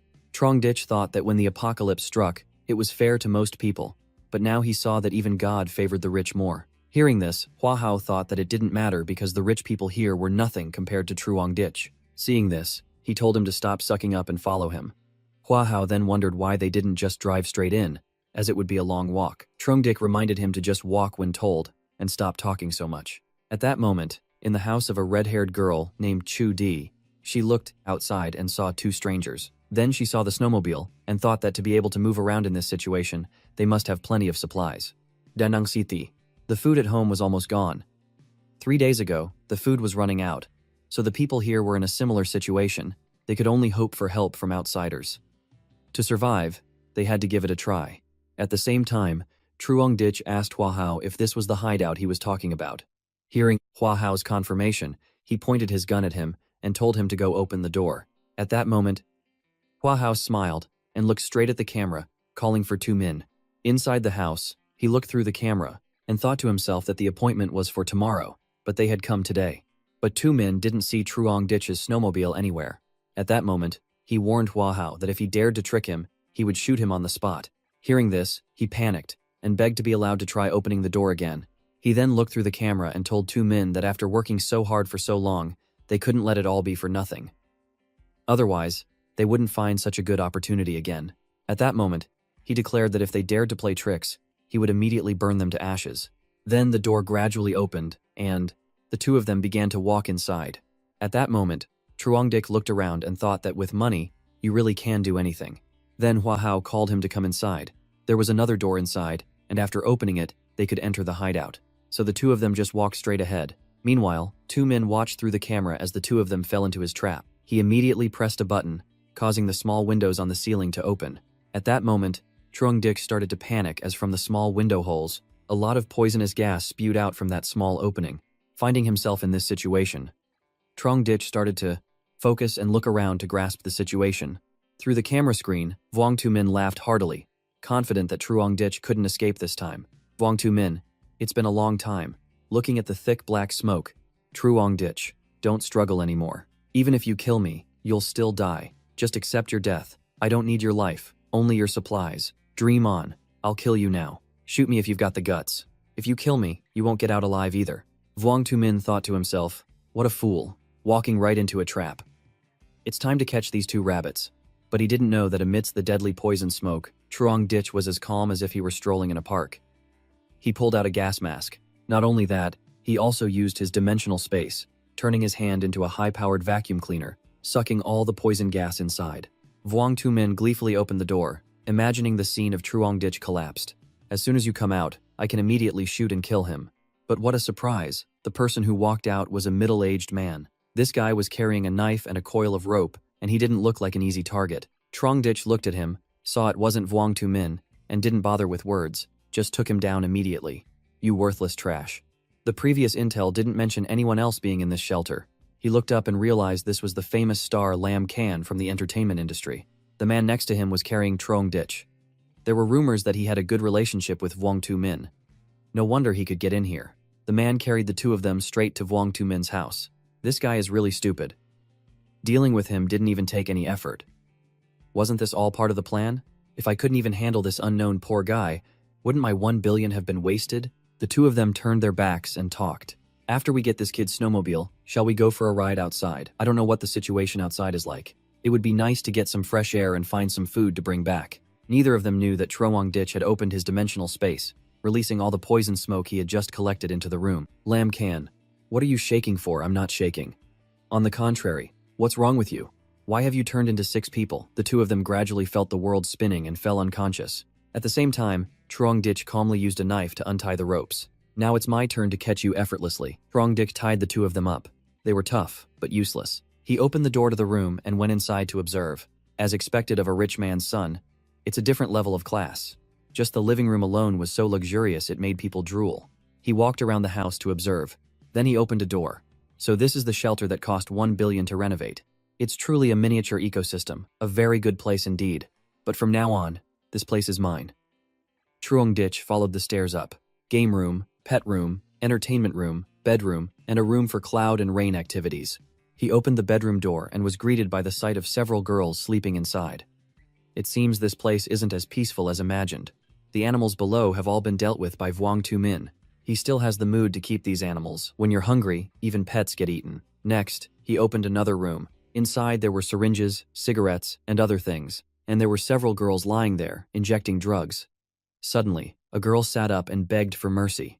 Young Master Vuong, we know we were wrong. We were wrong. Truong Dich didn't understand what she was rambling about. After a while, he realized she was a drug addict. Truong Dich kicked her away. I have a rough idea of what happened to the bodies in the next room now. Truong Dich raised his gun and fired. After finishing, he went to the surveillance room. This is the central area of the shelter. If only I were a computer engineer. He looked at the desk, all keyboards. Below, there was even a sports field, just right for a shooting range, a place to test my abilities. And he continued to a few more rooms but couldn't get in without a fingerprint. It seems to know how to use this shelter. I have to ask the owner, Vuong Tu Min. He woke up Vuong Tu Min and his tied-up colleague, then splashed water in their faces. So, are you two awake yet? How could you do this? To survive in this apocalypse, one must have some tricks up their sleeve. Right now, it seems you're not in a position to talk about this, are you? Why don't we talk about something else? Like how you should cooperate with me from now on. That's the only way to save your life. The two of them said in a panic. What do you want? Can't we negotiate as long as you don't harm us? To be frank, my purpose in coming here is to find a peaceful place to continue surviving. It's too dangerous outside. Supplies are scarce, and the temperature is cold. Your place is so big. Adding me won't be much of a problem, right? I'm just moving in here. You're not going to deal with me, are you? Then become the master of this place and deal with you. Do I need to do that? Your place is too big. Even with 100 people living here, it would still be spacious. I wouldn't go around killing people for no reason. Besides, I hope to use this opportunity to get to know young Master Vuong. You want to befriend me, that's right. This snowstorm is indeed very troublesome, but this kind of unusual astronomical phenomenon can't last forever. Sooner or later, society will return to normal. A small character like me, if I can be friends with a rich person like young Master Vuong, With your help in the future, wouldn't I be able to rise to the top? Of course, with just a little consideration from me, you could become second to one and above all others, he thought. It seems he thinks the snowstorm will pass quickly. That's for the best. He's still wary of the established order and doesn't dare to kill me for now. What do you want? Anything in this house. I can let you choose freely. If you've thought it through and want to cooperate with me, my request isn't much. We can live here together from now on. But before that, please give me the user manual for the shelter's system. If I agree to give you the system manual, can you guarantee you won't kill us? I've already said, I, Truong Ditch, am not one to kill innocent people. Besides, after the snowstorm passes, I also hope to become your friend. Vuong Tu Min thought for a moment. Alright, I'll tell you. After opening the password, the shelter's startup user manual was opened. Very good. From now on, the owner of this shelter is officially me, Truong Ditch. Well, have you checked that there's no problem? Hurry up and untie me. I feel like my whole body is numb. Truong Dick grinned arrogantly. Alright, wait a moment. He took the knife and sliced it across Tu Min's neck. Relax. Take a deep breath. It's like this. At first, you'll feel a bit dizzy, but this is very normal. Soon you won't feel any more pain. I did as you said. Why do you still want to kill me?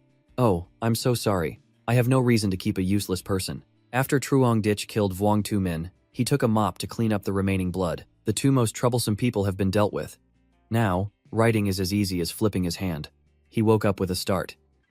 Where is this Truong? You succeeded, brother Truong. How did you deal with him?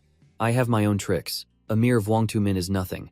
It's better for you not to know some things. You deserve to die. I never thought I'd have a day where I could kick you like a ball. These are your rewards. Open them and see. He immediately opened his backpack. It was full of cakes and snacks.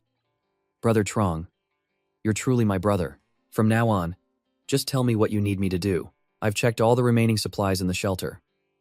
Besides the half-eaten canned goods of Vuong Tu Min, there's nothing left. The energy source to maintain the shelter's normal operation is only enough for 5 years. After sharing with you, there won't be much left.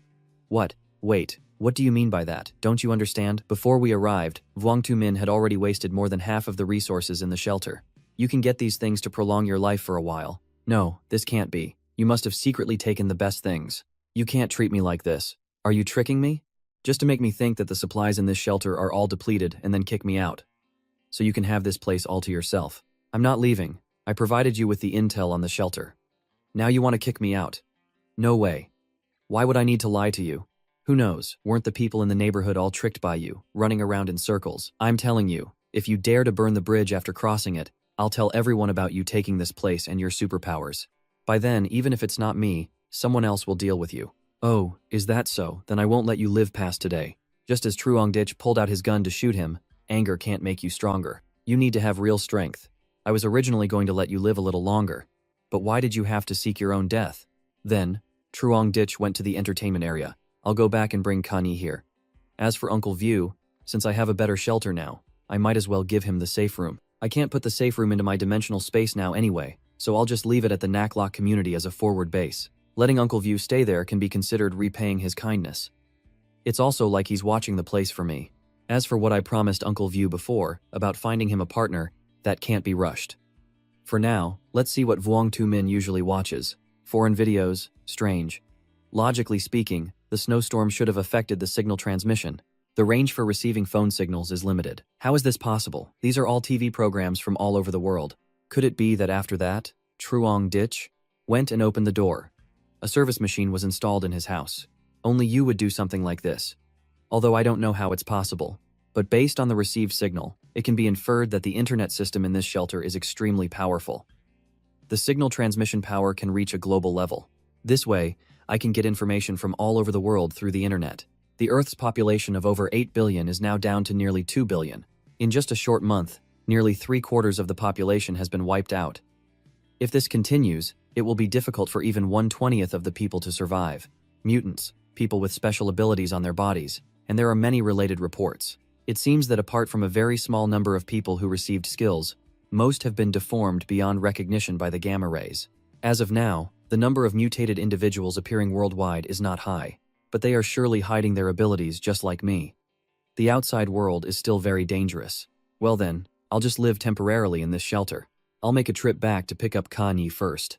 Truong Dick pointed his gun behind him. Suddenly, a pink-haired girl appeared with a pretty and cute expression. Please wait a moment, I have something to tell you. Truong Ditch recognized her.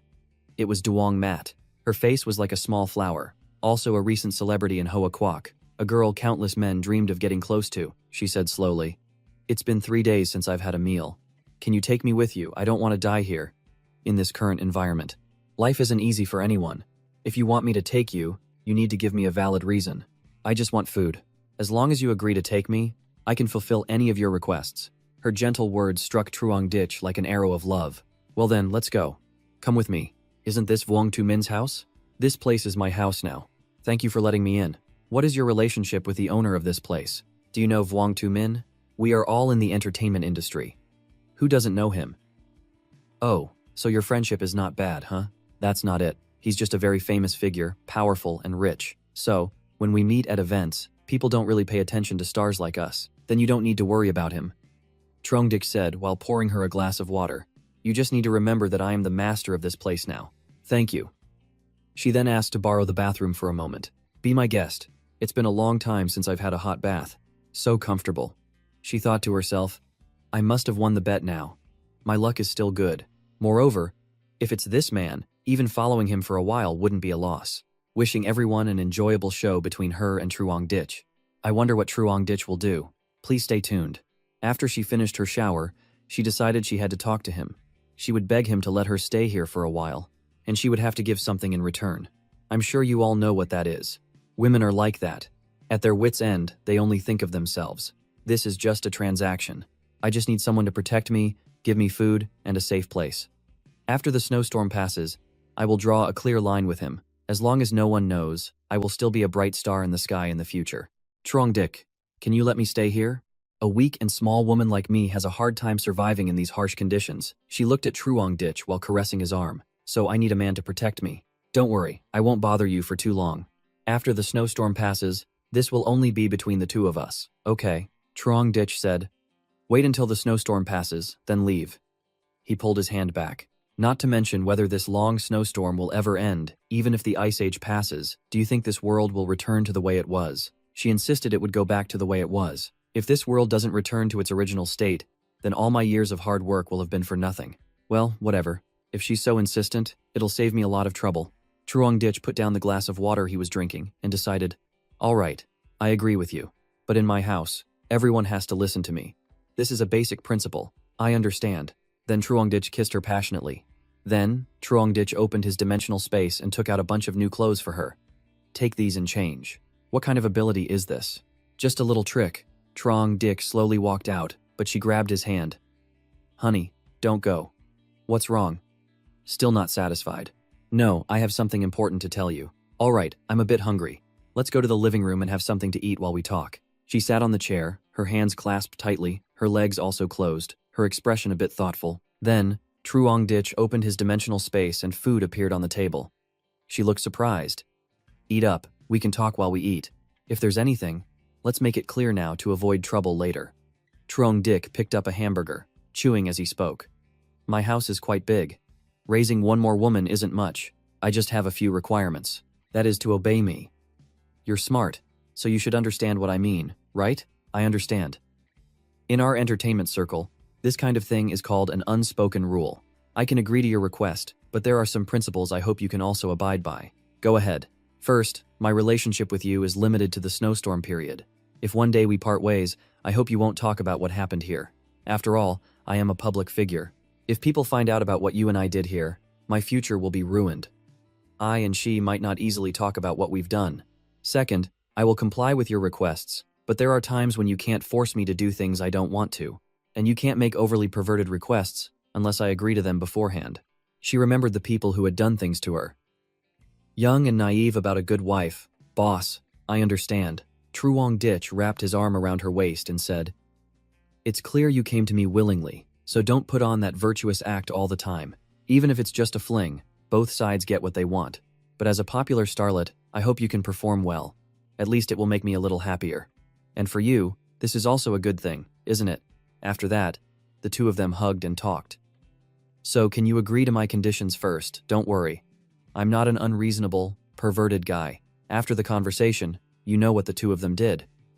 The next morning, Truong Dik said. I have to go out for a while. You be good at home and wait for me.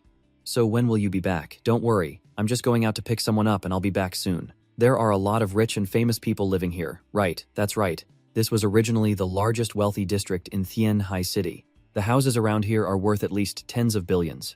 Is that so? I have a friend who is very good to me. But he was deceived by a wicked woman. Now he really needs someone to comfort him. I want to find a wife for him, so I'm asking you. After all, in your entertainment circle, few rich people here have died, and there are some widows. They are a bit older, your friend won't mind, right? That friend of mine is almost over 40. He likes mature women. If that's the requirement, then it's too easy. You probably know Chow Hai Mai. Right, Hai Mai. She was the goddess of many people's childhood. I know. Can you contact her now? Well, let me talk to her for a bit. While she was on the phone, Truong Dik thought, Uncle View, I've done my part for you now. I've found you the best wife. After that, Hai Mai also arrived. I've told her everything about your friend. She has no objections. She agreed. Truong Dik opened his dimensional space and gave her some food. You've been hungry for a long time. Right, these are the things I prepared for you. Thank you very much, she said while eating. You understand everything. Right, I understand everything. You two are both smart people. I just need to say it and you both understand. But I'm reminding you two. If I find out anyone has leaked the information here, then that person doesn't need to live anymore. In a town, some people from the town went out with dogs. They started fishing, and everyone pushed a large digging machine together. Then they adjusted the coordinates and started hitting the dogs to make them run. The machine turned into a rotating drill, drilling down into the ice. Then countless fish floated to the surface.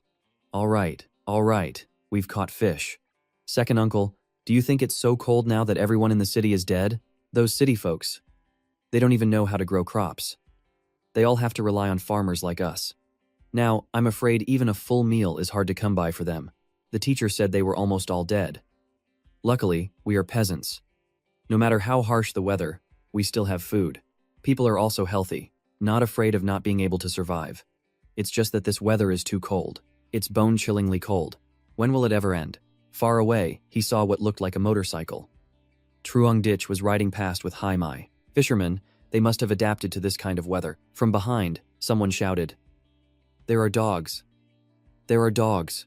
A few people chased after Truong Dik. I didn't expect people outside the city to be able to adapt to this kind of weather. This group of people is definitely after the snowmobile.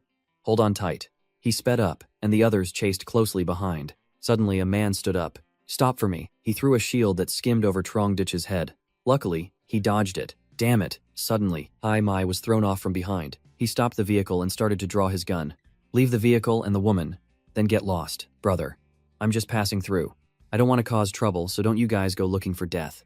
Can you give way? Brother, where did you get that vehicle and gun? He said something in their dialect. That snowmobile is a high-class vehicle, much more useful than a dog sled. And you're raising such a beautiful star.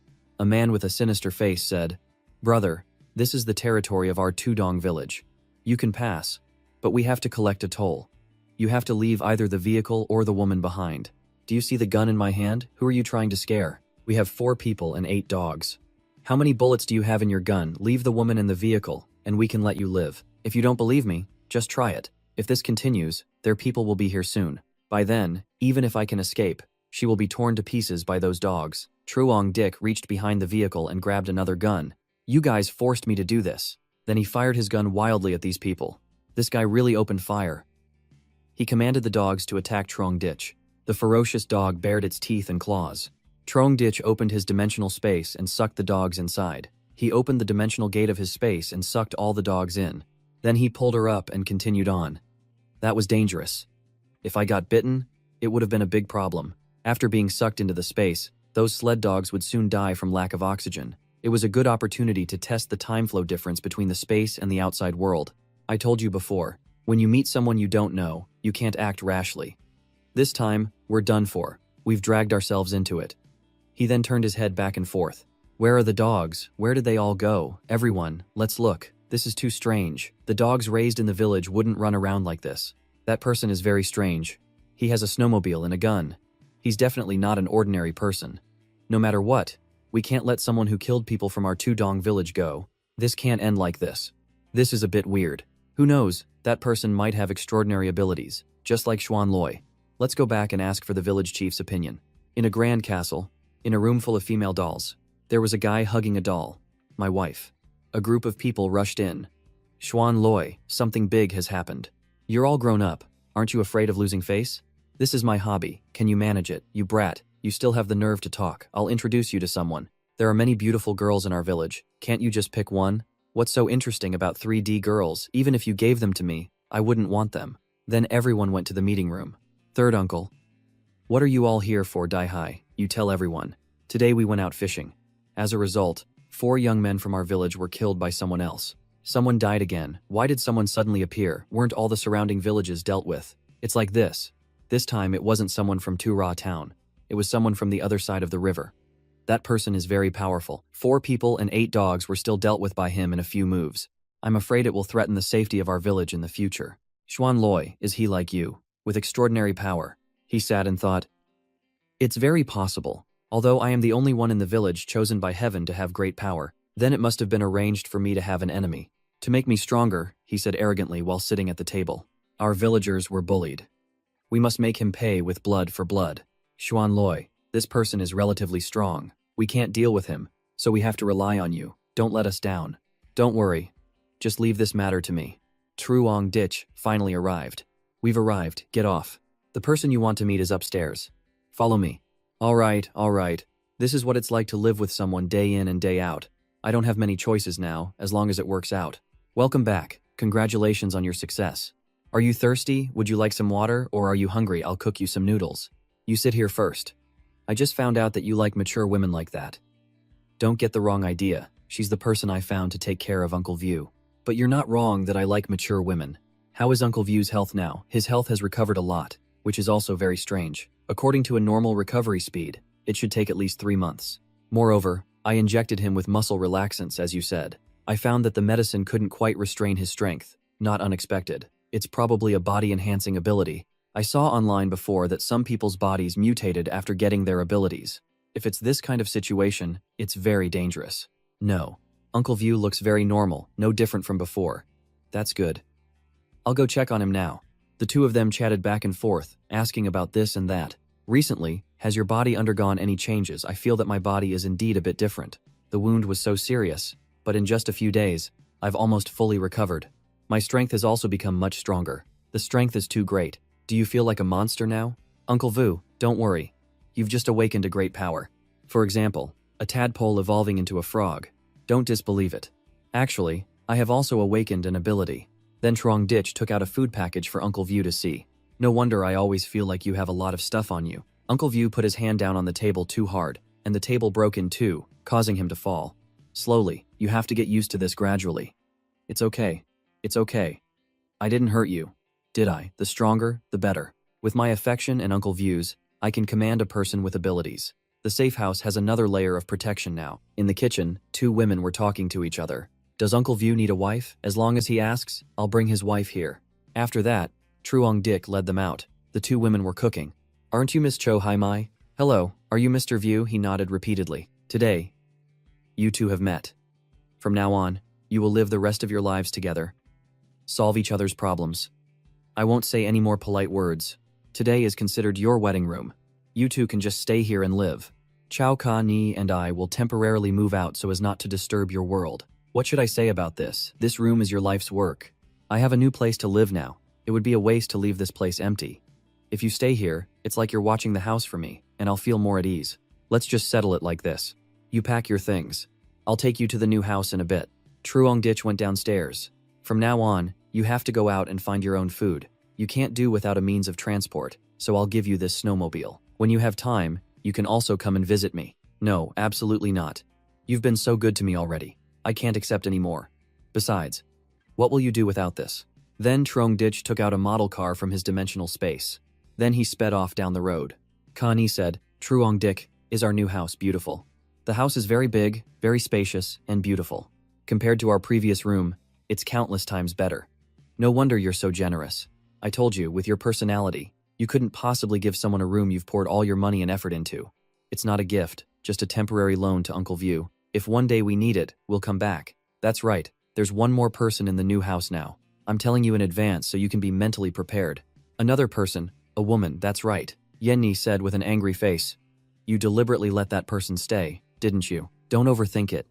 I was afraid you'd be tired from doing too much work, so I found someone to share the load with you. Are you telling the truth? Of course. You were the first person to join my crew. You are irreplaceable in my heart.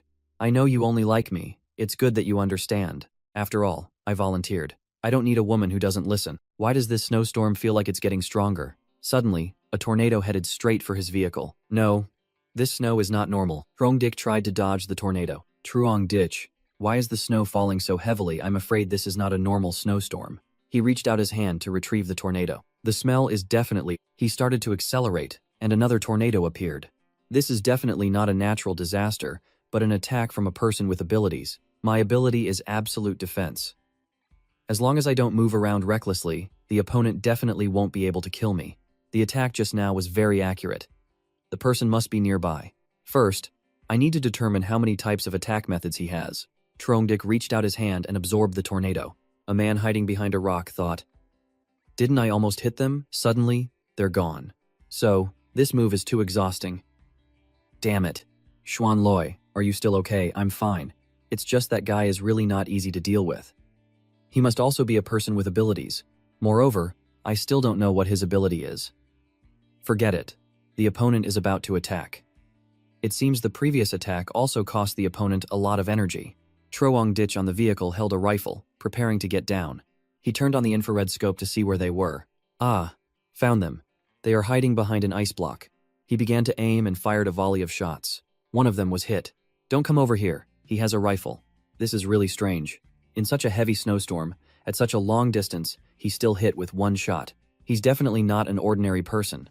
At this distance, it's too good to be true. No sooner said than done, the young man waved his hand and launched a tornado exactly like the one before. Alright, let's go all out. Let's see how you like a taste of your own skill. But it's strange. How did he know my ability? Without much thought, the young man raised both hands and launched another tornado. The two tornadoes collided. Then they vanished into thin air. It was truly magical. Seeing this, Truong Dik shouted, "I'll let you go for now. If you do this again, don't blame me." So, should we chase them? The most stable solution is, actually, not chasing them is the best strategy. The area ahead is a village's territory. If we go deeper and something happens, we're done for. Moreover, Kani is still in the car. I can't risk going too far. If you have the guts, come find me for revenge. Otherwise, next time, I'll be the host here. It seems that after I go back, I have to practice my ability properly. At this rate, the future world will be a playground for superhumans. That really scared me just now. Luckily, I have you, Connie asked.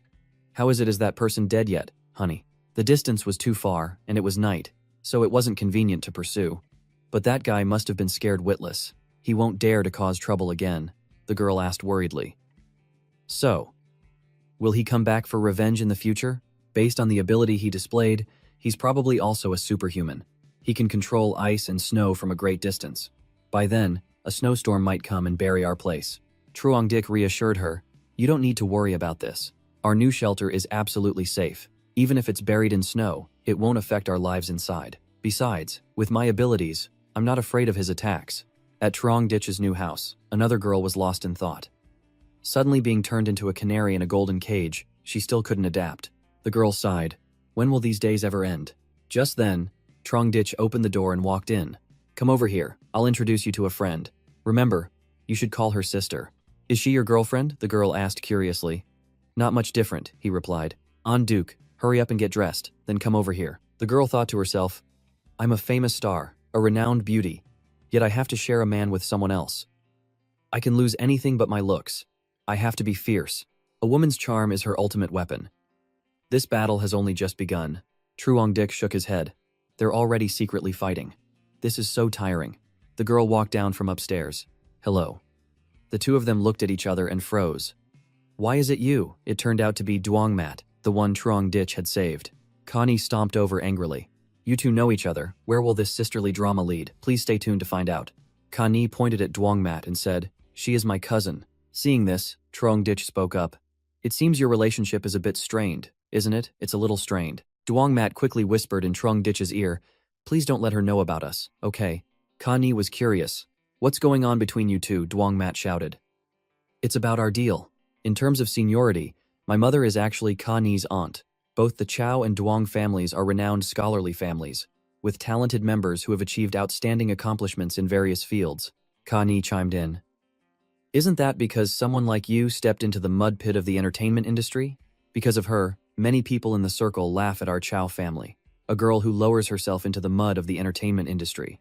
It's so shameful. Even I have been gossiped about many times. Don't you think it's infuriating? Dwangmat retorted. But I like being an actress. I like the feeling of being surrounded by people. What's wrong with that? Kani replied. If you became famous and then got married, there would be no problem. But you deliberately became famous based on your figure.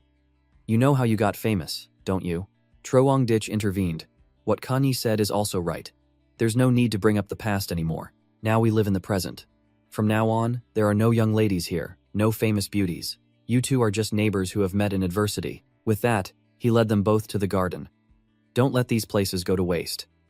You two plant trees and take good care of them, then harvest them. Understood, the two girls replied in unison. Yes, he said to Dwangmat. Kani has prepared a bedroom for you. Go and tidy it up a bit. All right. Dwangmat turned to say quietly, Troongdich, thank you for not telling Kani about that. He replied, I owe her a little something too. The girl pleaded, so can you please not let her know about our relationship? He agreed. No problem, I respect your opinion. But in his head, he thought, this shelter is as big as a stadium, and there are only 3 of us. How could it be so easy not to get caught? Thank you, she said. I'll cook a meal for you. Troongdich was surprised. You can cook? Of course, don't think that celebrities are useless. When I'm bored, I often cook to relieve stress. With that, the girl pulled open a drawer, but there was nothing to eat. Strange. Why can't I find anything? Suddenly, Troongdich blew gently into her ear. The girl was startled. What are you trying to do? Didn't we agree not to do this? What if we get caught? What's the big deal? I'm just teasing you for fun. The young man said nonchalantly. You just keep cooking. As he spoke, Troongdich pulled out a pile of food. Is this enough for you to use? Dwangmat's jaw dropped. How did you get all this chicken, duck, fish, tuna, pork, and even abalone, sea cucumber, and scallops? She asked in amazement. From now on, will our family eat like this every day? Is it a bit wasteful? Troongdich replied. Don't worry, just do it. I'll explain everything to you slowly later. A short while later, when the food was on the table, Dwangmat called everyone. Dinner's ready, come and eat. Troongdich was excited.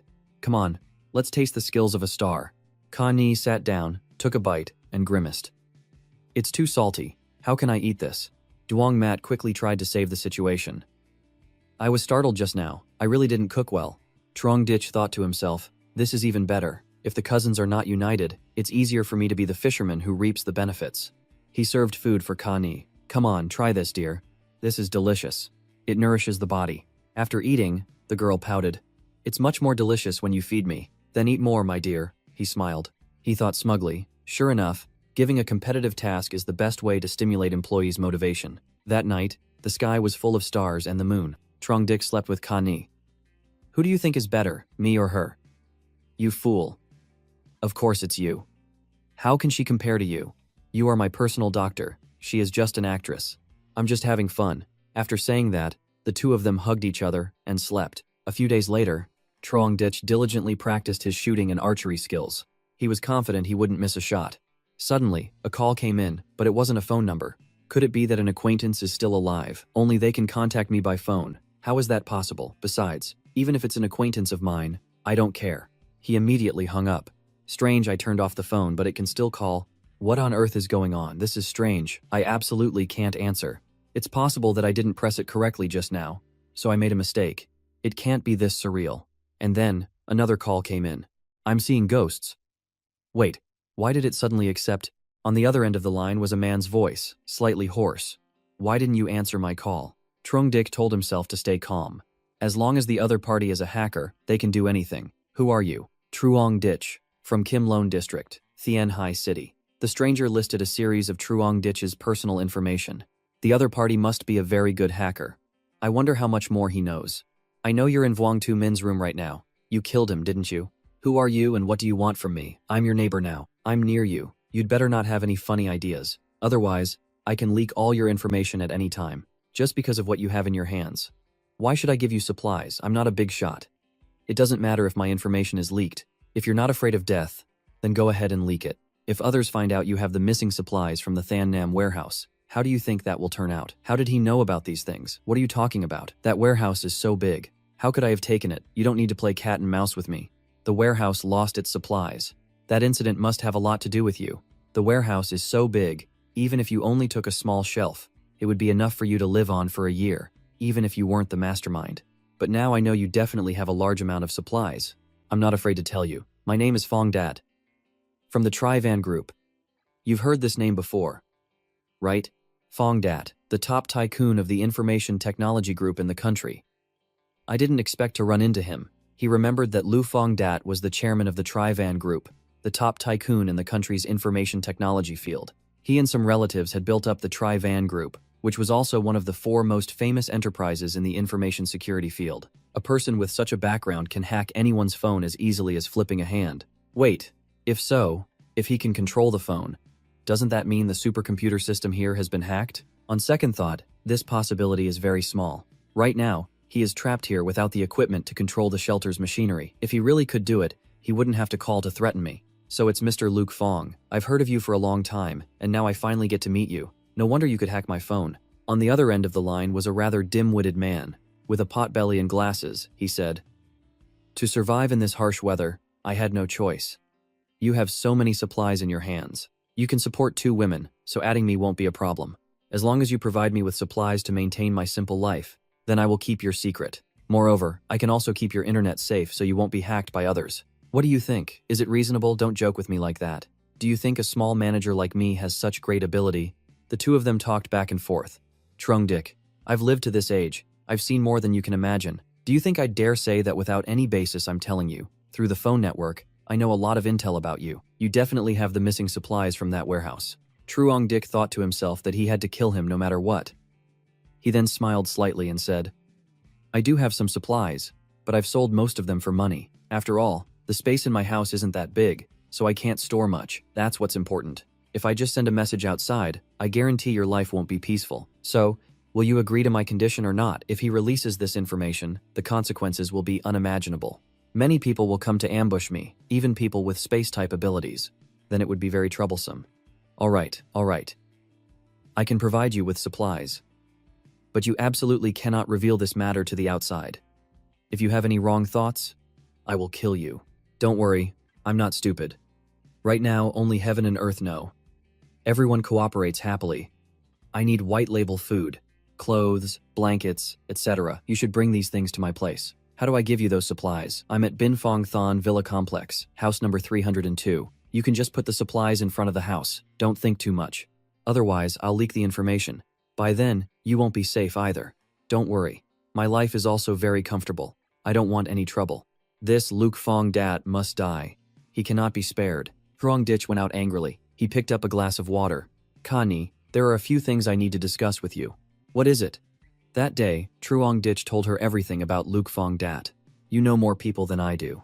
He now holds my weakness. Based on your understanding, what should I do? I've also had contact with people like this. They don't calculate as perfectly as ordinary people think, but their IQ is very high. At the same time, their morals are also quite low.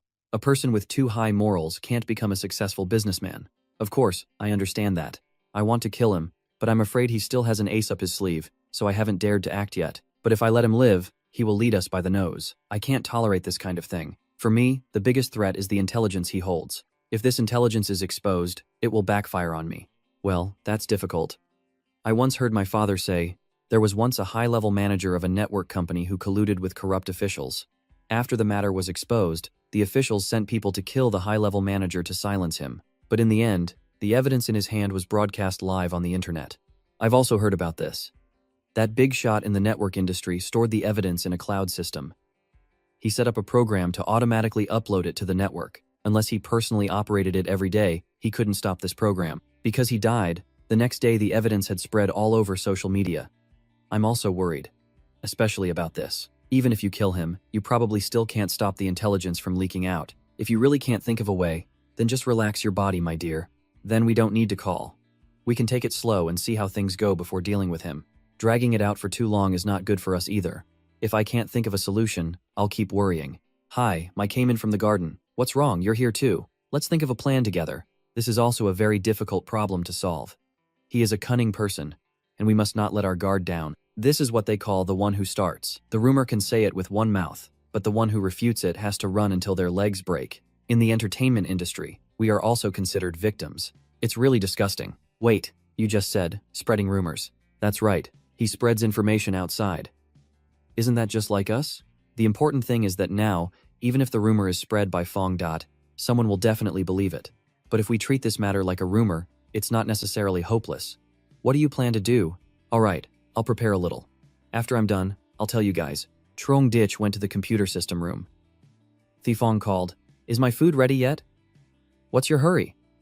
Do you really think I have a lot of supplies? If you hadn't gotten a hold of my weakness, I would have definitely killed you, you stupid brat. If you kill me, you won't live for many days either.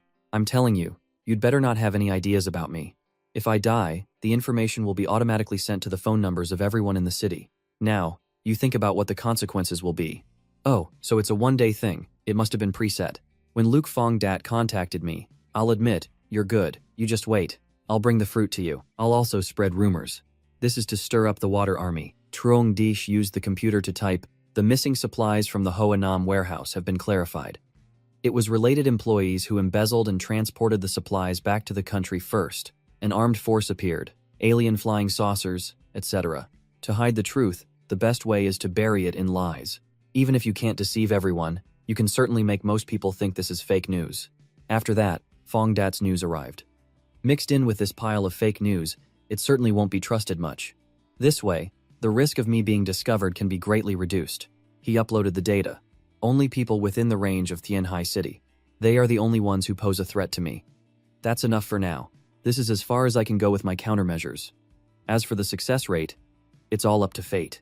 As for Luke Fong Dat, he will definitely die. Then he went to Fong Dat's house and put the stuff down. I can't be impatient. I have to look carefully and observe first. He took his sniper rifle and aimed at the spot where he had placed the backpack. This distance is just right. When Luke Fong Dat comes out, I will shoot him. Truong Dick sent him a message. "I've put the stuff in front of your house." He waited for a long time, but there was still no movement. Could it be that he still hasn't received the message? Truong Ditch was about to call, but he reconsidered. I can't call him from here. If I call or text him again, he'll know I haven't left. I'll wait a little longer. He's taking a risk with me just to get supplies. He can't not come out. After he's dead, I'll just keep watch. A while later, Fong Dat opened the door to get the supplies. Now is the time. Trong Dick fired his gun, shooting him through the head. He ran over. It's done. It wasn't in vain for me to lie in ambush in the snow for so long. He ran over and fired a few more shots into his body. You brought this upon yourself. Trong Ditch went into the computer room. This is it. He raised his gun, about to shoot. Wait, Luke Fong's computer has a lot of valuable documents. Wouldn't it be a pity to destroy them? If I absorb them into my dimensional space, the information inside won't be able to be sent out. Now, we'll have to see what fate has in store. I'll go back and spread smoke and mirrors on the internet. Even if my intel is really exposed, I have to make it confusing so they can't suspect me. After Trong Ditch finished, he went home with a cheerful expression. Trong Ditch, you've been there for half a day. You must not have eaten. You're hungry. Right. I made beef stew and chicken soup with medicinal herbs for you. It's still hot. Come and eat. I'll be right there. I'm a little hungry too. Did you two get any notifications on your phones? Yes, but it's all nonsense. I got a few, but I don't know what they mean. It feels like it's hiding something, but it's also revealing something. That's how it's supposed to be. That's the smokescreen I threw out. In the next 24 hours, starting from now, there will be more than 100 notifications continuously sent to the social forums of Tianhai City, and to every citizen's phone. If he couldn't stop the law from revealing the information, then use a large amount of useless information to cover up the truth, Kanye said. Won't that make people even more suspicious? That's right, suddenly bringing up this topic will easily attract attention. This is unavoidable. Whether those messages are sent or not, Luke Fong Dat will definitely send his in the end. So I threw a smoke bomb to confuse the information. With so much intelligence, who in the world right now has the energy to analyze whether it's real or not? Moreover, in that information, I mentioned several major government organizations and large enterprises in Tianhai City. After all, the probability of me being able to do this alone is the smallest. That's right. What you did was very smart. It's just like in our entertainment industry. If someone has a rumor, as long as a famous star has something happen, the previous things will quickly be forgotten. Hai Mai said while thinking. It seems this guy is not only handsome but also capable and very smart, Kanye said. Are all these messages sent from your computer? If someone can find the IP address, won't they find out it's you? I don't mean that. After all, there aren't many people left in the city now. There aren't many people who can investigate IP addresses. So, your method still has a very high success rate. Until the world completely returns to a primitive society, or we live like primitive people, otherwise it is impossible to completely hide one's tracks. I don't expect to be able to fool everyone, but doing this at least can make most people not directly suspect me. As for those organizations with capabilities in information technology, it is impossible to avoid contact with them. And I also think that if it weren't for Luke Fongdat, today's events would have come later. Not that they wouldn't have come at all. I also don't like the feeling of being threatened by others. So he must die. Moreover, although I hate being discovered here, with advanced armed forces, it is fundamentally impossible to threaten our safety. Hearing you say that makes me feel much more at ease. Don't be too happy too soon. Although I'm very confident I can protect this house, you can't be idle now either. What's wrong, honey? What are you thinking? I'm talking about serious business, not what you're thinking. The translator tapped Jaime's head. Thinking dirty thoughts. What I mean is, you two have to help me set traps. Bye. The defensive capabilities of this building are unquestionable.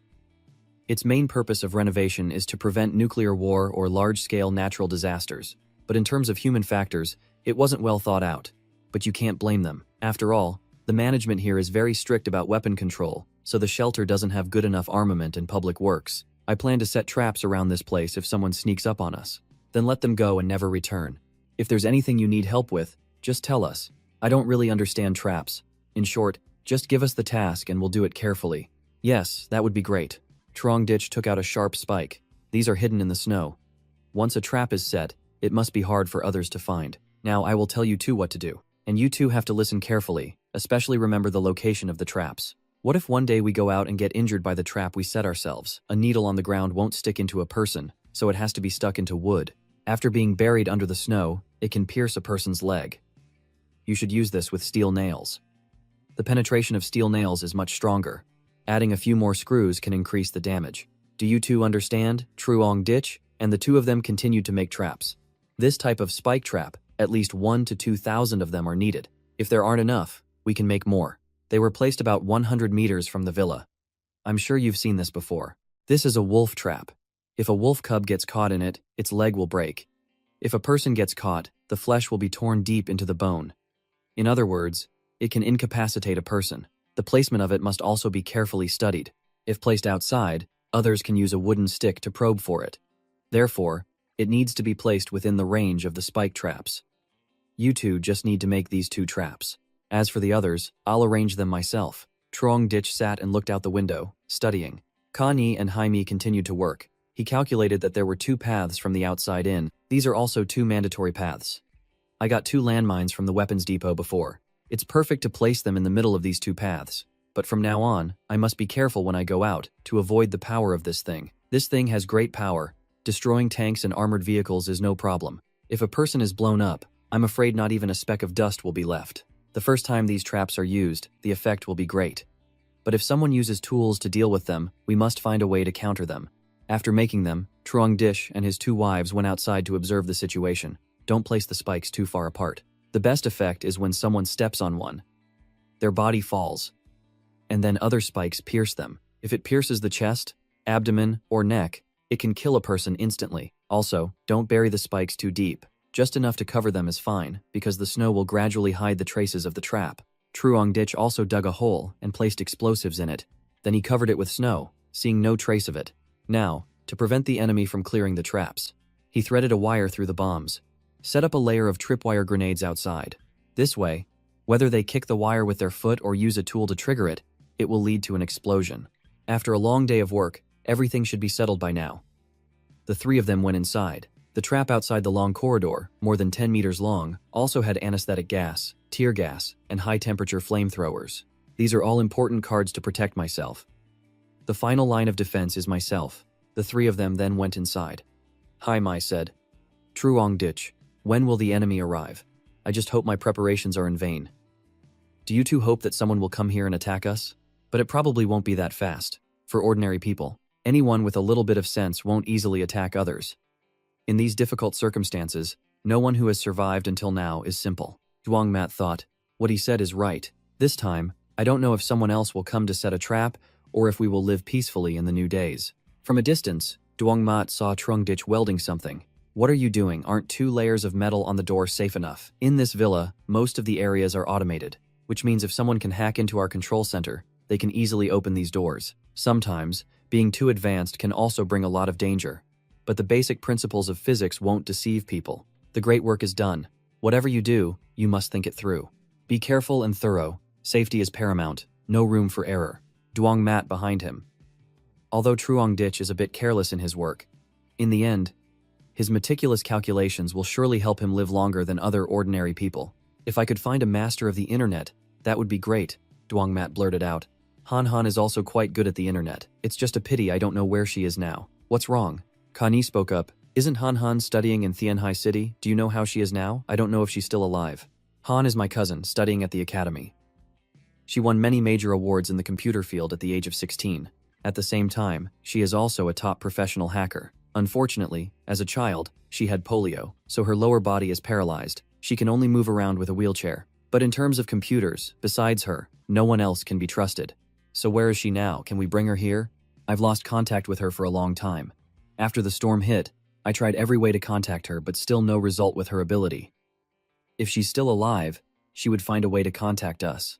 If there's no contact, it can only be said that fate has decided. Truong Dich smiled, teasing Phuong Mat. Is it because your family doesn't care about you? Why would you say that about me? Well, just look. Everyone in your family is a genius. They are much better than you. If you were in danger, who would come looking for you for help? You're so mean. If that girl named Han Han is still alive, letting her join my harem wouldn't be a bad choice, would it? After all, she's paralyzed in both legs, so she's not a big threat to me. Kani and Duong Mat are both so beautiful. Their sister's looks can't be bad either. What a pity, what a pity. What should we do now? Now, all we need to do is wait. Truong Dich was practicing at an underground training ground. While holding his bow, he checked his phone. He didn't expect that after Luke Fong Dat's news was sent, his own garbage information would be buried in silence. If someone could find the truth in this mess, they must not be an ordinary person, or an organization with sophisticated technology.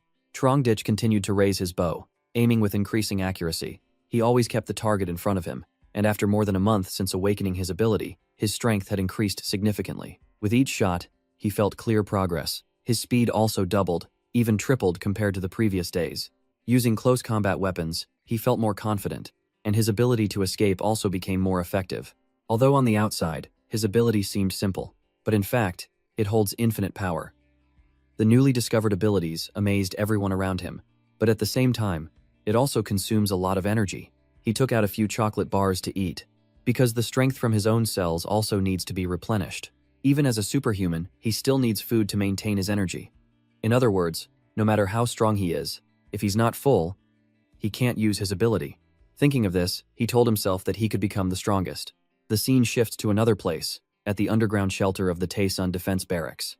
The base's energy source problem has not yet been resolved. A girl walked in from outside, holding a file related to the information received earlier. We have investigated the results. Most of the addresses sending these messages are from Villa number 101, Van Lo Manor, Lojiang District. Among them, one piece of news came from the phone of Luke Fong Dat, chairman of Chi Van B Technology, with the IP address at number 302, Van Lo Manor, she continued. Let's talk about Truong Dich, who was mentioned in this news. The two of them were still analyzing. Truong Dich lived in Tianhai City and was a small manager of the Hoanam warehouse. The investigation results showed no evidence that his circle of friends had any contact with Luke Fong Dat. A small manager couldn't have done this. Even if there were benefits, they would be minimal. Perhaps while he was still in his position, he also embezzled a lot of supplies. That's how he was able to hold out until now. The girl said softly, "Leader, you are right. A small manager. How could he have such great ability to move everything out of a large warehouse in just one day? All of this, I predict, is a foreign conspiracy. They must have sensed something unusual before the gamma rays arrived, so they stockpiled a large amount of supplies beforehand. They even did things related to supernatural phenomena. It's truly self-deception. How could they know their actions have been discovered by you? Then do I need to investigate that Truong Dich anymore? You should send a few people over there to check it out. We haven't searched that area yet. Who knows, we might find some supplies." "Yes, sir. I will immediately arrange for a few people to go over there." Back at Xuan Loi's castle, he was gloomily hugging a doll, crying in his sleep. I shouldn't be the one chosen by heaven to have superhuman abilities. To conquer countless beauties later, it's so unfair. Why did I have to encounter that monster? I have to run away, he muttered as he took out his phone to browse the web. He suddenly saw the news about Truong Dik and the Hoanam warehouse, and an idea came to him. If I investigate through this news, will I find anything useful? No sooner said than done, he immediately sat down at his computer. After some searching, he exclaimed, "Found it." Most of this news comes from the same IP address. Only one is different. As soon as he opened it, he saw that Truong Dik was the warehouse manager. The disappearance case of the Hoanam warehouse, with supplies worth over 10 billion, was cleared out in one day. It's clearly a staged robbery, but it seems the man named Truong Dik is very suspicious. He paced back and forth, thinking, is this possible? Could he have moved the entire warehouse? If abilities exist, then nothing is impossible. But to do this, unless it's a space-type ability, like a portable vacuum cleaner that can suck in infinitely and hold extremely large objects. He recalled the fight the other day. His attack suddenly vanished, and then he released his own attack back. This wasn't a simple, normal move. It seemed he could control time and strike back at will. A bright light flashed in his head, as if he had absorbed his attack into another place and then released it. He immediately stood up, clenched his fists, his voice full of determination. I understand now. He must be a space-type ability user, and all the missing supplies from the Hoanam warehouse are very likely in his hands. If so, it's easy to understand how he got the snowmobile. With that, he climbed back into bed and continued to sulk with his doll. Compared to Truong Dik's ability, my snowblowing ability is far inferior to his. Could it be that he is the main character, and I am just the villain? My ability is completely countered by his. I'm no match for him at all. He hugged his pillow and sobbed. From now on, I can't confront him directly. It's best to befriend him. That's right, not just me, but I have to warn the whole village. From now on, no one should mess with him. After thinking it through, he ran out, opened the door, and shouted, Third uncle! Third uncle! Are you here? Xuan Loi. You haven't been out of your room for ages. What's the big deal that you're running down here now? Third uncle, something has happened.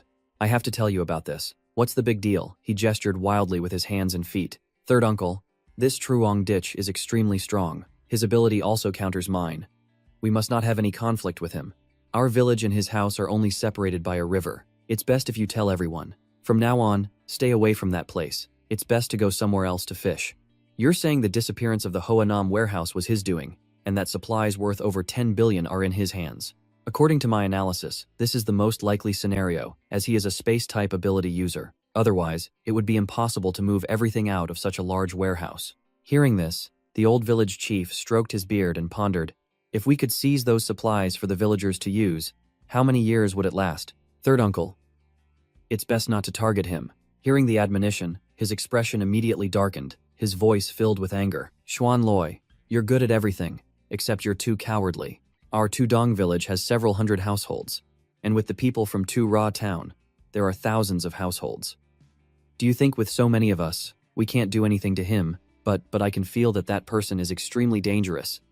It's better not to provoke him, sir. The old village chief waved his hand, annoyed. Have you been scared out of your wits by him? When I was young, there was never a fight between nearby villages where we didn't bring back a few dead bodies. And now, for the sake of our Tudong village's traffic, even if we have to risk our lives, we're not afraid. The scene shifts to Truong Dik's villa. At this moment, his family of 3 was eating and chatting happily. This carefree life seems not bad at all. Suddenly, there was a noise in the yard. Someone's here. I'll go check it out. You two go ahead and eat. With that, Truong Dik went to the top floor and looked through his binoculars, seeing many people approaching his house. The people from Trantu town arrived much faster than I expected. He calmly took out his sniper rifle, fiddling with it as he muttered, Normal people can't threaten the safety of this shelter. I need to watch out for the awakened one in their village. If he shows up, I'll take this chance to kill him. If you all want to throw your lives away, then come on. I can't believe there's such a large villa near our village in this freezing weather. Suddenly, a man screamed, What's wrong? My leg. There are traps under the snow. Everyone be careful. Help him up quickly. What a despicable bastard, setting traps under the snow. Go tell the others to be careful. There are spike boards on the ground. Don't step on them. The village chief seemed experienced. He ordered them to arrange their formation carefully. That man was already prepared. These small traps can't stop us. Tell everyone to move slowly, using sticks and branches to clear the path ahead and deal with all those traps. Everyone followed the chief's orders, hitting the ground with sticks to clear the traps. They slowly approached Truong Dik's villa. From above, he watched with a contemptuous smile. Do they really think they're so smart? It's time to activate the second trap. This trick is ineffective. Keep moving forward. Throw these spike boards aside. A man picked up a spike board to toss it aside and saw a wire. What's this black wire? Suddenly, a massive explosion erupted over a wide area. There's a bomb, everyone, there's a bomb. His face and body were covered in blood. The third brother lifted his shirt and saw his stomach was covered in wounds. He fell to his knees, screaming in agony. But he accidentally pressed on the wire for a second bomb, causing it to detonate. Everyone screamed in panic. There are bombs, we can't go any further. Countless people died, and the survivors were left severely traumatized.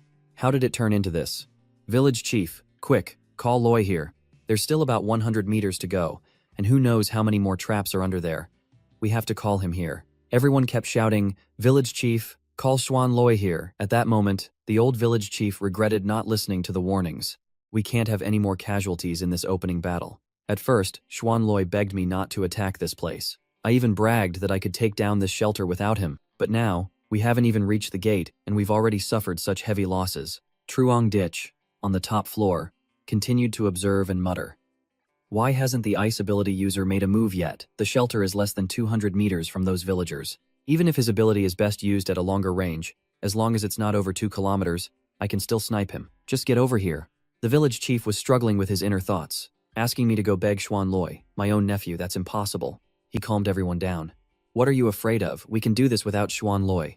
This kid is truly vicious, setting so many traps around his house. But don't worry, we'll advance step by step and disarm all his traps. He's trapped inside, so he can't escape. What's there to be afraid of? Then, he handed the binoculars to the villagers, his voice full of temptation. Take a look inside that villa. See what's in there. He pressed the binoculars to their eyes. They only saw 2 women eating a delicious meal. Oh my god.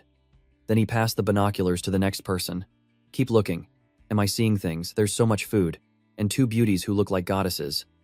Is that heaven across from us?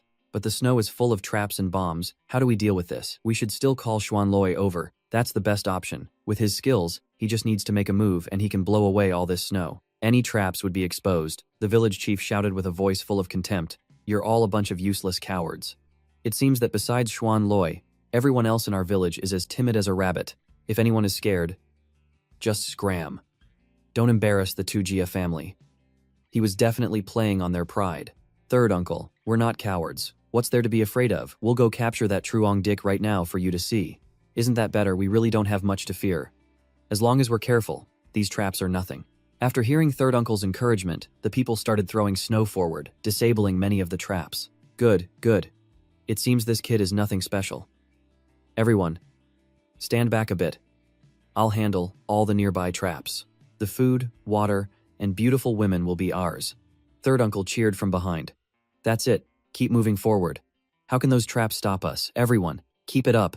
After hearing more encouragement from third uncle, everyone worked with renewed vigor, continuously clearing the snow ahead. Many of them got closer to Truong Dick's villa, but they had no idea what they were about to face. From high above, Truong Ditch was still watching through his scope. Human ingenuity is truly impressive. Their careful probing has indeed rendered most of the traps useless, but my advanced equipment can't be overcome by such simple methods. Third uncle also called over 2 men holding hunting rifles. Sniper team, follow me. Truong Dick has definitely spotted us. If he opens fire, we must shoot back immediately. Don't worry, third uncle. As soon as he dares to show his face, I'll aim right for his head and shoot. He won't know what hit him. Inside the house, Connie and Duong Mat looked out at so many people and felt a little worried, but Connie said, "How many more people have to die this time? Those people are seeking their own deaths." Duong Mat was a little worried in her heart. I wonder what Truong Ditch is doing now. With so many people attacking, what are we going to do? Connie smiled and said, "Are you already scared by this? You're too timid. How can you stay by Truong Ditch's side?" Up here, Truong Dick held the controller and pressed a button to activate the villa's noise reduction function, and he activated the landmines. Dozens of explosions occurred in quick succession. The shockwave spread over a wide area, blowing countless people to pieces. If only I had a few more of these landmines. That way, I could have blown all of them up and spared them the suffering. Don't blame me, you brought this upon yourselves. Inside the house, Connie and Duong Mat were a bit scared watching from the window. Outside, many people were blown to bits, while others had their lower bodies blown off. Help me, but none of them could escape their fate. Truong Ditch calmly went downstairs. Connie found it normal, but Duong Mat felt nauseous. He looked out the window and thought, dying quickly, is actually a good thing. It spares them from the suffering and cold of this harsh weather. Third uncle's face was horrified. Third uncle, they're all dead. All of them are dead. They've all been blown to smithereens. Arms, heads, everything is gone. What do we do? Third uncle, it's too scary. Let's go back. The village chief named Third Uncle fell to the snow in shock. He never expected the situation to turn out like this, completely different from what he had planned. The old village chief's face turned pale with fear. The village chief, now deathly pale, exclaimed, "A demon, why is this happening?" The old village chief held his head in terror. He held his head and screamed, "He's not human. He's a demon." The old village chief from Tura held his head and screamed, "We just wanted his supplies. Why is he so cruel? He's killed dozens, even hundreds of our people." The villagers could only look at their chief, feeling helpless and not knowing what to say. The scene then changes. Troong Dich arrived and gave a command to the automated system in the safe house. He said, "Open the window in front of me." Then, Troong Dich picked up his bow. After the automated system opened the window, Troong Dich smiled and took out arrows from his spatial ability. Troong Dich raised his bow, knocking 3 arrows at once and aiming. He thought to himself, "After half a month of harsh training with the help of my ability, I no longer need to aim when shooting 3 arrows at once." Troong Dich coated the 3 arrows with his ability and fired them. The arrows flew out with terrifying speed. Coated in his ability, they were unaffected by things like friction, wind, or air resistance. The arrows flew directly and pierced through the target's heads. It was a truly terrifying ability.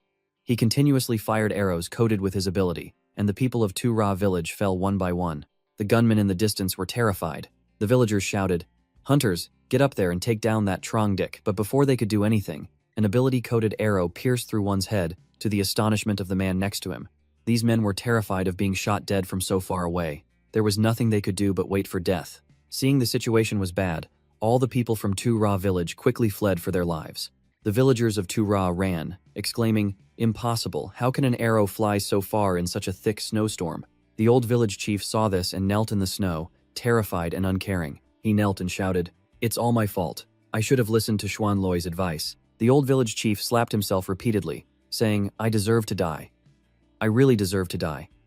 I am the sinner of Tujia village." Meanwhile, Troong Dich was watching everything through the thermal scope of his rifle. Seeing the old chief from Tura slapping himself, Troong Dich raised his bow and said, "So you're only showing up now, then you can leave your life behind here."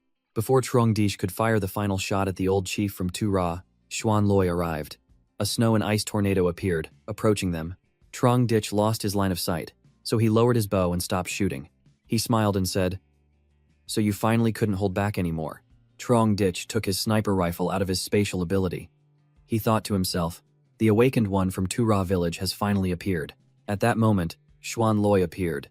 He used his ability to create a giant tornado, blocking Troong Dich's vision. Xuan Loi said, "Go quickly. Everyone move."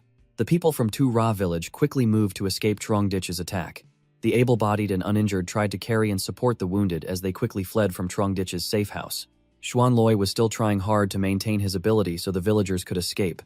He thought, "I can't retreat, I have to resist. This is the only way to escape. I did the same thing last time. I have to buy time." The scene shifts to Troong Dich, who has now taken out a sniper rifle. He smiled and thought, "I'm smarter now. I know that if I encounter this old trick of his at this distance, I won't be able to hit him accurately." At this point, Troong Dich put the sniper rifle back into his spatial ability and took out some protective gear. This included a helmet and a bulletproof vest. Troong Dich put on the protective gear, then he went out and told the doctor and Duong Mat to stay inside the house. Over on the other side, Xuan Loi was relieved when Troong Dich didn't appear. He thought to himself, "That Troong Dich isn't chasing us, thank goodness." Xuan Loi was still trying to create an ice and snow tornado to block the view and allow everyone from Tura village to escape. Suddenly, a loud sound echoed. Something was approaching rapidly. The movement of this thing was also massive. It was none other than Troong Dich. Troong Dich was chasing them in his car. He said, "Activate auto drive mode." With the car now on autopilot, Troong Dich leaned out of the vehicle. He took a rifle from his spatial ability and started firing continuously, bullets whizzing through the air. The people from Tura village saw Troong Dich chasing them with a heavy rifle. Terrified, they cried for help, running and screaming, "Xuan Loi, stop him." Behind them, the villagers fell one by one. On his side, Troong Dich saw that he had almost killed all of them. He smiled and said, "Only one left." Troong Dich then took out his sniper rifle. He aimed carefully and fired decisively. A loud bang echoed as the bullet flew at a speed of 1,750 meters per second. The sniper bullet pierced the head of the last man in the blue shirt, then flew right past Xuan Loi's face, making him break out in a cold sweat. It was too dangerous. Xuan Loi also took off running for his life. Then villagers on a dog sled reached out to grab Xuan Loi, saying, "Xuan Loi, let's go." Truong Dich gave chase in his car, thinking, this is the best chance to kill the mysterious awakened one from Tu Ra village. I absolutely cannot let him get away. These people were riding dog sleds, running for their lives. Some sleds carried 2 people, others 3. Those poor dogs. The people on the sleds talked amongst themselves as they fled. Hurry up, retreat faster. Right now, we can only reduce casualties by making him miss his shots. Xuan Loi, while running, used his ability to block Truong Dich's line of sight. Driving right behind them, Truong Dich leaned out to observe his obstructed view. He exclaimed, "His line of sight blockade is pretty tight. Well then, I'll attack the others first." Xuan Loi panicked and exclaimed when he saw Truong Dich was right behind them. Truong Dich chased them, his car on auto drive, ramming into those he caught up to. Then, Truong Dich opened fire, sending them to the next life in an instant. Then, Truong Dich caught up to the group running ahead. He fired continuously, helping the whole group log out of life as quickly as possible. Truong Dich thought to himself, the awakened one's range is limited. If he can protect himself, he can't protect everyone. Truong Dich was aiming at the people from Tu Ra village, pondering to himself. He thought, if I want to protect myself, I can only kill all the villagers from Tu Ra. Truong Dich put his car on auto drive. Then, he leaned out with his gun, taking down the fleeing villagers from Tu Ra one by one. He fired continuously, and they died one after another without stopping. Xuan Loi, running ahead, turned around and shouted, "Throw their bodies off and run faster. Otherwise, no one will escape. Hurry up." The man driving the dog sled behind him looked at the corpses and said, "These are the bodies of our fathers and brothers. Can't they even get a proper burial?" Without hesitation, he decided to toss his own father's body off to lighten the sled and make it go faster. Truong Dich, chasing from behind, saw the bodies blocking the road and said, "Cheap tricks." He gracefully weaved past the corpses. Truong Dich put the car on auto drive again. This time, he leaned out with a sniper rifle, aimed at his target, and then fired with a loud bang. The bullet flew from the gun at an extremely high speed. Before the casing could even hit the ground, the 2 men fleeing on the sled were hit. The bullet pierced through the heads of the 2 young men from Tujia village, quickly and accurately. The man driving the sled, waiting for Xuan Loi, exclaimed in panic, "Xuan Loi, you have to think of something." Xuan Loi stammered, not knowing how to answer. He stuttered, "Well, even if you say that, Before he could finish his sentence, Xuan Loi had a great idea. He exclaimed, "I've got it." Xuan Loi's eyes glowed with an awesome awakened light. He began to channel his ability into his arm, causing the ice earth behind them to crack. Xuan Loi's ability could affect the ice and snow. Just then, Truong Dich, who was closing in from behind, was too focused on the chase to notice and drove into the cracked ice area. The ice broke, causing the car's wheels to sink. The car tilted to one side, unable to move. Seeing this, he sighed and clicked his tongue. Truong Dich climbed onto the roof of the car to survey the area.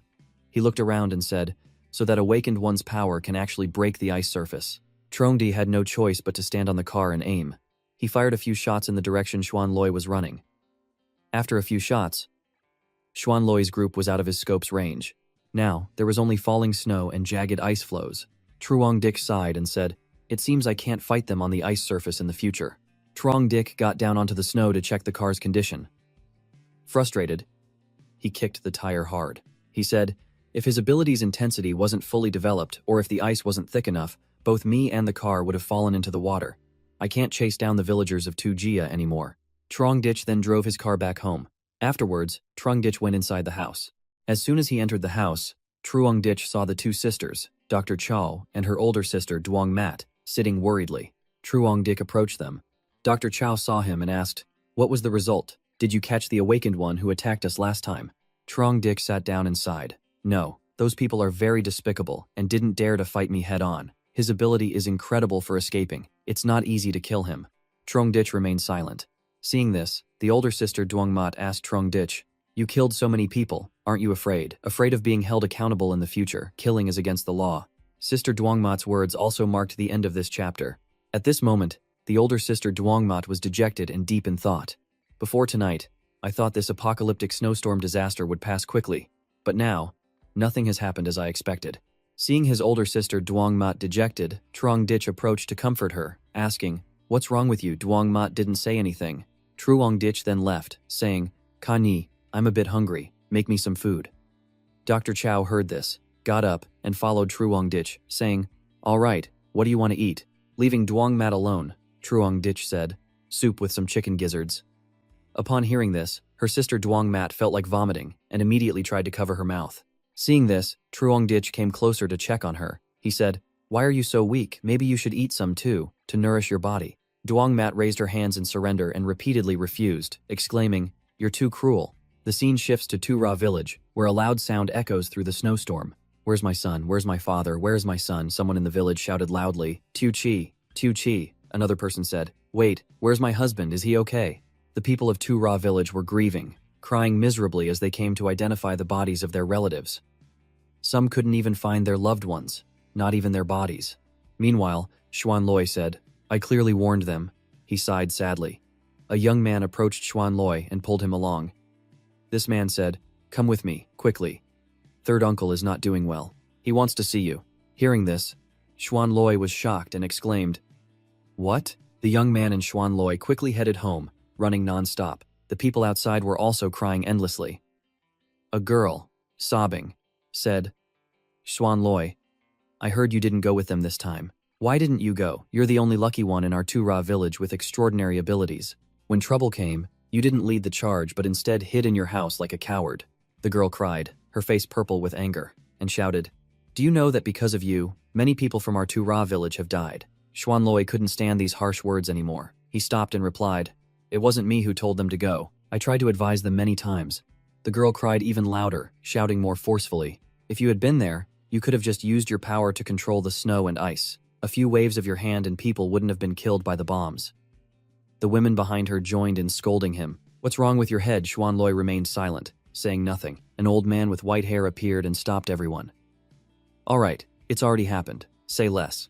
The white-haired old man said to Xuan Loi, "Go inside. Third uncle is waiting for you." A moment later, Xuan Loi was inside the house. The village chief was lying on the bed. Seeing Xuan Loi enter, he said, "Xuan Loi, you're here." Xuan Loi ran to the old man and took his hand. The village chief, Xuan Loi exclaimed. Third uncle, the old village chief, was blaming himself. "It's all my fault for not listening to you. Otherwise, so many people from our Ra village wouldn't have died." Third uncle blamed himself, sighing as he said, "I was foolish and arrogant. After the apocalypse and the blizzard hit, we fought with several neighboring villages and never lost, so I thought no one was our match. Now I understand our village is strong because of you." The village chief continued, "Just a bunch of fishing villagers. What were we showing off for? In the end, we just threw our lives away." Xuan Loi gripped his hand tightly and said, "Third uncle, don't say that." The old village chief gently took Xuan Loi's hand and said, "I've told the family, if they want to hate someone, they should hate this old man. You can't be blamed for this. What can ordinary people like us do against someone with abilities? They are awakened. We are just people. I was too delusional." The old village chief cried sadly. He said, "Now that their family members are dead, they might say unkind things to you. I hope you won't blame them. After all, we all share the same roots. In these times, we must help each other to survive."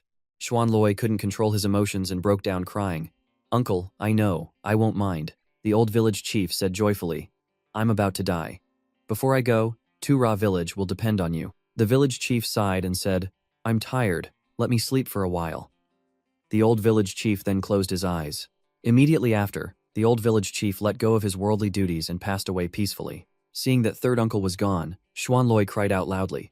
Outside, everyone ran in, wailing miserably. Xuan Loi stood up, looking at the old man, unable to contain his sadness. With tears welling up, he left. Xuan Loi walked outside sadly. As he walked, he muttered to himself, "Before he died, third uncle asked me to protect Ra. What can I do?" Xuan Loi didn't know what to do. He held his head in confusion. He said, "If that god of death comes, I'm no match for him. I'm afraid there's no other way but to run away from him." Xuan Loi shouted, "I thought after awakening my powers, I would become the village's genius. But why has so much trouble come to my village? I just want to lie around and do nothing." While Xuan Loi was lamenting, he suddenly realized a girl was standing in front of him, watching him. He immediately approached to talk to her. This beautiful girl shyly asked, "Are you Xuan Loi?" Seeing a beautiful girl, Xuan Loi was overjoyed. He shyly and awkwardly replied, "Yes, I'm Xuan Loi." And who are you? The girl happily replied, My name is Tule. Thank you so much for saving my father today. My dad said if you hadn't stepped in, everyone might have died there. He replied shyly, smiling awkwardly and said, It was what I should do. Xuanloi clenched his fist decisively. He thought to himself, Tule is right. I'm not a sinner, I'm a hero. I should be a hero. The girl Tule said, My father can't come over right now, so he sent me to thank you. Xuanloi replied, We're all from the same village, no need to be so formal. If you need anything in the future, just come find me. At this point, Xuanloi had fallen for Tule. As she returned home, Xuanloi waved goodbye passionately. After Tule left, Xuanloi stood there, clutching his heart. Tule, I don't know her very well, although we are both members of the Tujia, but maybe they live in house number 5. Xuanloi firmly clenched his fist and said in a delusion, From now on, I will protect this home. I will provide her and her child with a safe environment. Then, he returned to his home. Xuanloi sighed and said, That Troong ditch. This time he's definitely going to be furious and might attack Tura village and kill everyone here. Xuanloi returned to his bed, sitting and pondering. I promised third uncle I would protect Tura village. Now I have my love. I can't just watch Truong ditch destroy my happiness. A head-on fight is definitely not an option. I would surely be defeated in minutes. Xuanloi slapped his hand down decisively. He exclaimed, That's right, negotiating peace with him is the best option right now. From now on, we'll mind our own business.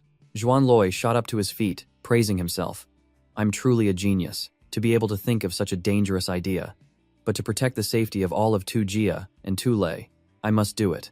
Xuanloi went to his computer desk, turned it on, and contacted Truong ditch. Xuanloi muttered to himself, She must like me. Yes, it must be so. I saved her father's life. According to the plot of movies, she will definitely make a promise to me. Xuanloi sent a message to Truong ditch. The message read, I want to be friends with you, is that okay? The scene shifts to Truong ditch's house. At this moment, Truong ditch is setting up spike traps in the snow again, just like before. As he worked, he said, As long as these traps are reset before the enemy attacks next time. As for the awakened person with ice and snow powers, Truong ditch stopped working. He affirmed, Next time, I have to find a chance to kill him. If this kind of person develops further, he will cause a lot of trouble. Truong ditch placed the landmines and covered them up.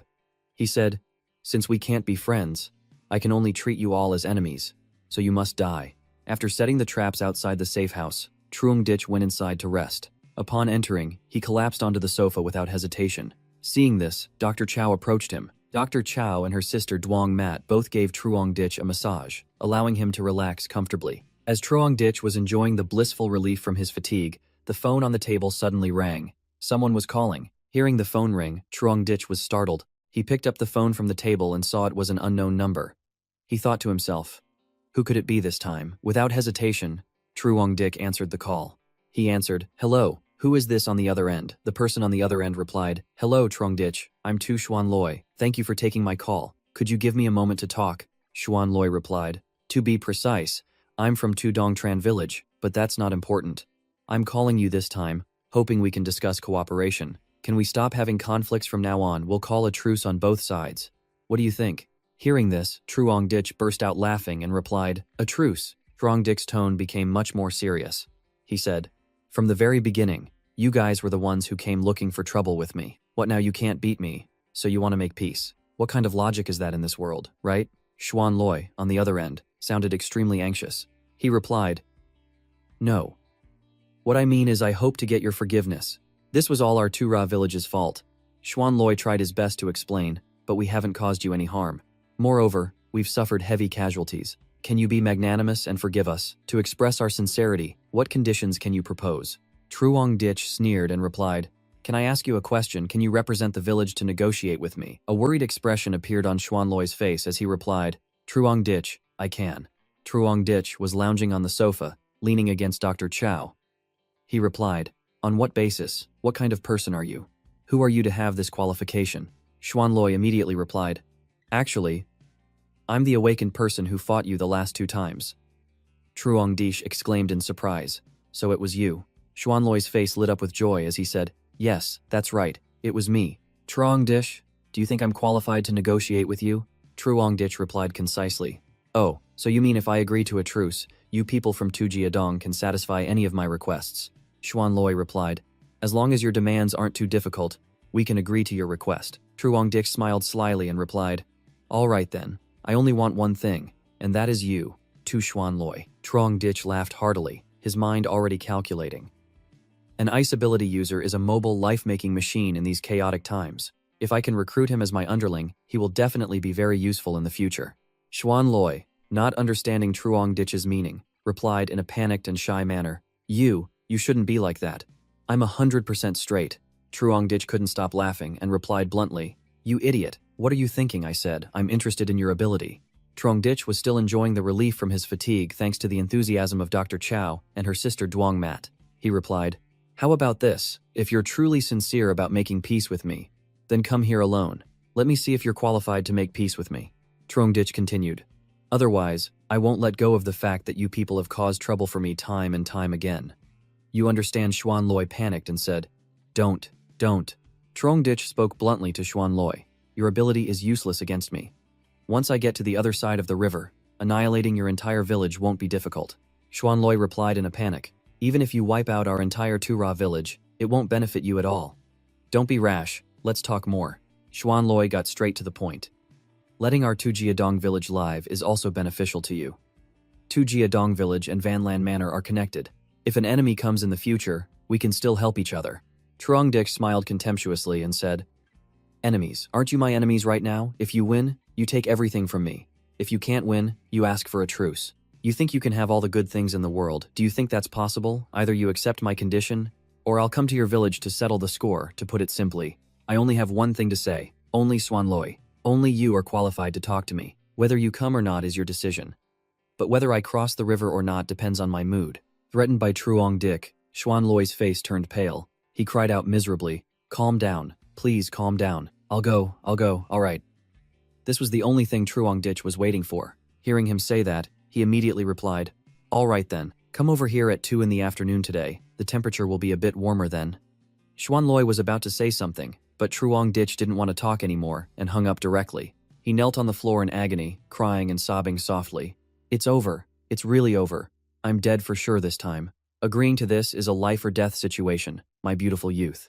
My life, favored by the heavens, must end here. Meanwhile, at Truong Dich's place, he had just put down the phone and was thinking to himself, I have a general understanding of Tu Xuan Loi's abilities now. He doesn't pose a threat to me, but should I kill him, his ice ability will definitely become a limitless potential in the future, even more useful than Chu Vu's body enhancement. After thinking for a while, Truong Dich stood up, stretched, and said aloud to himself, I'll test him first.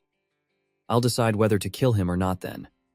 It won't be too late. After saying that, Truong Dich went to his room to sleep. Seeing Truong Dich's confused look, Duong Mat shyly mumbled, I came to rest with you. Hearing this, Truong Dich stretched lazily and replied happily, no need, I have things to do this afternoon, but right now I'm missing a suitable pillow. Hearing Truong Dich's last sentence, Duong Mat knew he was referring to her, and her face turned completely red. She obediently got on the bed, offering her lap as a pillow for Truong Dich to sleep on. After just a few minutes, Truong Dich turned his head and buried it under her skirt, causing Duong Mat to blush and let out a soft cry. Truong Dich heard this cry but ignored it, his voice muffled as he spoke to Duong Mat, wake me up at 2 o'clock. With Truong Dich breathing heavily against that spot, Duong Mat felt like an electric shock was running through her body, feeling extremely uncomfortable and distressed. At 2 p.m. that day, Truong Dich was woken up by Duong Mat. He went to a room with a glass door and set up his rifle. He aimed at a target outside. Through the scope of the sniper rifle, Xuan Loi's figure gradually appeared, slowly approaching the base, completely unguarded. Truong Dich focused his observation, thinking to himself, it's him. As soon as he's in my sights, I can take his life immediately. As Xuan Loi got closer to Truong Dich's house, his haste caused him to slip and fall face first. Seeing this, Truong Dich couldn't help but laugh. Then the young man stood up. Truong Dich calmed down and assessed the situation. You can't judge a book by its cover. Truong Dich saw Tu Xuan Loi fall again and again, and he thought to himself, is this guy an idiot? Truong Dich continued to watch attentively through the rifle scope and said, maybe he's so careless because he's scared of me. Through the window of Truong Dich's house, Xuan Loi's figure gradually approached. The snow fell relentlessly, covering everything in white. He said to himself, he doesn't look like much of a threat. It should be fine to meet him for a bit. After walking for a while and getting close to Truong Dich's house, he stopped because he knew the area was full of traps, so he couldn't move forward. He took out his phone to contact Truong Dich. Hello. I've reached the riverbank. How do I find you? There are traps near your house. I don't dare to cross. Truong Ditch replied, It's okay, I'm here too. At that moment, Truong Ditch appeared magically in front of him. Tu Xuan Loi exclaimed in shock, You're Truong Ditch. Truong Ditch approached but didn't forget to keep his distance. He said, You're Xuan Loi. Xuan Loi was also very cautious, so he replied, Yes, that's me. He said awkwardly, I came to negotiate with you. Let's not fight anymore. If we continue to fight, it won't benefit either side. This fight is fundamentally meaningless. Truong Ditch smiled and said, Whether it's meaningful or not isn't for you to say. You initiated the attack. Don't you feel embarrassed? After hearing Truong Ditch's words, Xuan Loi scratched his head and replied, I understand that our 2 raw villagers were in the wrong first. So what do we have to do for you to agree to a truce and forgive us? Truong Ditch crossed his arms and said, I want to know what you can do to beg for my mercy. He replied without beating around the bush. Besides the lives of our villagers, you can make any other request, and we will try our best to compromise for you. Truong Ditch said loudly and directly, Whoever told you to attack me must die. Only then can this matter be discussed. Xuan Loi smiled faintly and replied, Well, this is simple then. This was all Third Uncle's idea. When he came back, you scared him to death. You should be less angry now, right? Truong Ditch noticed his expression was a bit unusual. He exclaimed in surprise, I can see you're a pretty cheerful guy. Xuan Loi scratched his head. The dead are gone. The living must look to the future. Besides, we were in the wrong first, so we can't blame you. Truong Ditch crossed his arms and smiled again. You're quite magnanimous. Among the people I killed this time, there must have been some of your relatives. Right. You don't want to avenge them. They say the coldest thing is the human heart. Even the freezing weather couldn't dampen his will. But Truong Ditch's words moved him to tears. He answered Truong Ditch's question. My parents passed away when this blizzard apocalypse hit. Xuan Loi recalled, My father had a heart attack on the very first day the temperature dropped. His heart condition acted up, but because of the heavy snow, we couldn't take him to the hospital. We couldn't find an ambulance either, so he passed away at home. My mother's health was quite weak, and she passed away after my father. He scratched his head again. I'm so sorry. I didn't mean to talk about these things with you. After all, these things are nothing to be happy about. If I've made you sad, I apologize. Seeing Xuan Loi only talk about his parents, Truong Ditch was still curious. He asked further, What about the others in your family? Aren't all the people in the village from the same clan? Xuan Loi was stunned by Truong Ditch's question. From the same clan? Well, you could say that. Xuan Loi sighed and said, Although we're from the same clan, no one in our family ever valued me. I guess in their eyes, I'm just a useless thing who doesn't know how to do anything but stay cooped up at home playing video games. Tu Xuan Loi sighed and said, Although we're from the same clan, no one in our family ever valued me. Loi showed a confused expression. How they treated me, what kind of feelings could I have for them? So I don't hate you for killing the people of Tu Ra village. On the contrary, I even admire you for chasing and killing them with a hunting rifle. You looked really cool. Truong Ditch looked at him, also feeling confused. After some thought, Truong Ditch made a decision. He said, All right, since you've come here to seek peace, I'll give you a chance. I'm not interested in your village. Those other people can't have much of an impact on me. But you are a very interesting person. Out of respect for you, I can spare Tu Ra village. Xuan Loi's face lit up as he shouted, Really? He joyfully moved towards Truong Ditch but was immediately stopped. Don't be in such a hurry. I still have a request for you. He listened to Truong Ditch and stopped so abruptly that he fell into the snow. Then, Truong Ditch crossed his arms and said, From today on, I want you to be my disciple and follow my orders. You are not to oppose any of my requests. Tu Xuan Loi was bewildered and asked Truong Ditch again, Any request? He said to Truong Ditch, What if you crave my body? Truong Ditch's face turned pale, and he smiled. I just won't send you to your death, all right, Truong Ditch thought to himself. If this Xuan Loi is a weeaboo, then he definitely can't resist these things. Truong Ditch took out a beautiful girl figurine from his spatial ability.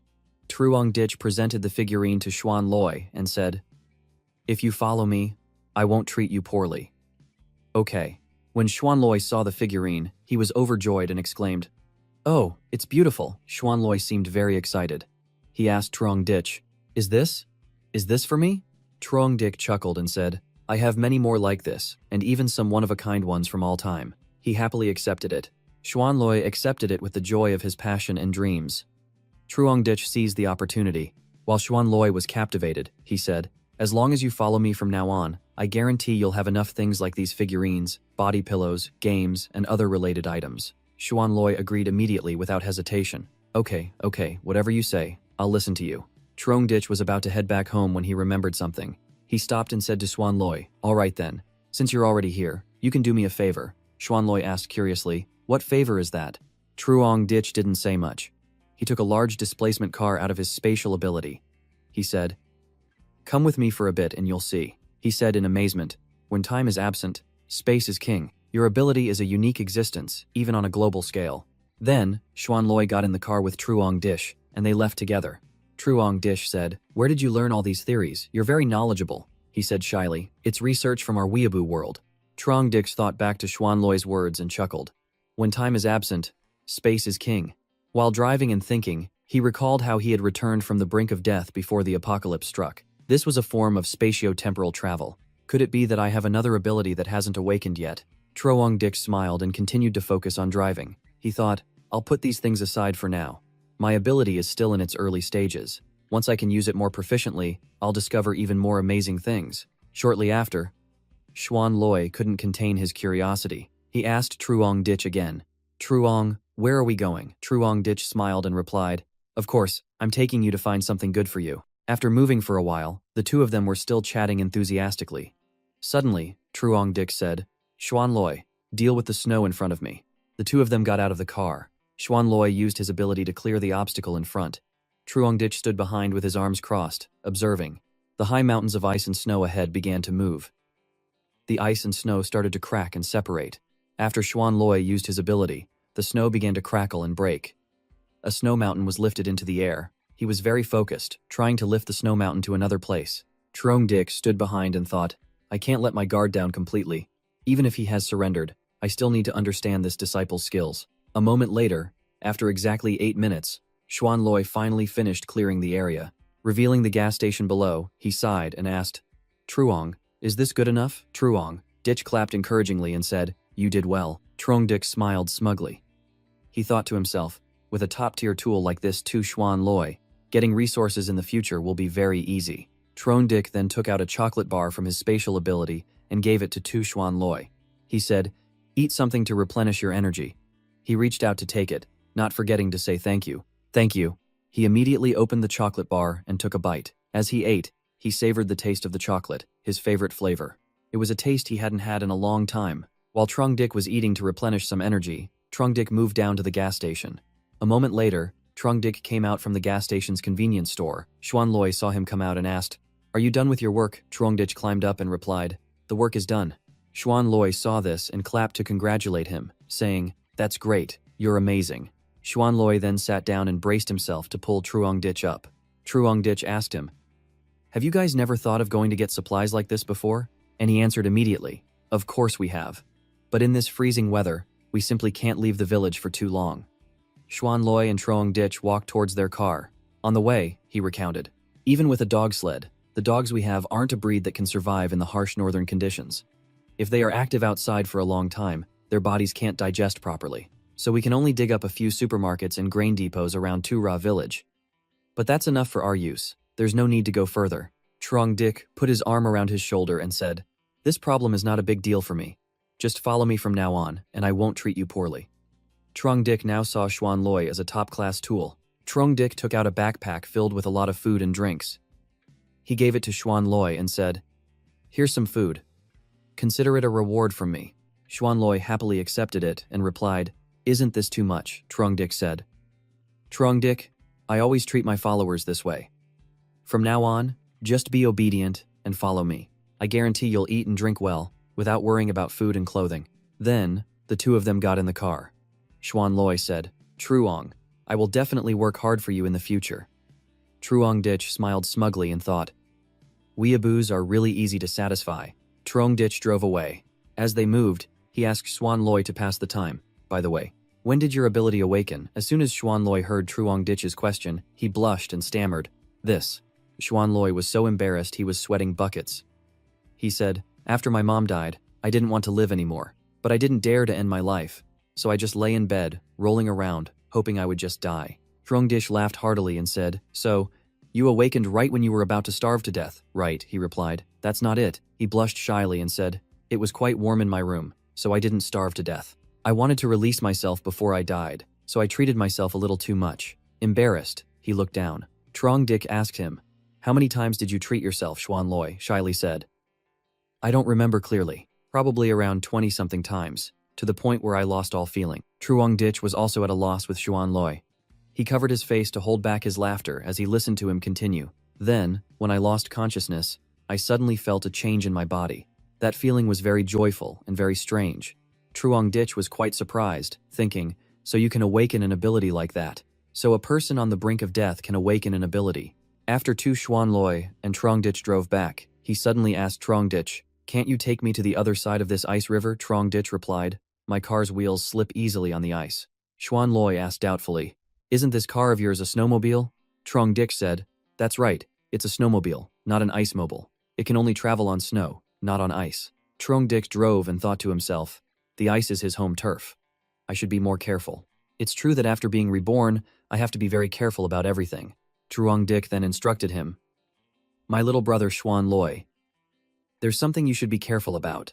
Xuan Loi turned around and asked, Truong, what's wrong? Truong Dich affectionately patted his shoulder and explained, your current location is very dangerous. Your Tu Ra village is a key area, a famous agricultural region for the city. In the future, people might come to plunder your food supplies. You must be careful. Xuan Loi agreed with Truong Dich's opinion. That's right. What you said is right, Truong. I'll remember. Then Xuan Loi slowly got out of the car and left. Truong Dich, still in the car, watched his disciple leave and thought, Tu Ra is a natural shield outside my shelter. If outsiders get greedy, their village can take on some of the hate for me. Truong Dich smiled brightly and happily. He said to himself, having a disciple as a tool like this is really not bad. After returning home, he told the old man in the village. The old man angrily shouted at Xuan Loi, who gave you the right to make decisions on your own? Xuan Loi sweated profusely and explained, seventh uncle. But I've made it so our village won't be attacked. He continued to explain Truong Dich's strength. You've seen it for yourself. We can't possibly fight against him. Seventh uncle angrily said. And you're not ashamed to say this? Seventh uncle was furious. He shouted loudly. If you hadn't retreated at the last minute and didn't dare to show your face, would our Tu Ra village have lost so many people? Xuan Loi could only raise his hands in surrender and listen to Seventh uncle's scolding. Seventh uncle stood up and continued shouting. If it wasn't for you, would your third uncle have died? Now you selfishly run over there to negotiate peace with him, and you still think you've done a great service. You've got some thick skin, Xuan Loi said shyly. But I promised third uncle that I would protect our village well. Xuan Loi said, we can't have any more conflicts with Truong Dich. A truce is clearly the best way. Seventh uncle couldn't bear his anger anymore and slammed the table. He shouted loudly, shut up, seventh uncle roared. That's all your own opinion. You think you're so clever and smart. I am now the clan leader of Tu Ra village. All of your actions must be approved by me. You are not allowed to make decisions on your own. Hearing this, he became dejected, not knowing what to do. Seventh uncle then approached and patted Xuan Loi's shoulder, saying, Xuan Loi, I know you have good intentions, but you are still young. Your actions are not yet mature.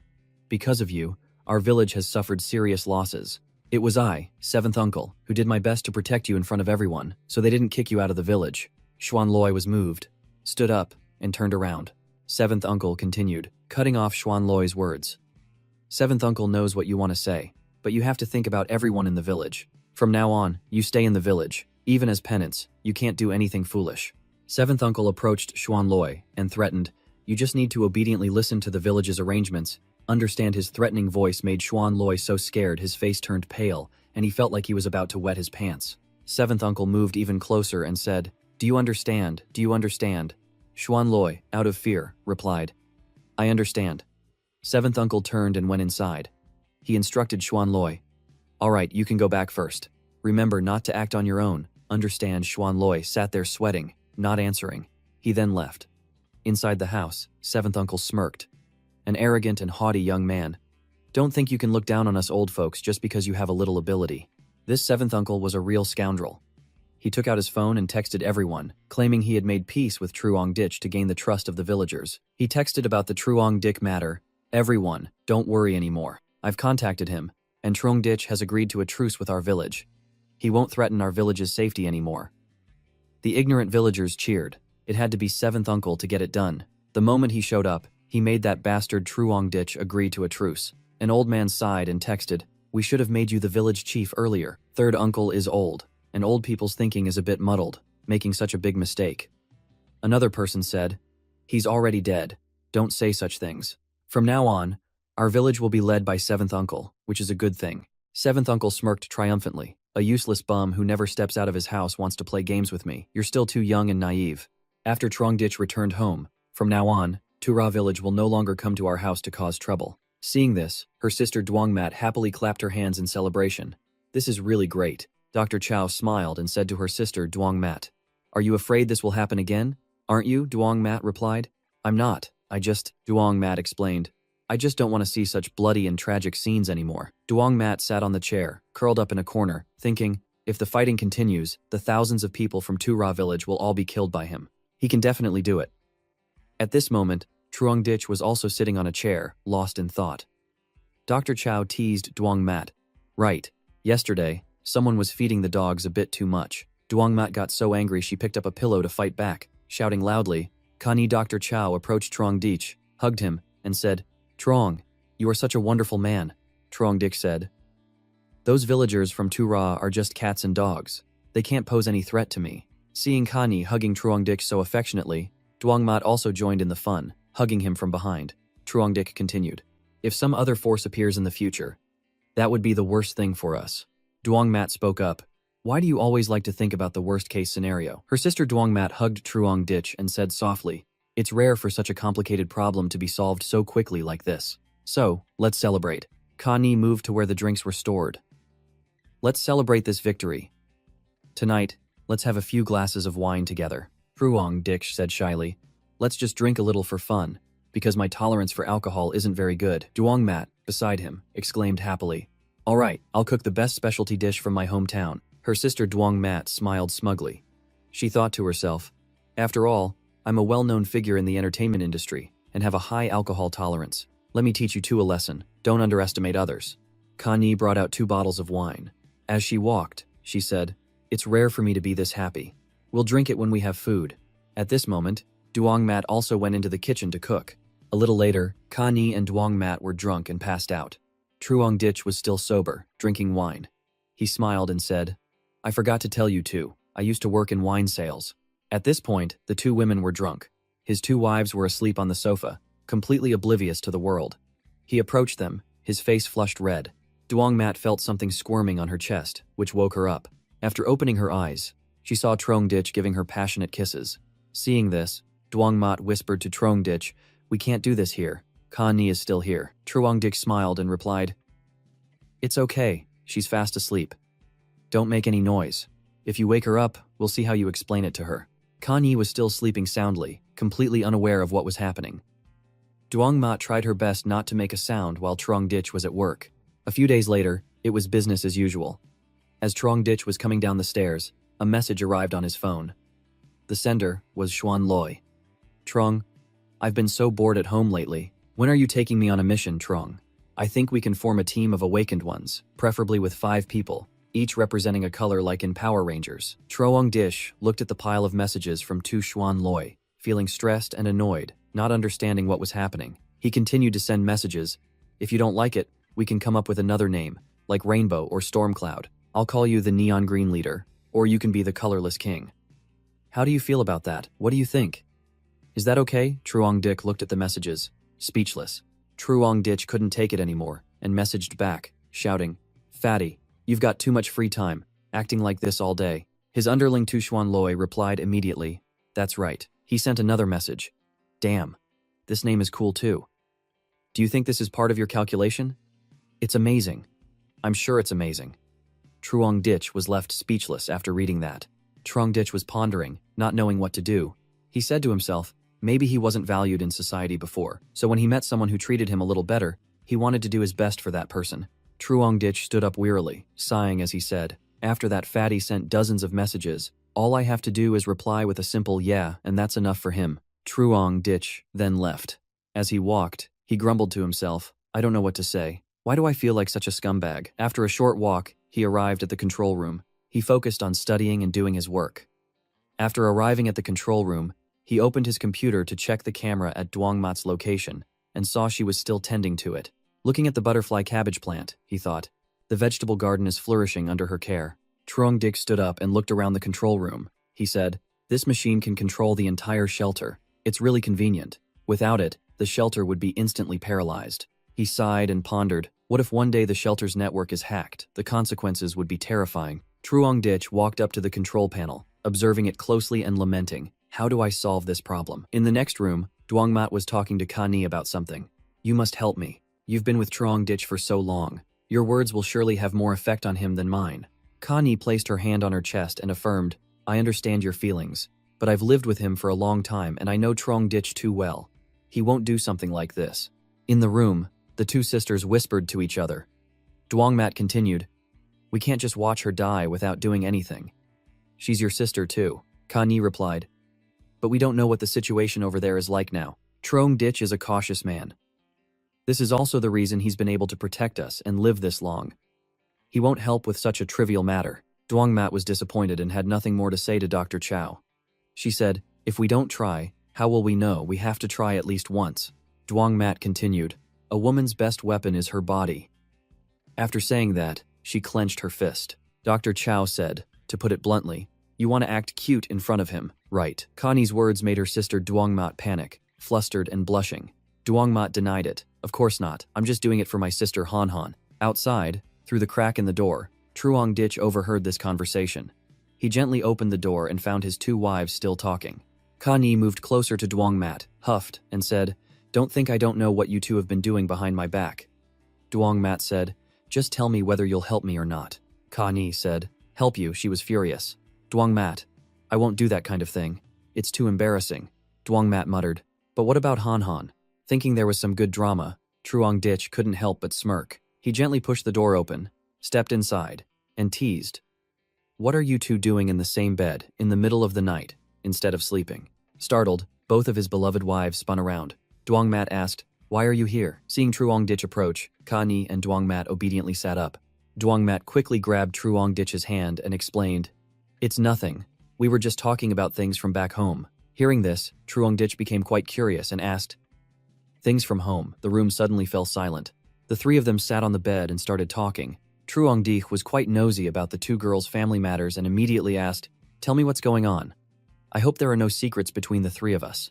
Truong-dik continued, his voice full of concern. "Do you two still have relatives living far away? Do you want me to bring them here to live with us?" Hearing this, Kani and Dwangmat's expressions suddenly darkened. Kani hurriedly replied, "It's not like that," she explained. "After the blizzard hit, I lost contact with my family. I don't know if they're alive or dead now." Dwangmat added, "Actually, a relative of mine just managed to contact me." Truong-dik turned to ask Dwangmat, curious if her family was coming to get her. "They're coming here to pick you up, right?" Dwangmat shyly replied. "It's not like that." Actually, seeing her hesitate, Truong-dik asked impatiently, "Is something wrong? Your family found you. They want to take you away." Dwangmat didn't beat around the bush any longer and got straight to the point. "It's true that my family has contacted me, but it's not to take me away. It's..." Dwangmat hesitated for a moment, her eyes filled with worry. Then, she gathered all her courage to tell the truth. "The girl is in danger, and they hope I can save her." After hearing this, Truong-dik seemed to understand. "So that's it. You two were discussing this together. You want me to go save someone who has nothing to do with me." Having hit a nerve, Kani and Dwangmat were momentarily flustered. Dwangmat moved to hug his arm, her voice pleading, "Please help me this one time. Right now, she's the only family I can find. I don't want to lose her." Seeing Truong-dik remain silent as a stone, Dr. Chow couldn't stand by either. She also approached and took his hand. Putting on a lost kitten face, she said, "Truong-dik, I know this has nothing to do with you, but she is my relative. If you ask us to watch her die, we will regret it and feel guilty in our hearts." Truong-dik's face contorted into a frown. He replied coldly, "You're asking me to go save someone at a time like this. Do you know what the situation is like outside right now?" Truong-dik let out a sigh, leaned back against the headboard, and said, "My information has been leaked. Who knows how many people are eyeing the supplies I have in this high-level shelter." Seeing the tense situation, Dr. Chow and Dwangmat lost all hope and let go of his hands. Truong-dik sat up straight and said decisively, "Leaving here means going out on an adventure. Would I do something like that for a stranger? With that, Trongdich stood up to leave but was immediately held back by Ka Ni and Duong Mat, who hugged him tightly. Duong Mat burst into tears. Trongdich, I can't just watch her die. Ka Ni also couldn't hold back her tears. She said between sobs, as long as you agree to save her, I'll agree to any request you have in the future. Ka Ni moved closer, whispering into Trongdich's ear. As long as you agree to this, Duong Mat and I will work with you on all fronts. Hearing this, Trongdich's attitude did a complete 180. He was secretly overjoyed, but still pretended to ask again just to be sure, really. Ka Ni and Duong Mat put on their cutest faces. Ka Ni asked again, will you agree? Duong Mat sighed wearily. She said, Han Han's legs have never been good. In such harsh weather, I'm afraid she won't last long out there. Just thinking about it breaks my heart. Trongdich heard the name and it sounded familiar. He asked again to be sure. Her name is Han Han. An idea flashed through his mind. Could that Duong Han Han be the genius computer hacker they once mentioned? He recalled what Ka Ni and Duong Mat had told him. 18 years old, paralyzed legs, but a reliable computer genius. A computer engineer is a person that even the shelter couldn't hope to get. Seeing the advantage, Trongdich quickly changed his tune. He held the two girls' hands tightly, his voice firm. All right, you two don't have to say anymore. If she's your sister, then she's my sister too. If she's in any danger, how could I just stand by and watch? This sentence made his two wives overjoyed and excited. Ka Ni looked at Trongdich with a completely different expression, shining as if he had a halo. She thought to herself, I never expected a person who only thinks for himself like him would also have a moment of kindness to help others. Duong Mat exclaimed happily, Trongdich, thank you so much. He then pretended to be hurt and replied, what, in your eyes, am I, Trongdich?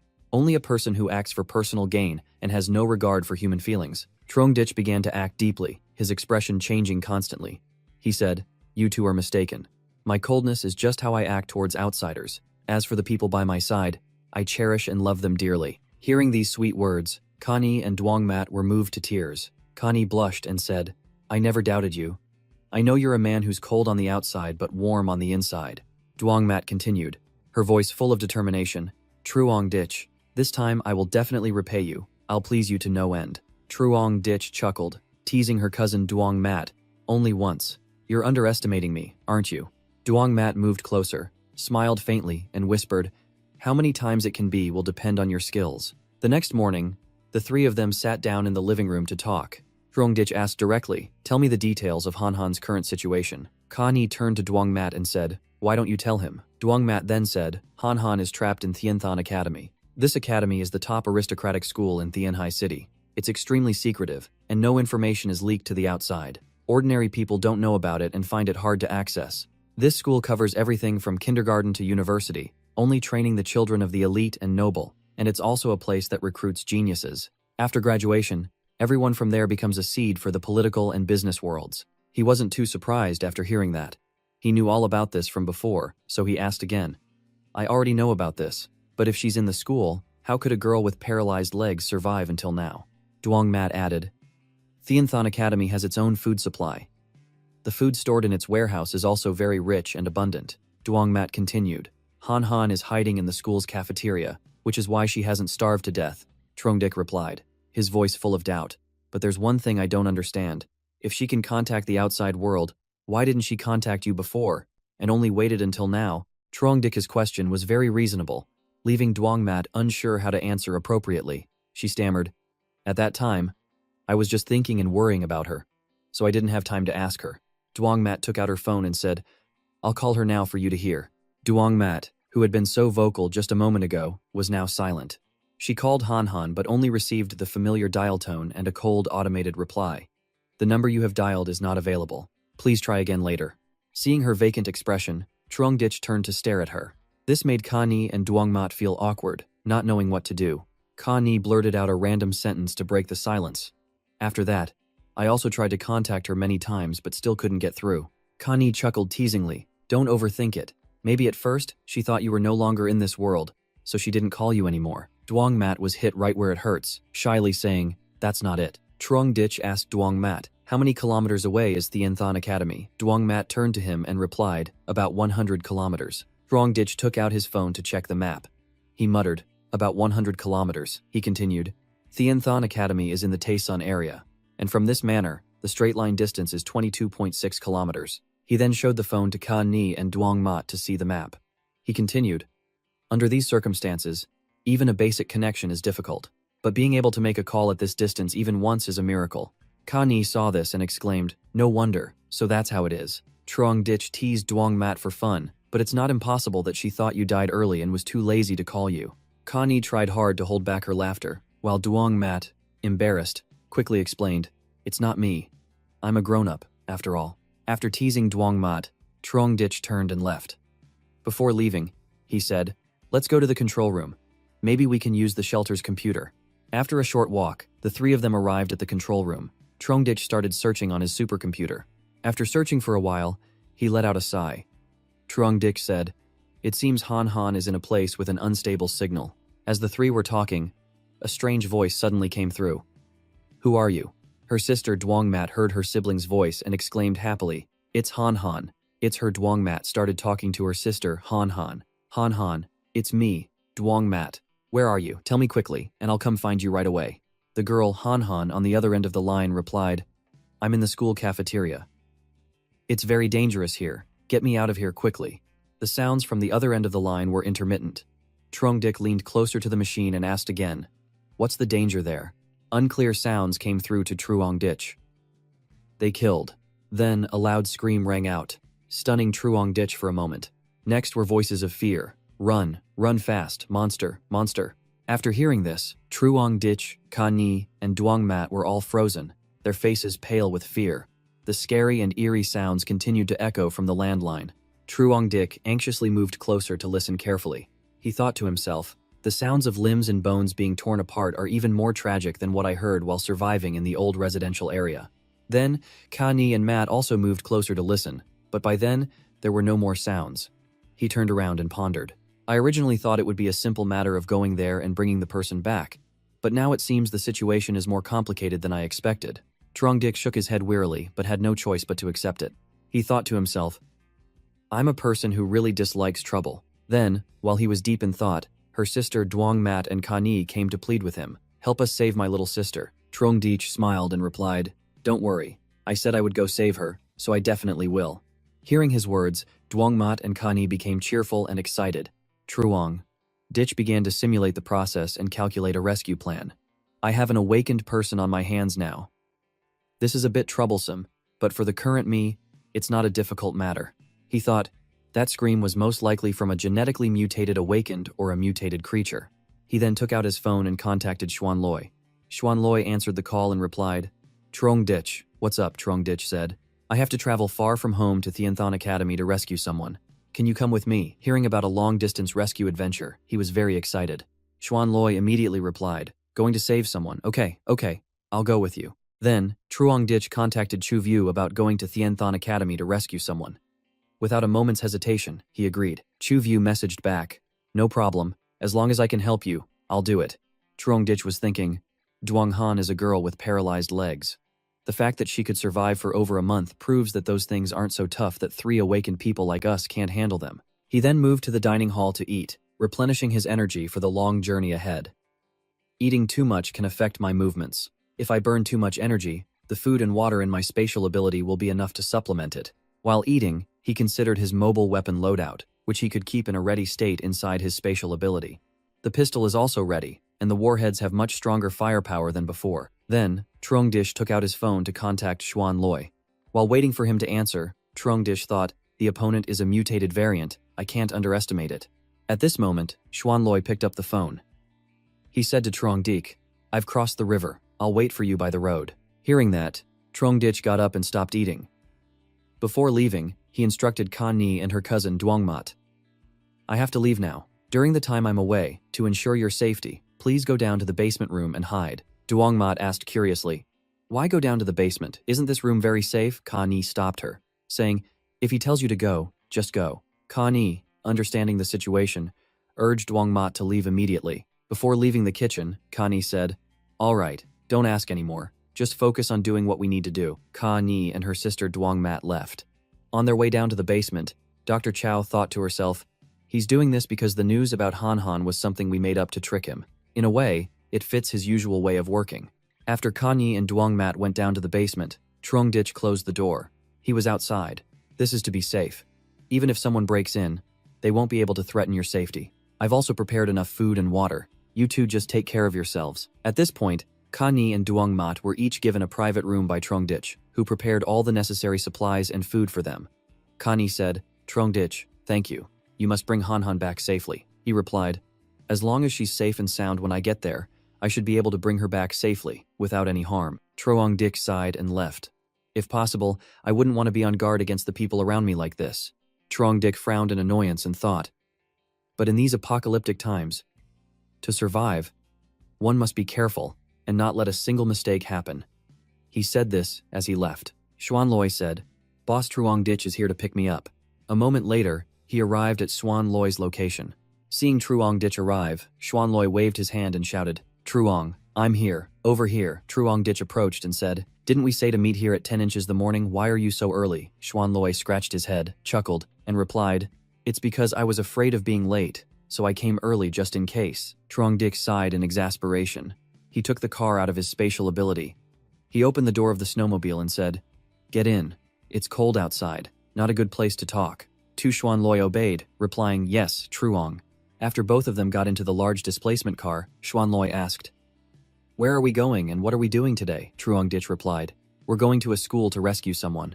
He exclaimed in surprise, saving someone I understand. That person must be a very important relative or friend to you, right? Trongdich said. You could say she's very important, that's right. You can consider it that way. Trongdich drove while pondering. Duonghan's computer and software skills are indeed what I want, so I will use every means to save her. On the way, Tu Xuanloi talked non-stop about everything under the sun. Trong, I'm not bragging, but Tu Lele, our village's beauty, probably has a crush on me. He continued, the way she looks at me is different from how others look at me. That's right. She even deliberately ran over to thank me for helping her father. Xuanloi acted out a whole play by himself. Girls these days are really bold. But I like it. If you like someone, just say it. Why be shy? Trongdich, driving next to him, didn't know what to say and felt helpless. He was speechless with such a talkative disciple. He thought, if this fatty wasn't still useful for what's coming next, I'd really want to kick him out of the car right now. Trongdich finally calmed down. He asked him, what is the attitude of the people in your village towards me now? Hearing this, he stammered, his face pale and sweaty. He said, this. Trongdich saw his expression and guessed the answer. He smiled and thought, it's understandable. I killed more than half of the able-bodied men in the village. It would be strange if they looked at me favorably. Xuanloi was bowing his head when he suddenly heard Trongdich say, he's here. Xuanloi immediately looked up and saw Chu View driving a snowmobile, waiting for them. Chu View saw Trongdich arrive and said, Trongdich, it's been a long time since we've seen each other. He quickly got out of the snowmobile, happily approached, and said, long time no see, uncle. How are you doing now? Chu View was also very cheerful, raising his hands to show off a few moves for Trongdich. I feel like I'm 10 years younger now, like a 20-year-old. My physical strength and spirit are at their peak. The two of them chatted and laughed happily. At this moment, Xuanloi also got out of the car and walked over to Trongdich. Trongdich introduced the two of them. This is Tu Fat. His name is Xuanloi, an ice ability user who can control ice and snow. And this is Chu View Kai Kwang, an enhancement type ability user, a respectable retired soldier. The three of them looked at each other, laughing and talking happily. Chu View and Xuanloi both had the same thought in their minds. So, the three of us here are all awakened. Trongdich looked at his uncle and Xuanloi and thought, the apocalypse has just begun, and there are very few awakened people. The probability of three of us gathering at the same time is very low. Chu View spoke up and asked Trongdich, what exactly are we doing this time? Are we just the three of us going there? Xuanloi added, if the three of us are going together, I'm afraid the opponent's skills are not simple, right? Trongdich waved his hand. No, he said. It's not as complicated as you two think. We're just going to a school to save a female student. She's a friend of mine. We just found out she's in a school over 100 kilometers away. Trongdich put his arms around Chu View and Xuanloi's shoulders. He continued, I found something unusual nearby, possibly a mutated creature. To ensure our safety, I called you and Xuanloi here. Xuanloi asked doubtfully, a mutated creature. Not a mutated person. Trongdich chuckled and replied, can only humans mutate? If humans can mutate, then any creature with cells can mutate as well. Trongdich, Chu View, and Xuanloi chatted happily for a while. Trongdich collected Chu View's snowmobile, and the three of them took the large displacement vehicle. The three got on the vehicle, still chatting happily, as they headed towards Thianthan Academy. At the academy, everyone was in a panic, hiding in the school's soccer stadium. At this moment, Han Han was sitting in a wheelchair. Next to her, her childhood best friend, Truong Mung Nung, approached and said to Han Han, "Why don't you just die? Sitting in a wheelchair only bothers other people." Han Han looked dejected and cried. She didn't know what to say. Her friend stood up for Han Han and comforted her. Another girl clasped her hands together, her tone filled with pessimism. "Everyone, do you think we can continue to live? We can definitely keep living, we definitely can. But so many people have already died," the girl said as she covered her face with her hands. "Lai Human, Vien Tutu, Tre Hoan, Dong Tunya." The mean girl still wouldn't leave Han Han alone. After walking a short distance, she turned her head to look back, feeling even more annoyed. Why? Everyone else has died, yet she still acts like it has nothing to do with her. Thinking this, she pointed a finger straight at Han Han's face, her tone accusatory. "So many people have died. Why is this cripple still alive? Every time we run, we have to bring her along. It's so annoying. Teacher Luong is really too soft. He should have just thrown her to the monsters to eat." The others heard this and joined in with their vicious curses. "That's right. What's the use of her being alive? With her condition, she'll probably die of illness someday anyway. I think she's a jinx. She doesn't die herself, but she always gets us into trouble. I think she's a burden too. If she died, everyone wouldn't have to suffer like this." A girl suddenly had an idea that couldn't be more cruel. "If she dies, the monster won't spare us. But if there's a next time, can we leave her behind to lure the monster? That way, at least her life will have some meaning. It's already come to this. What is she struggling for anyway? Even if she lives, she's just a cripple. We've protected her for long enough, so we've done our part. Right, maybe we shouldn't bring her next time." Amidst the noisy crowd, a young man scratched his head and said, "What's the use of talking? Teacher Luong never has the heart to leave anyone behind. So what's the result? Aren't more and more of us just dying?" So many people in the gymnasium were ganging up to bully a disabled girl. Han Han couldn't take it anymore and stammered, Trong Mong Nung." Even more excessively, Truong Mong Nung bent down and whispered into Han Han's ear, "Duong Han Han, I'm begging you, please just go and die. Okay, you're a complete burden right now. It's disgusting." Being looked down upon to this extent, Han Han could only bow her head, tears streaming down her face. The crowd behind them enthusiastically cheered for Truong Mong. "Well done, this ungrateful burden needs to be taught a lesson." Suddenly, a kind-hearted girl stood up to protect Han Han. "Truong Mong Nung, that's enough. We're all classmates. How can you say such cruel words?" Truong Mong Nung burst out laughing as if she had heard the funniest joke in the world. "Ha ha ha. Lu Kan Yen. Who do you think you are to talk to me like that? A person like you who got in through connections is worthy of speaking to me, a young lady. Have you forgotten your place?" Lu Kan Yen was furious and shouted, "So what if your family has money? In this situation, can more money save you?" "Shut up. No matter when, the gap between you and me can never be erased. As long as we get out of this hellhole and see the sun again, you and I will still be people from different worlds." With that, Truong Mong Nung turned to Han Han. "Duong Han Han, because you've implicated everyone, that's why so many of our classmates have died. Go die, don't live anymore." Lu Kanyen still tried to protect her friend. "Truong Mong Nung, Han Han is a person too. She has the right to live. What right do you have to talk to her like that? You can't blame Han Han for the deaths of others." Another girl from below also spoke up. "But a disabled person who can only sit in a wheelchair has indeed implicated everyone." Vicious gossip started to spread like mushrooms after rain. "Truong Mong Nung is right. You really are a burden. Everyone tolerated you out of classmateship and didn't leave you behind. But you shouldn't be so ungrateful. Are you using your disability to guilt trip us? That's really disgusting. Can you please stop dragging us down?" "That's right. If it weren't for Teacher Luong's soft heart, we would have abandoned you long ago. Can't you just find a place and die?" Frustrated, Han Han slammed her hand on her thigh, but Luke Kanyen continued to argue with the others. "What have you all done for Han Han? I'm the one who takes care of her every time. Don't blame your despair on others. Luke Kanyen, you're so pitiful. She's the great young lady of a prominent family, and you're just an ordinary student who got in through connections. If she wasn't disabled, would she be friends with you? I think she just wants to order you around and feel superior to you." "No, Han Han is not that kind of person. I can't take it anymore." Han Han screamed, "It's too noisy." Just then, a teacher walked over. "Everyone, stop arguing. In this situation, we should be united and help each other. Han Han, you don't need to worry. Although you're very troublesome right now, everyone will not give up. I believe you won't blame everyone either. Right, we'll continue to be good friends from now on," the teacher said as she extended her hand towards Han Han. Suddenly, a piece of metal fell from the ceiling, signaling the horror that was about to unfold. The crowd panicked and shouted, "Oh no, that monster is here again." From outside the glass door, a set of sharp claws was tearing at the glass, reaching inside. An unlucky guy was caught by it, only able to stand still and scream a few times. The monster quickly pulled him outside. It licked him a few times and then casually put him in its mouth and started chewing. A blood-curdling scream rang out, "Don't!" Everyone's souls left their bodies. They fled in disarray. "Quick, get away from that burden." Lu Kanyen also pushed Han Han and quickly fled. When they got outside, the door was already shut tight. "Damn it, it's frozen shut. Damn it, it's frozen shut. Open it, or everyone will die in here." The monster lumbered forward from behind. It still had a half-eaten person in its mouth. As it got closer, it suddenly sat down and put the rest of the person in its mouth, chewing loudly. The red liquid gushing out made everyone so scared they almost wet their pants. After eating, the monster turned to the remaining people. Don't eat me, don't eat me," despite the girl's pleas and cries. The monster simply snapped off the girl's head. It then continued to look at the others. One of them thought to himself, "This monster is doing this on purpose. It's taking advantage of our teacher being out looking for food to come here and provoke us." Thinking this, the evil guy didn't hesitate for a moment and forcefully pushed Han Han towards the monster.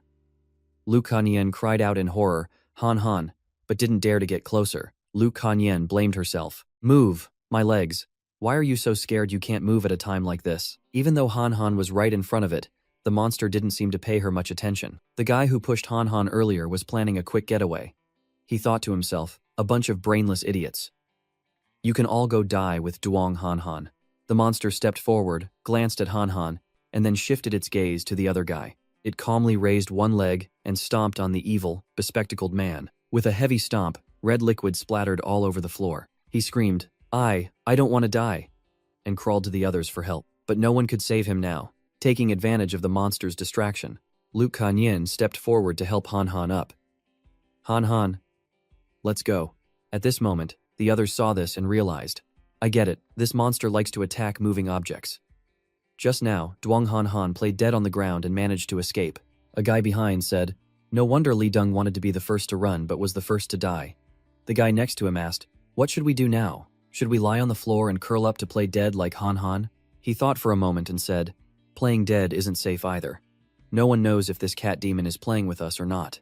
The guy next to him asked worriedly, "What should we do now?" While these people were anxiously making a plan, some had already started fleeing together, each in a different direction, escaping the pursuit of the creature. He didn't hesitate any longer and announced to everyone around, "Quick, we have to leave immediately, before we attract the attention of that monster." He continued, "If we stay here, we'll all be killed by it. We have to go out and find Teacher Luong. Otherwise, everyone here will be killed by it." The students hesitated for a moment after hearing this, each one of them breaking out in a cold sweat. After that statement, all the students fled. The young man attacked by the mutant cat was severely injured. Lying on the ground, he saw them and cried for help. Help me, everyone help me, don't leave me behind." He pleaded desperately with everyone. He lay flat on the floor, and when he saw no one stopping to help him, he continued, "I'm begging you all. Hao Thun, Vu, aren't we good brothers?" His words made everyone stop in their tracks. But after a few seconds, the group continued to run without hesitation. The seriously injured man on the ground played dirty. "If you won't save me, then you all have to die too." He pointed towards the fleeing students and shouted, "Look over there," he yelled. "They're trying to escape. They're trying to escape." He was severely injured but still managed a triumphant smile. He laughed loudly and said, "If I die, you'll live." The group tried to escape. Others said, "Damn it. If you're going to die, die alone. Why drag others down with you? Be useful for once." The cat demon, hearing the sound of the man on the ground, turned to look. Seeing the group running away, the mutant cat leaped to attack. The injured man lying on the ground smiled happily and said, "None of you will get out of here alive. If we're going to die, we'll all die together." The cat demon attacked the people running in the other direction. A group of people behind the cat took the opportunity to run for the door. This group of 3 ran quickly and managed to get out of the gym. He said smugly, "I'm so sorry. If you want to die, go die by yourself. Compared to everyone dying together, it's better if you die." The guy running behind him said happily, "Thon Vu, you're so smart. You told those guys to run and attract the monster's attention. We took the opportunity to run out." The young man Thon Vu chuckled and turned back, saying, "That thing looks like a mutated cat to me." He looked at the students being attacked by the cat demon in the gymnasium. He said, "Cats love to play with their prey. After being caught, it will play with them until it's bored. Then it will eat them. Moreover, unless it's extremely hungry, it won't be interested in dead mice. Inside the room, the remaining people followed Danvu's group's example, taking advantage of the cat's distraction to flee behind its back. The mutant cat, being alert, noticed. The cat used its tail to deliver a finishing blow. The girl next to her was so scared her limbs froze. She sat on the floor and cried, covering her ears and screaming, "Someone save me." A voice came from somewhere, "You damned monster, don't you dare hurt my student." The cat heard it and turned towards the sound. A strong and beautiful girl, holding a sharp sword in her hand. Everyone was overjoyed to see her return, cheering. "Teacher Luong. Teacher Luong is back." The teacher raised her sword in fear, her hand trembling so much that the sword shook with it. Not letting her fear allow the cat to harm her student, she quickly charged at the cat with her sword. She swung decisively like a true swordswoman. The cat was no pushover. It leaped high into the air, dodging Teacher Luong's slash. She saw her student lying motionless on the floor and blamed herself. "What on earth do I have to do to make this monster stop?" She raised her sword towards the cat and thought to herself, "Fighting it here will only endanger more students. I have to lure it outside first and then figure things out." After leaping high into the air and dodging the teacher's slash, the cat conveniently ate another unlucky student. After a few seconds of hesitation, the cat decided not to take any more risks and left. The cat took its prey with it and departed. Teacher Luong felt relieved when the cat left, letting out a sigh of relief. The teacher calmly picked up her sword again and observed the people around her. She thought to herself, "This monster is very cunning and treacherous. I can't underestimate it." The teacher walked sadly to the door, watching the giant cat leave. She looked at the footprints the giant cat left behind. The teacher thought to herself, "If this situation continues, I don't know if I can protect the remaining students." The teacher continued her thoughts. "It's been over a month. So many students have died like this. If I hadn't been lucky enough to awaken my ability, I'm afraid I wouldn't have been able to hold on until now." Teacher Luong, with a sword in one hand and a bag of food in the other, brought it inside for the students. The teacher was so worried about the students that she was sweating profusely. She thought about the not-so-distant future. With the current situation, there will come a day when everyone will have to die in this place. Of course, I am no exception. She stopped overthinking. Thinking too much only adds to the worry and makes her lose her reason. She immediately brought the bag of food to the students. Seeing the teacher bring food, the students rushed over, all joyfully exclaiming, "Teacher Luong, you're back." After the students had gathered, the teacher said, "Quick, share the food with everyone." The teacher gave the food to the students to distribute among themselves. Then, Teacher Luong went to the side and sat down. Teacher Luong was still very cautious. She hugged her sword and rested, not understanding why, amidst the chaos, she was still safe. She looked at Han Han and spoke to her with bitter words. "Why did everyone else die while you're still alive? You should be the one who's dead. You deserve to die." Han Han's face was sad, and she could only sit silently in her wheelchair and listen. She continued, "What right do you have to not be dead? Why don't you go die?" Lu Kai saw that Truong Mong Nung was being extremely unreasonable. She continuously cursed and swore at Han Han. Lu Kanyen couldn't take it anymore and raised her voice to defend Han Han. "Do you have any sense of reason? How can you blame Han Han for this?" Everyone saw the two of them raising their voices and arguing. They all paid close attention and watched intently. Seeing that the situation was quite tense, a girl with long, flowing hair stepped forward to intervene. "I just can't stand the sight of her." "What about it?" The girl who intervened lowered her voice and said, "Truong Mong Nung, don't say that anymore." After intervening, the girl brought some food to Han Han. The girl handed the food to Han Han. "Eat something, friend." Truong Mong Nung found this very annoying. She ran over and pushed the kind girl's hand away, causing the bag of food to fall to the floor. "Don't waste food. She's not worthy. The school's food supply is limited. A cripple like her will die sooner or later anyway. Eating is just a waste of food. It's better to leave that food for someone more useful." The sounds of their bickering caught Teacher Luong's attention. She turned a blind eye, thinking, "It's this again." Every day, some students have a mental breakdown. The teacher hugged the sword in her hands. Looking at the group of students talking amongst themselves, she thought, "As long as it doesn't escalate to murder, I don't have the energy to care about these things. I have to focus completely on dealing with that giant mutant cat." The blonde girl was terrified, holding her head to one side. She was trembling and her mouth was stammering. She said, "Useless. It's all useless. No matter how much we argue, we're all going to die. We'll all be eaten by that cat." The blonde girl stood up and screamed, "Don't you all understand yet?" Her words caught everyone's attention. "We are all just food that it deliberately left behind. It wants us as its reserve food supply. We've survived until now only because it likes to eat fresh food. The students' faces turned pale upon hearing this. The blonde girl became more and more scared as she spoke. Her face had now turned a pale green, a mix of ashen and purple. She said, "We have no hope left. No rescue will come for us. This world has officially entered the apocalypse." The young man Thon Vu, holding a bag of food, said, "The rescue team will definitely come." Hearing him say that, the expressions on everyone's faces didn't improve at all. The young man Thon Vu opened the bag of food that his friends had distributed and took some out to replenish his energy. As he ate, he said, "We are all society's talents. In the future, we will surely stand at the pinnacle of our country. Our achievements will be immeasurable.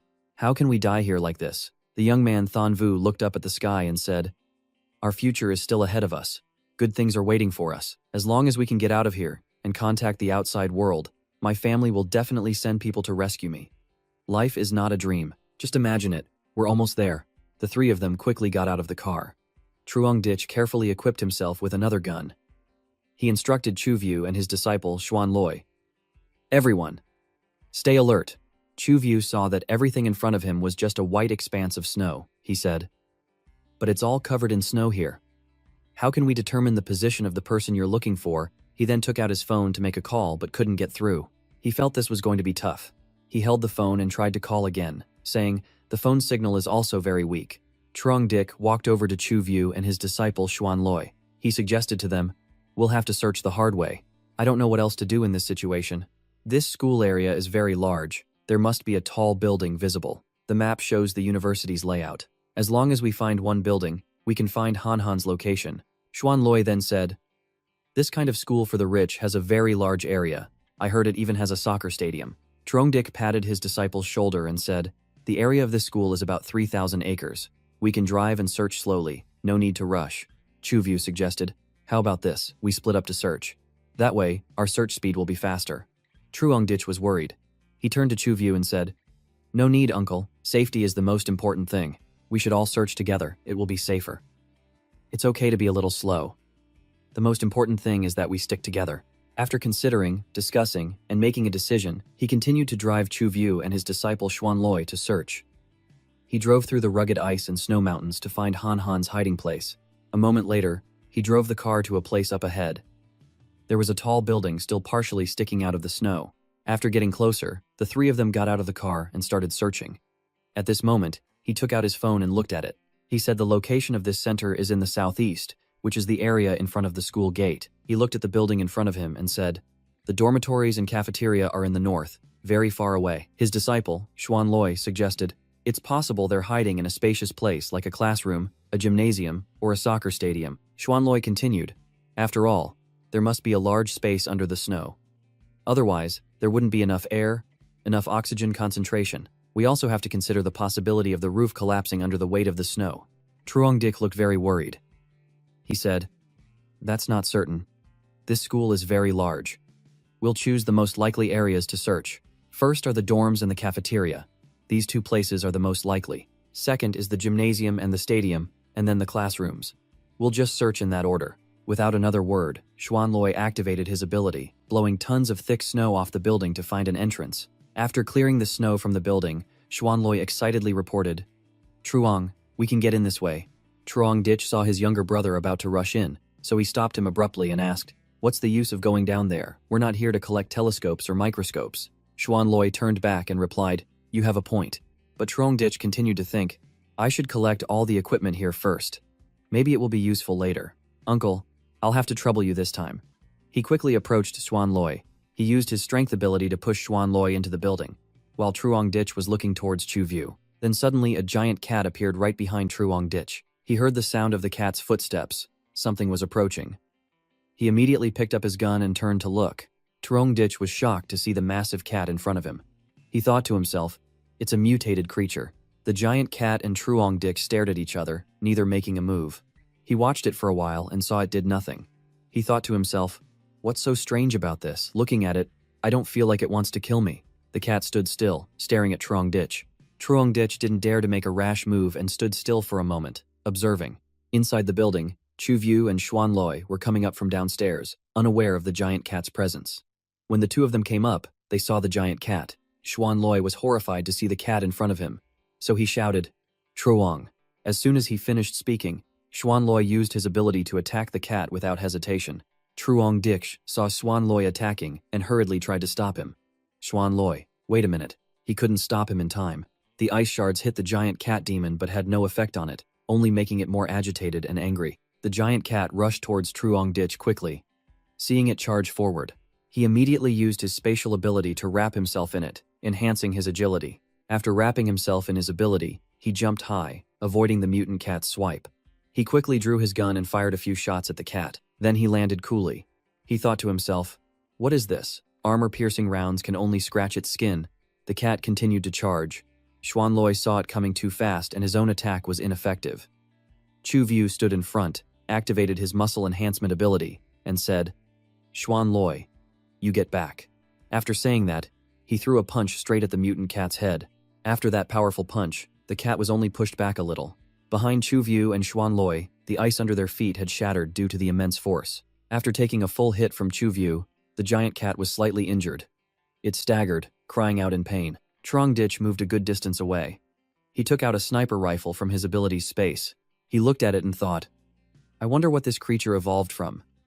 Is it a cat, a lion, or a tiger that escaped from a zoo?" Without thinking further, he prepared to take aim at the target in his mind.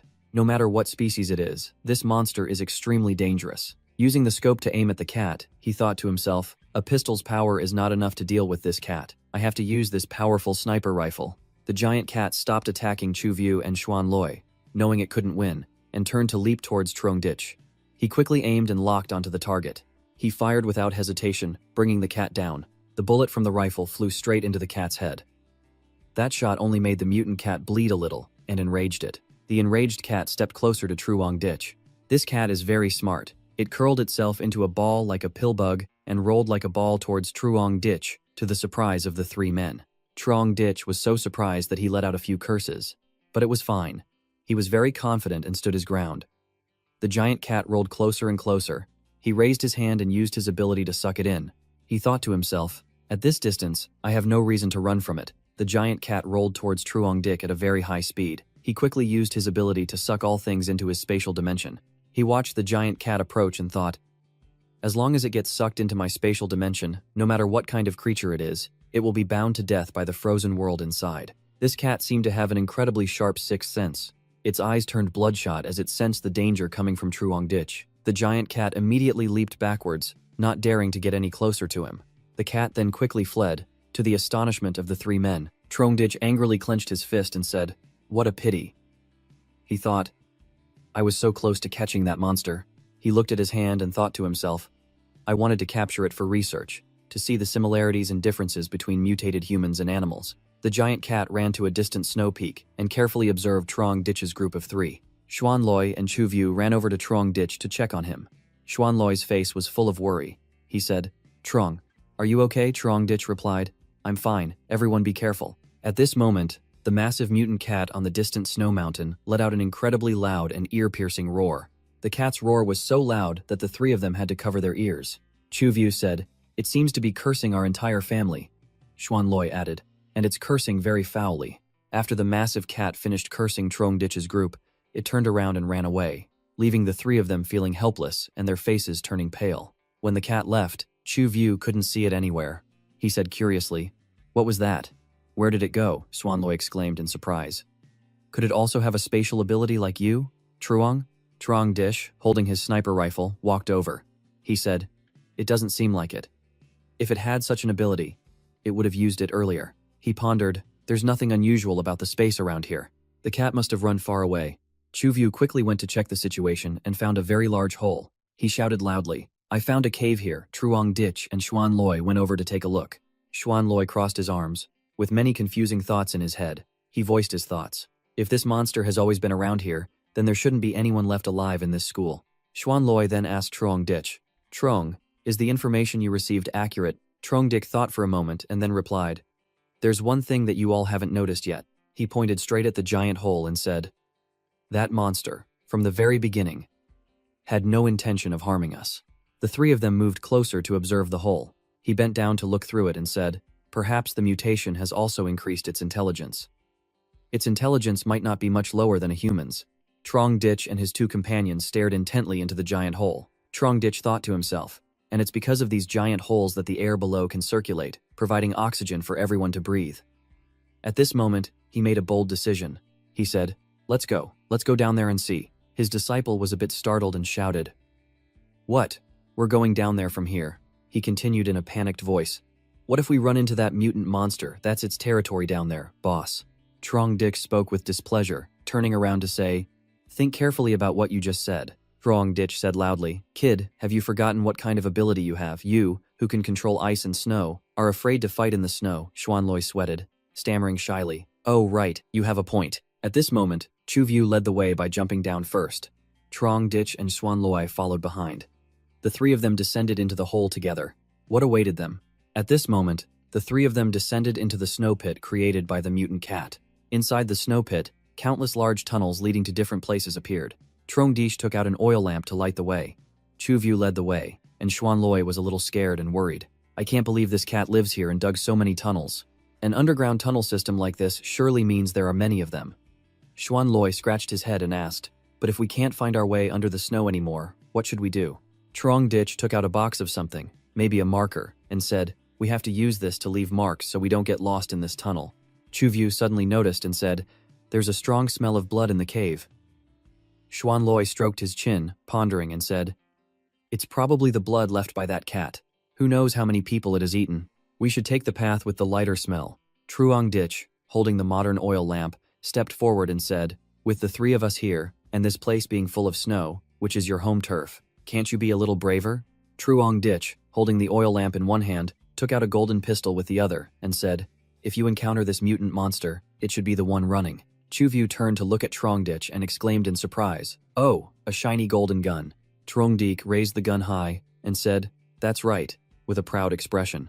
He then asked, "Chuvyu, your reconnaissance skills are relatively strong and accurate. Let's follow the direction that monster went." Trongditch continued, "If it wants to eat, it will definitely go towards living people. As long as we follow it, we can find the location of the survivors and surely find Han Han." Xuanloi's face turned pale, without a trace of blood. Xuanloi was so scared he turned pale and exclaimed, "If we run into it, it won't be an easy fight." Trongditch turned his head and said, "What are you afraid of? We're here. If you really encounter it, just use your ability to swallow it with ice and snow. As long as it doesn't attack us, there's no need to make a move. Once it attacks us first, then you can kill it." Xuanloi had no choice but to obey, even though he was scared. He replied, "All right, Truong." At this moment, Trongditch gave Xuanloi and Chuvyu each a flashlight, similar to an oil lamp. Trongditch used a pen to mark the path to avoid getting lost in the cave. He thought that this way, they could avoid being detected by the mutant monster and not lose their trail. The scene shifts to inside the gymnasium of Thien Thon School. The teacher held her sharp sword tightly. Her hands were sweating from the tension. The exhausted teacher collapsed to the floor. She thought to herself, "This can't be. We can't waste any more time like this. For 3 consecutive days, my students have died at the hands of this mutant monster. I also haven't eaten for several days, and my body has reached its limit. If this continues, the rest of us will starve to death without having to wait."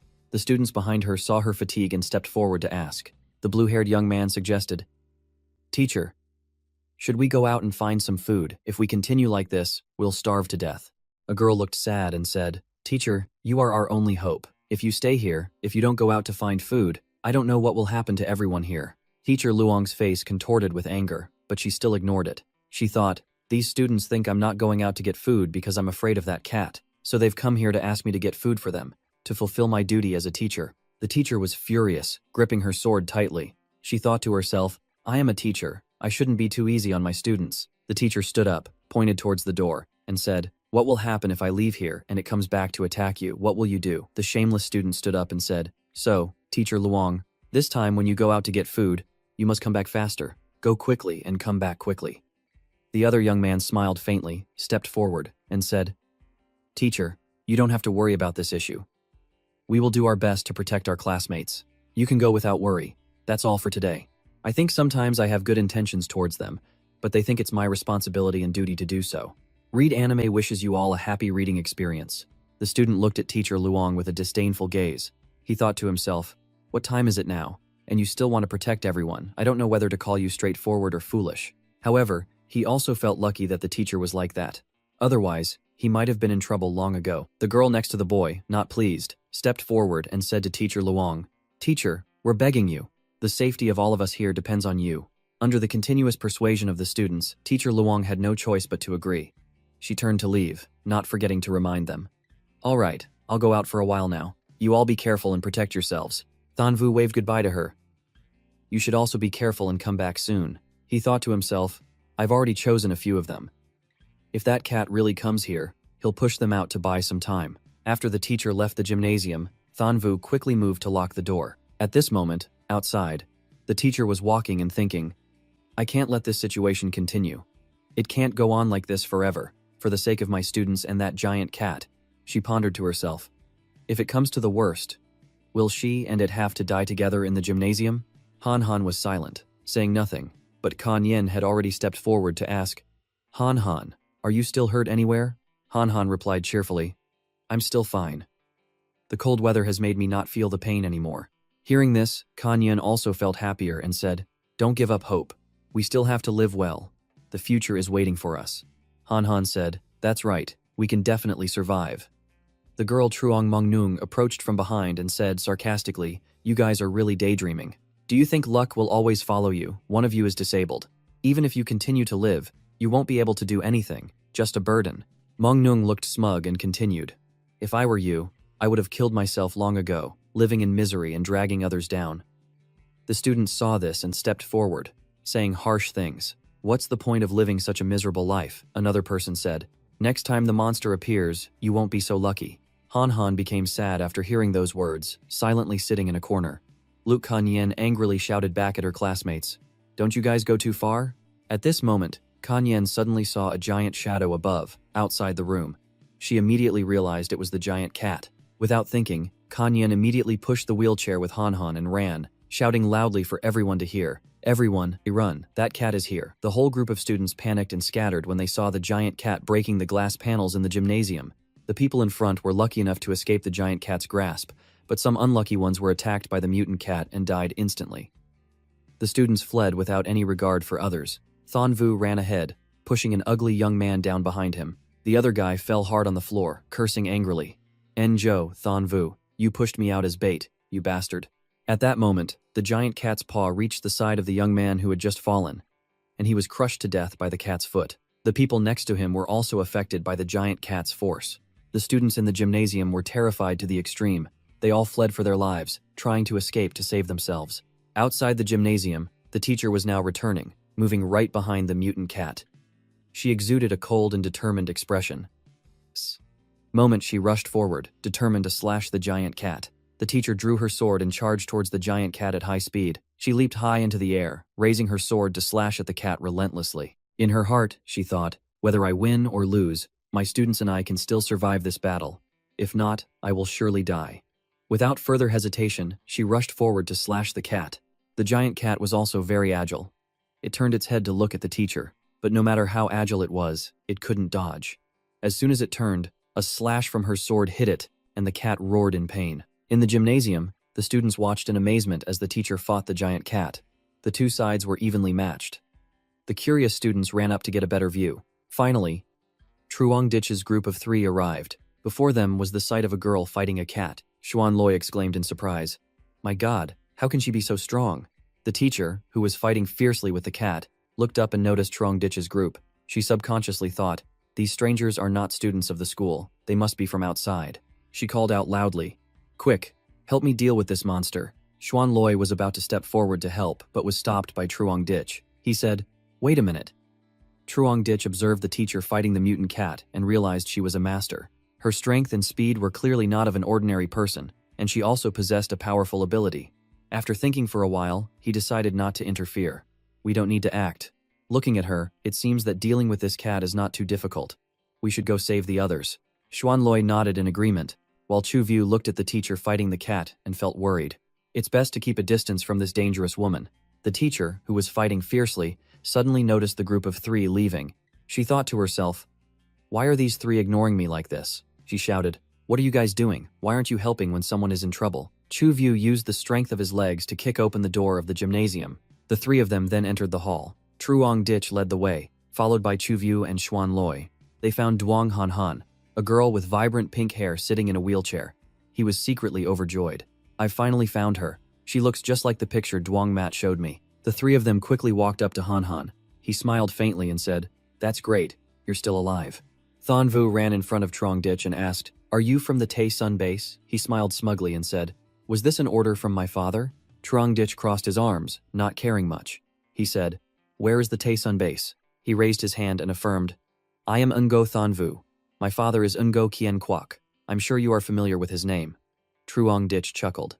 "You're very familiar with that organization." In his heart, he thought, "It seems this is a young master, but after being here for so long, he's no different from the others." He found it amusing that he dared to act like a young master in front of him. The student Thon Vu asked again, "You're not from the Taesun base, so you're from another shelter." He stroked his chin and thought to himself. He continued strangely, "It's clear that this place is closest to the Taesun base. It doesn't make sense that my father wouldn't send people here." After understanding the student Thon Vu's meaning, Truong Dich considered the issue further. There are other shelters. That means Thien Hai City has many shelters. Out of curiosity and thought, he asked the student Thon Vu again, "How much more do you know about these shelters?" The student Thon Vu was flustered and said, "You're not from a shelter." This student waved his hands and said, "Honestly, I don't know much, just that there are places like this around here." This Thon Vu clenched his fist decisively and said, "It's just a pity that when the blizzard first hit, no one expected it to be this serious. Otherwise, I would be there by now." After hearing the student's explanation, he understood. He thought to himself, it really doesn't seem like he knows any intelligence. After all, he's been trapped here for so long. If he had the ability to contact the outside world, he would have contacted his powerful father to come and save him long ago. Trong Dich ignored the words of the student Thon Vu and the others present. The people next to them said, "My father is Vuong Sung Quan, the chairman of Quan Sung Group. If you can get me out of here, my father will pay you any amount of money." Another person also said, "If you can get me out of here, if you want money, I can give you money. If you want to do this or that, or be a gangster, I can also ask my parents to help you." Another person also said, "My mother is Truong My Lan, you probably know her." But Truong Dich didn't care. He still walked past them and went to Han Han. Chu View and Tu Xuan Loi followed behind, feeling a lot of pressure. The two of them thought to themselves, with so many people, how can we possibly save all of them? Trong Dich still unhesitatingly approached Duong Han Han, ignoring the boasts from the surrounding students. Chu View could only look on helplessly and move forward because there were too many people blocking the way. He gently asked the red-haired girl in the wheelchair, "Are you Duong Han Han?" The girl nodded and replied, "Yes." Trong Dich chuckled and spoke to Han Han in a soft voice. He then explained why he was here. "My name is Trong Dich. Do you know Duong Mat and Ka Ni? Your two sisters asked me to come here to save you. Will you come with me and leave this place?" The girl Han Han agreed without hesitation. "Okay, I'll go with you." Han Han thought to herself, "There's no need to doubt or argue. The person who agreed to come and save me now is definitely not a bad person." Han Han agreed, and immediately, Truong Dich took the wheelchair and led her away. He said, "All right, follow me." The girl Han Han turned around and said to him, "Please wait a moment. Can you do me a favor?" Truong Dich smiled and asked her, "What is it? Just say it, as long as it's not too complicated, like saving all your classmates." The girl Han Han pointed in the direction where the teacher and the cat were fighting fiercely. She said, "Can you stop them from fighting? I'm afraid of danger." Truong Dich said cheerfully, "Oh, just stop them." "Is that it?" Truong Dich laughed to himself and said, "This isn't difficult. In the future, I'll need her to maintain the shelter's network. If I let her owe me a favor now, it will be easier to win her over later." Truong Dich quickly raised his hand and called his disciple Xuan Loi over. "I need your help with something." At this moment, the three of them majestically approached the cat demon and the teacher. As Truong Dich walked, he saw broken bones on the ground. He secretly absorbed them into his spatial ability to take back. "When I have time later, I'll research and craft weapons." After arriving, Truong Dich ordered Xuan Loi, "It's time for you to make your move." Xuan Loi immediately used his ability to control the ice and snow, causing the ice outside to crack and fall. The teacher, who was fighting outside, immediately noticed the abnormality. She saw large chunks of ice falling. She quickly jumped to one side, dodging the ice blocks. Just as teacher Luong dodged to one side, what fell in front of her was not a pile of ice and snow, but a pile of rocks that formed a small mountain.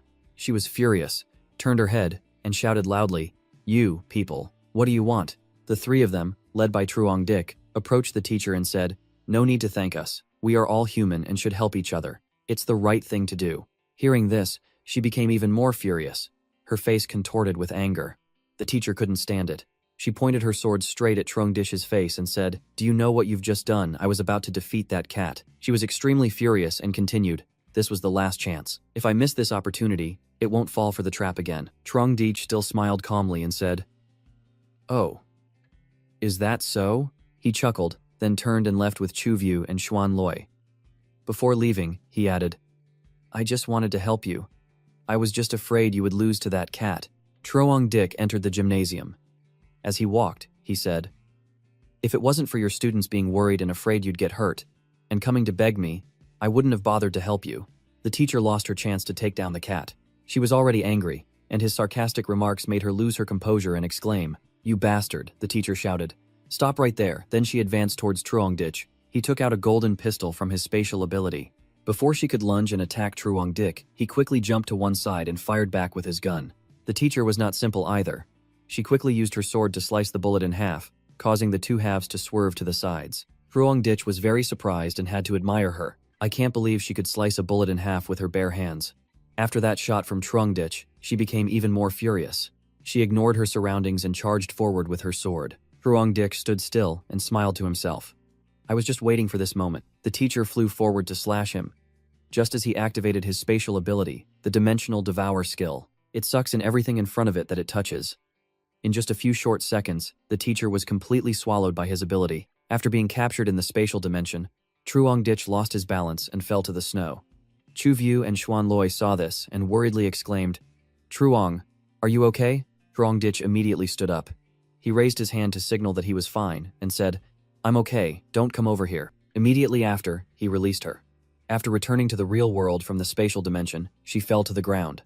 The teacher lay on the ground, panting to catch her breath. She asked in confusion, "What was that just now?" He sat down and said to the teacher, "I had good intentions to help you, but you drew your sword and charged at me.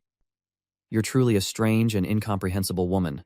He picked up the sword from the snow and said, "To prevent you from doing anything at any time, it's better for me to keep this dangerous thing for you." He held the teacher's sword in his hand and pondered. "This sword can slice a bullet in half, so it's obviously a high-grade weapon. Of course, I have to keep it." Hearing this, she immediately stood up. The teacher replied, "Give me back my sword."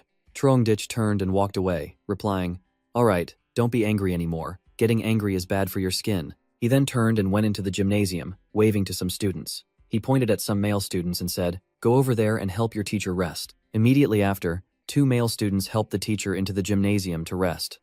The teacher asked, "What are you all here for?" He then gestured towards the girl in the wheelchair. He explained to her, "I was entrusted by her family to come and pick her up." She was quite surprised by the words "pick up." At this moment, her attitude changed 180 degrees. She spoke softly with an adorable and affectionate gaze.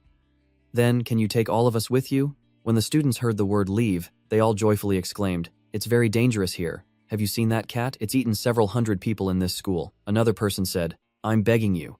Another student said, "My father will repay you later. You can have as much money and as many girls as you want." Truongdik saw these students pushing their luck and shouted loudly, "I'm only here to take her. If others want to leave, find your own way. I'm not here to wait for everyone." At this moment, the students continuously shouted, "We can't contact our families." Others said, "We've tried everything but can't get through." The teacher looked up at the sky, but all she saw was ice and snow. She thought to herself, "Looking at your condition, you must be living very well, with an ideal place to live and plenty of food." She didn't feel embarrassed about the recent incident and said, "Can you please have some compassion and save these children? They are the hope of the future." Truongdik just chuckled at this statement. The hope of the future. He then enlightened the people here. "Are you saying that only the children of high-ranking and wealthy people are the hope, while the children of ordinary people out there are not? I don't see any superior value in any of you. Is your arrogance your superior value?" The students all looked dejected after hearing Truongdik's words, because it was true. Truongdik shook his head, rejecting the idea. "If you are all so outstanding, you can surely persevere and survive this snowstorm on your own." He sighed and said, "I'm sorry, I'm just an ordinary person. I can't save you elites." Truongdich turned to Hanhan and said, "I'm here to take Duong Hanhan. I don't care about the others." The student Truong Mungu heard this and glared at Duong Hanhan with anger.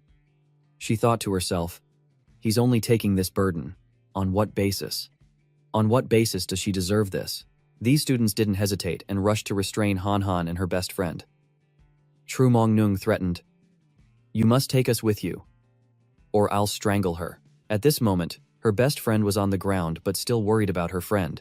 Hen Lithego, Teacher Luong witnessed this and panicked, saying, Don't, you are all classmates, don't kill each other now. Trong Mong Nung threatened loudly, If you don't take us, then no one is going anywhere. Trong Ditch was unfazed. He chuckled and said, Why are there so many people in this world who think so highly of themselves? Truong Ditch quickly took his gun out of his spatial dimension. He fired continuously without hesitation, not missing a single shot.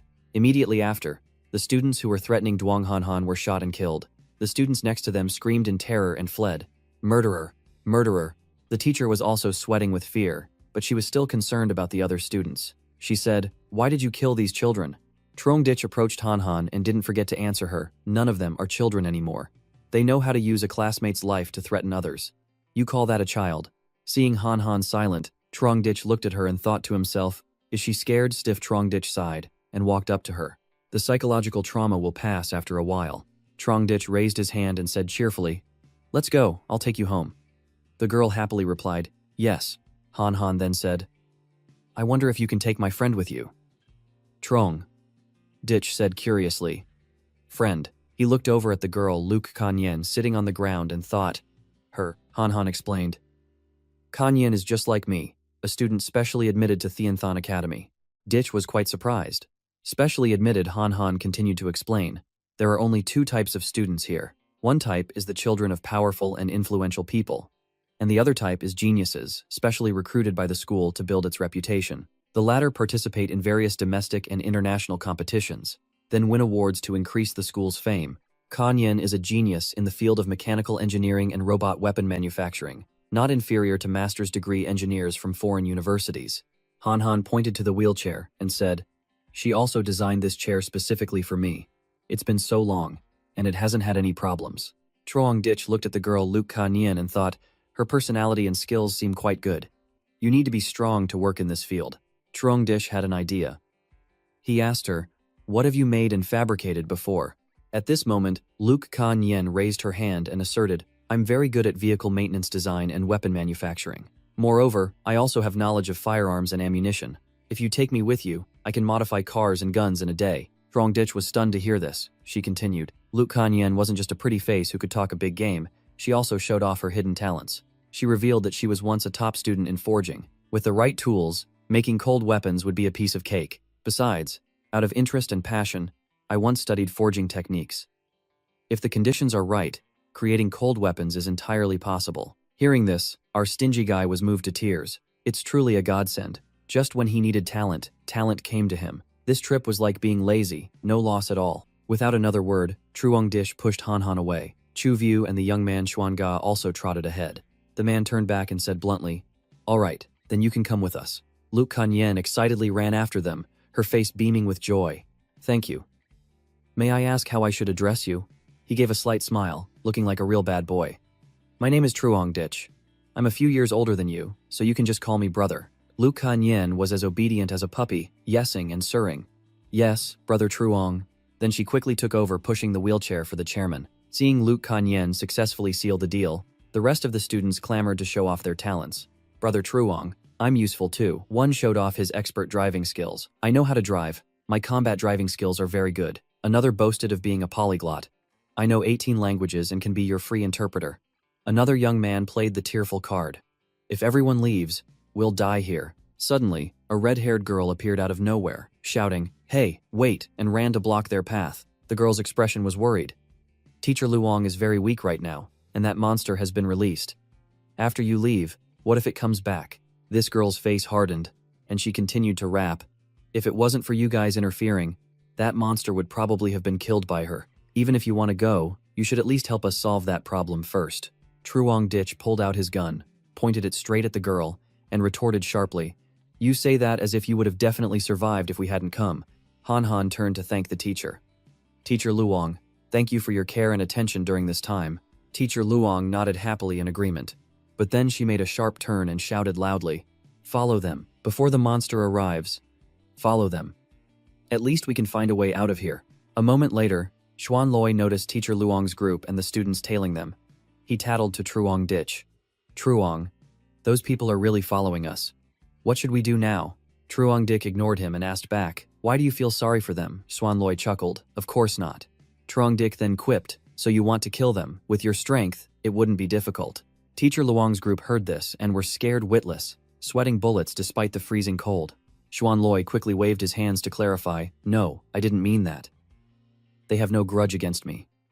Truong smirked. If that's the case, then just ignore them. As he walked, he rationalized to himself, only when we are strong can we help the world. We don't have the great ability to feed dozens of people yet. His disciple Xuanloi nodded in agreement, thinking to himself, Brother Truong, you're right. At this point, being able to take care of ourselves is good enough. After walking for a while, Truong Ditch's group finally escaped the bone-chilling ice tunnel. Once on the surface, Truong Ditch flexed a little by pulling 2 vehicles out of his private space. He announced to Xuanloi, you ride with Chuview. Xuanloi jumped up like a shrimp. This snowmobile is freezing. Truong Ditch then put a helmet on him, speaking like a boss. Isn't this better now? Xuanloi felt much warmer, his eyes shining. Oh, you're right. Wearing this helmet makes a huge difference. Then, Truong Ditch gently carried Han Han into the high-end, large displacement snowmobile. Chuview and Xuanloi also started their engines and took off. Xuanloi shouted excitedly, I quite like riding in the open air like this. Truong Ditch carried Han Han onto the vehicle, and Luke Kanyen was also settled in. He started the engine. Let's go back. And the 3 of them sped off. Just then, the teacher's group finally crawled out of the tunnel.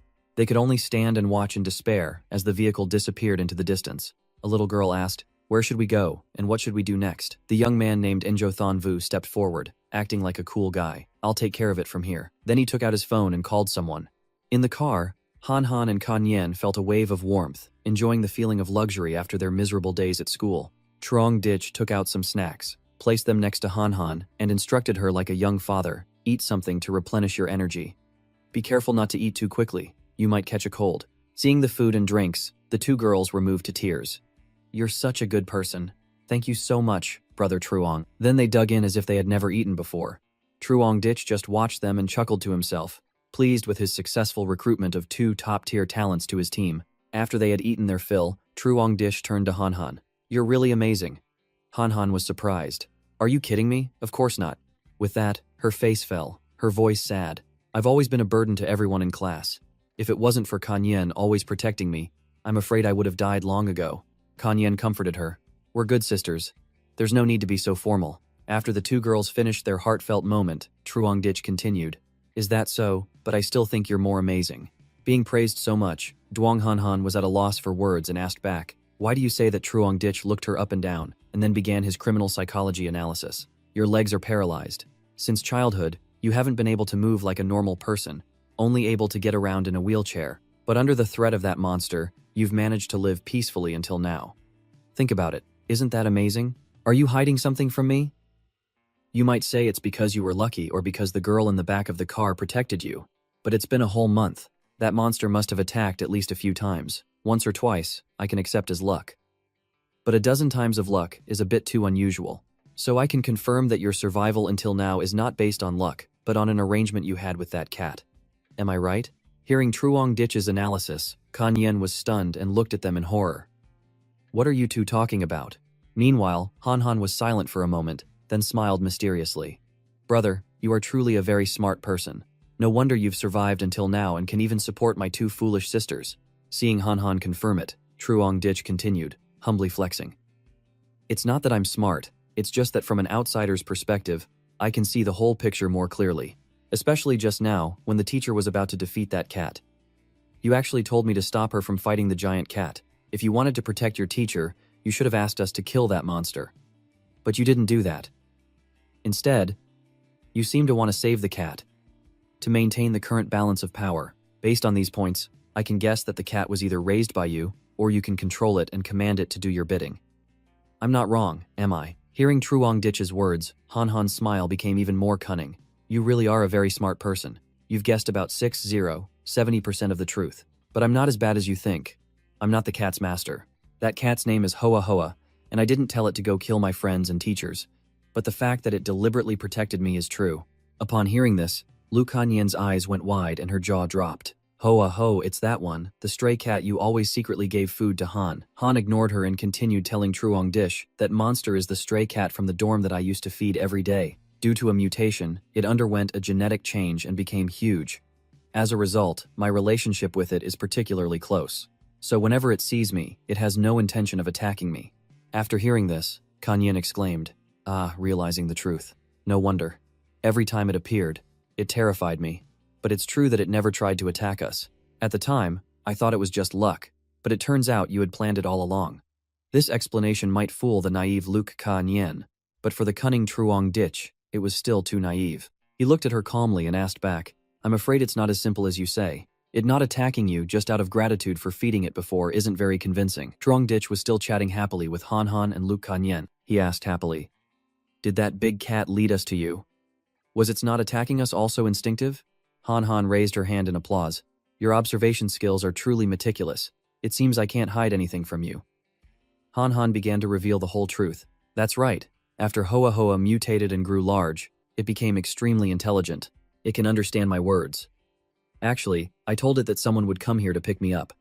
I told it not to harm you guys. I just didn't expect you all to be so strong and amazing. At this point, Kanyen and Truong Ditch both automatically imagined the scene of Han Han controlling the giant cat. Truong Ditch understood the situation and turned to ask, So you were the one who told it to kill your classmates? Han Han quickly shook her head. No, that wasn't it. Han Han smiled brightly, but her words were as sharp as a knife. Although many of them were despicable, they died because they used to abuse Hoa Hoa. And Hoa Hoa also needed to fill its hungry stomach. But later, the situation became more abnormal and out of control. Han Han started to complain. You don't know. So many people criticized me for being a burden.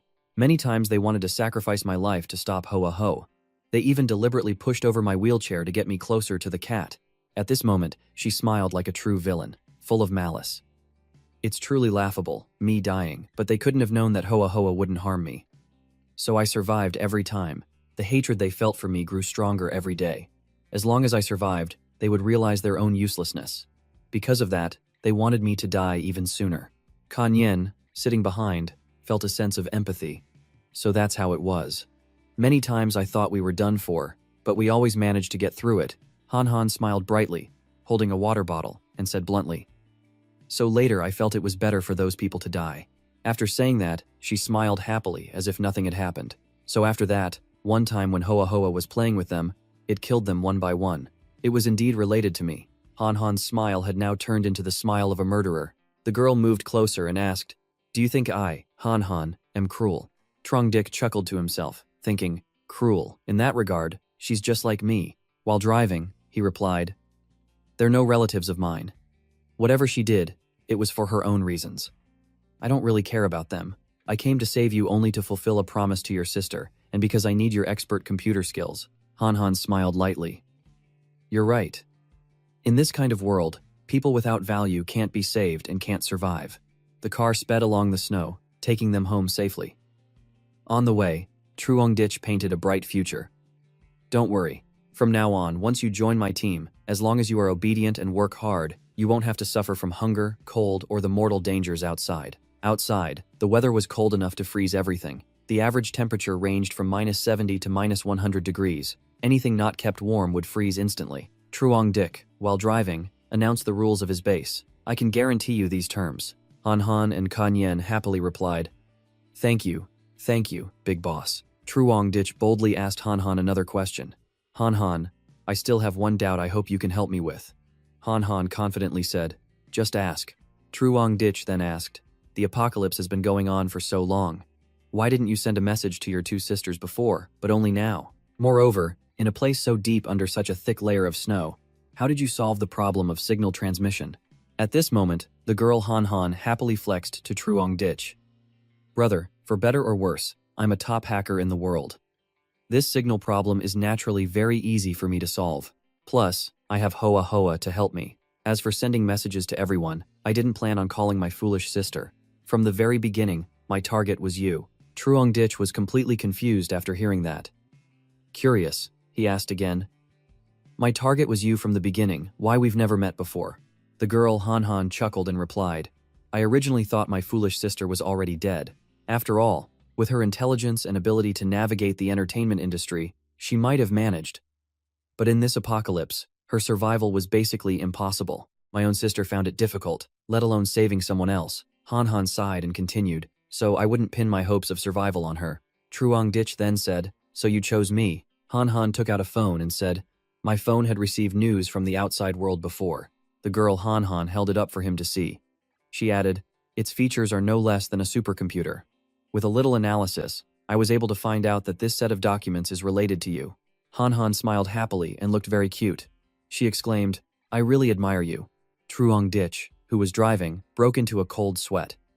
He remained silent and listened as the girl continued. "You were clearly just an ordinary warehouse manager, yet you were able to do so much during the apocalypse." Truong Ditch asked Han Han in a low voice, "How much do you know about me?" The girl Han Han turned on her phone and searched. Han Han said confidently and happily, "Well, you could say I know almost everything about you. As long as it can be found on the internet, I can find it with just a snap of my fingers, no matter how difficult." Han Han was so happy she blushed. She exclaimed in surprise, "Including the fact that you were involved in the theft case at the Hoanam warehouse, including the bank transfer records, and even the fact that you killed so many of your neighbors in your old residential complex. I can also hack into the surveillance cameras of that residential area and hack into your phone to know what you and my two sisters are doing." Han Han said this with a smile. The more she spoke, the more Han Han blushed, looking at Truong Ditch with admiration. She added, "After reading these stories about you, I, Han Han, am really fascinated." Truong Ditch looked at Han Han, also blushing and embarrassed, then tried hard to hold back his laughter. He thought to himself, "So she's not an ordinary person." Truong Ditch regained his composure and said to Han Han, "So you knew I was with Duong Mat and Chao Kan Ni, and you used them to contact me." "Right." In his heart he wondered, being targeted by such a beautiful and talented person, "I don't know if this is a good thing or a bad thing." Han Han chuckled and said, "Although I didn't know if you would come to save me, if you hadn't come, I would have definitely gone to find you." At this point, Han Han blushed shyly, looking very cute. Han Han continued, "But you really did come to save me. I feel very, very happy." Truong Ditch looked at the girl and thought, "I thought everything was under my control, but I never expected to fall into a trap set by someone else." He also smiled back and said, "Han Han, I want to ask you a question. You and that big cat have such a good relationship. Will it obey all of your commands?" The girl Han Han shook her head. Han Han then said, "Have you never had a cat before?" Han Han explained to Truong Ditch, "An animal like a cat can only be considered a friend. It will follow whoever is good to it, but it's very difficult to become its master, especially a stray cat." He sighed. "Is that so? Then it's difficult." Truong Ditch thought with disappointment, "I was hoping to recruit that big cat with its useful combat power." Then suddenly, Truong Ditch discovered the mutant cat was following behind them. Truong Ditch saw it was still tailing them through the car's rearview mirror. Truong Ditch looked at Han Han and Luke Kanyen chatting happily and thought, in the end, that cat still couldn't bear to leave Han Han. Global Ice Age. I built a safe room in the apocalypse. At this moment, the massive cat was still running, following Truong Ditch's car, to accompany the girl Han Han. Truong Ditch, while driving, observed it through the car's mirror and thought, an emotional animal like a cat is a very difficult thing to grasp, especially a stray cat that roams around. It won't easily trust humans. Moreover, it's very difficult to tame it. Han Han saw it chasing them, so she stuck her head out and looked back. And she said, "Kanyen, look, Hoa Hoa is following us here." Luke Kanyen also looked out and said, "It really is behind us. It's followed us for such a long way. It must want to come to our new home."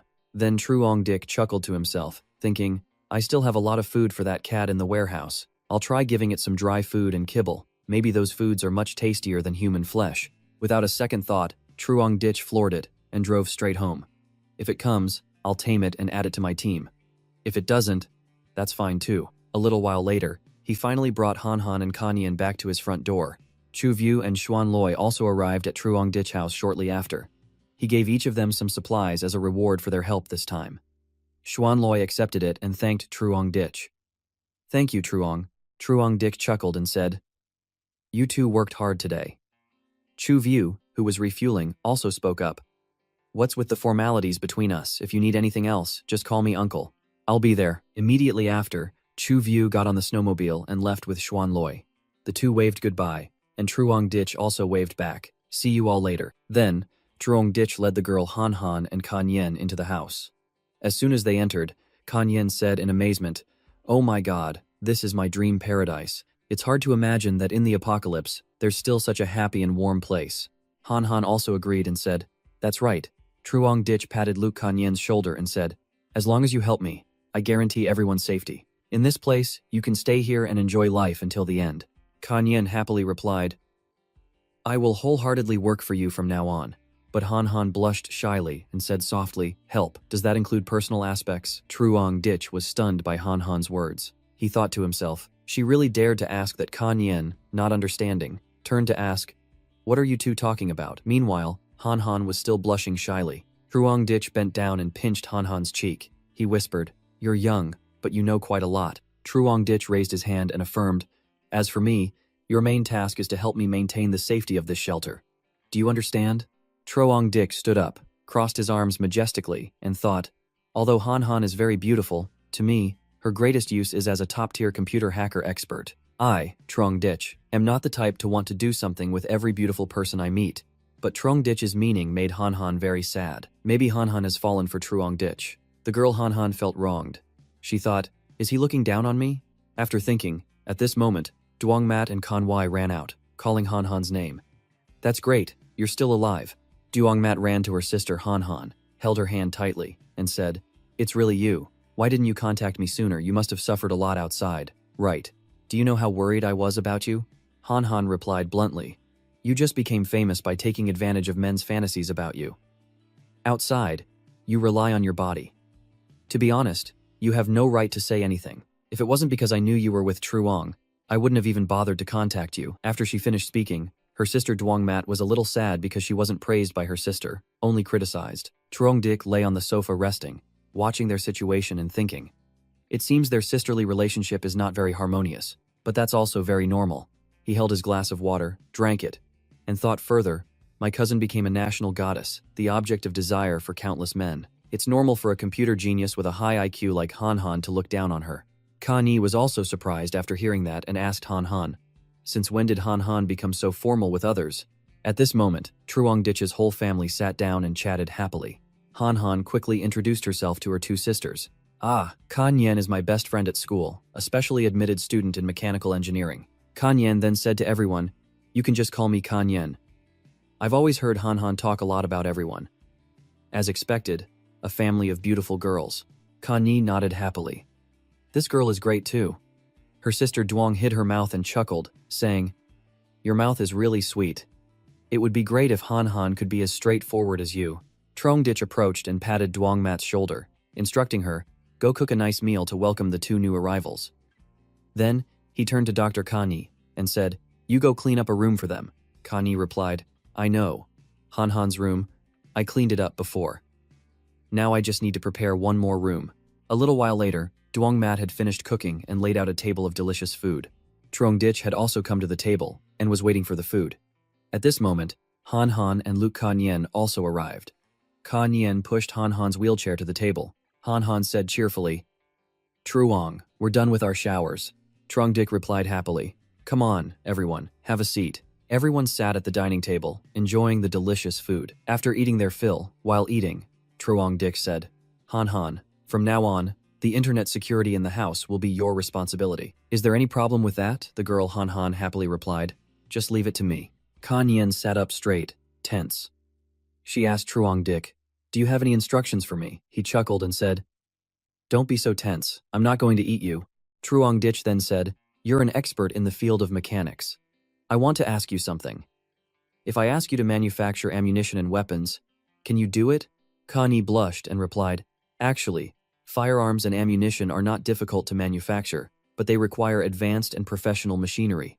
Kan Yen calmed down and said, moreover, in terms of manufacturing, the materials needed cannot be bought on the foreign market. If it's cold weapons, it's easy. Many materials can be obtained from other metal tools in the house, but you still need tools to make them. Truong Dik replied with 4 simple words, that's not difficult. Truong Ditch stood up and walked out of the dining room, saying, come with me for a bit. I'll give you a few things. Kan Yen immediately got up and followed Truong Ditch to a large area in the basement. Truong Dik then took out countless modern machinery and tools from his spatial dimension. Luke Kan Yen said in amazement, what are these? She ran over to look and touched them all around. Truong Ditch said, take a look and see if these things are useful. If it's not enough, I still have more. The girl Kan Yen looked them over and was very surprised, exclaiming, these are all high-end and high-quality items. The price is very expensive. This one costs several million, even tens of millions of yuan to import. Truong Ditch added a few more sentences. If it's not enough, I'll go collect more from some ironworks and bring back the necessary machinery. Kan Yen replied, no problem, having these things here is enough. Although some of the equipment is not usable, I can disassemble it for parts and modify it. He then instructed the girl, just get things sorted out. Then I'll tell you what equipment I need you to make for me. Kan Yen raised her hand to show her strength and said, don't worry, Truong. Just leave these matters to me. Before he left, he remembered a problem. He then asked, that's right. If you're in the mechanical engineering field, you probably know about materials, right? He then took out the sword he had taken from Teacher Luong yesterday. He said, take a look at this and see if it's some kind of divine weapon. He gave it to the girl, Kan Yen, to hold and added, at that time, when I took it from her, her eyes looked like she wanted to kill me. Kan Yen held Truong Ditch's sword in her hands, overjoyed. This is Teacher Luong's precious sword. I can finally hold it. It's truly a precious sword made of excellent material. At this moment, Lu Kan Yen drew the sword from its scabbard to examine it. After examining it, she sheathed it again and gave her assessment. This sword is called the Dragon's Cry sword. It was forged by Vien Lam, the best swordsmith in the country. Kan Yen handed the sword back to Truong Ditch and added, it's not a handmade product, but a cold weapon crafted with the most advanced, cutting-edge technology in the country. I've heard that the human alloy material is the hardest metal in the world discovered to date. It can even cut diamonds. Truong Ditch looked at the sword in his hand and chuckled. I never thought it was so powerful. The girl Kan Yen replied, that's right. This metal was only researched and created about 10 years ago. It was originally intended for use in the manufacturing of weapons for the standing army. But because the manufacturing cost was too high and the raw materials were extremely rare, it was abandoned by many companies. Kan Yen added another point, but some people have used it to create cold weapons and forged this invincible precious sword. Lu Kan Yen pointed at the sword in Truong Ditch's hand and explained in detail. This sword is named Long Am. It is said that Teacher Luong earned it by performing a great service while acting as a bodyguard for an important political figure. To repay the debt of saving his life, he awarded her this unique sword to praise her loyal and courageous heart. To Teacher Truong, that sword is an immense honor, which is why she values it more than her own life. Truong Ditch knew this sword was very rare and could be considered priceless. He chuckled to himself. A good item. No wonder Luong Duyet could rely on it to fight that big cat. If it were an ordinary sword, it would probably have been damaged and broken long ago. Truong Ditch held the sword in his hand with great confidence and said, a good item. Well then, I'll keep it safe for your Teacher Luong. After Truong Ditch finished instructing Kan Yen, he returned to the dining room. The whole family ate very happily. Kan Yen said, eat slowly, don't choke, dear. You two must have had a tough time at Thien Thon Academy, right? Her sister Duong Mat said worriedly. There's still a lot of food and soup on the table. If you're still hungry, we can cook more. Don't go hungry and get a stomachache. The girl Kan Yen ate while saying, there's no shortage of food at school. The whole family ate very happily. Everyone listened quietly as Kan Yen told Truong Ditch. Our school only has over 350 students but has more than 20 large and small cafeterias. The food in the house is so abundant we can't finish it, not to mention there's also an internal supermarket. Kan Yen continued, but luckily you saved us. Otherwise, in this freezing weather, even with more food, I'm afraid we wouldn't have been able to hold out for long. Truong Ditch then said, it's also lucky that you were under the snow and had many people with you, so the temperature wasn't too cold. Truong Ditch chuckled and spread his arms in a welcoming gesture. From now on, just work hard here, and I won't let anyone go hungry. The girl Kan Yen happily replied, thank you, brother Truong. A little while after eating, everyone went to the living room to rest. Kan Yen quickly turned on the TV for entertainment. The latest news appeared on the TV. It's been over a month since the blizzard disaster struck, and there are still no signs of it ending. The temperature continues to drop sharply. Most connections between regions on Earth have begun to be lost, leading to fierce struggles for supplies between regions. The extreme weather has caused many regions on Earth to fall into a state of anarchy, and most armed organizations formed by the people have begun to use force to control resources and human life. While the news anchor was reporting on the current situation, Kan Yen and Duong Mat's fear deepened. They both hugged Truong Ditch while Han Han and Kan Yen sat next to them, continuing to watch. Truong Ditch then said, the situation is getting worse and worse. Duong Mat leaned into Truong Ditch's embrace and said, hasn't the chaos been here for a long time? I just never expected it to become so terrifying. Truong Ditch rested his chin on his hand and said thoughtfully, it's not like before. It was just a few organizations with armed forces wanting to do something, but at least they were still wary of the power of higher-level forces. But the extreme cold of the apocalypse has lasted for more than a month. This means the Ice Age will not end in a short time. Those people will no longer need to worry about being eliminated. Naturally, they will act without restraint or caution. Han Han added, it's like the regulations of some units. They exist, but maybe not everyone has to follow them. But as long as they are there, people will be somewhat cautious and won't do things that are too extreme. But now, there is no more order. Immediately after, Truong continued. With the central authority lost and local powers rising up everywhere, there can only be one outcome. That also means a period of chaos like warlordism and infighting is likely coming soon. Everyone remained silent, listening intently to him. Truong pointed outside the safe house to the people frozen in the snow. He said, once that time comes, human life will truly be worth less than grass. So let's be happy while we're alive. After watching TV, Truong took Han Han to the base's control room. As they walked, Truong introduced, Han Han, look at your new equipment. Truong then pushed the wheelchair, taking Han Han for a tour of the computer control room. Immediately after, Han Han got to work familiarizing herself with the supercomputer in the room. Truong saw Han Han's focus and said, from now on, the security of the safe room and the information network here will be your responsibility. Truong looked at the girl Han Han, engrossed in operating the supercomputer, and thought, a computer genius with an extremely intelligent mind, but she's paralyzed from the waist down. There's really no one more suitable for this place than her. Truong stood right behind Han Han and watched. She performed the operation skillfully, her hands moving non-stop. It was as if this control room was made for her. After observing for a while, Truong curiously approached and asked her, Han Han, how is it? Are there any errors in this network? The girl, Han Han, said, this house's internet system is the top personal network system from 10 years ago, with extremely powerful features. Truong also listened attentively. Han Han pointed to the display in front of her and added, even now, it's stronger than many network systems in the world. Its artificial intelligence is extremely good. In theory, there are no errors. The girl Han Han said with a straight face, but a top hacker can create a bug. The girl Han Han pointed to the screen where a red exclamation mark notification had appeared. Han Han explained, in the last 2 weeks, the network system has been attacked over 1,000 times. If it's not detected in time, at most, in a few more months, this entire network system will be attacked and destroyed. Truong thought with anxiety. As expected, after the Lukfong incident, I and this shelter have been noticed by outsiders. Truong hastily asked the girl, Han Han, can you fix this bug and can you stop these people's attack tricks? The girl Han Han chuckled and said, brother Truong don't you forget what my specialty is. The girl Han Han added, fixing the bug is very easy. Moreover, I will create a new, more advanced encrypted network for everyone to use. There's no need to use the old router anymore. Otherwise, it would be extremely easy for anyone to infiltrate through this wireless network. Truong didn't quite understand and said, you take a look and do it. With that, Han Han got to work, her fingers flying across the control panel with professional skill. A little while later, Han Han turned to Truong and said, brother Truong, I'm done. Truong became happy again. As the safety of this house was being increasingly enhanced, he patted Han Han's head in praise. You're really good. The girl was happy and replied, it's just simple protection, nothing difficult for me. The girl Han Han turned back and said, now let me see who it is that wants to hack into this network. With that, she got to work tracing the person who had tried to hack into the system. The girl Han Han was very excited. If I can hack back into the opponent's network, it will be very interesting. Seeing his resident hacker deep in concentration, Truong standing behind her, immediately asked, what are your chances of success? If you fail, will it endanger our security system? Han Han turned, her expression professional, and replied, it's hard to say what the chances are. After all, I haven't officially infiltrated yet.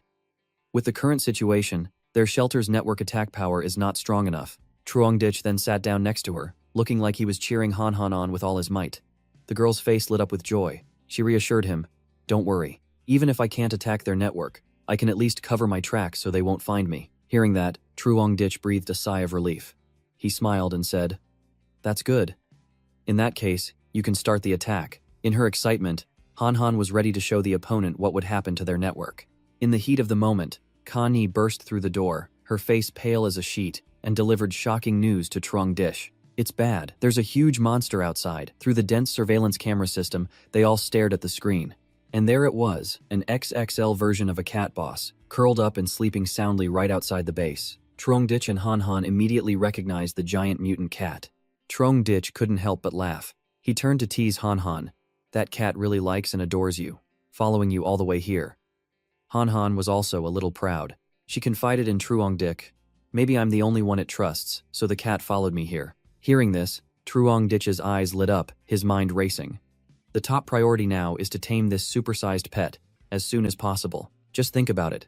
Having this mutant emperor as a weapon would be absolutely insane. A total game changer.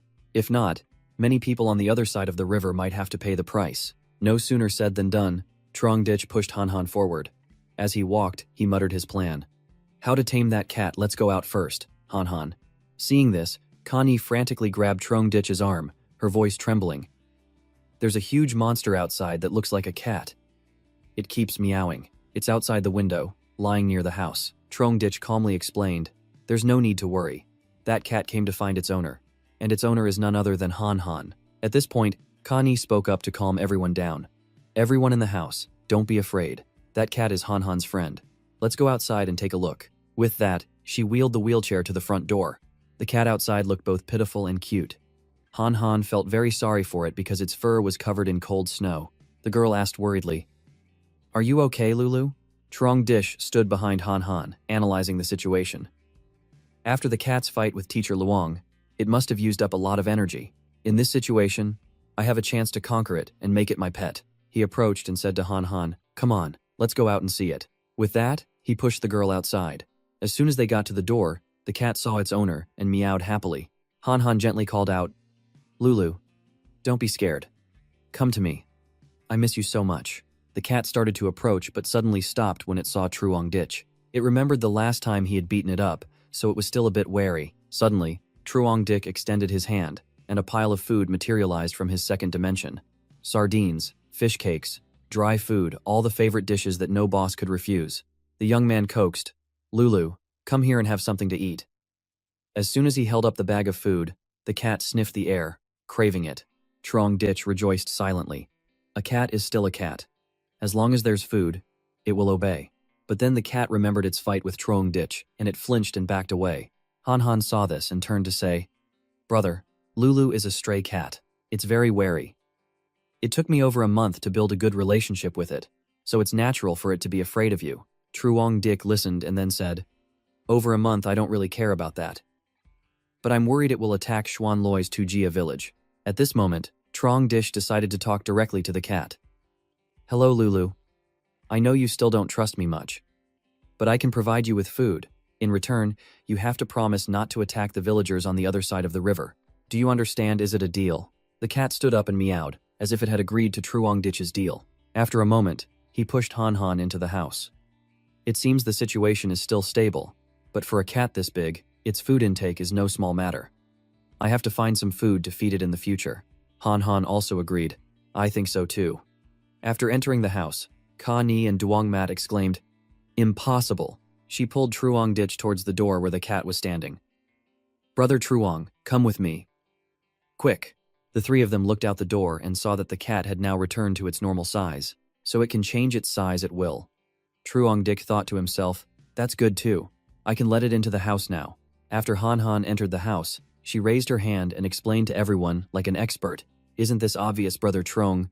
You're probably very good at biology. She offered her opinion. If it always stayed in that large state, then the students of our academy wouldn't be able to fill its hungry stomach. I've always had this suspicion. At first, it appeared and disappeared suddenly. Logically, with such a large size, just getting close would cause a huge commotion. But in reality, even a martial arts master like Teacher Luong couldn't detect it. We analyzed the amount of food it ate, and there's a high probability that it can change the shape and size of its body. The people inside were talking and analyzing, still looking outside. However, they saw the cat happily munching on bags of delicious snacks. Truong Ditch rested his chin on his hand and thought, This problem is also easy to solve. How much can a tiny cat eat? It seems raising it is still an easy matter. Suddenly, Han Han leaned forward and looked out the window where the cat was eating. Brother Truong, it seems Lulu is bleeding. Truong Dik rested his hand on the glass door and leaned forward to observe the cat. There was fresh blood on its body. Although it had already frozen, it wasn't necessarily the wound caused by Teacher Luong's sword. No wonder it looked so tired. But while eating, it didn't seem to care about its wound at all. After all, for these stray cats, a wound, big or small, is a normal thing. Truong Dik rested his chin on his hand and continued, It's best not to get near the cat while it's eating. Tomorrow, I'll prepare some medicine, bring it into the house, and find a place for it to stay. I'll take care of it and at the same time, build up our bond, making us closer and closer. After their conversation, Duongmat and Kani went to their room and lay down to sleep. They talked to each other about what had happened. Looking back now, it feels like a dream. I remember before, in the clear daylight, we were still hungry and freezing in the snow and ice. Now, life is more stable with such a well-equipped room. Looking at us like this, isn't it great? There are still so many miserable people outside. Kani said, "It's all thanks to Brother Trong Dick." Duongmat agreed. That's right, he's so strong. He was able to create such a good shelter in these apocalyptic days. Suddenly, she raised her hand and said, I've decided that in the future, I will try to work hard and be worthy of the care Brother Truong has given me. Han Han spoke up. What did Truong Dish ask you to do? Oh, that. He asked me to repair the equipment, but I've asked him to let me get familiar with this equipment first. Then I will help him repair and create weapons. You remember, right, creating weapons is not easy, is it, Kanyen? If it's a normal gun, it might not be difficult to create. However, some types of guns cannot be produced without professional designs and molds. Creating from a model will be very large and time-consuming. Even with a large model, there's still a risk of failure. I don't think he's lacking ordinary firearms. Compared to grenades and bombs, they might be more useful. That's right. Tomorrow I'll discuss with him what kind of weapons he needs to make it easier. The next morning, the snowstorm continued to fall. At this moment, Kan Yen was discussing the firearm design with Truong Ditch. Truong Ditch looked it over and asked, Very good. Can you mass-produce these weapons? Pay attention to your own safety, and let me know what materials are needed so I can go find them. Kan Yen confidently replied, Don't worry, Truong Ditch. I'm very professional in this matter. It would be more reasonable to have more mines, grenades, and explosives. No problem. I'll take care of that for you. At the same time, at Teacher Luong's group's location, the student from the other day was on his phone, calling his family. The person on the other end of the line answered, I understand. For now, everyone stay put. Just stay there. I will contact someone right away to come and rescue you. Hearing this, everyone in the group cheered with joy. Wonderful, wonderful. We're finally saved. We don't have to stay in this damned place anymore. A young man cheered. Din Vu, you're really the best. You're amazing. At the same time, many people were also calling their relatives, but the phone lines were unavailable. They were confused. Could it be that our families have suffered? We don't know if they are alive or dead now. One person looked towards Din Vu and thought to himself, Does his father really have the ability to come and rescue us? If so, why don't I ask them to contact my family? At this moment, the people with Teacher Luong were still hiding in the cave, huddling together for warmth. Suddenly, the young man Trong Vu heard footsteps outside and exclaimed, It must be my father coming. He joyfully stood up and ran out of the cave, a wide smile on his face. The others saw this and ran out after him. Teacher Luong and a female student also followed. After everyone was on the surface, they saw a convoy of dog sleds. The people on them were wearing protective gear. Teacher Luong looked at them and thought to herself, These people look like experienced combat veterans, and they will become the elite. Than Vu ran over and said, My father is No Kien Kwok. Were you sent by my father? Then he saw two of them whispering to each other. Suddenly, one of them took off his helmet. Dad is here, son. Tiovu, Tiovu. He was startled. He remembered his father used to be chubby, but now he was so thin. He couldn't believe it. Then the two of them ran and hugged each other tightly. Dad, you don't even know how I managed to get here. This time has been terrible for me. The father comforted him. Everything will be fine, son. Don't worry too much. Suddenly, he pushed his father away. Dad, why didn't you send someone to save me earlier? I suffered so much here. I almost died in this place. The father soothed him. Come on, let's not talk about this now. Anyway, your father just hoped you were still alive.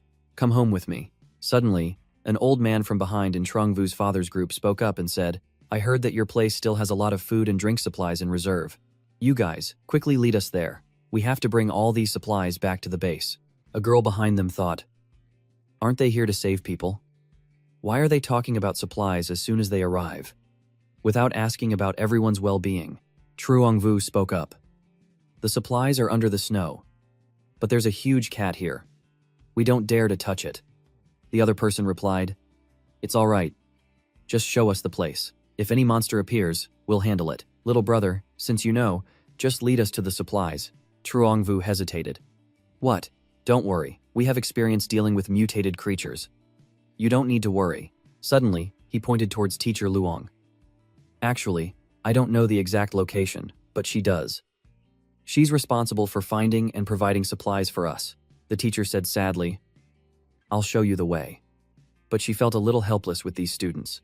Then everyone entered the pit. An old man, walking last, said to the students, "Don't worry too much. We will naturally arrange for you to return." After everyone had gone inside, this female student spoke up.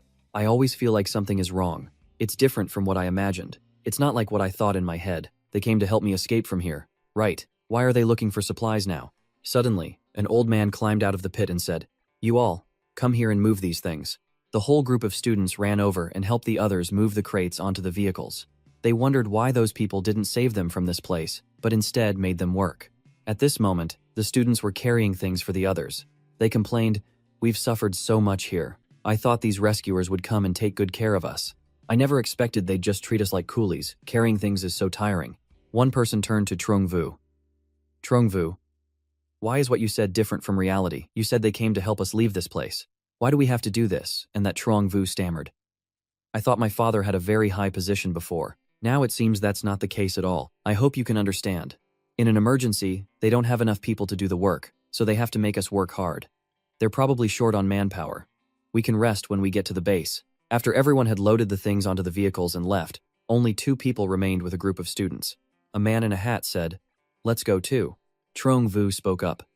"Dad, you mean we have to walk there? Where's the car? Why didn't you drive here? We've been starving here for a long time, and we still have to walk over 10 kilometers to get there." He said this in a shouting tone, even pointing his finger. Suddenly, a man in a hat spoke up. "You, be quiet. If you want to live, follow us. Anyone who doesn't want to can stay here. Do you understand your words mean nothing now? Before, you had power, so people would listen. But now, it's the apocalypse. All of your previous positions are gone. If you want to survive, you will be silent and work." A student collapsed in helplessness. "Impossible. This isn't right. Just because of a small snowstorm, our hard work is wiped away. Living here during this time has no meaning at all."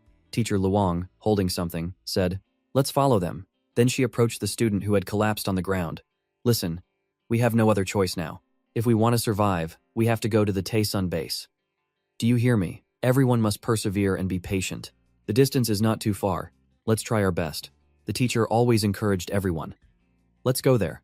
A few hours later, the students and the teacher arrived at the Taesun base. Then the man in the hat opened the door and asked everyone to go inside. The students rushed down the stairs, happy and relieved. After persevering for so long, we've finally reached a safe place. This place is so warm, but they had no idea this place was even more terrifying than Thien Thon School. After they went down to the basement, they entered a spacious room. "What should we do next?" Teacher Luong calmed everyone down. "Don't be afraid. They went through so much trouble to bring us here. They definitely won't harm us. Don't worry." From behind the door, a group of people in protective gear came out with sprayers. "What are they doing?" Suddenly, a fat man came out. "Form 2 lines for me." The students were bewildered and didn't understand. Then he continued, "Let me explain to you. To ensure the safety inside the shelter, you must undergo a strict disinfection process and a comprehensive physical examination. Please cooperate with our work." Everyone split into 2 lines and they are still taking blood and testing it. The blood collection here is no less than that of major corporate hospitals. A guard spoke up, "Everyone just wait here until the blood test results are out." The students and the teacher still didn't know what their future would be like. Suddenly, a person in protective gear came over, looking like something out of the COVID-19 era. "Yes, a bowl of white liquid. What is this?" Not knowing what it was, but after a long journey, everyone was hungry and thirsty, so they picked up spoons and tried it. It seemed quite delicious, with a taste slightly similar to yogurt, but definitely not it. Another person said, "It's like laughing cow cheese." After a while, the bowl was empty. On this side, Tuvu's father approached. Tuvu spoke up, "Dad." The woman behind Tuvu's father spoke up. "Is this your son?" Although his expression was a bit dissatisfied, he turned back, smiled, and said, "Yes, he is my son, boss." "Is that so? He looks quite fit." Scene change. She went to the group of students on the side to announce the situation. "After the checkup, you have no infectious diseases or germs, which is very good." She raised her hand and continued, "Next, you will clean up this place, then I will take you to the survival warehouse." Tuvu walked behind the other students. Suddenly, she called him back. "Follow me." The other students turned to look at him with admiration. "Didn't I tell you my dad is different from ordinary people here?" Then his father leaned in and whispered, "Tuvu, you must strictly abide by the rules here. Whatever they ask you to do, you just do it. Do you understand?" "Yes, I understand, Dad." Then, he was led inside by the female boss. I'm sure you all know what happened. The students outside turned around and said, "It's great to have a dad in a high position," but they didn't know their fate was also like a fish on a chopping block. After entering the room, the young woman told him to take a shower and clean himself up. He walked by and thought, "Why does this feel like someone's bedroom? Well, whatever, I'll take a shower first and figure it out later." After showering, he came out with a six-pack, looking toned. He widened his eyes and stared. The woman had changed into a sexy and revealing nightgown. She pulled him over and pressed her body against his. Tuvu was bewildered and didn't understand what was happening. How could this be? Scene changed to the group of students. After being taken to the room, the group changed out of their work clothes. Many complained, "Why are these clothes so ugly?" A girl with glasses spoke up. "She must be the boss of this area. Next, I will take you to the place where you will live and work from now on." Everyone walked and talked. Life in this place is completely different from what I imagined. Then they entered a room and heard a creaking sound. Looking in, they saw many people on homemade bicycles, pedaling non-stop. "What is this? These people, what are they doing?" The girl with glasses said, "This is where you will work from now on. Your job is to generate electricity to power this base. These bicycles are actually generators connected to the electrical system of the base area. The rules of this area will soon be sent to each person. If you want to stay here, you must follow the rules. If not, the consequences will be very serious."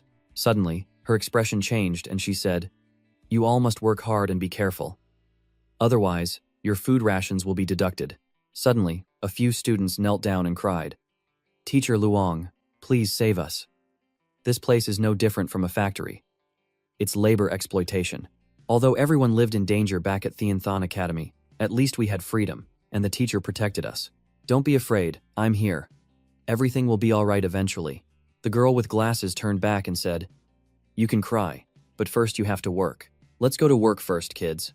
As she walked, Teacher Luong thought, "I thought we would be provided with proper accommodation here, but now that we're here, it seems I was still too naive." The scene shifts to Tuvu. After she finished with him, she put on her coat and went out, while Tuvu lay there exhausted, a pitiful sight for a man. After going out the door, she met Tuvu's father. He said, "How was it? Did my son satisfy you, boss?" She smiled and said, "Not bad. I'm quite satisfied with your son's skills. Like father, like son." He smiled and said, "Don't say that. It's all in the past. Let me help you clean up the rest. From now on, I'll have the logistics team take better care of you and your son." He bowed his head and said, "Thank you, boss. If there's anything in the future, just say the word, and I'll bring my son right away." What deep father-son love. Truly father and son. At this moment, Tuvu's expression was extremely uncomfortable. His face was contorted with anger and frustration. Tuvu's mother entered the room and said, "Son, are you okay? If you want to survive in this place, you have to accept it, even if you don't want to. Come on, son, you just need to get used to it, and everything will be fine." "Dad, why didn't you tell me what this place would be like? I thought this place would be nice, but I never expected it to turn out like this." He said this while crying, his tears streaming down his face. His father bowed his head, his face sad, and said, "Now that it's the apocalypse, all our previous status and fame have no meaning anymore. The people who came here at first were all quite friendly. They were all wealthy and aristocratic. At first, according to the researchers, the snowstorm would last for 1 to 2 months. At that time, everyone would resume their original lives. People still respected each other then, understanding that everyone's status would return to normal after the snowstorm passed. But not long after, everyone realized that this snowstorm was lasting longer than they thought. The impact of the supernova explosion was greater than imagined, and it could last for several decades. The world had entered an ice age, and everyone started to have different thoughts. Somehow, a group of people suddenly awakened great power. The gap in strength quickly widened, and the situation became like this. Where there are people, there are classes.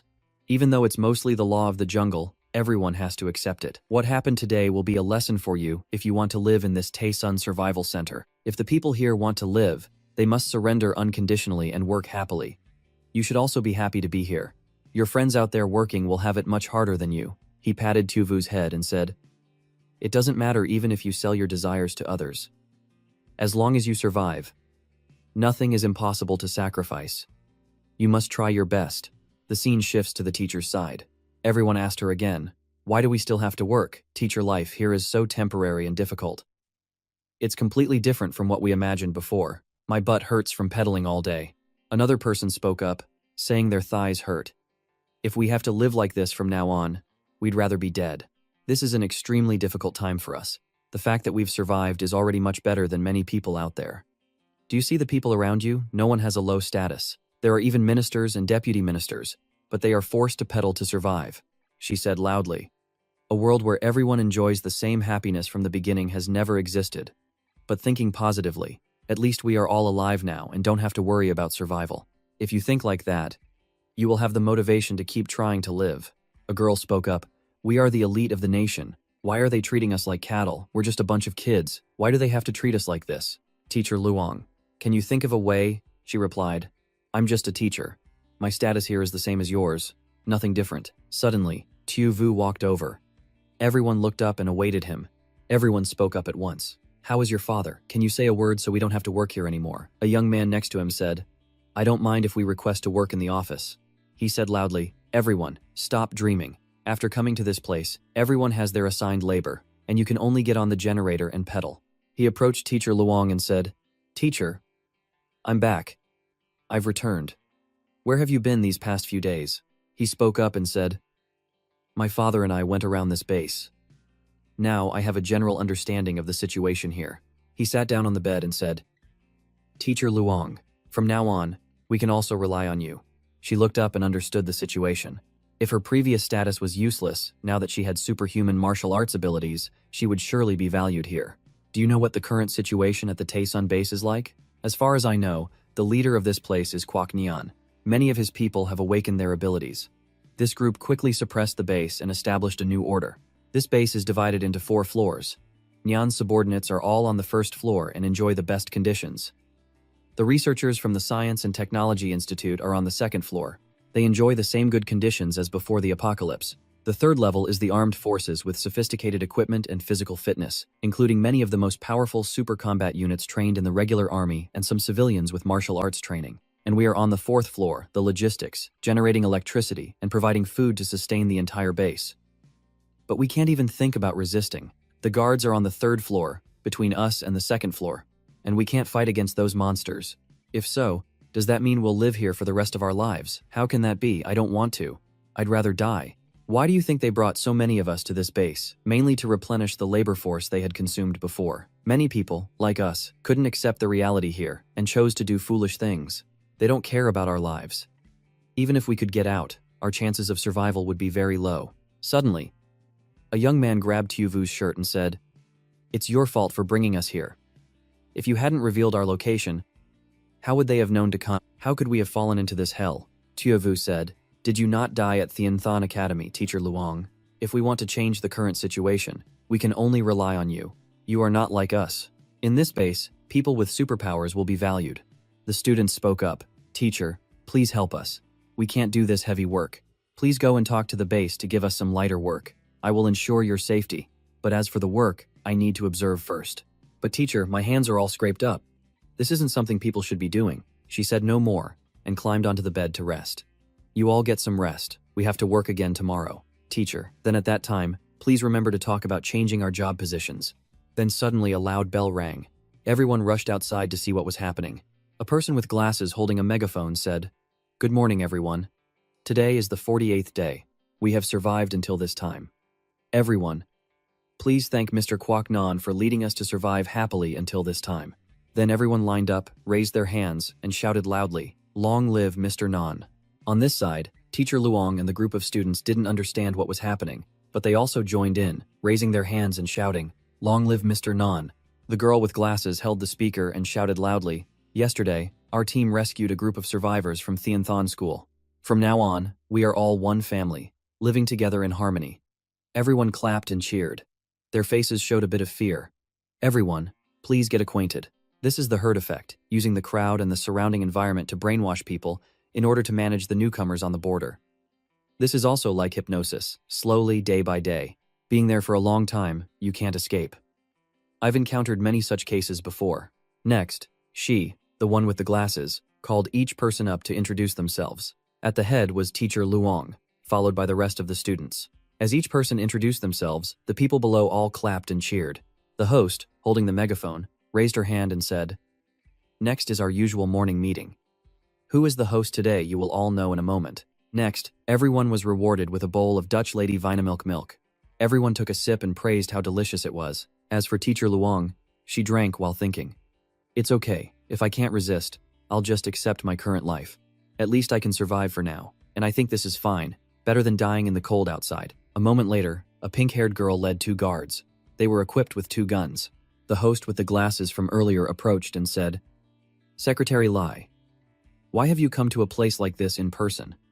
If you have any questions or need any help, I will help you. She snatched the speaker and said loudly, Yesterday morning, a new group of survivors was discovered. Among them is someone with special circumstances. Teacher Luong. Are you here? She stood up and answered, Yes, I am Teacher Luong. The students behind her said, Teacher Luong, don't forget us. Then the teacher approached the pink-haired girl. She took Teacher Luong's hand. Hello, Teacher Luong. My name is Lai, Mr. Kwaknon's secretary.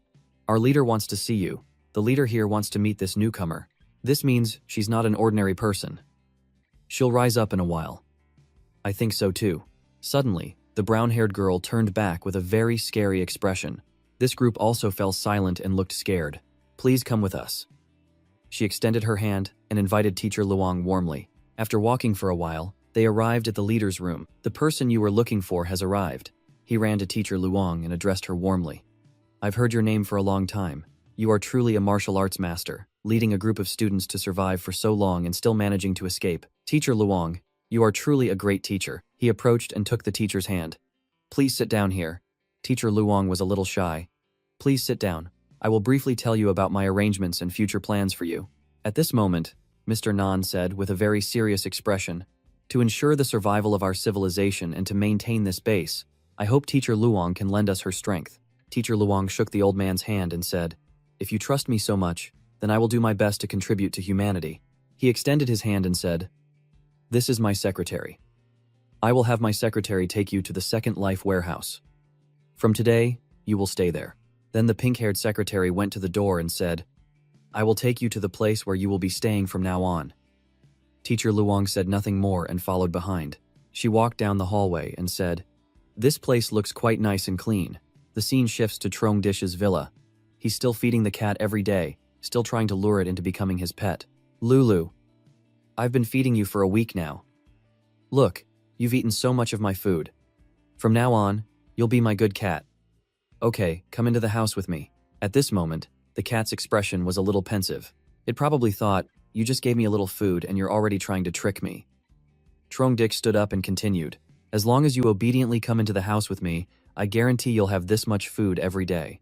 The room inside is very warm and has a heater to keep you warm. Look how strong the fire inside is. It's cold outside. Come here and come into the house with me. As Truong Ditch was talking, the cat was licking its paw. At this moment, the cat looked into the house. It saw Han Han and her friend sitting inside, talking happily. It remembered the past, remembering the days of being an emperor, lounging on Han Han's soft lap, being pampered and petted by his owner. It was truly a perfect life.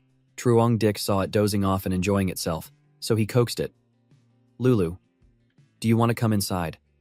Look how comfortable it is in there. The tempting words worked. The emperor sauntered to the door and meowed as if to say yes. Trong Ditch rejoiced silently. The fish has taken the bait.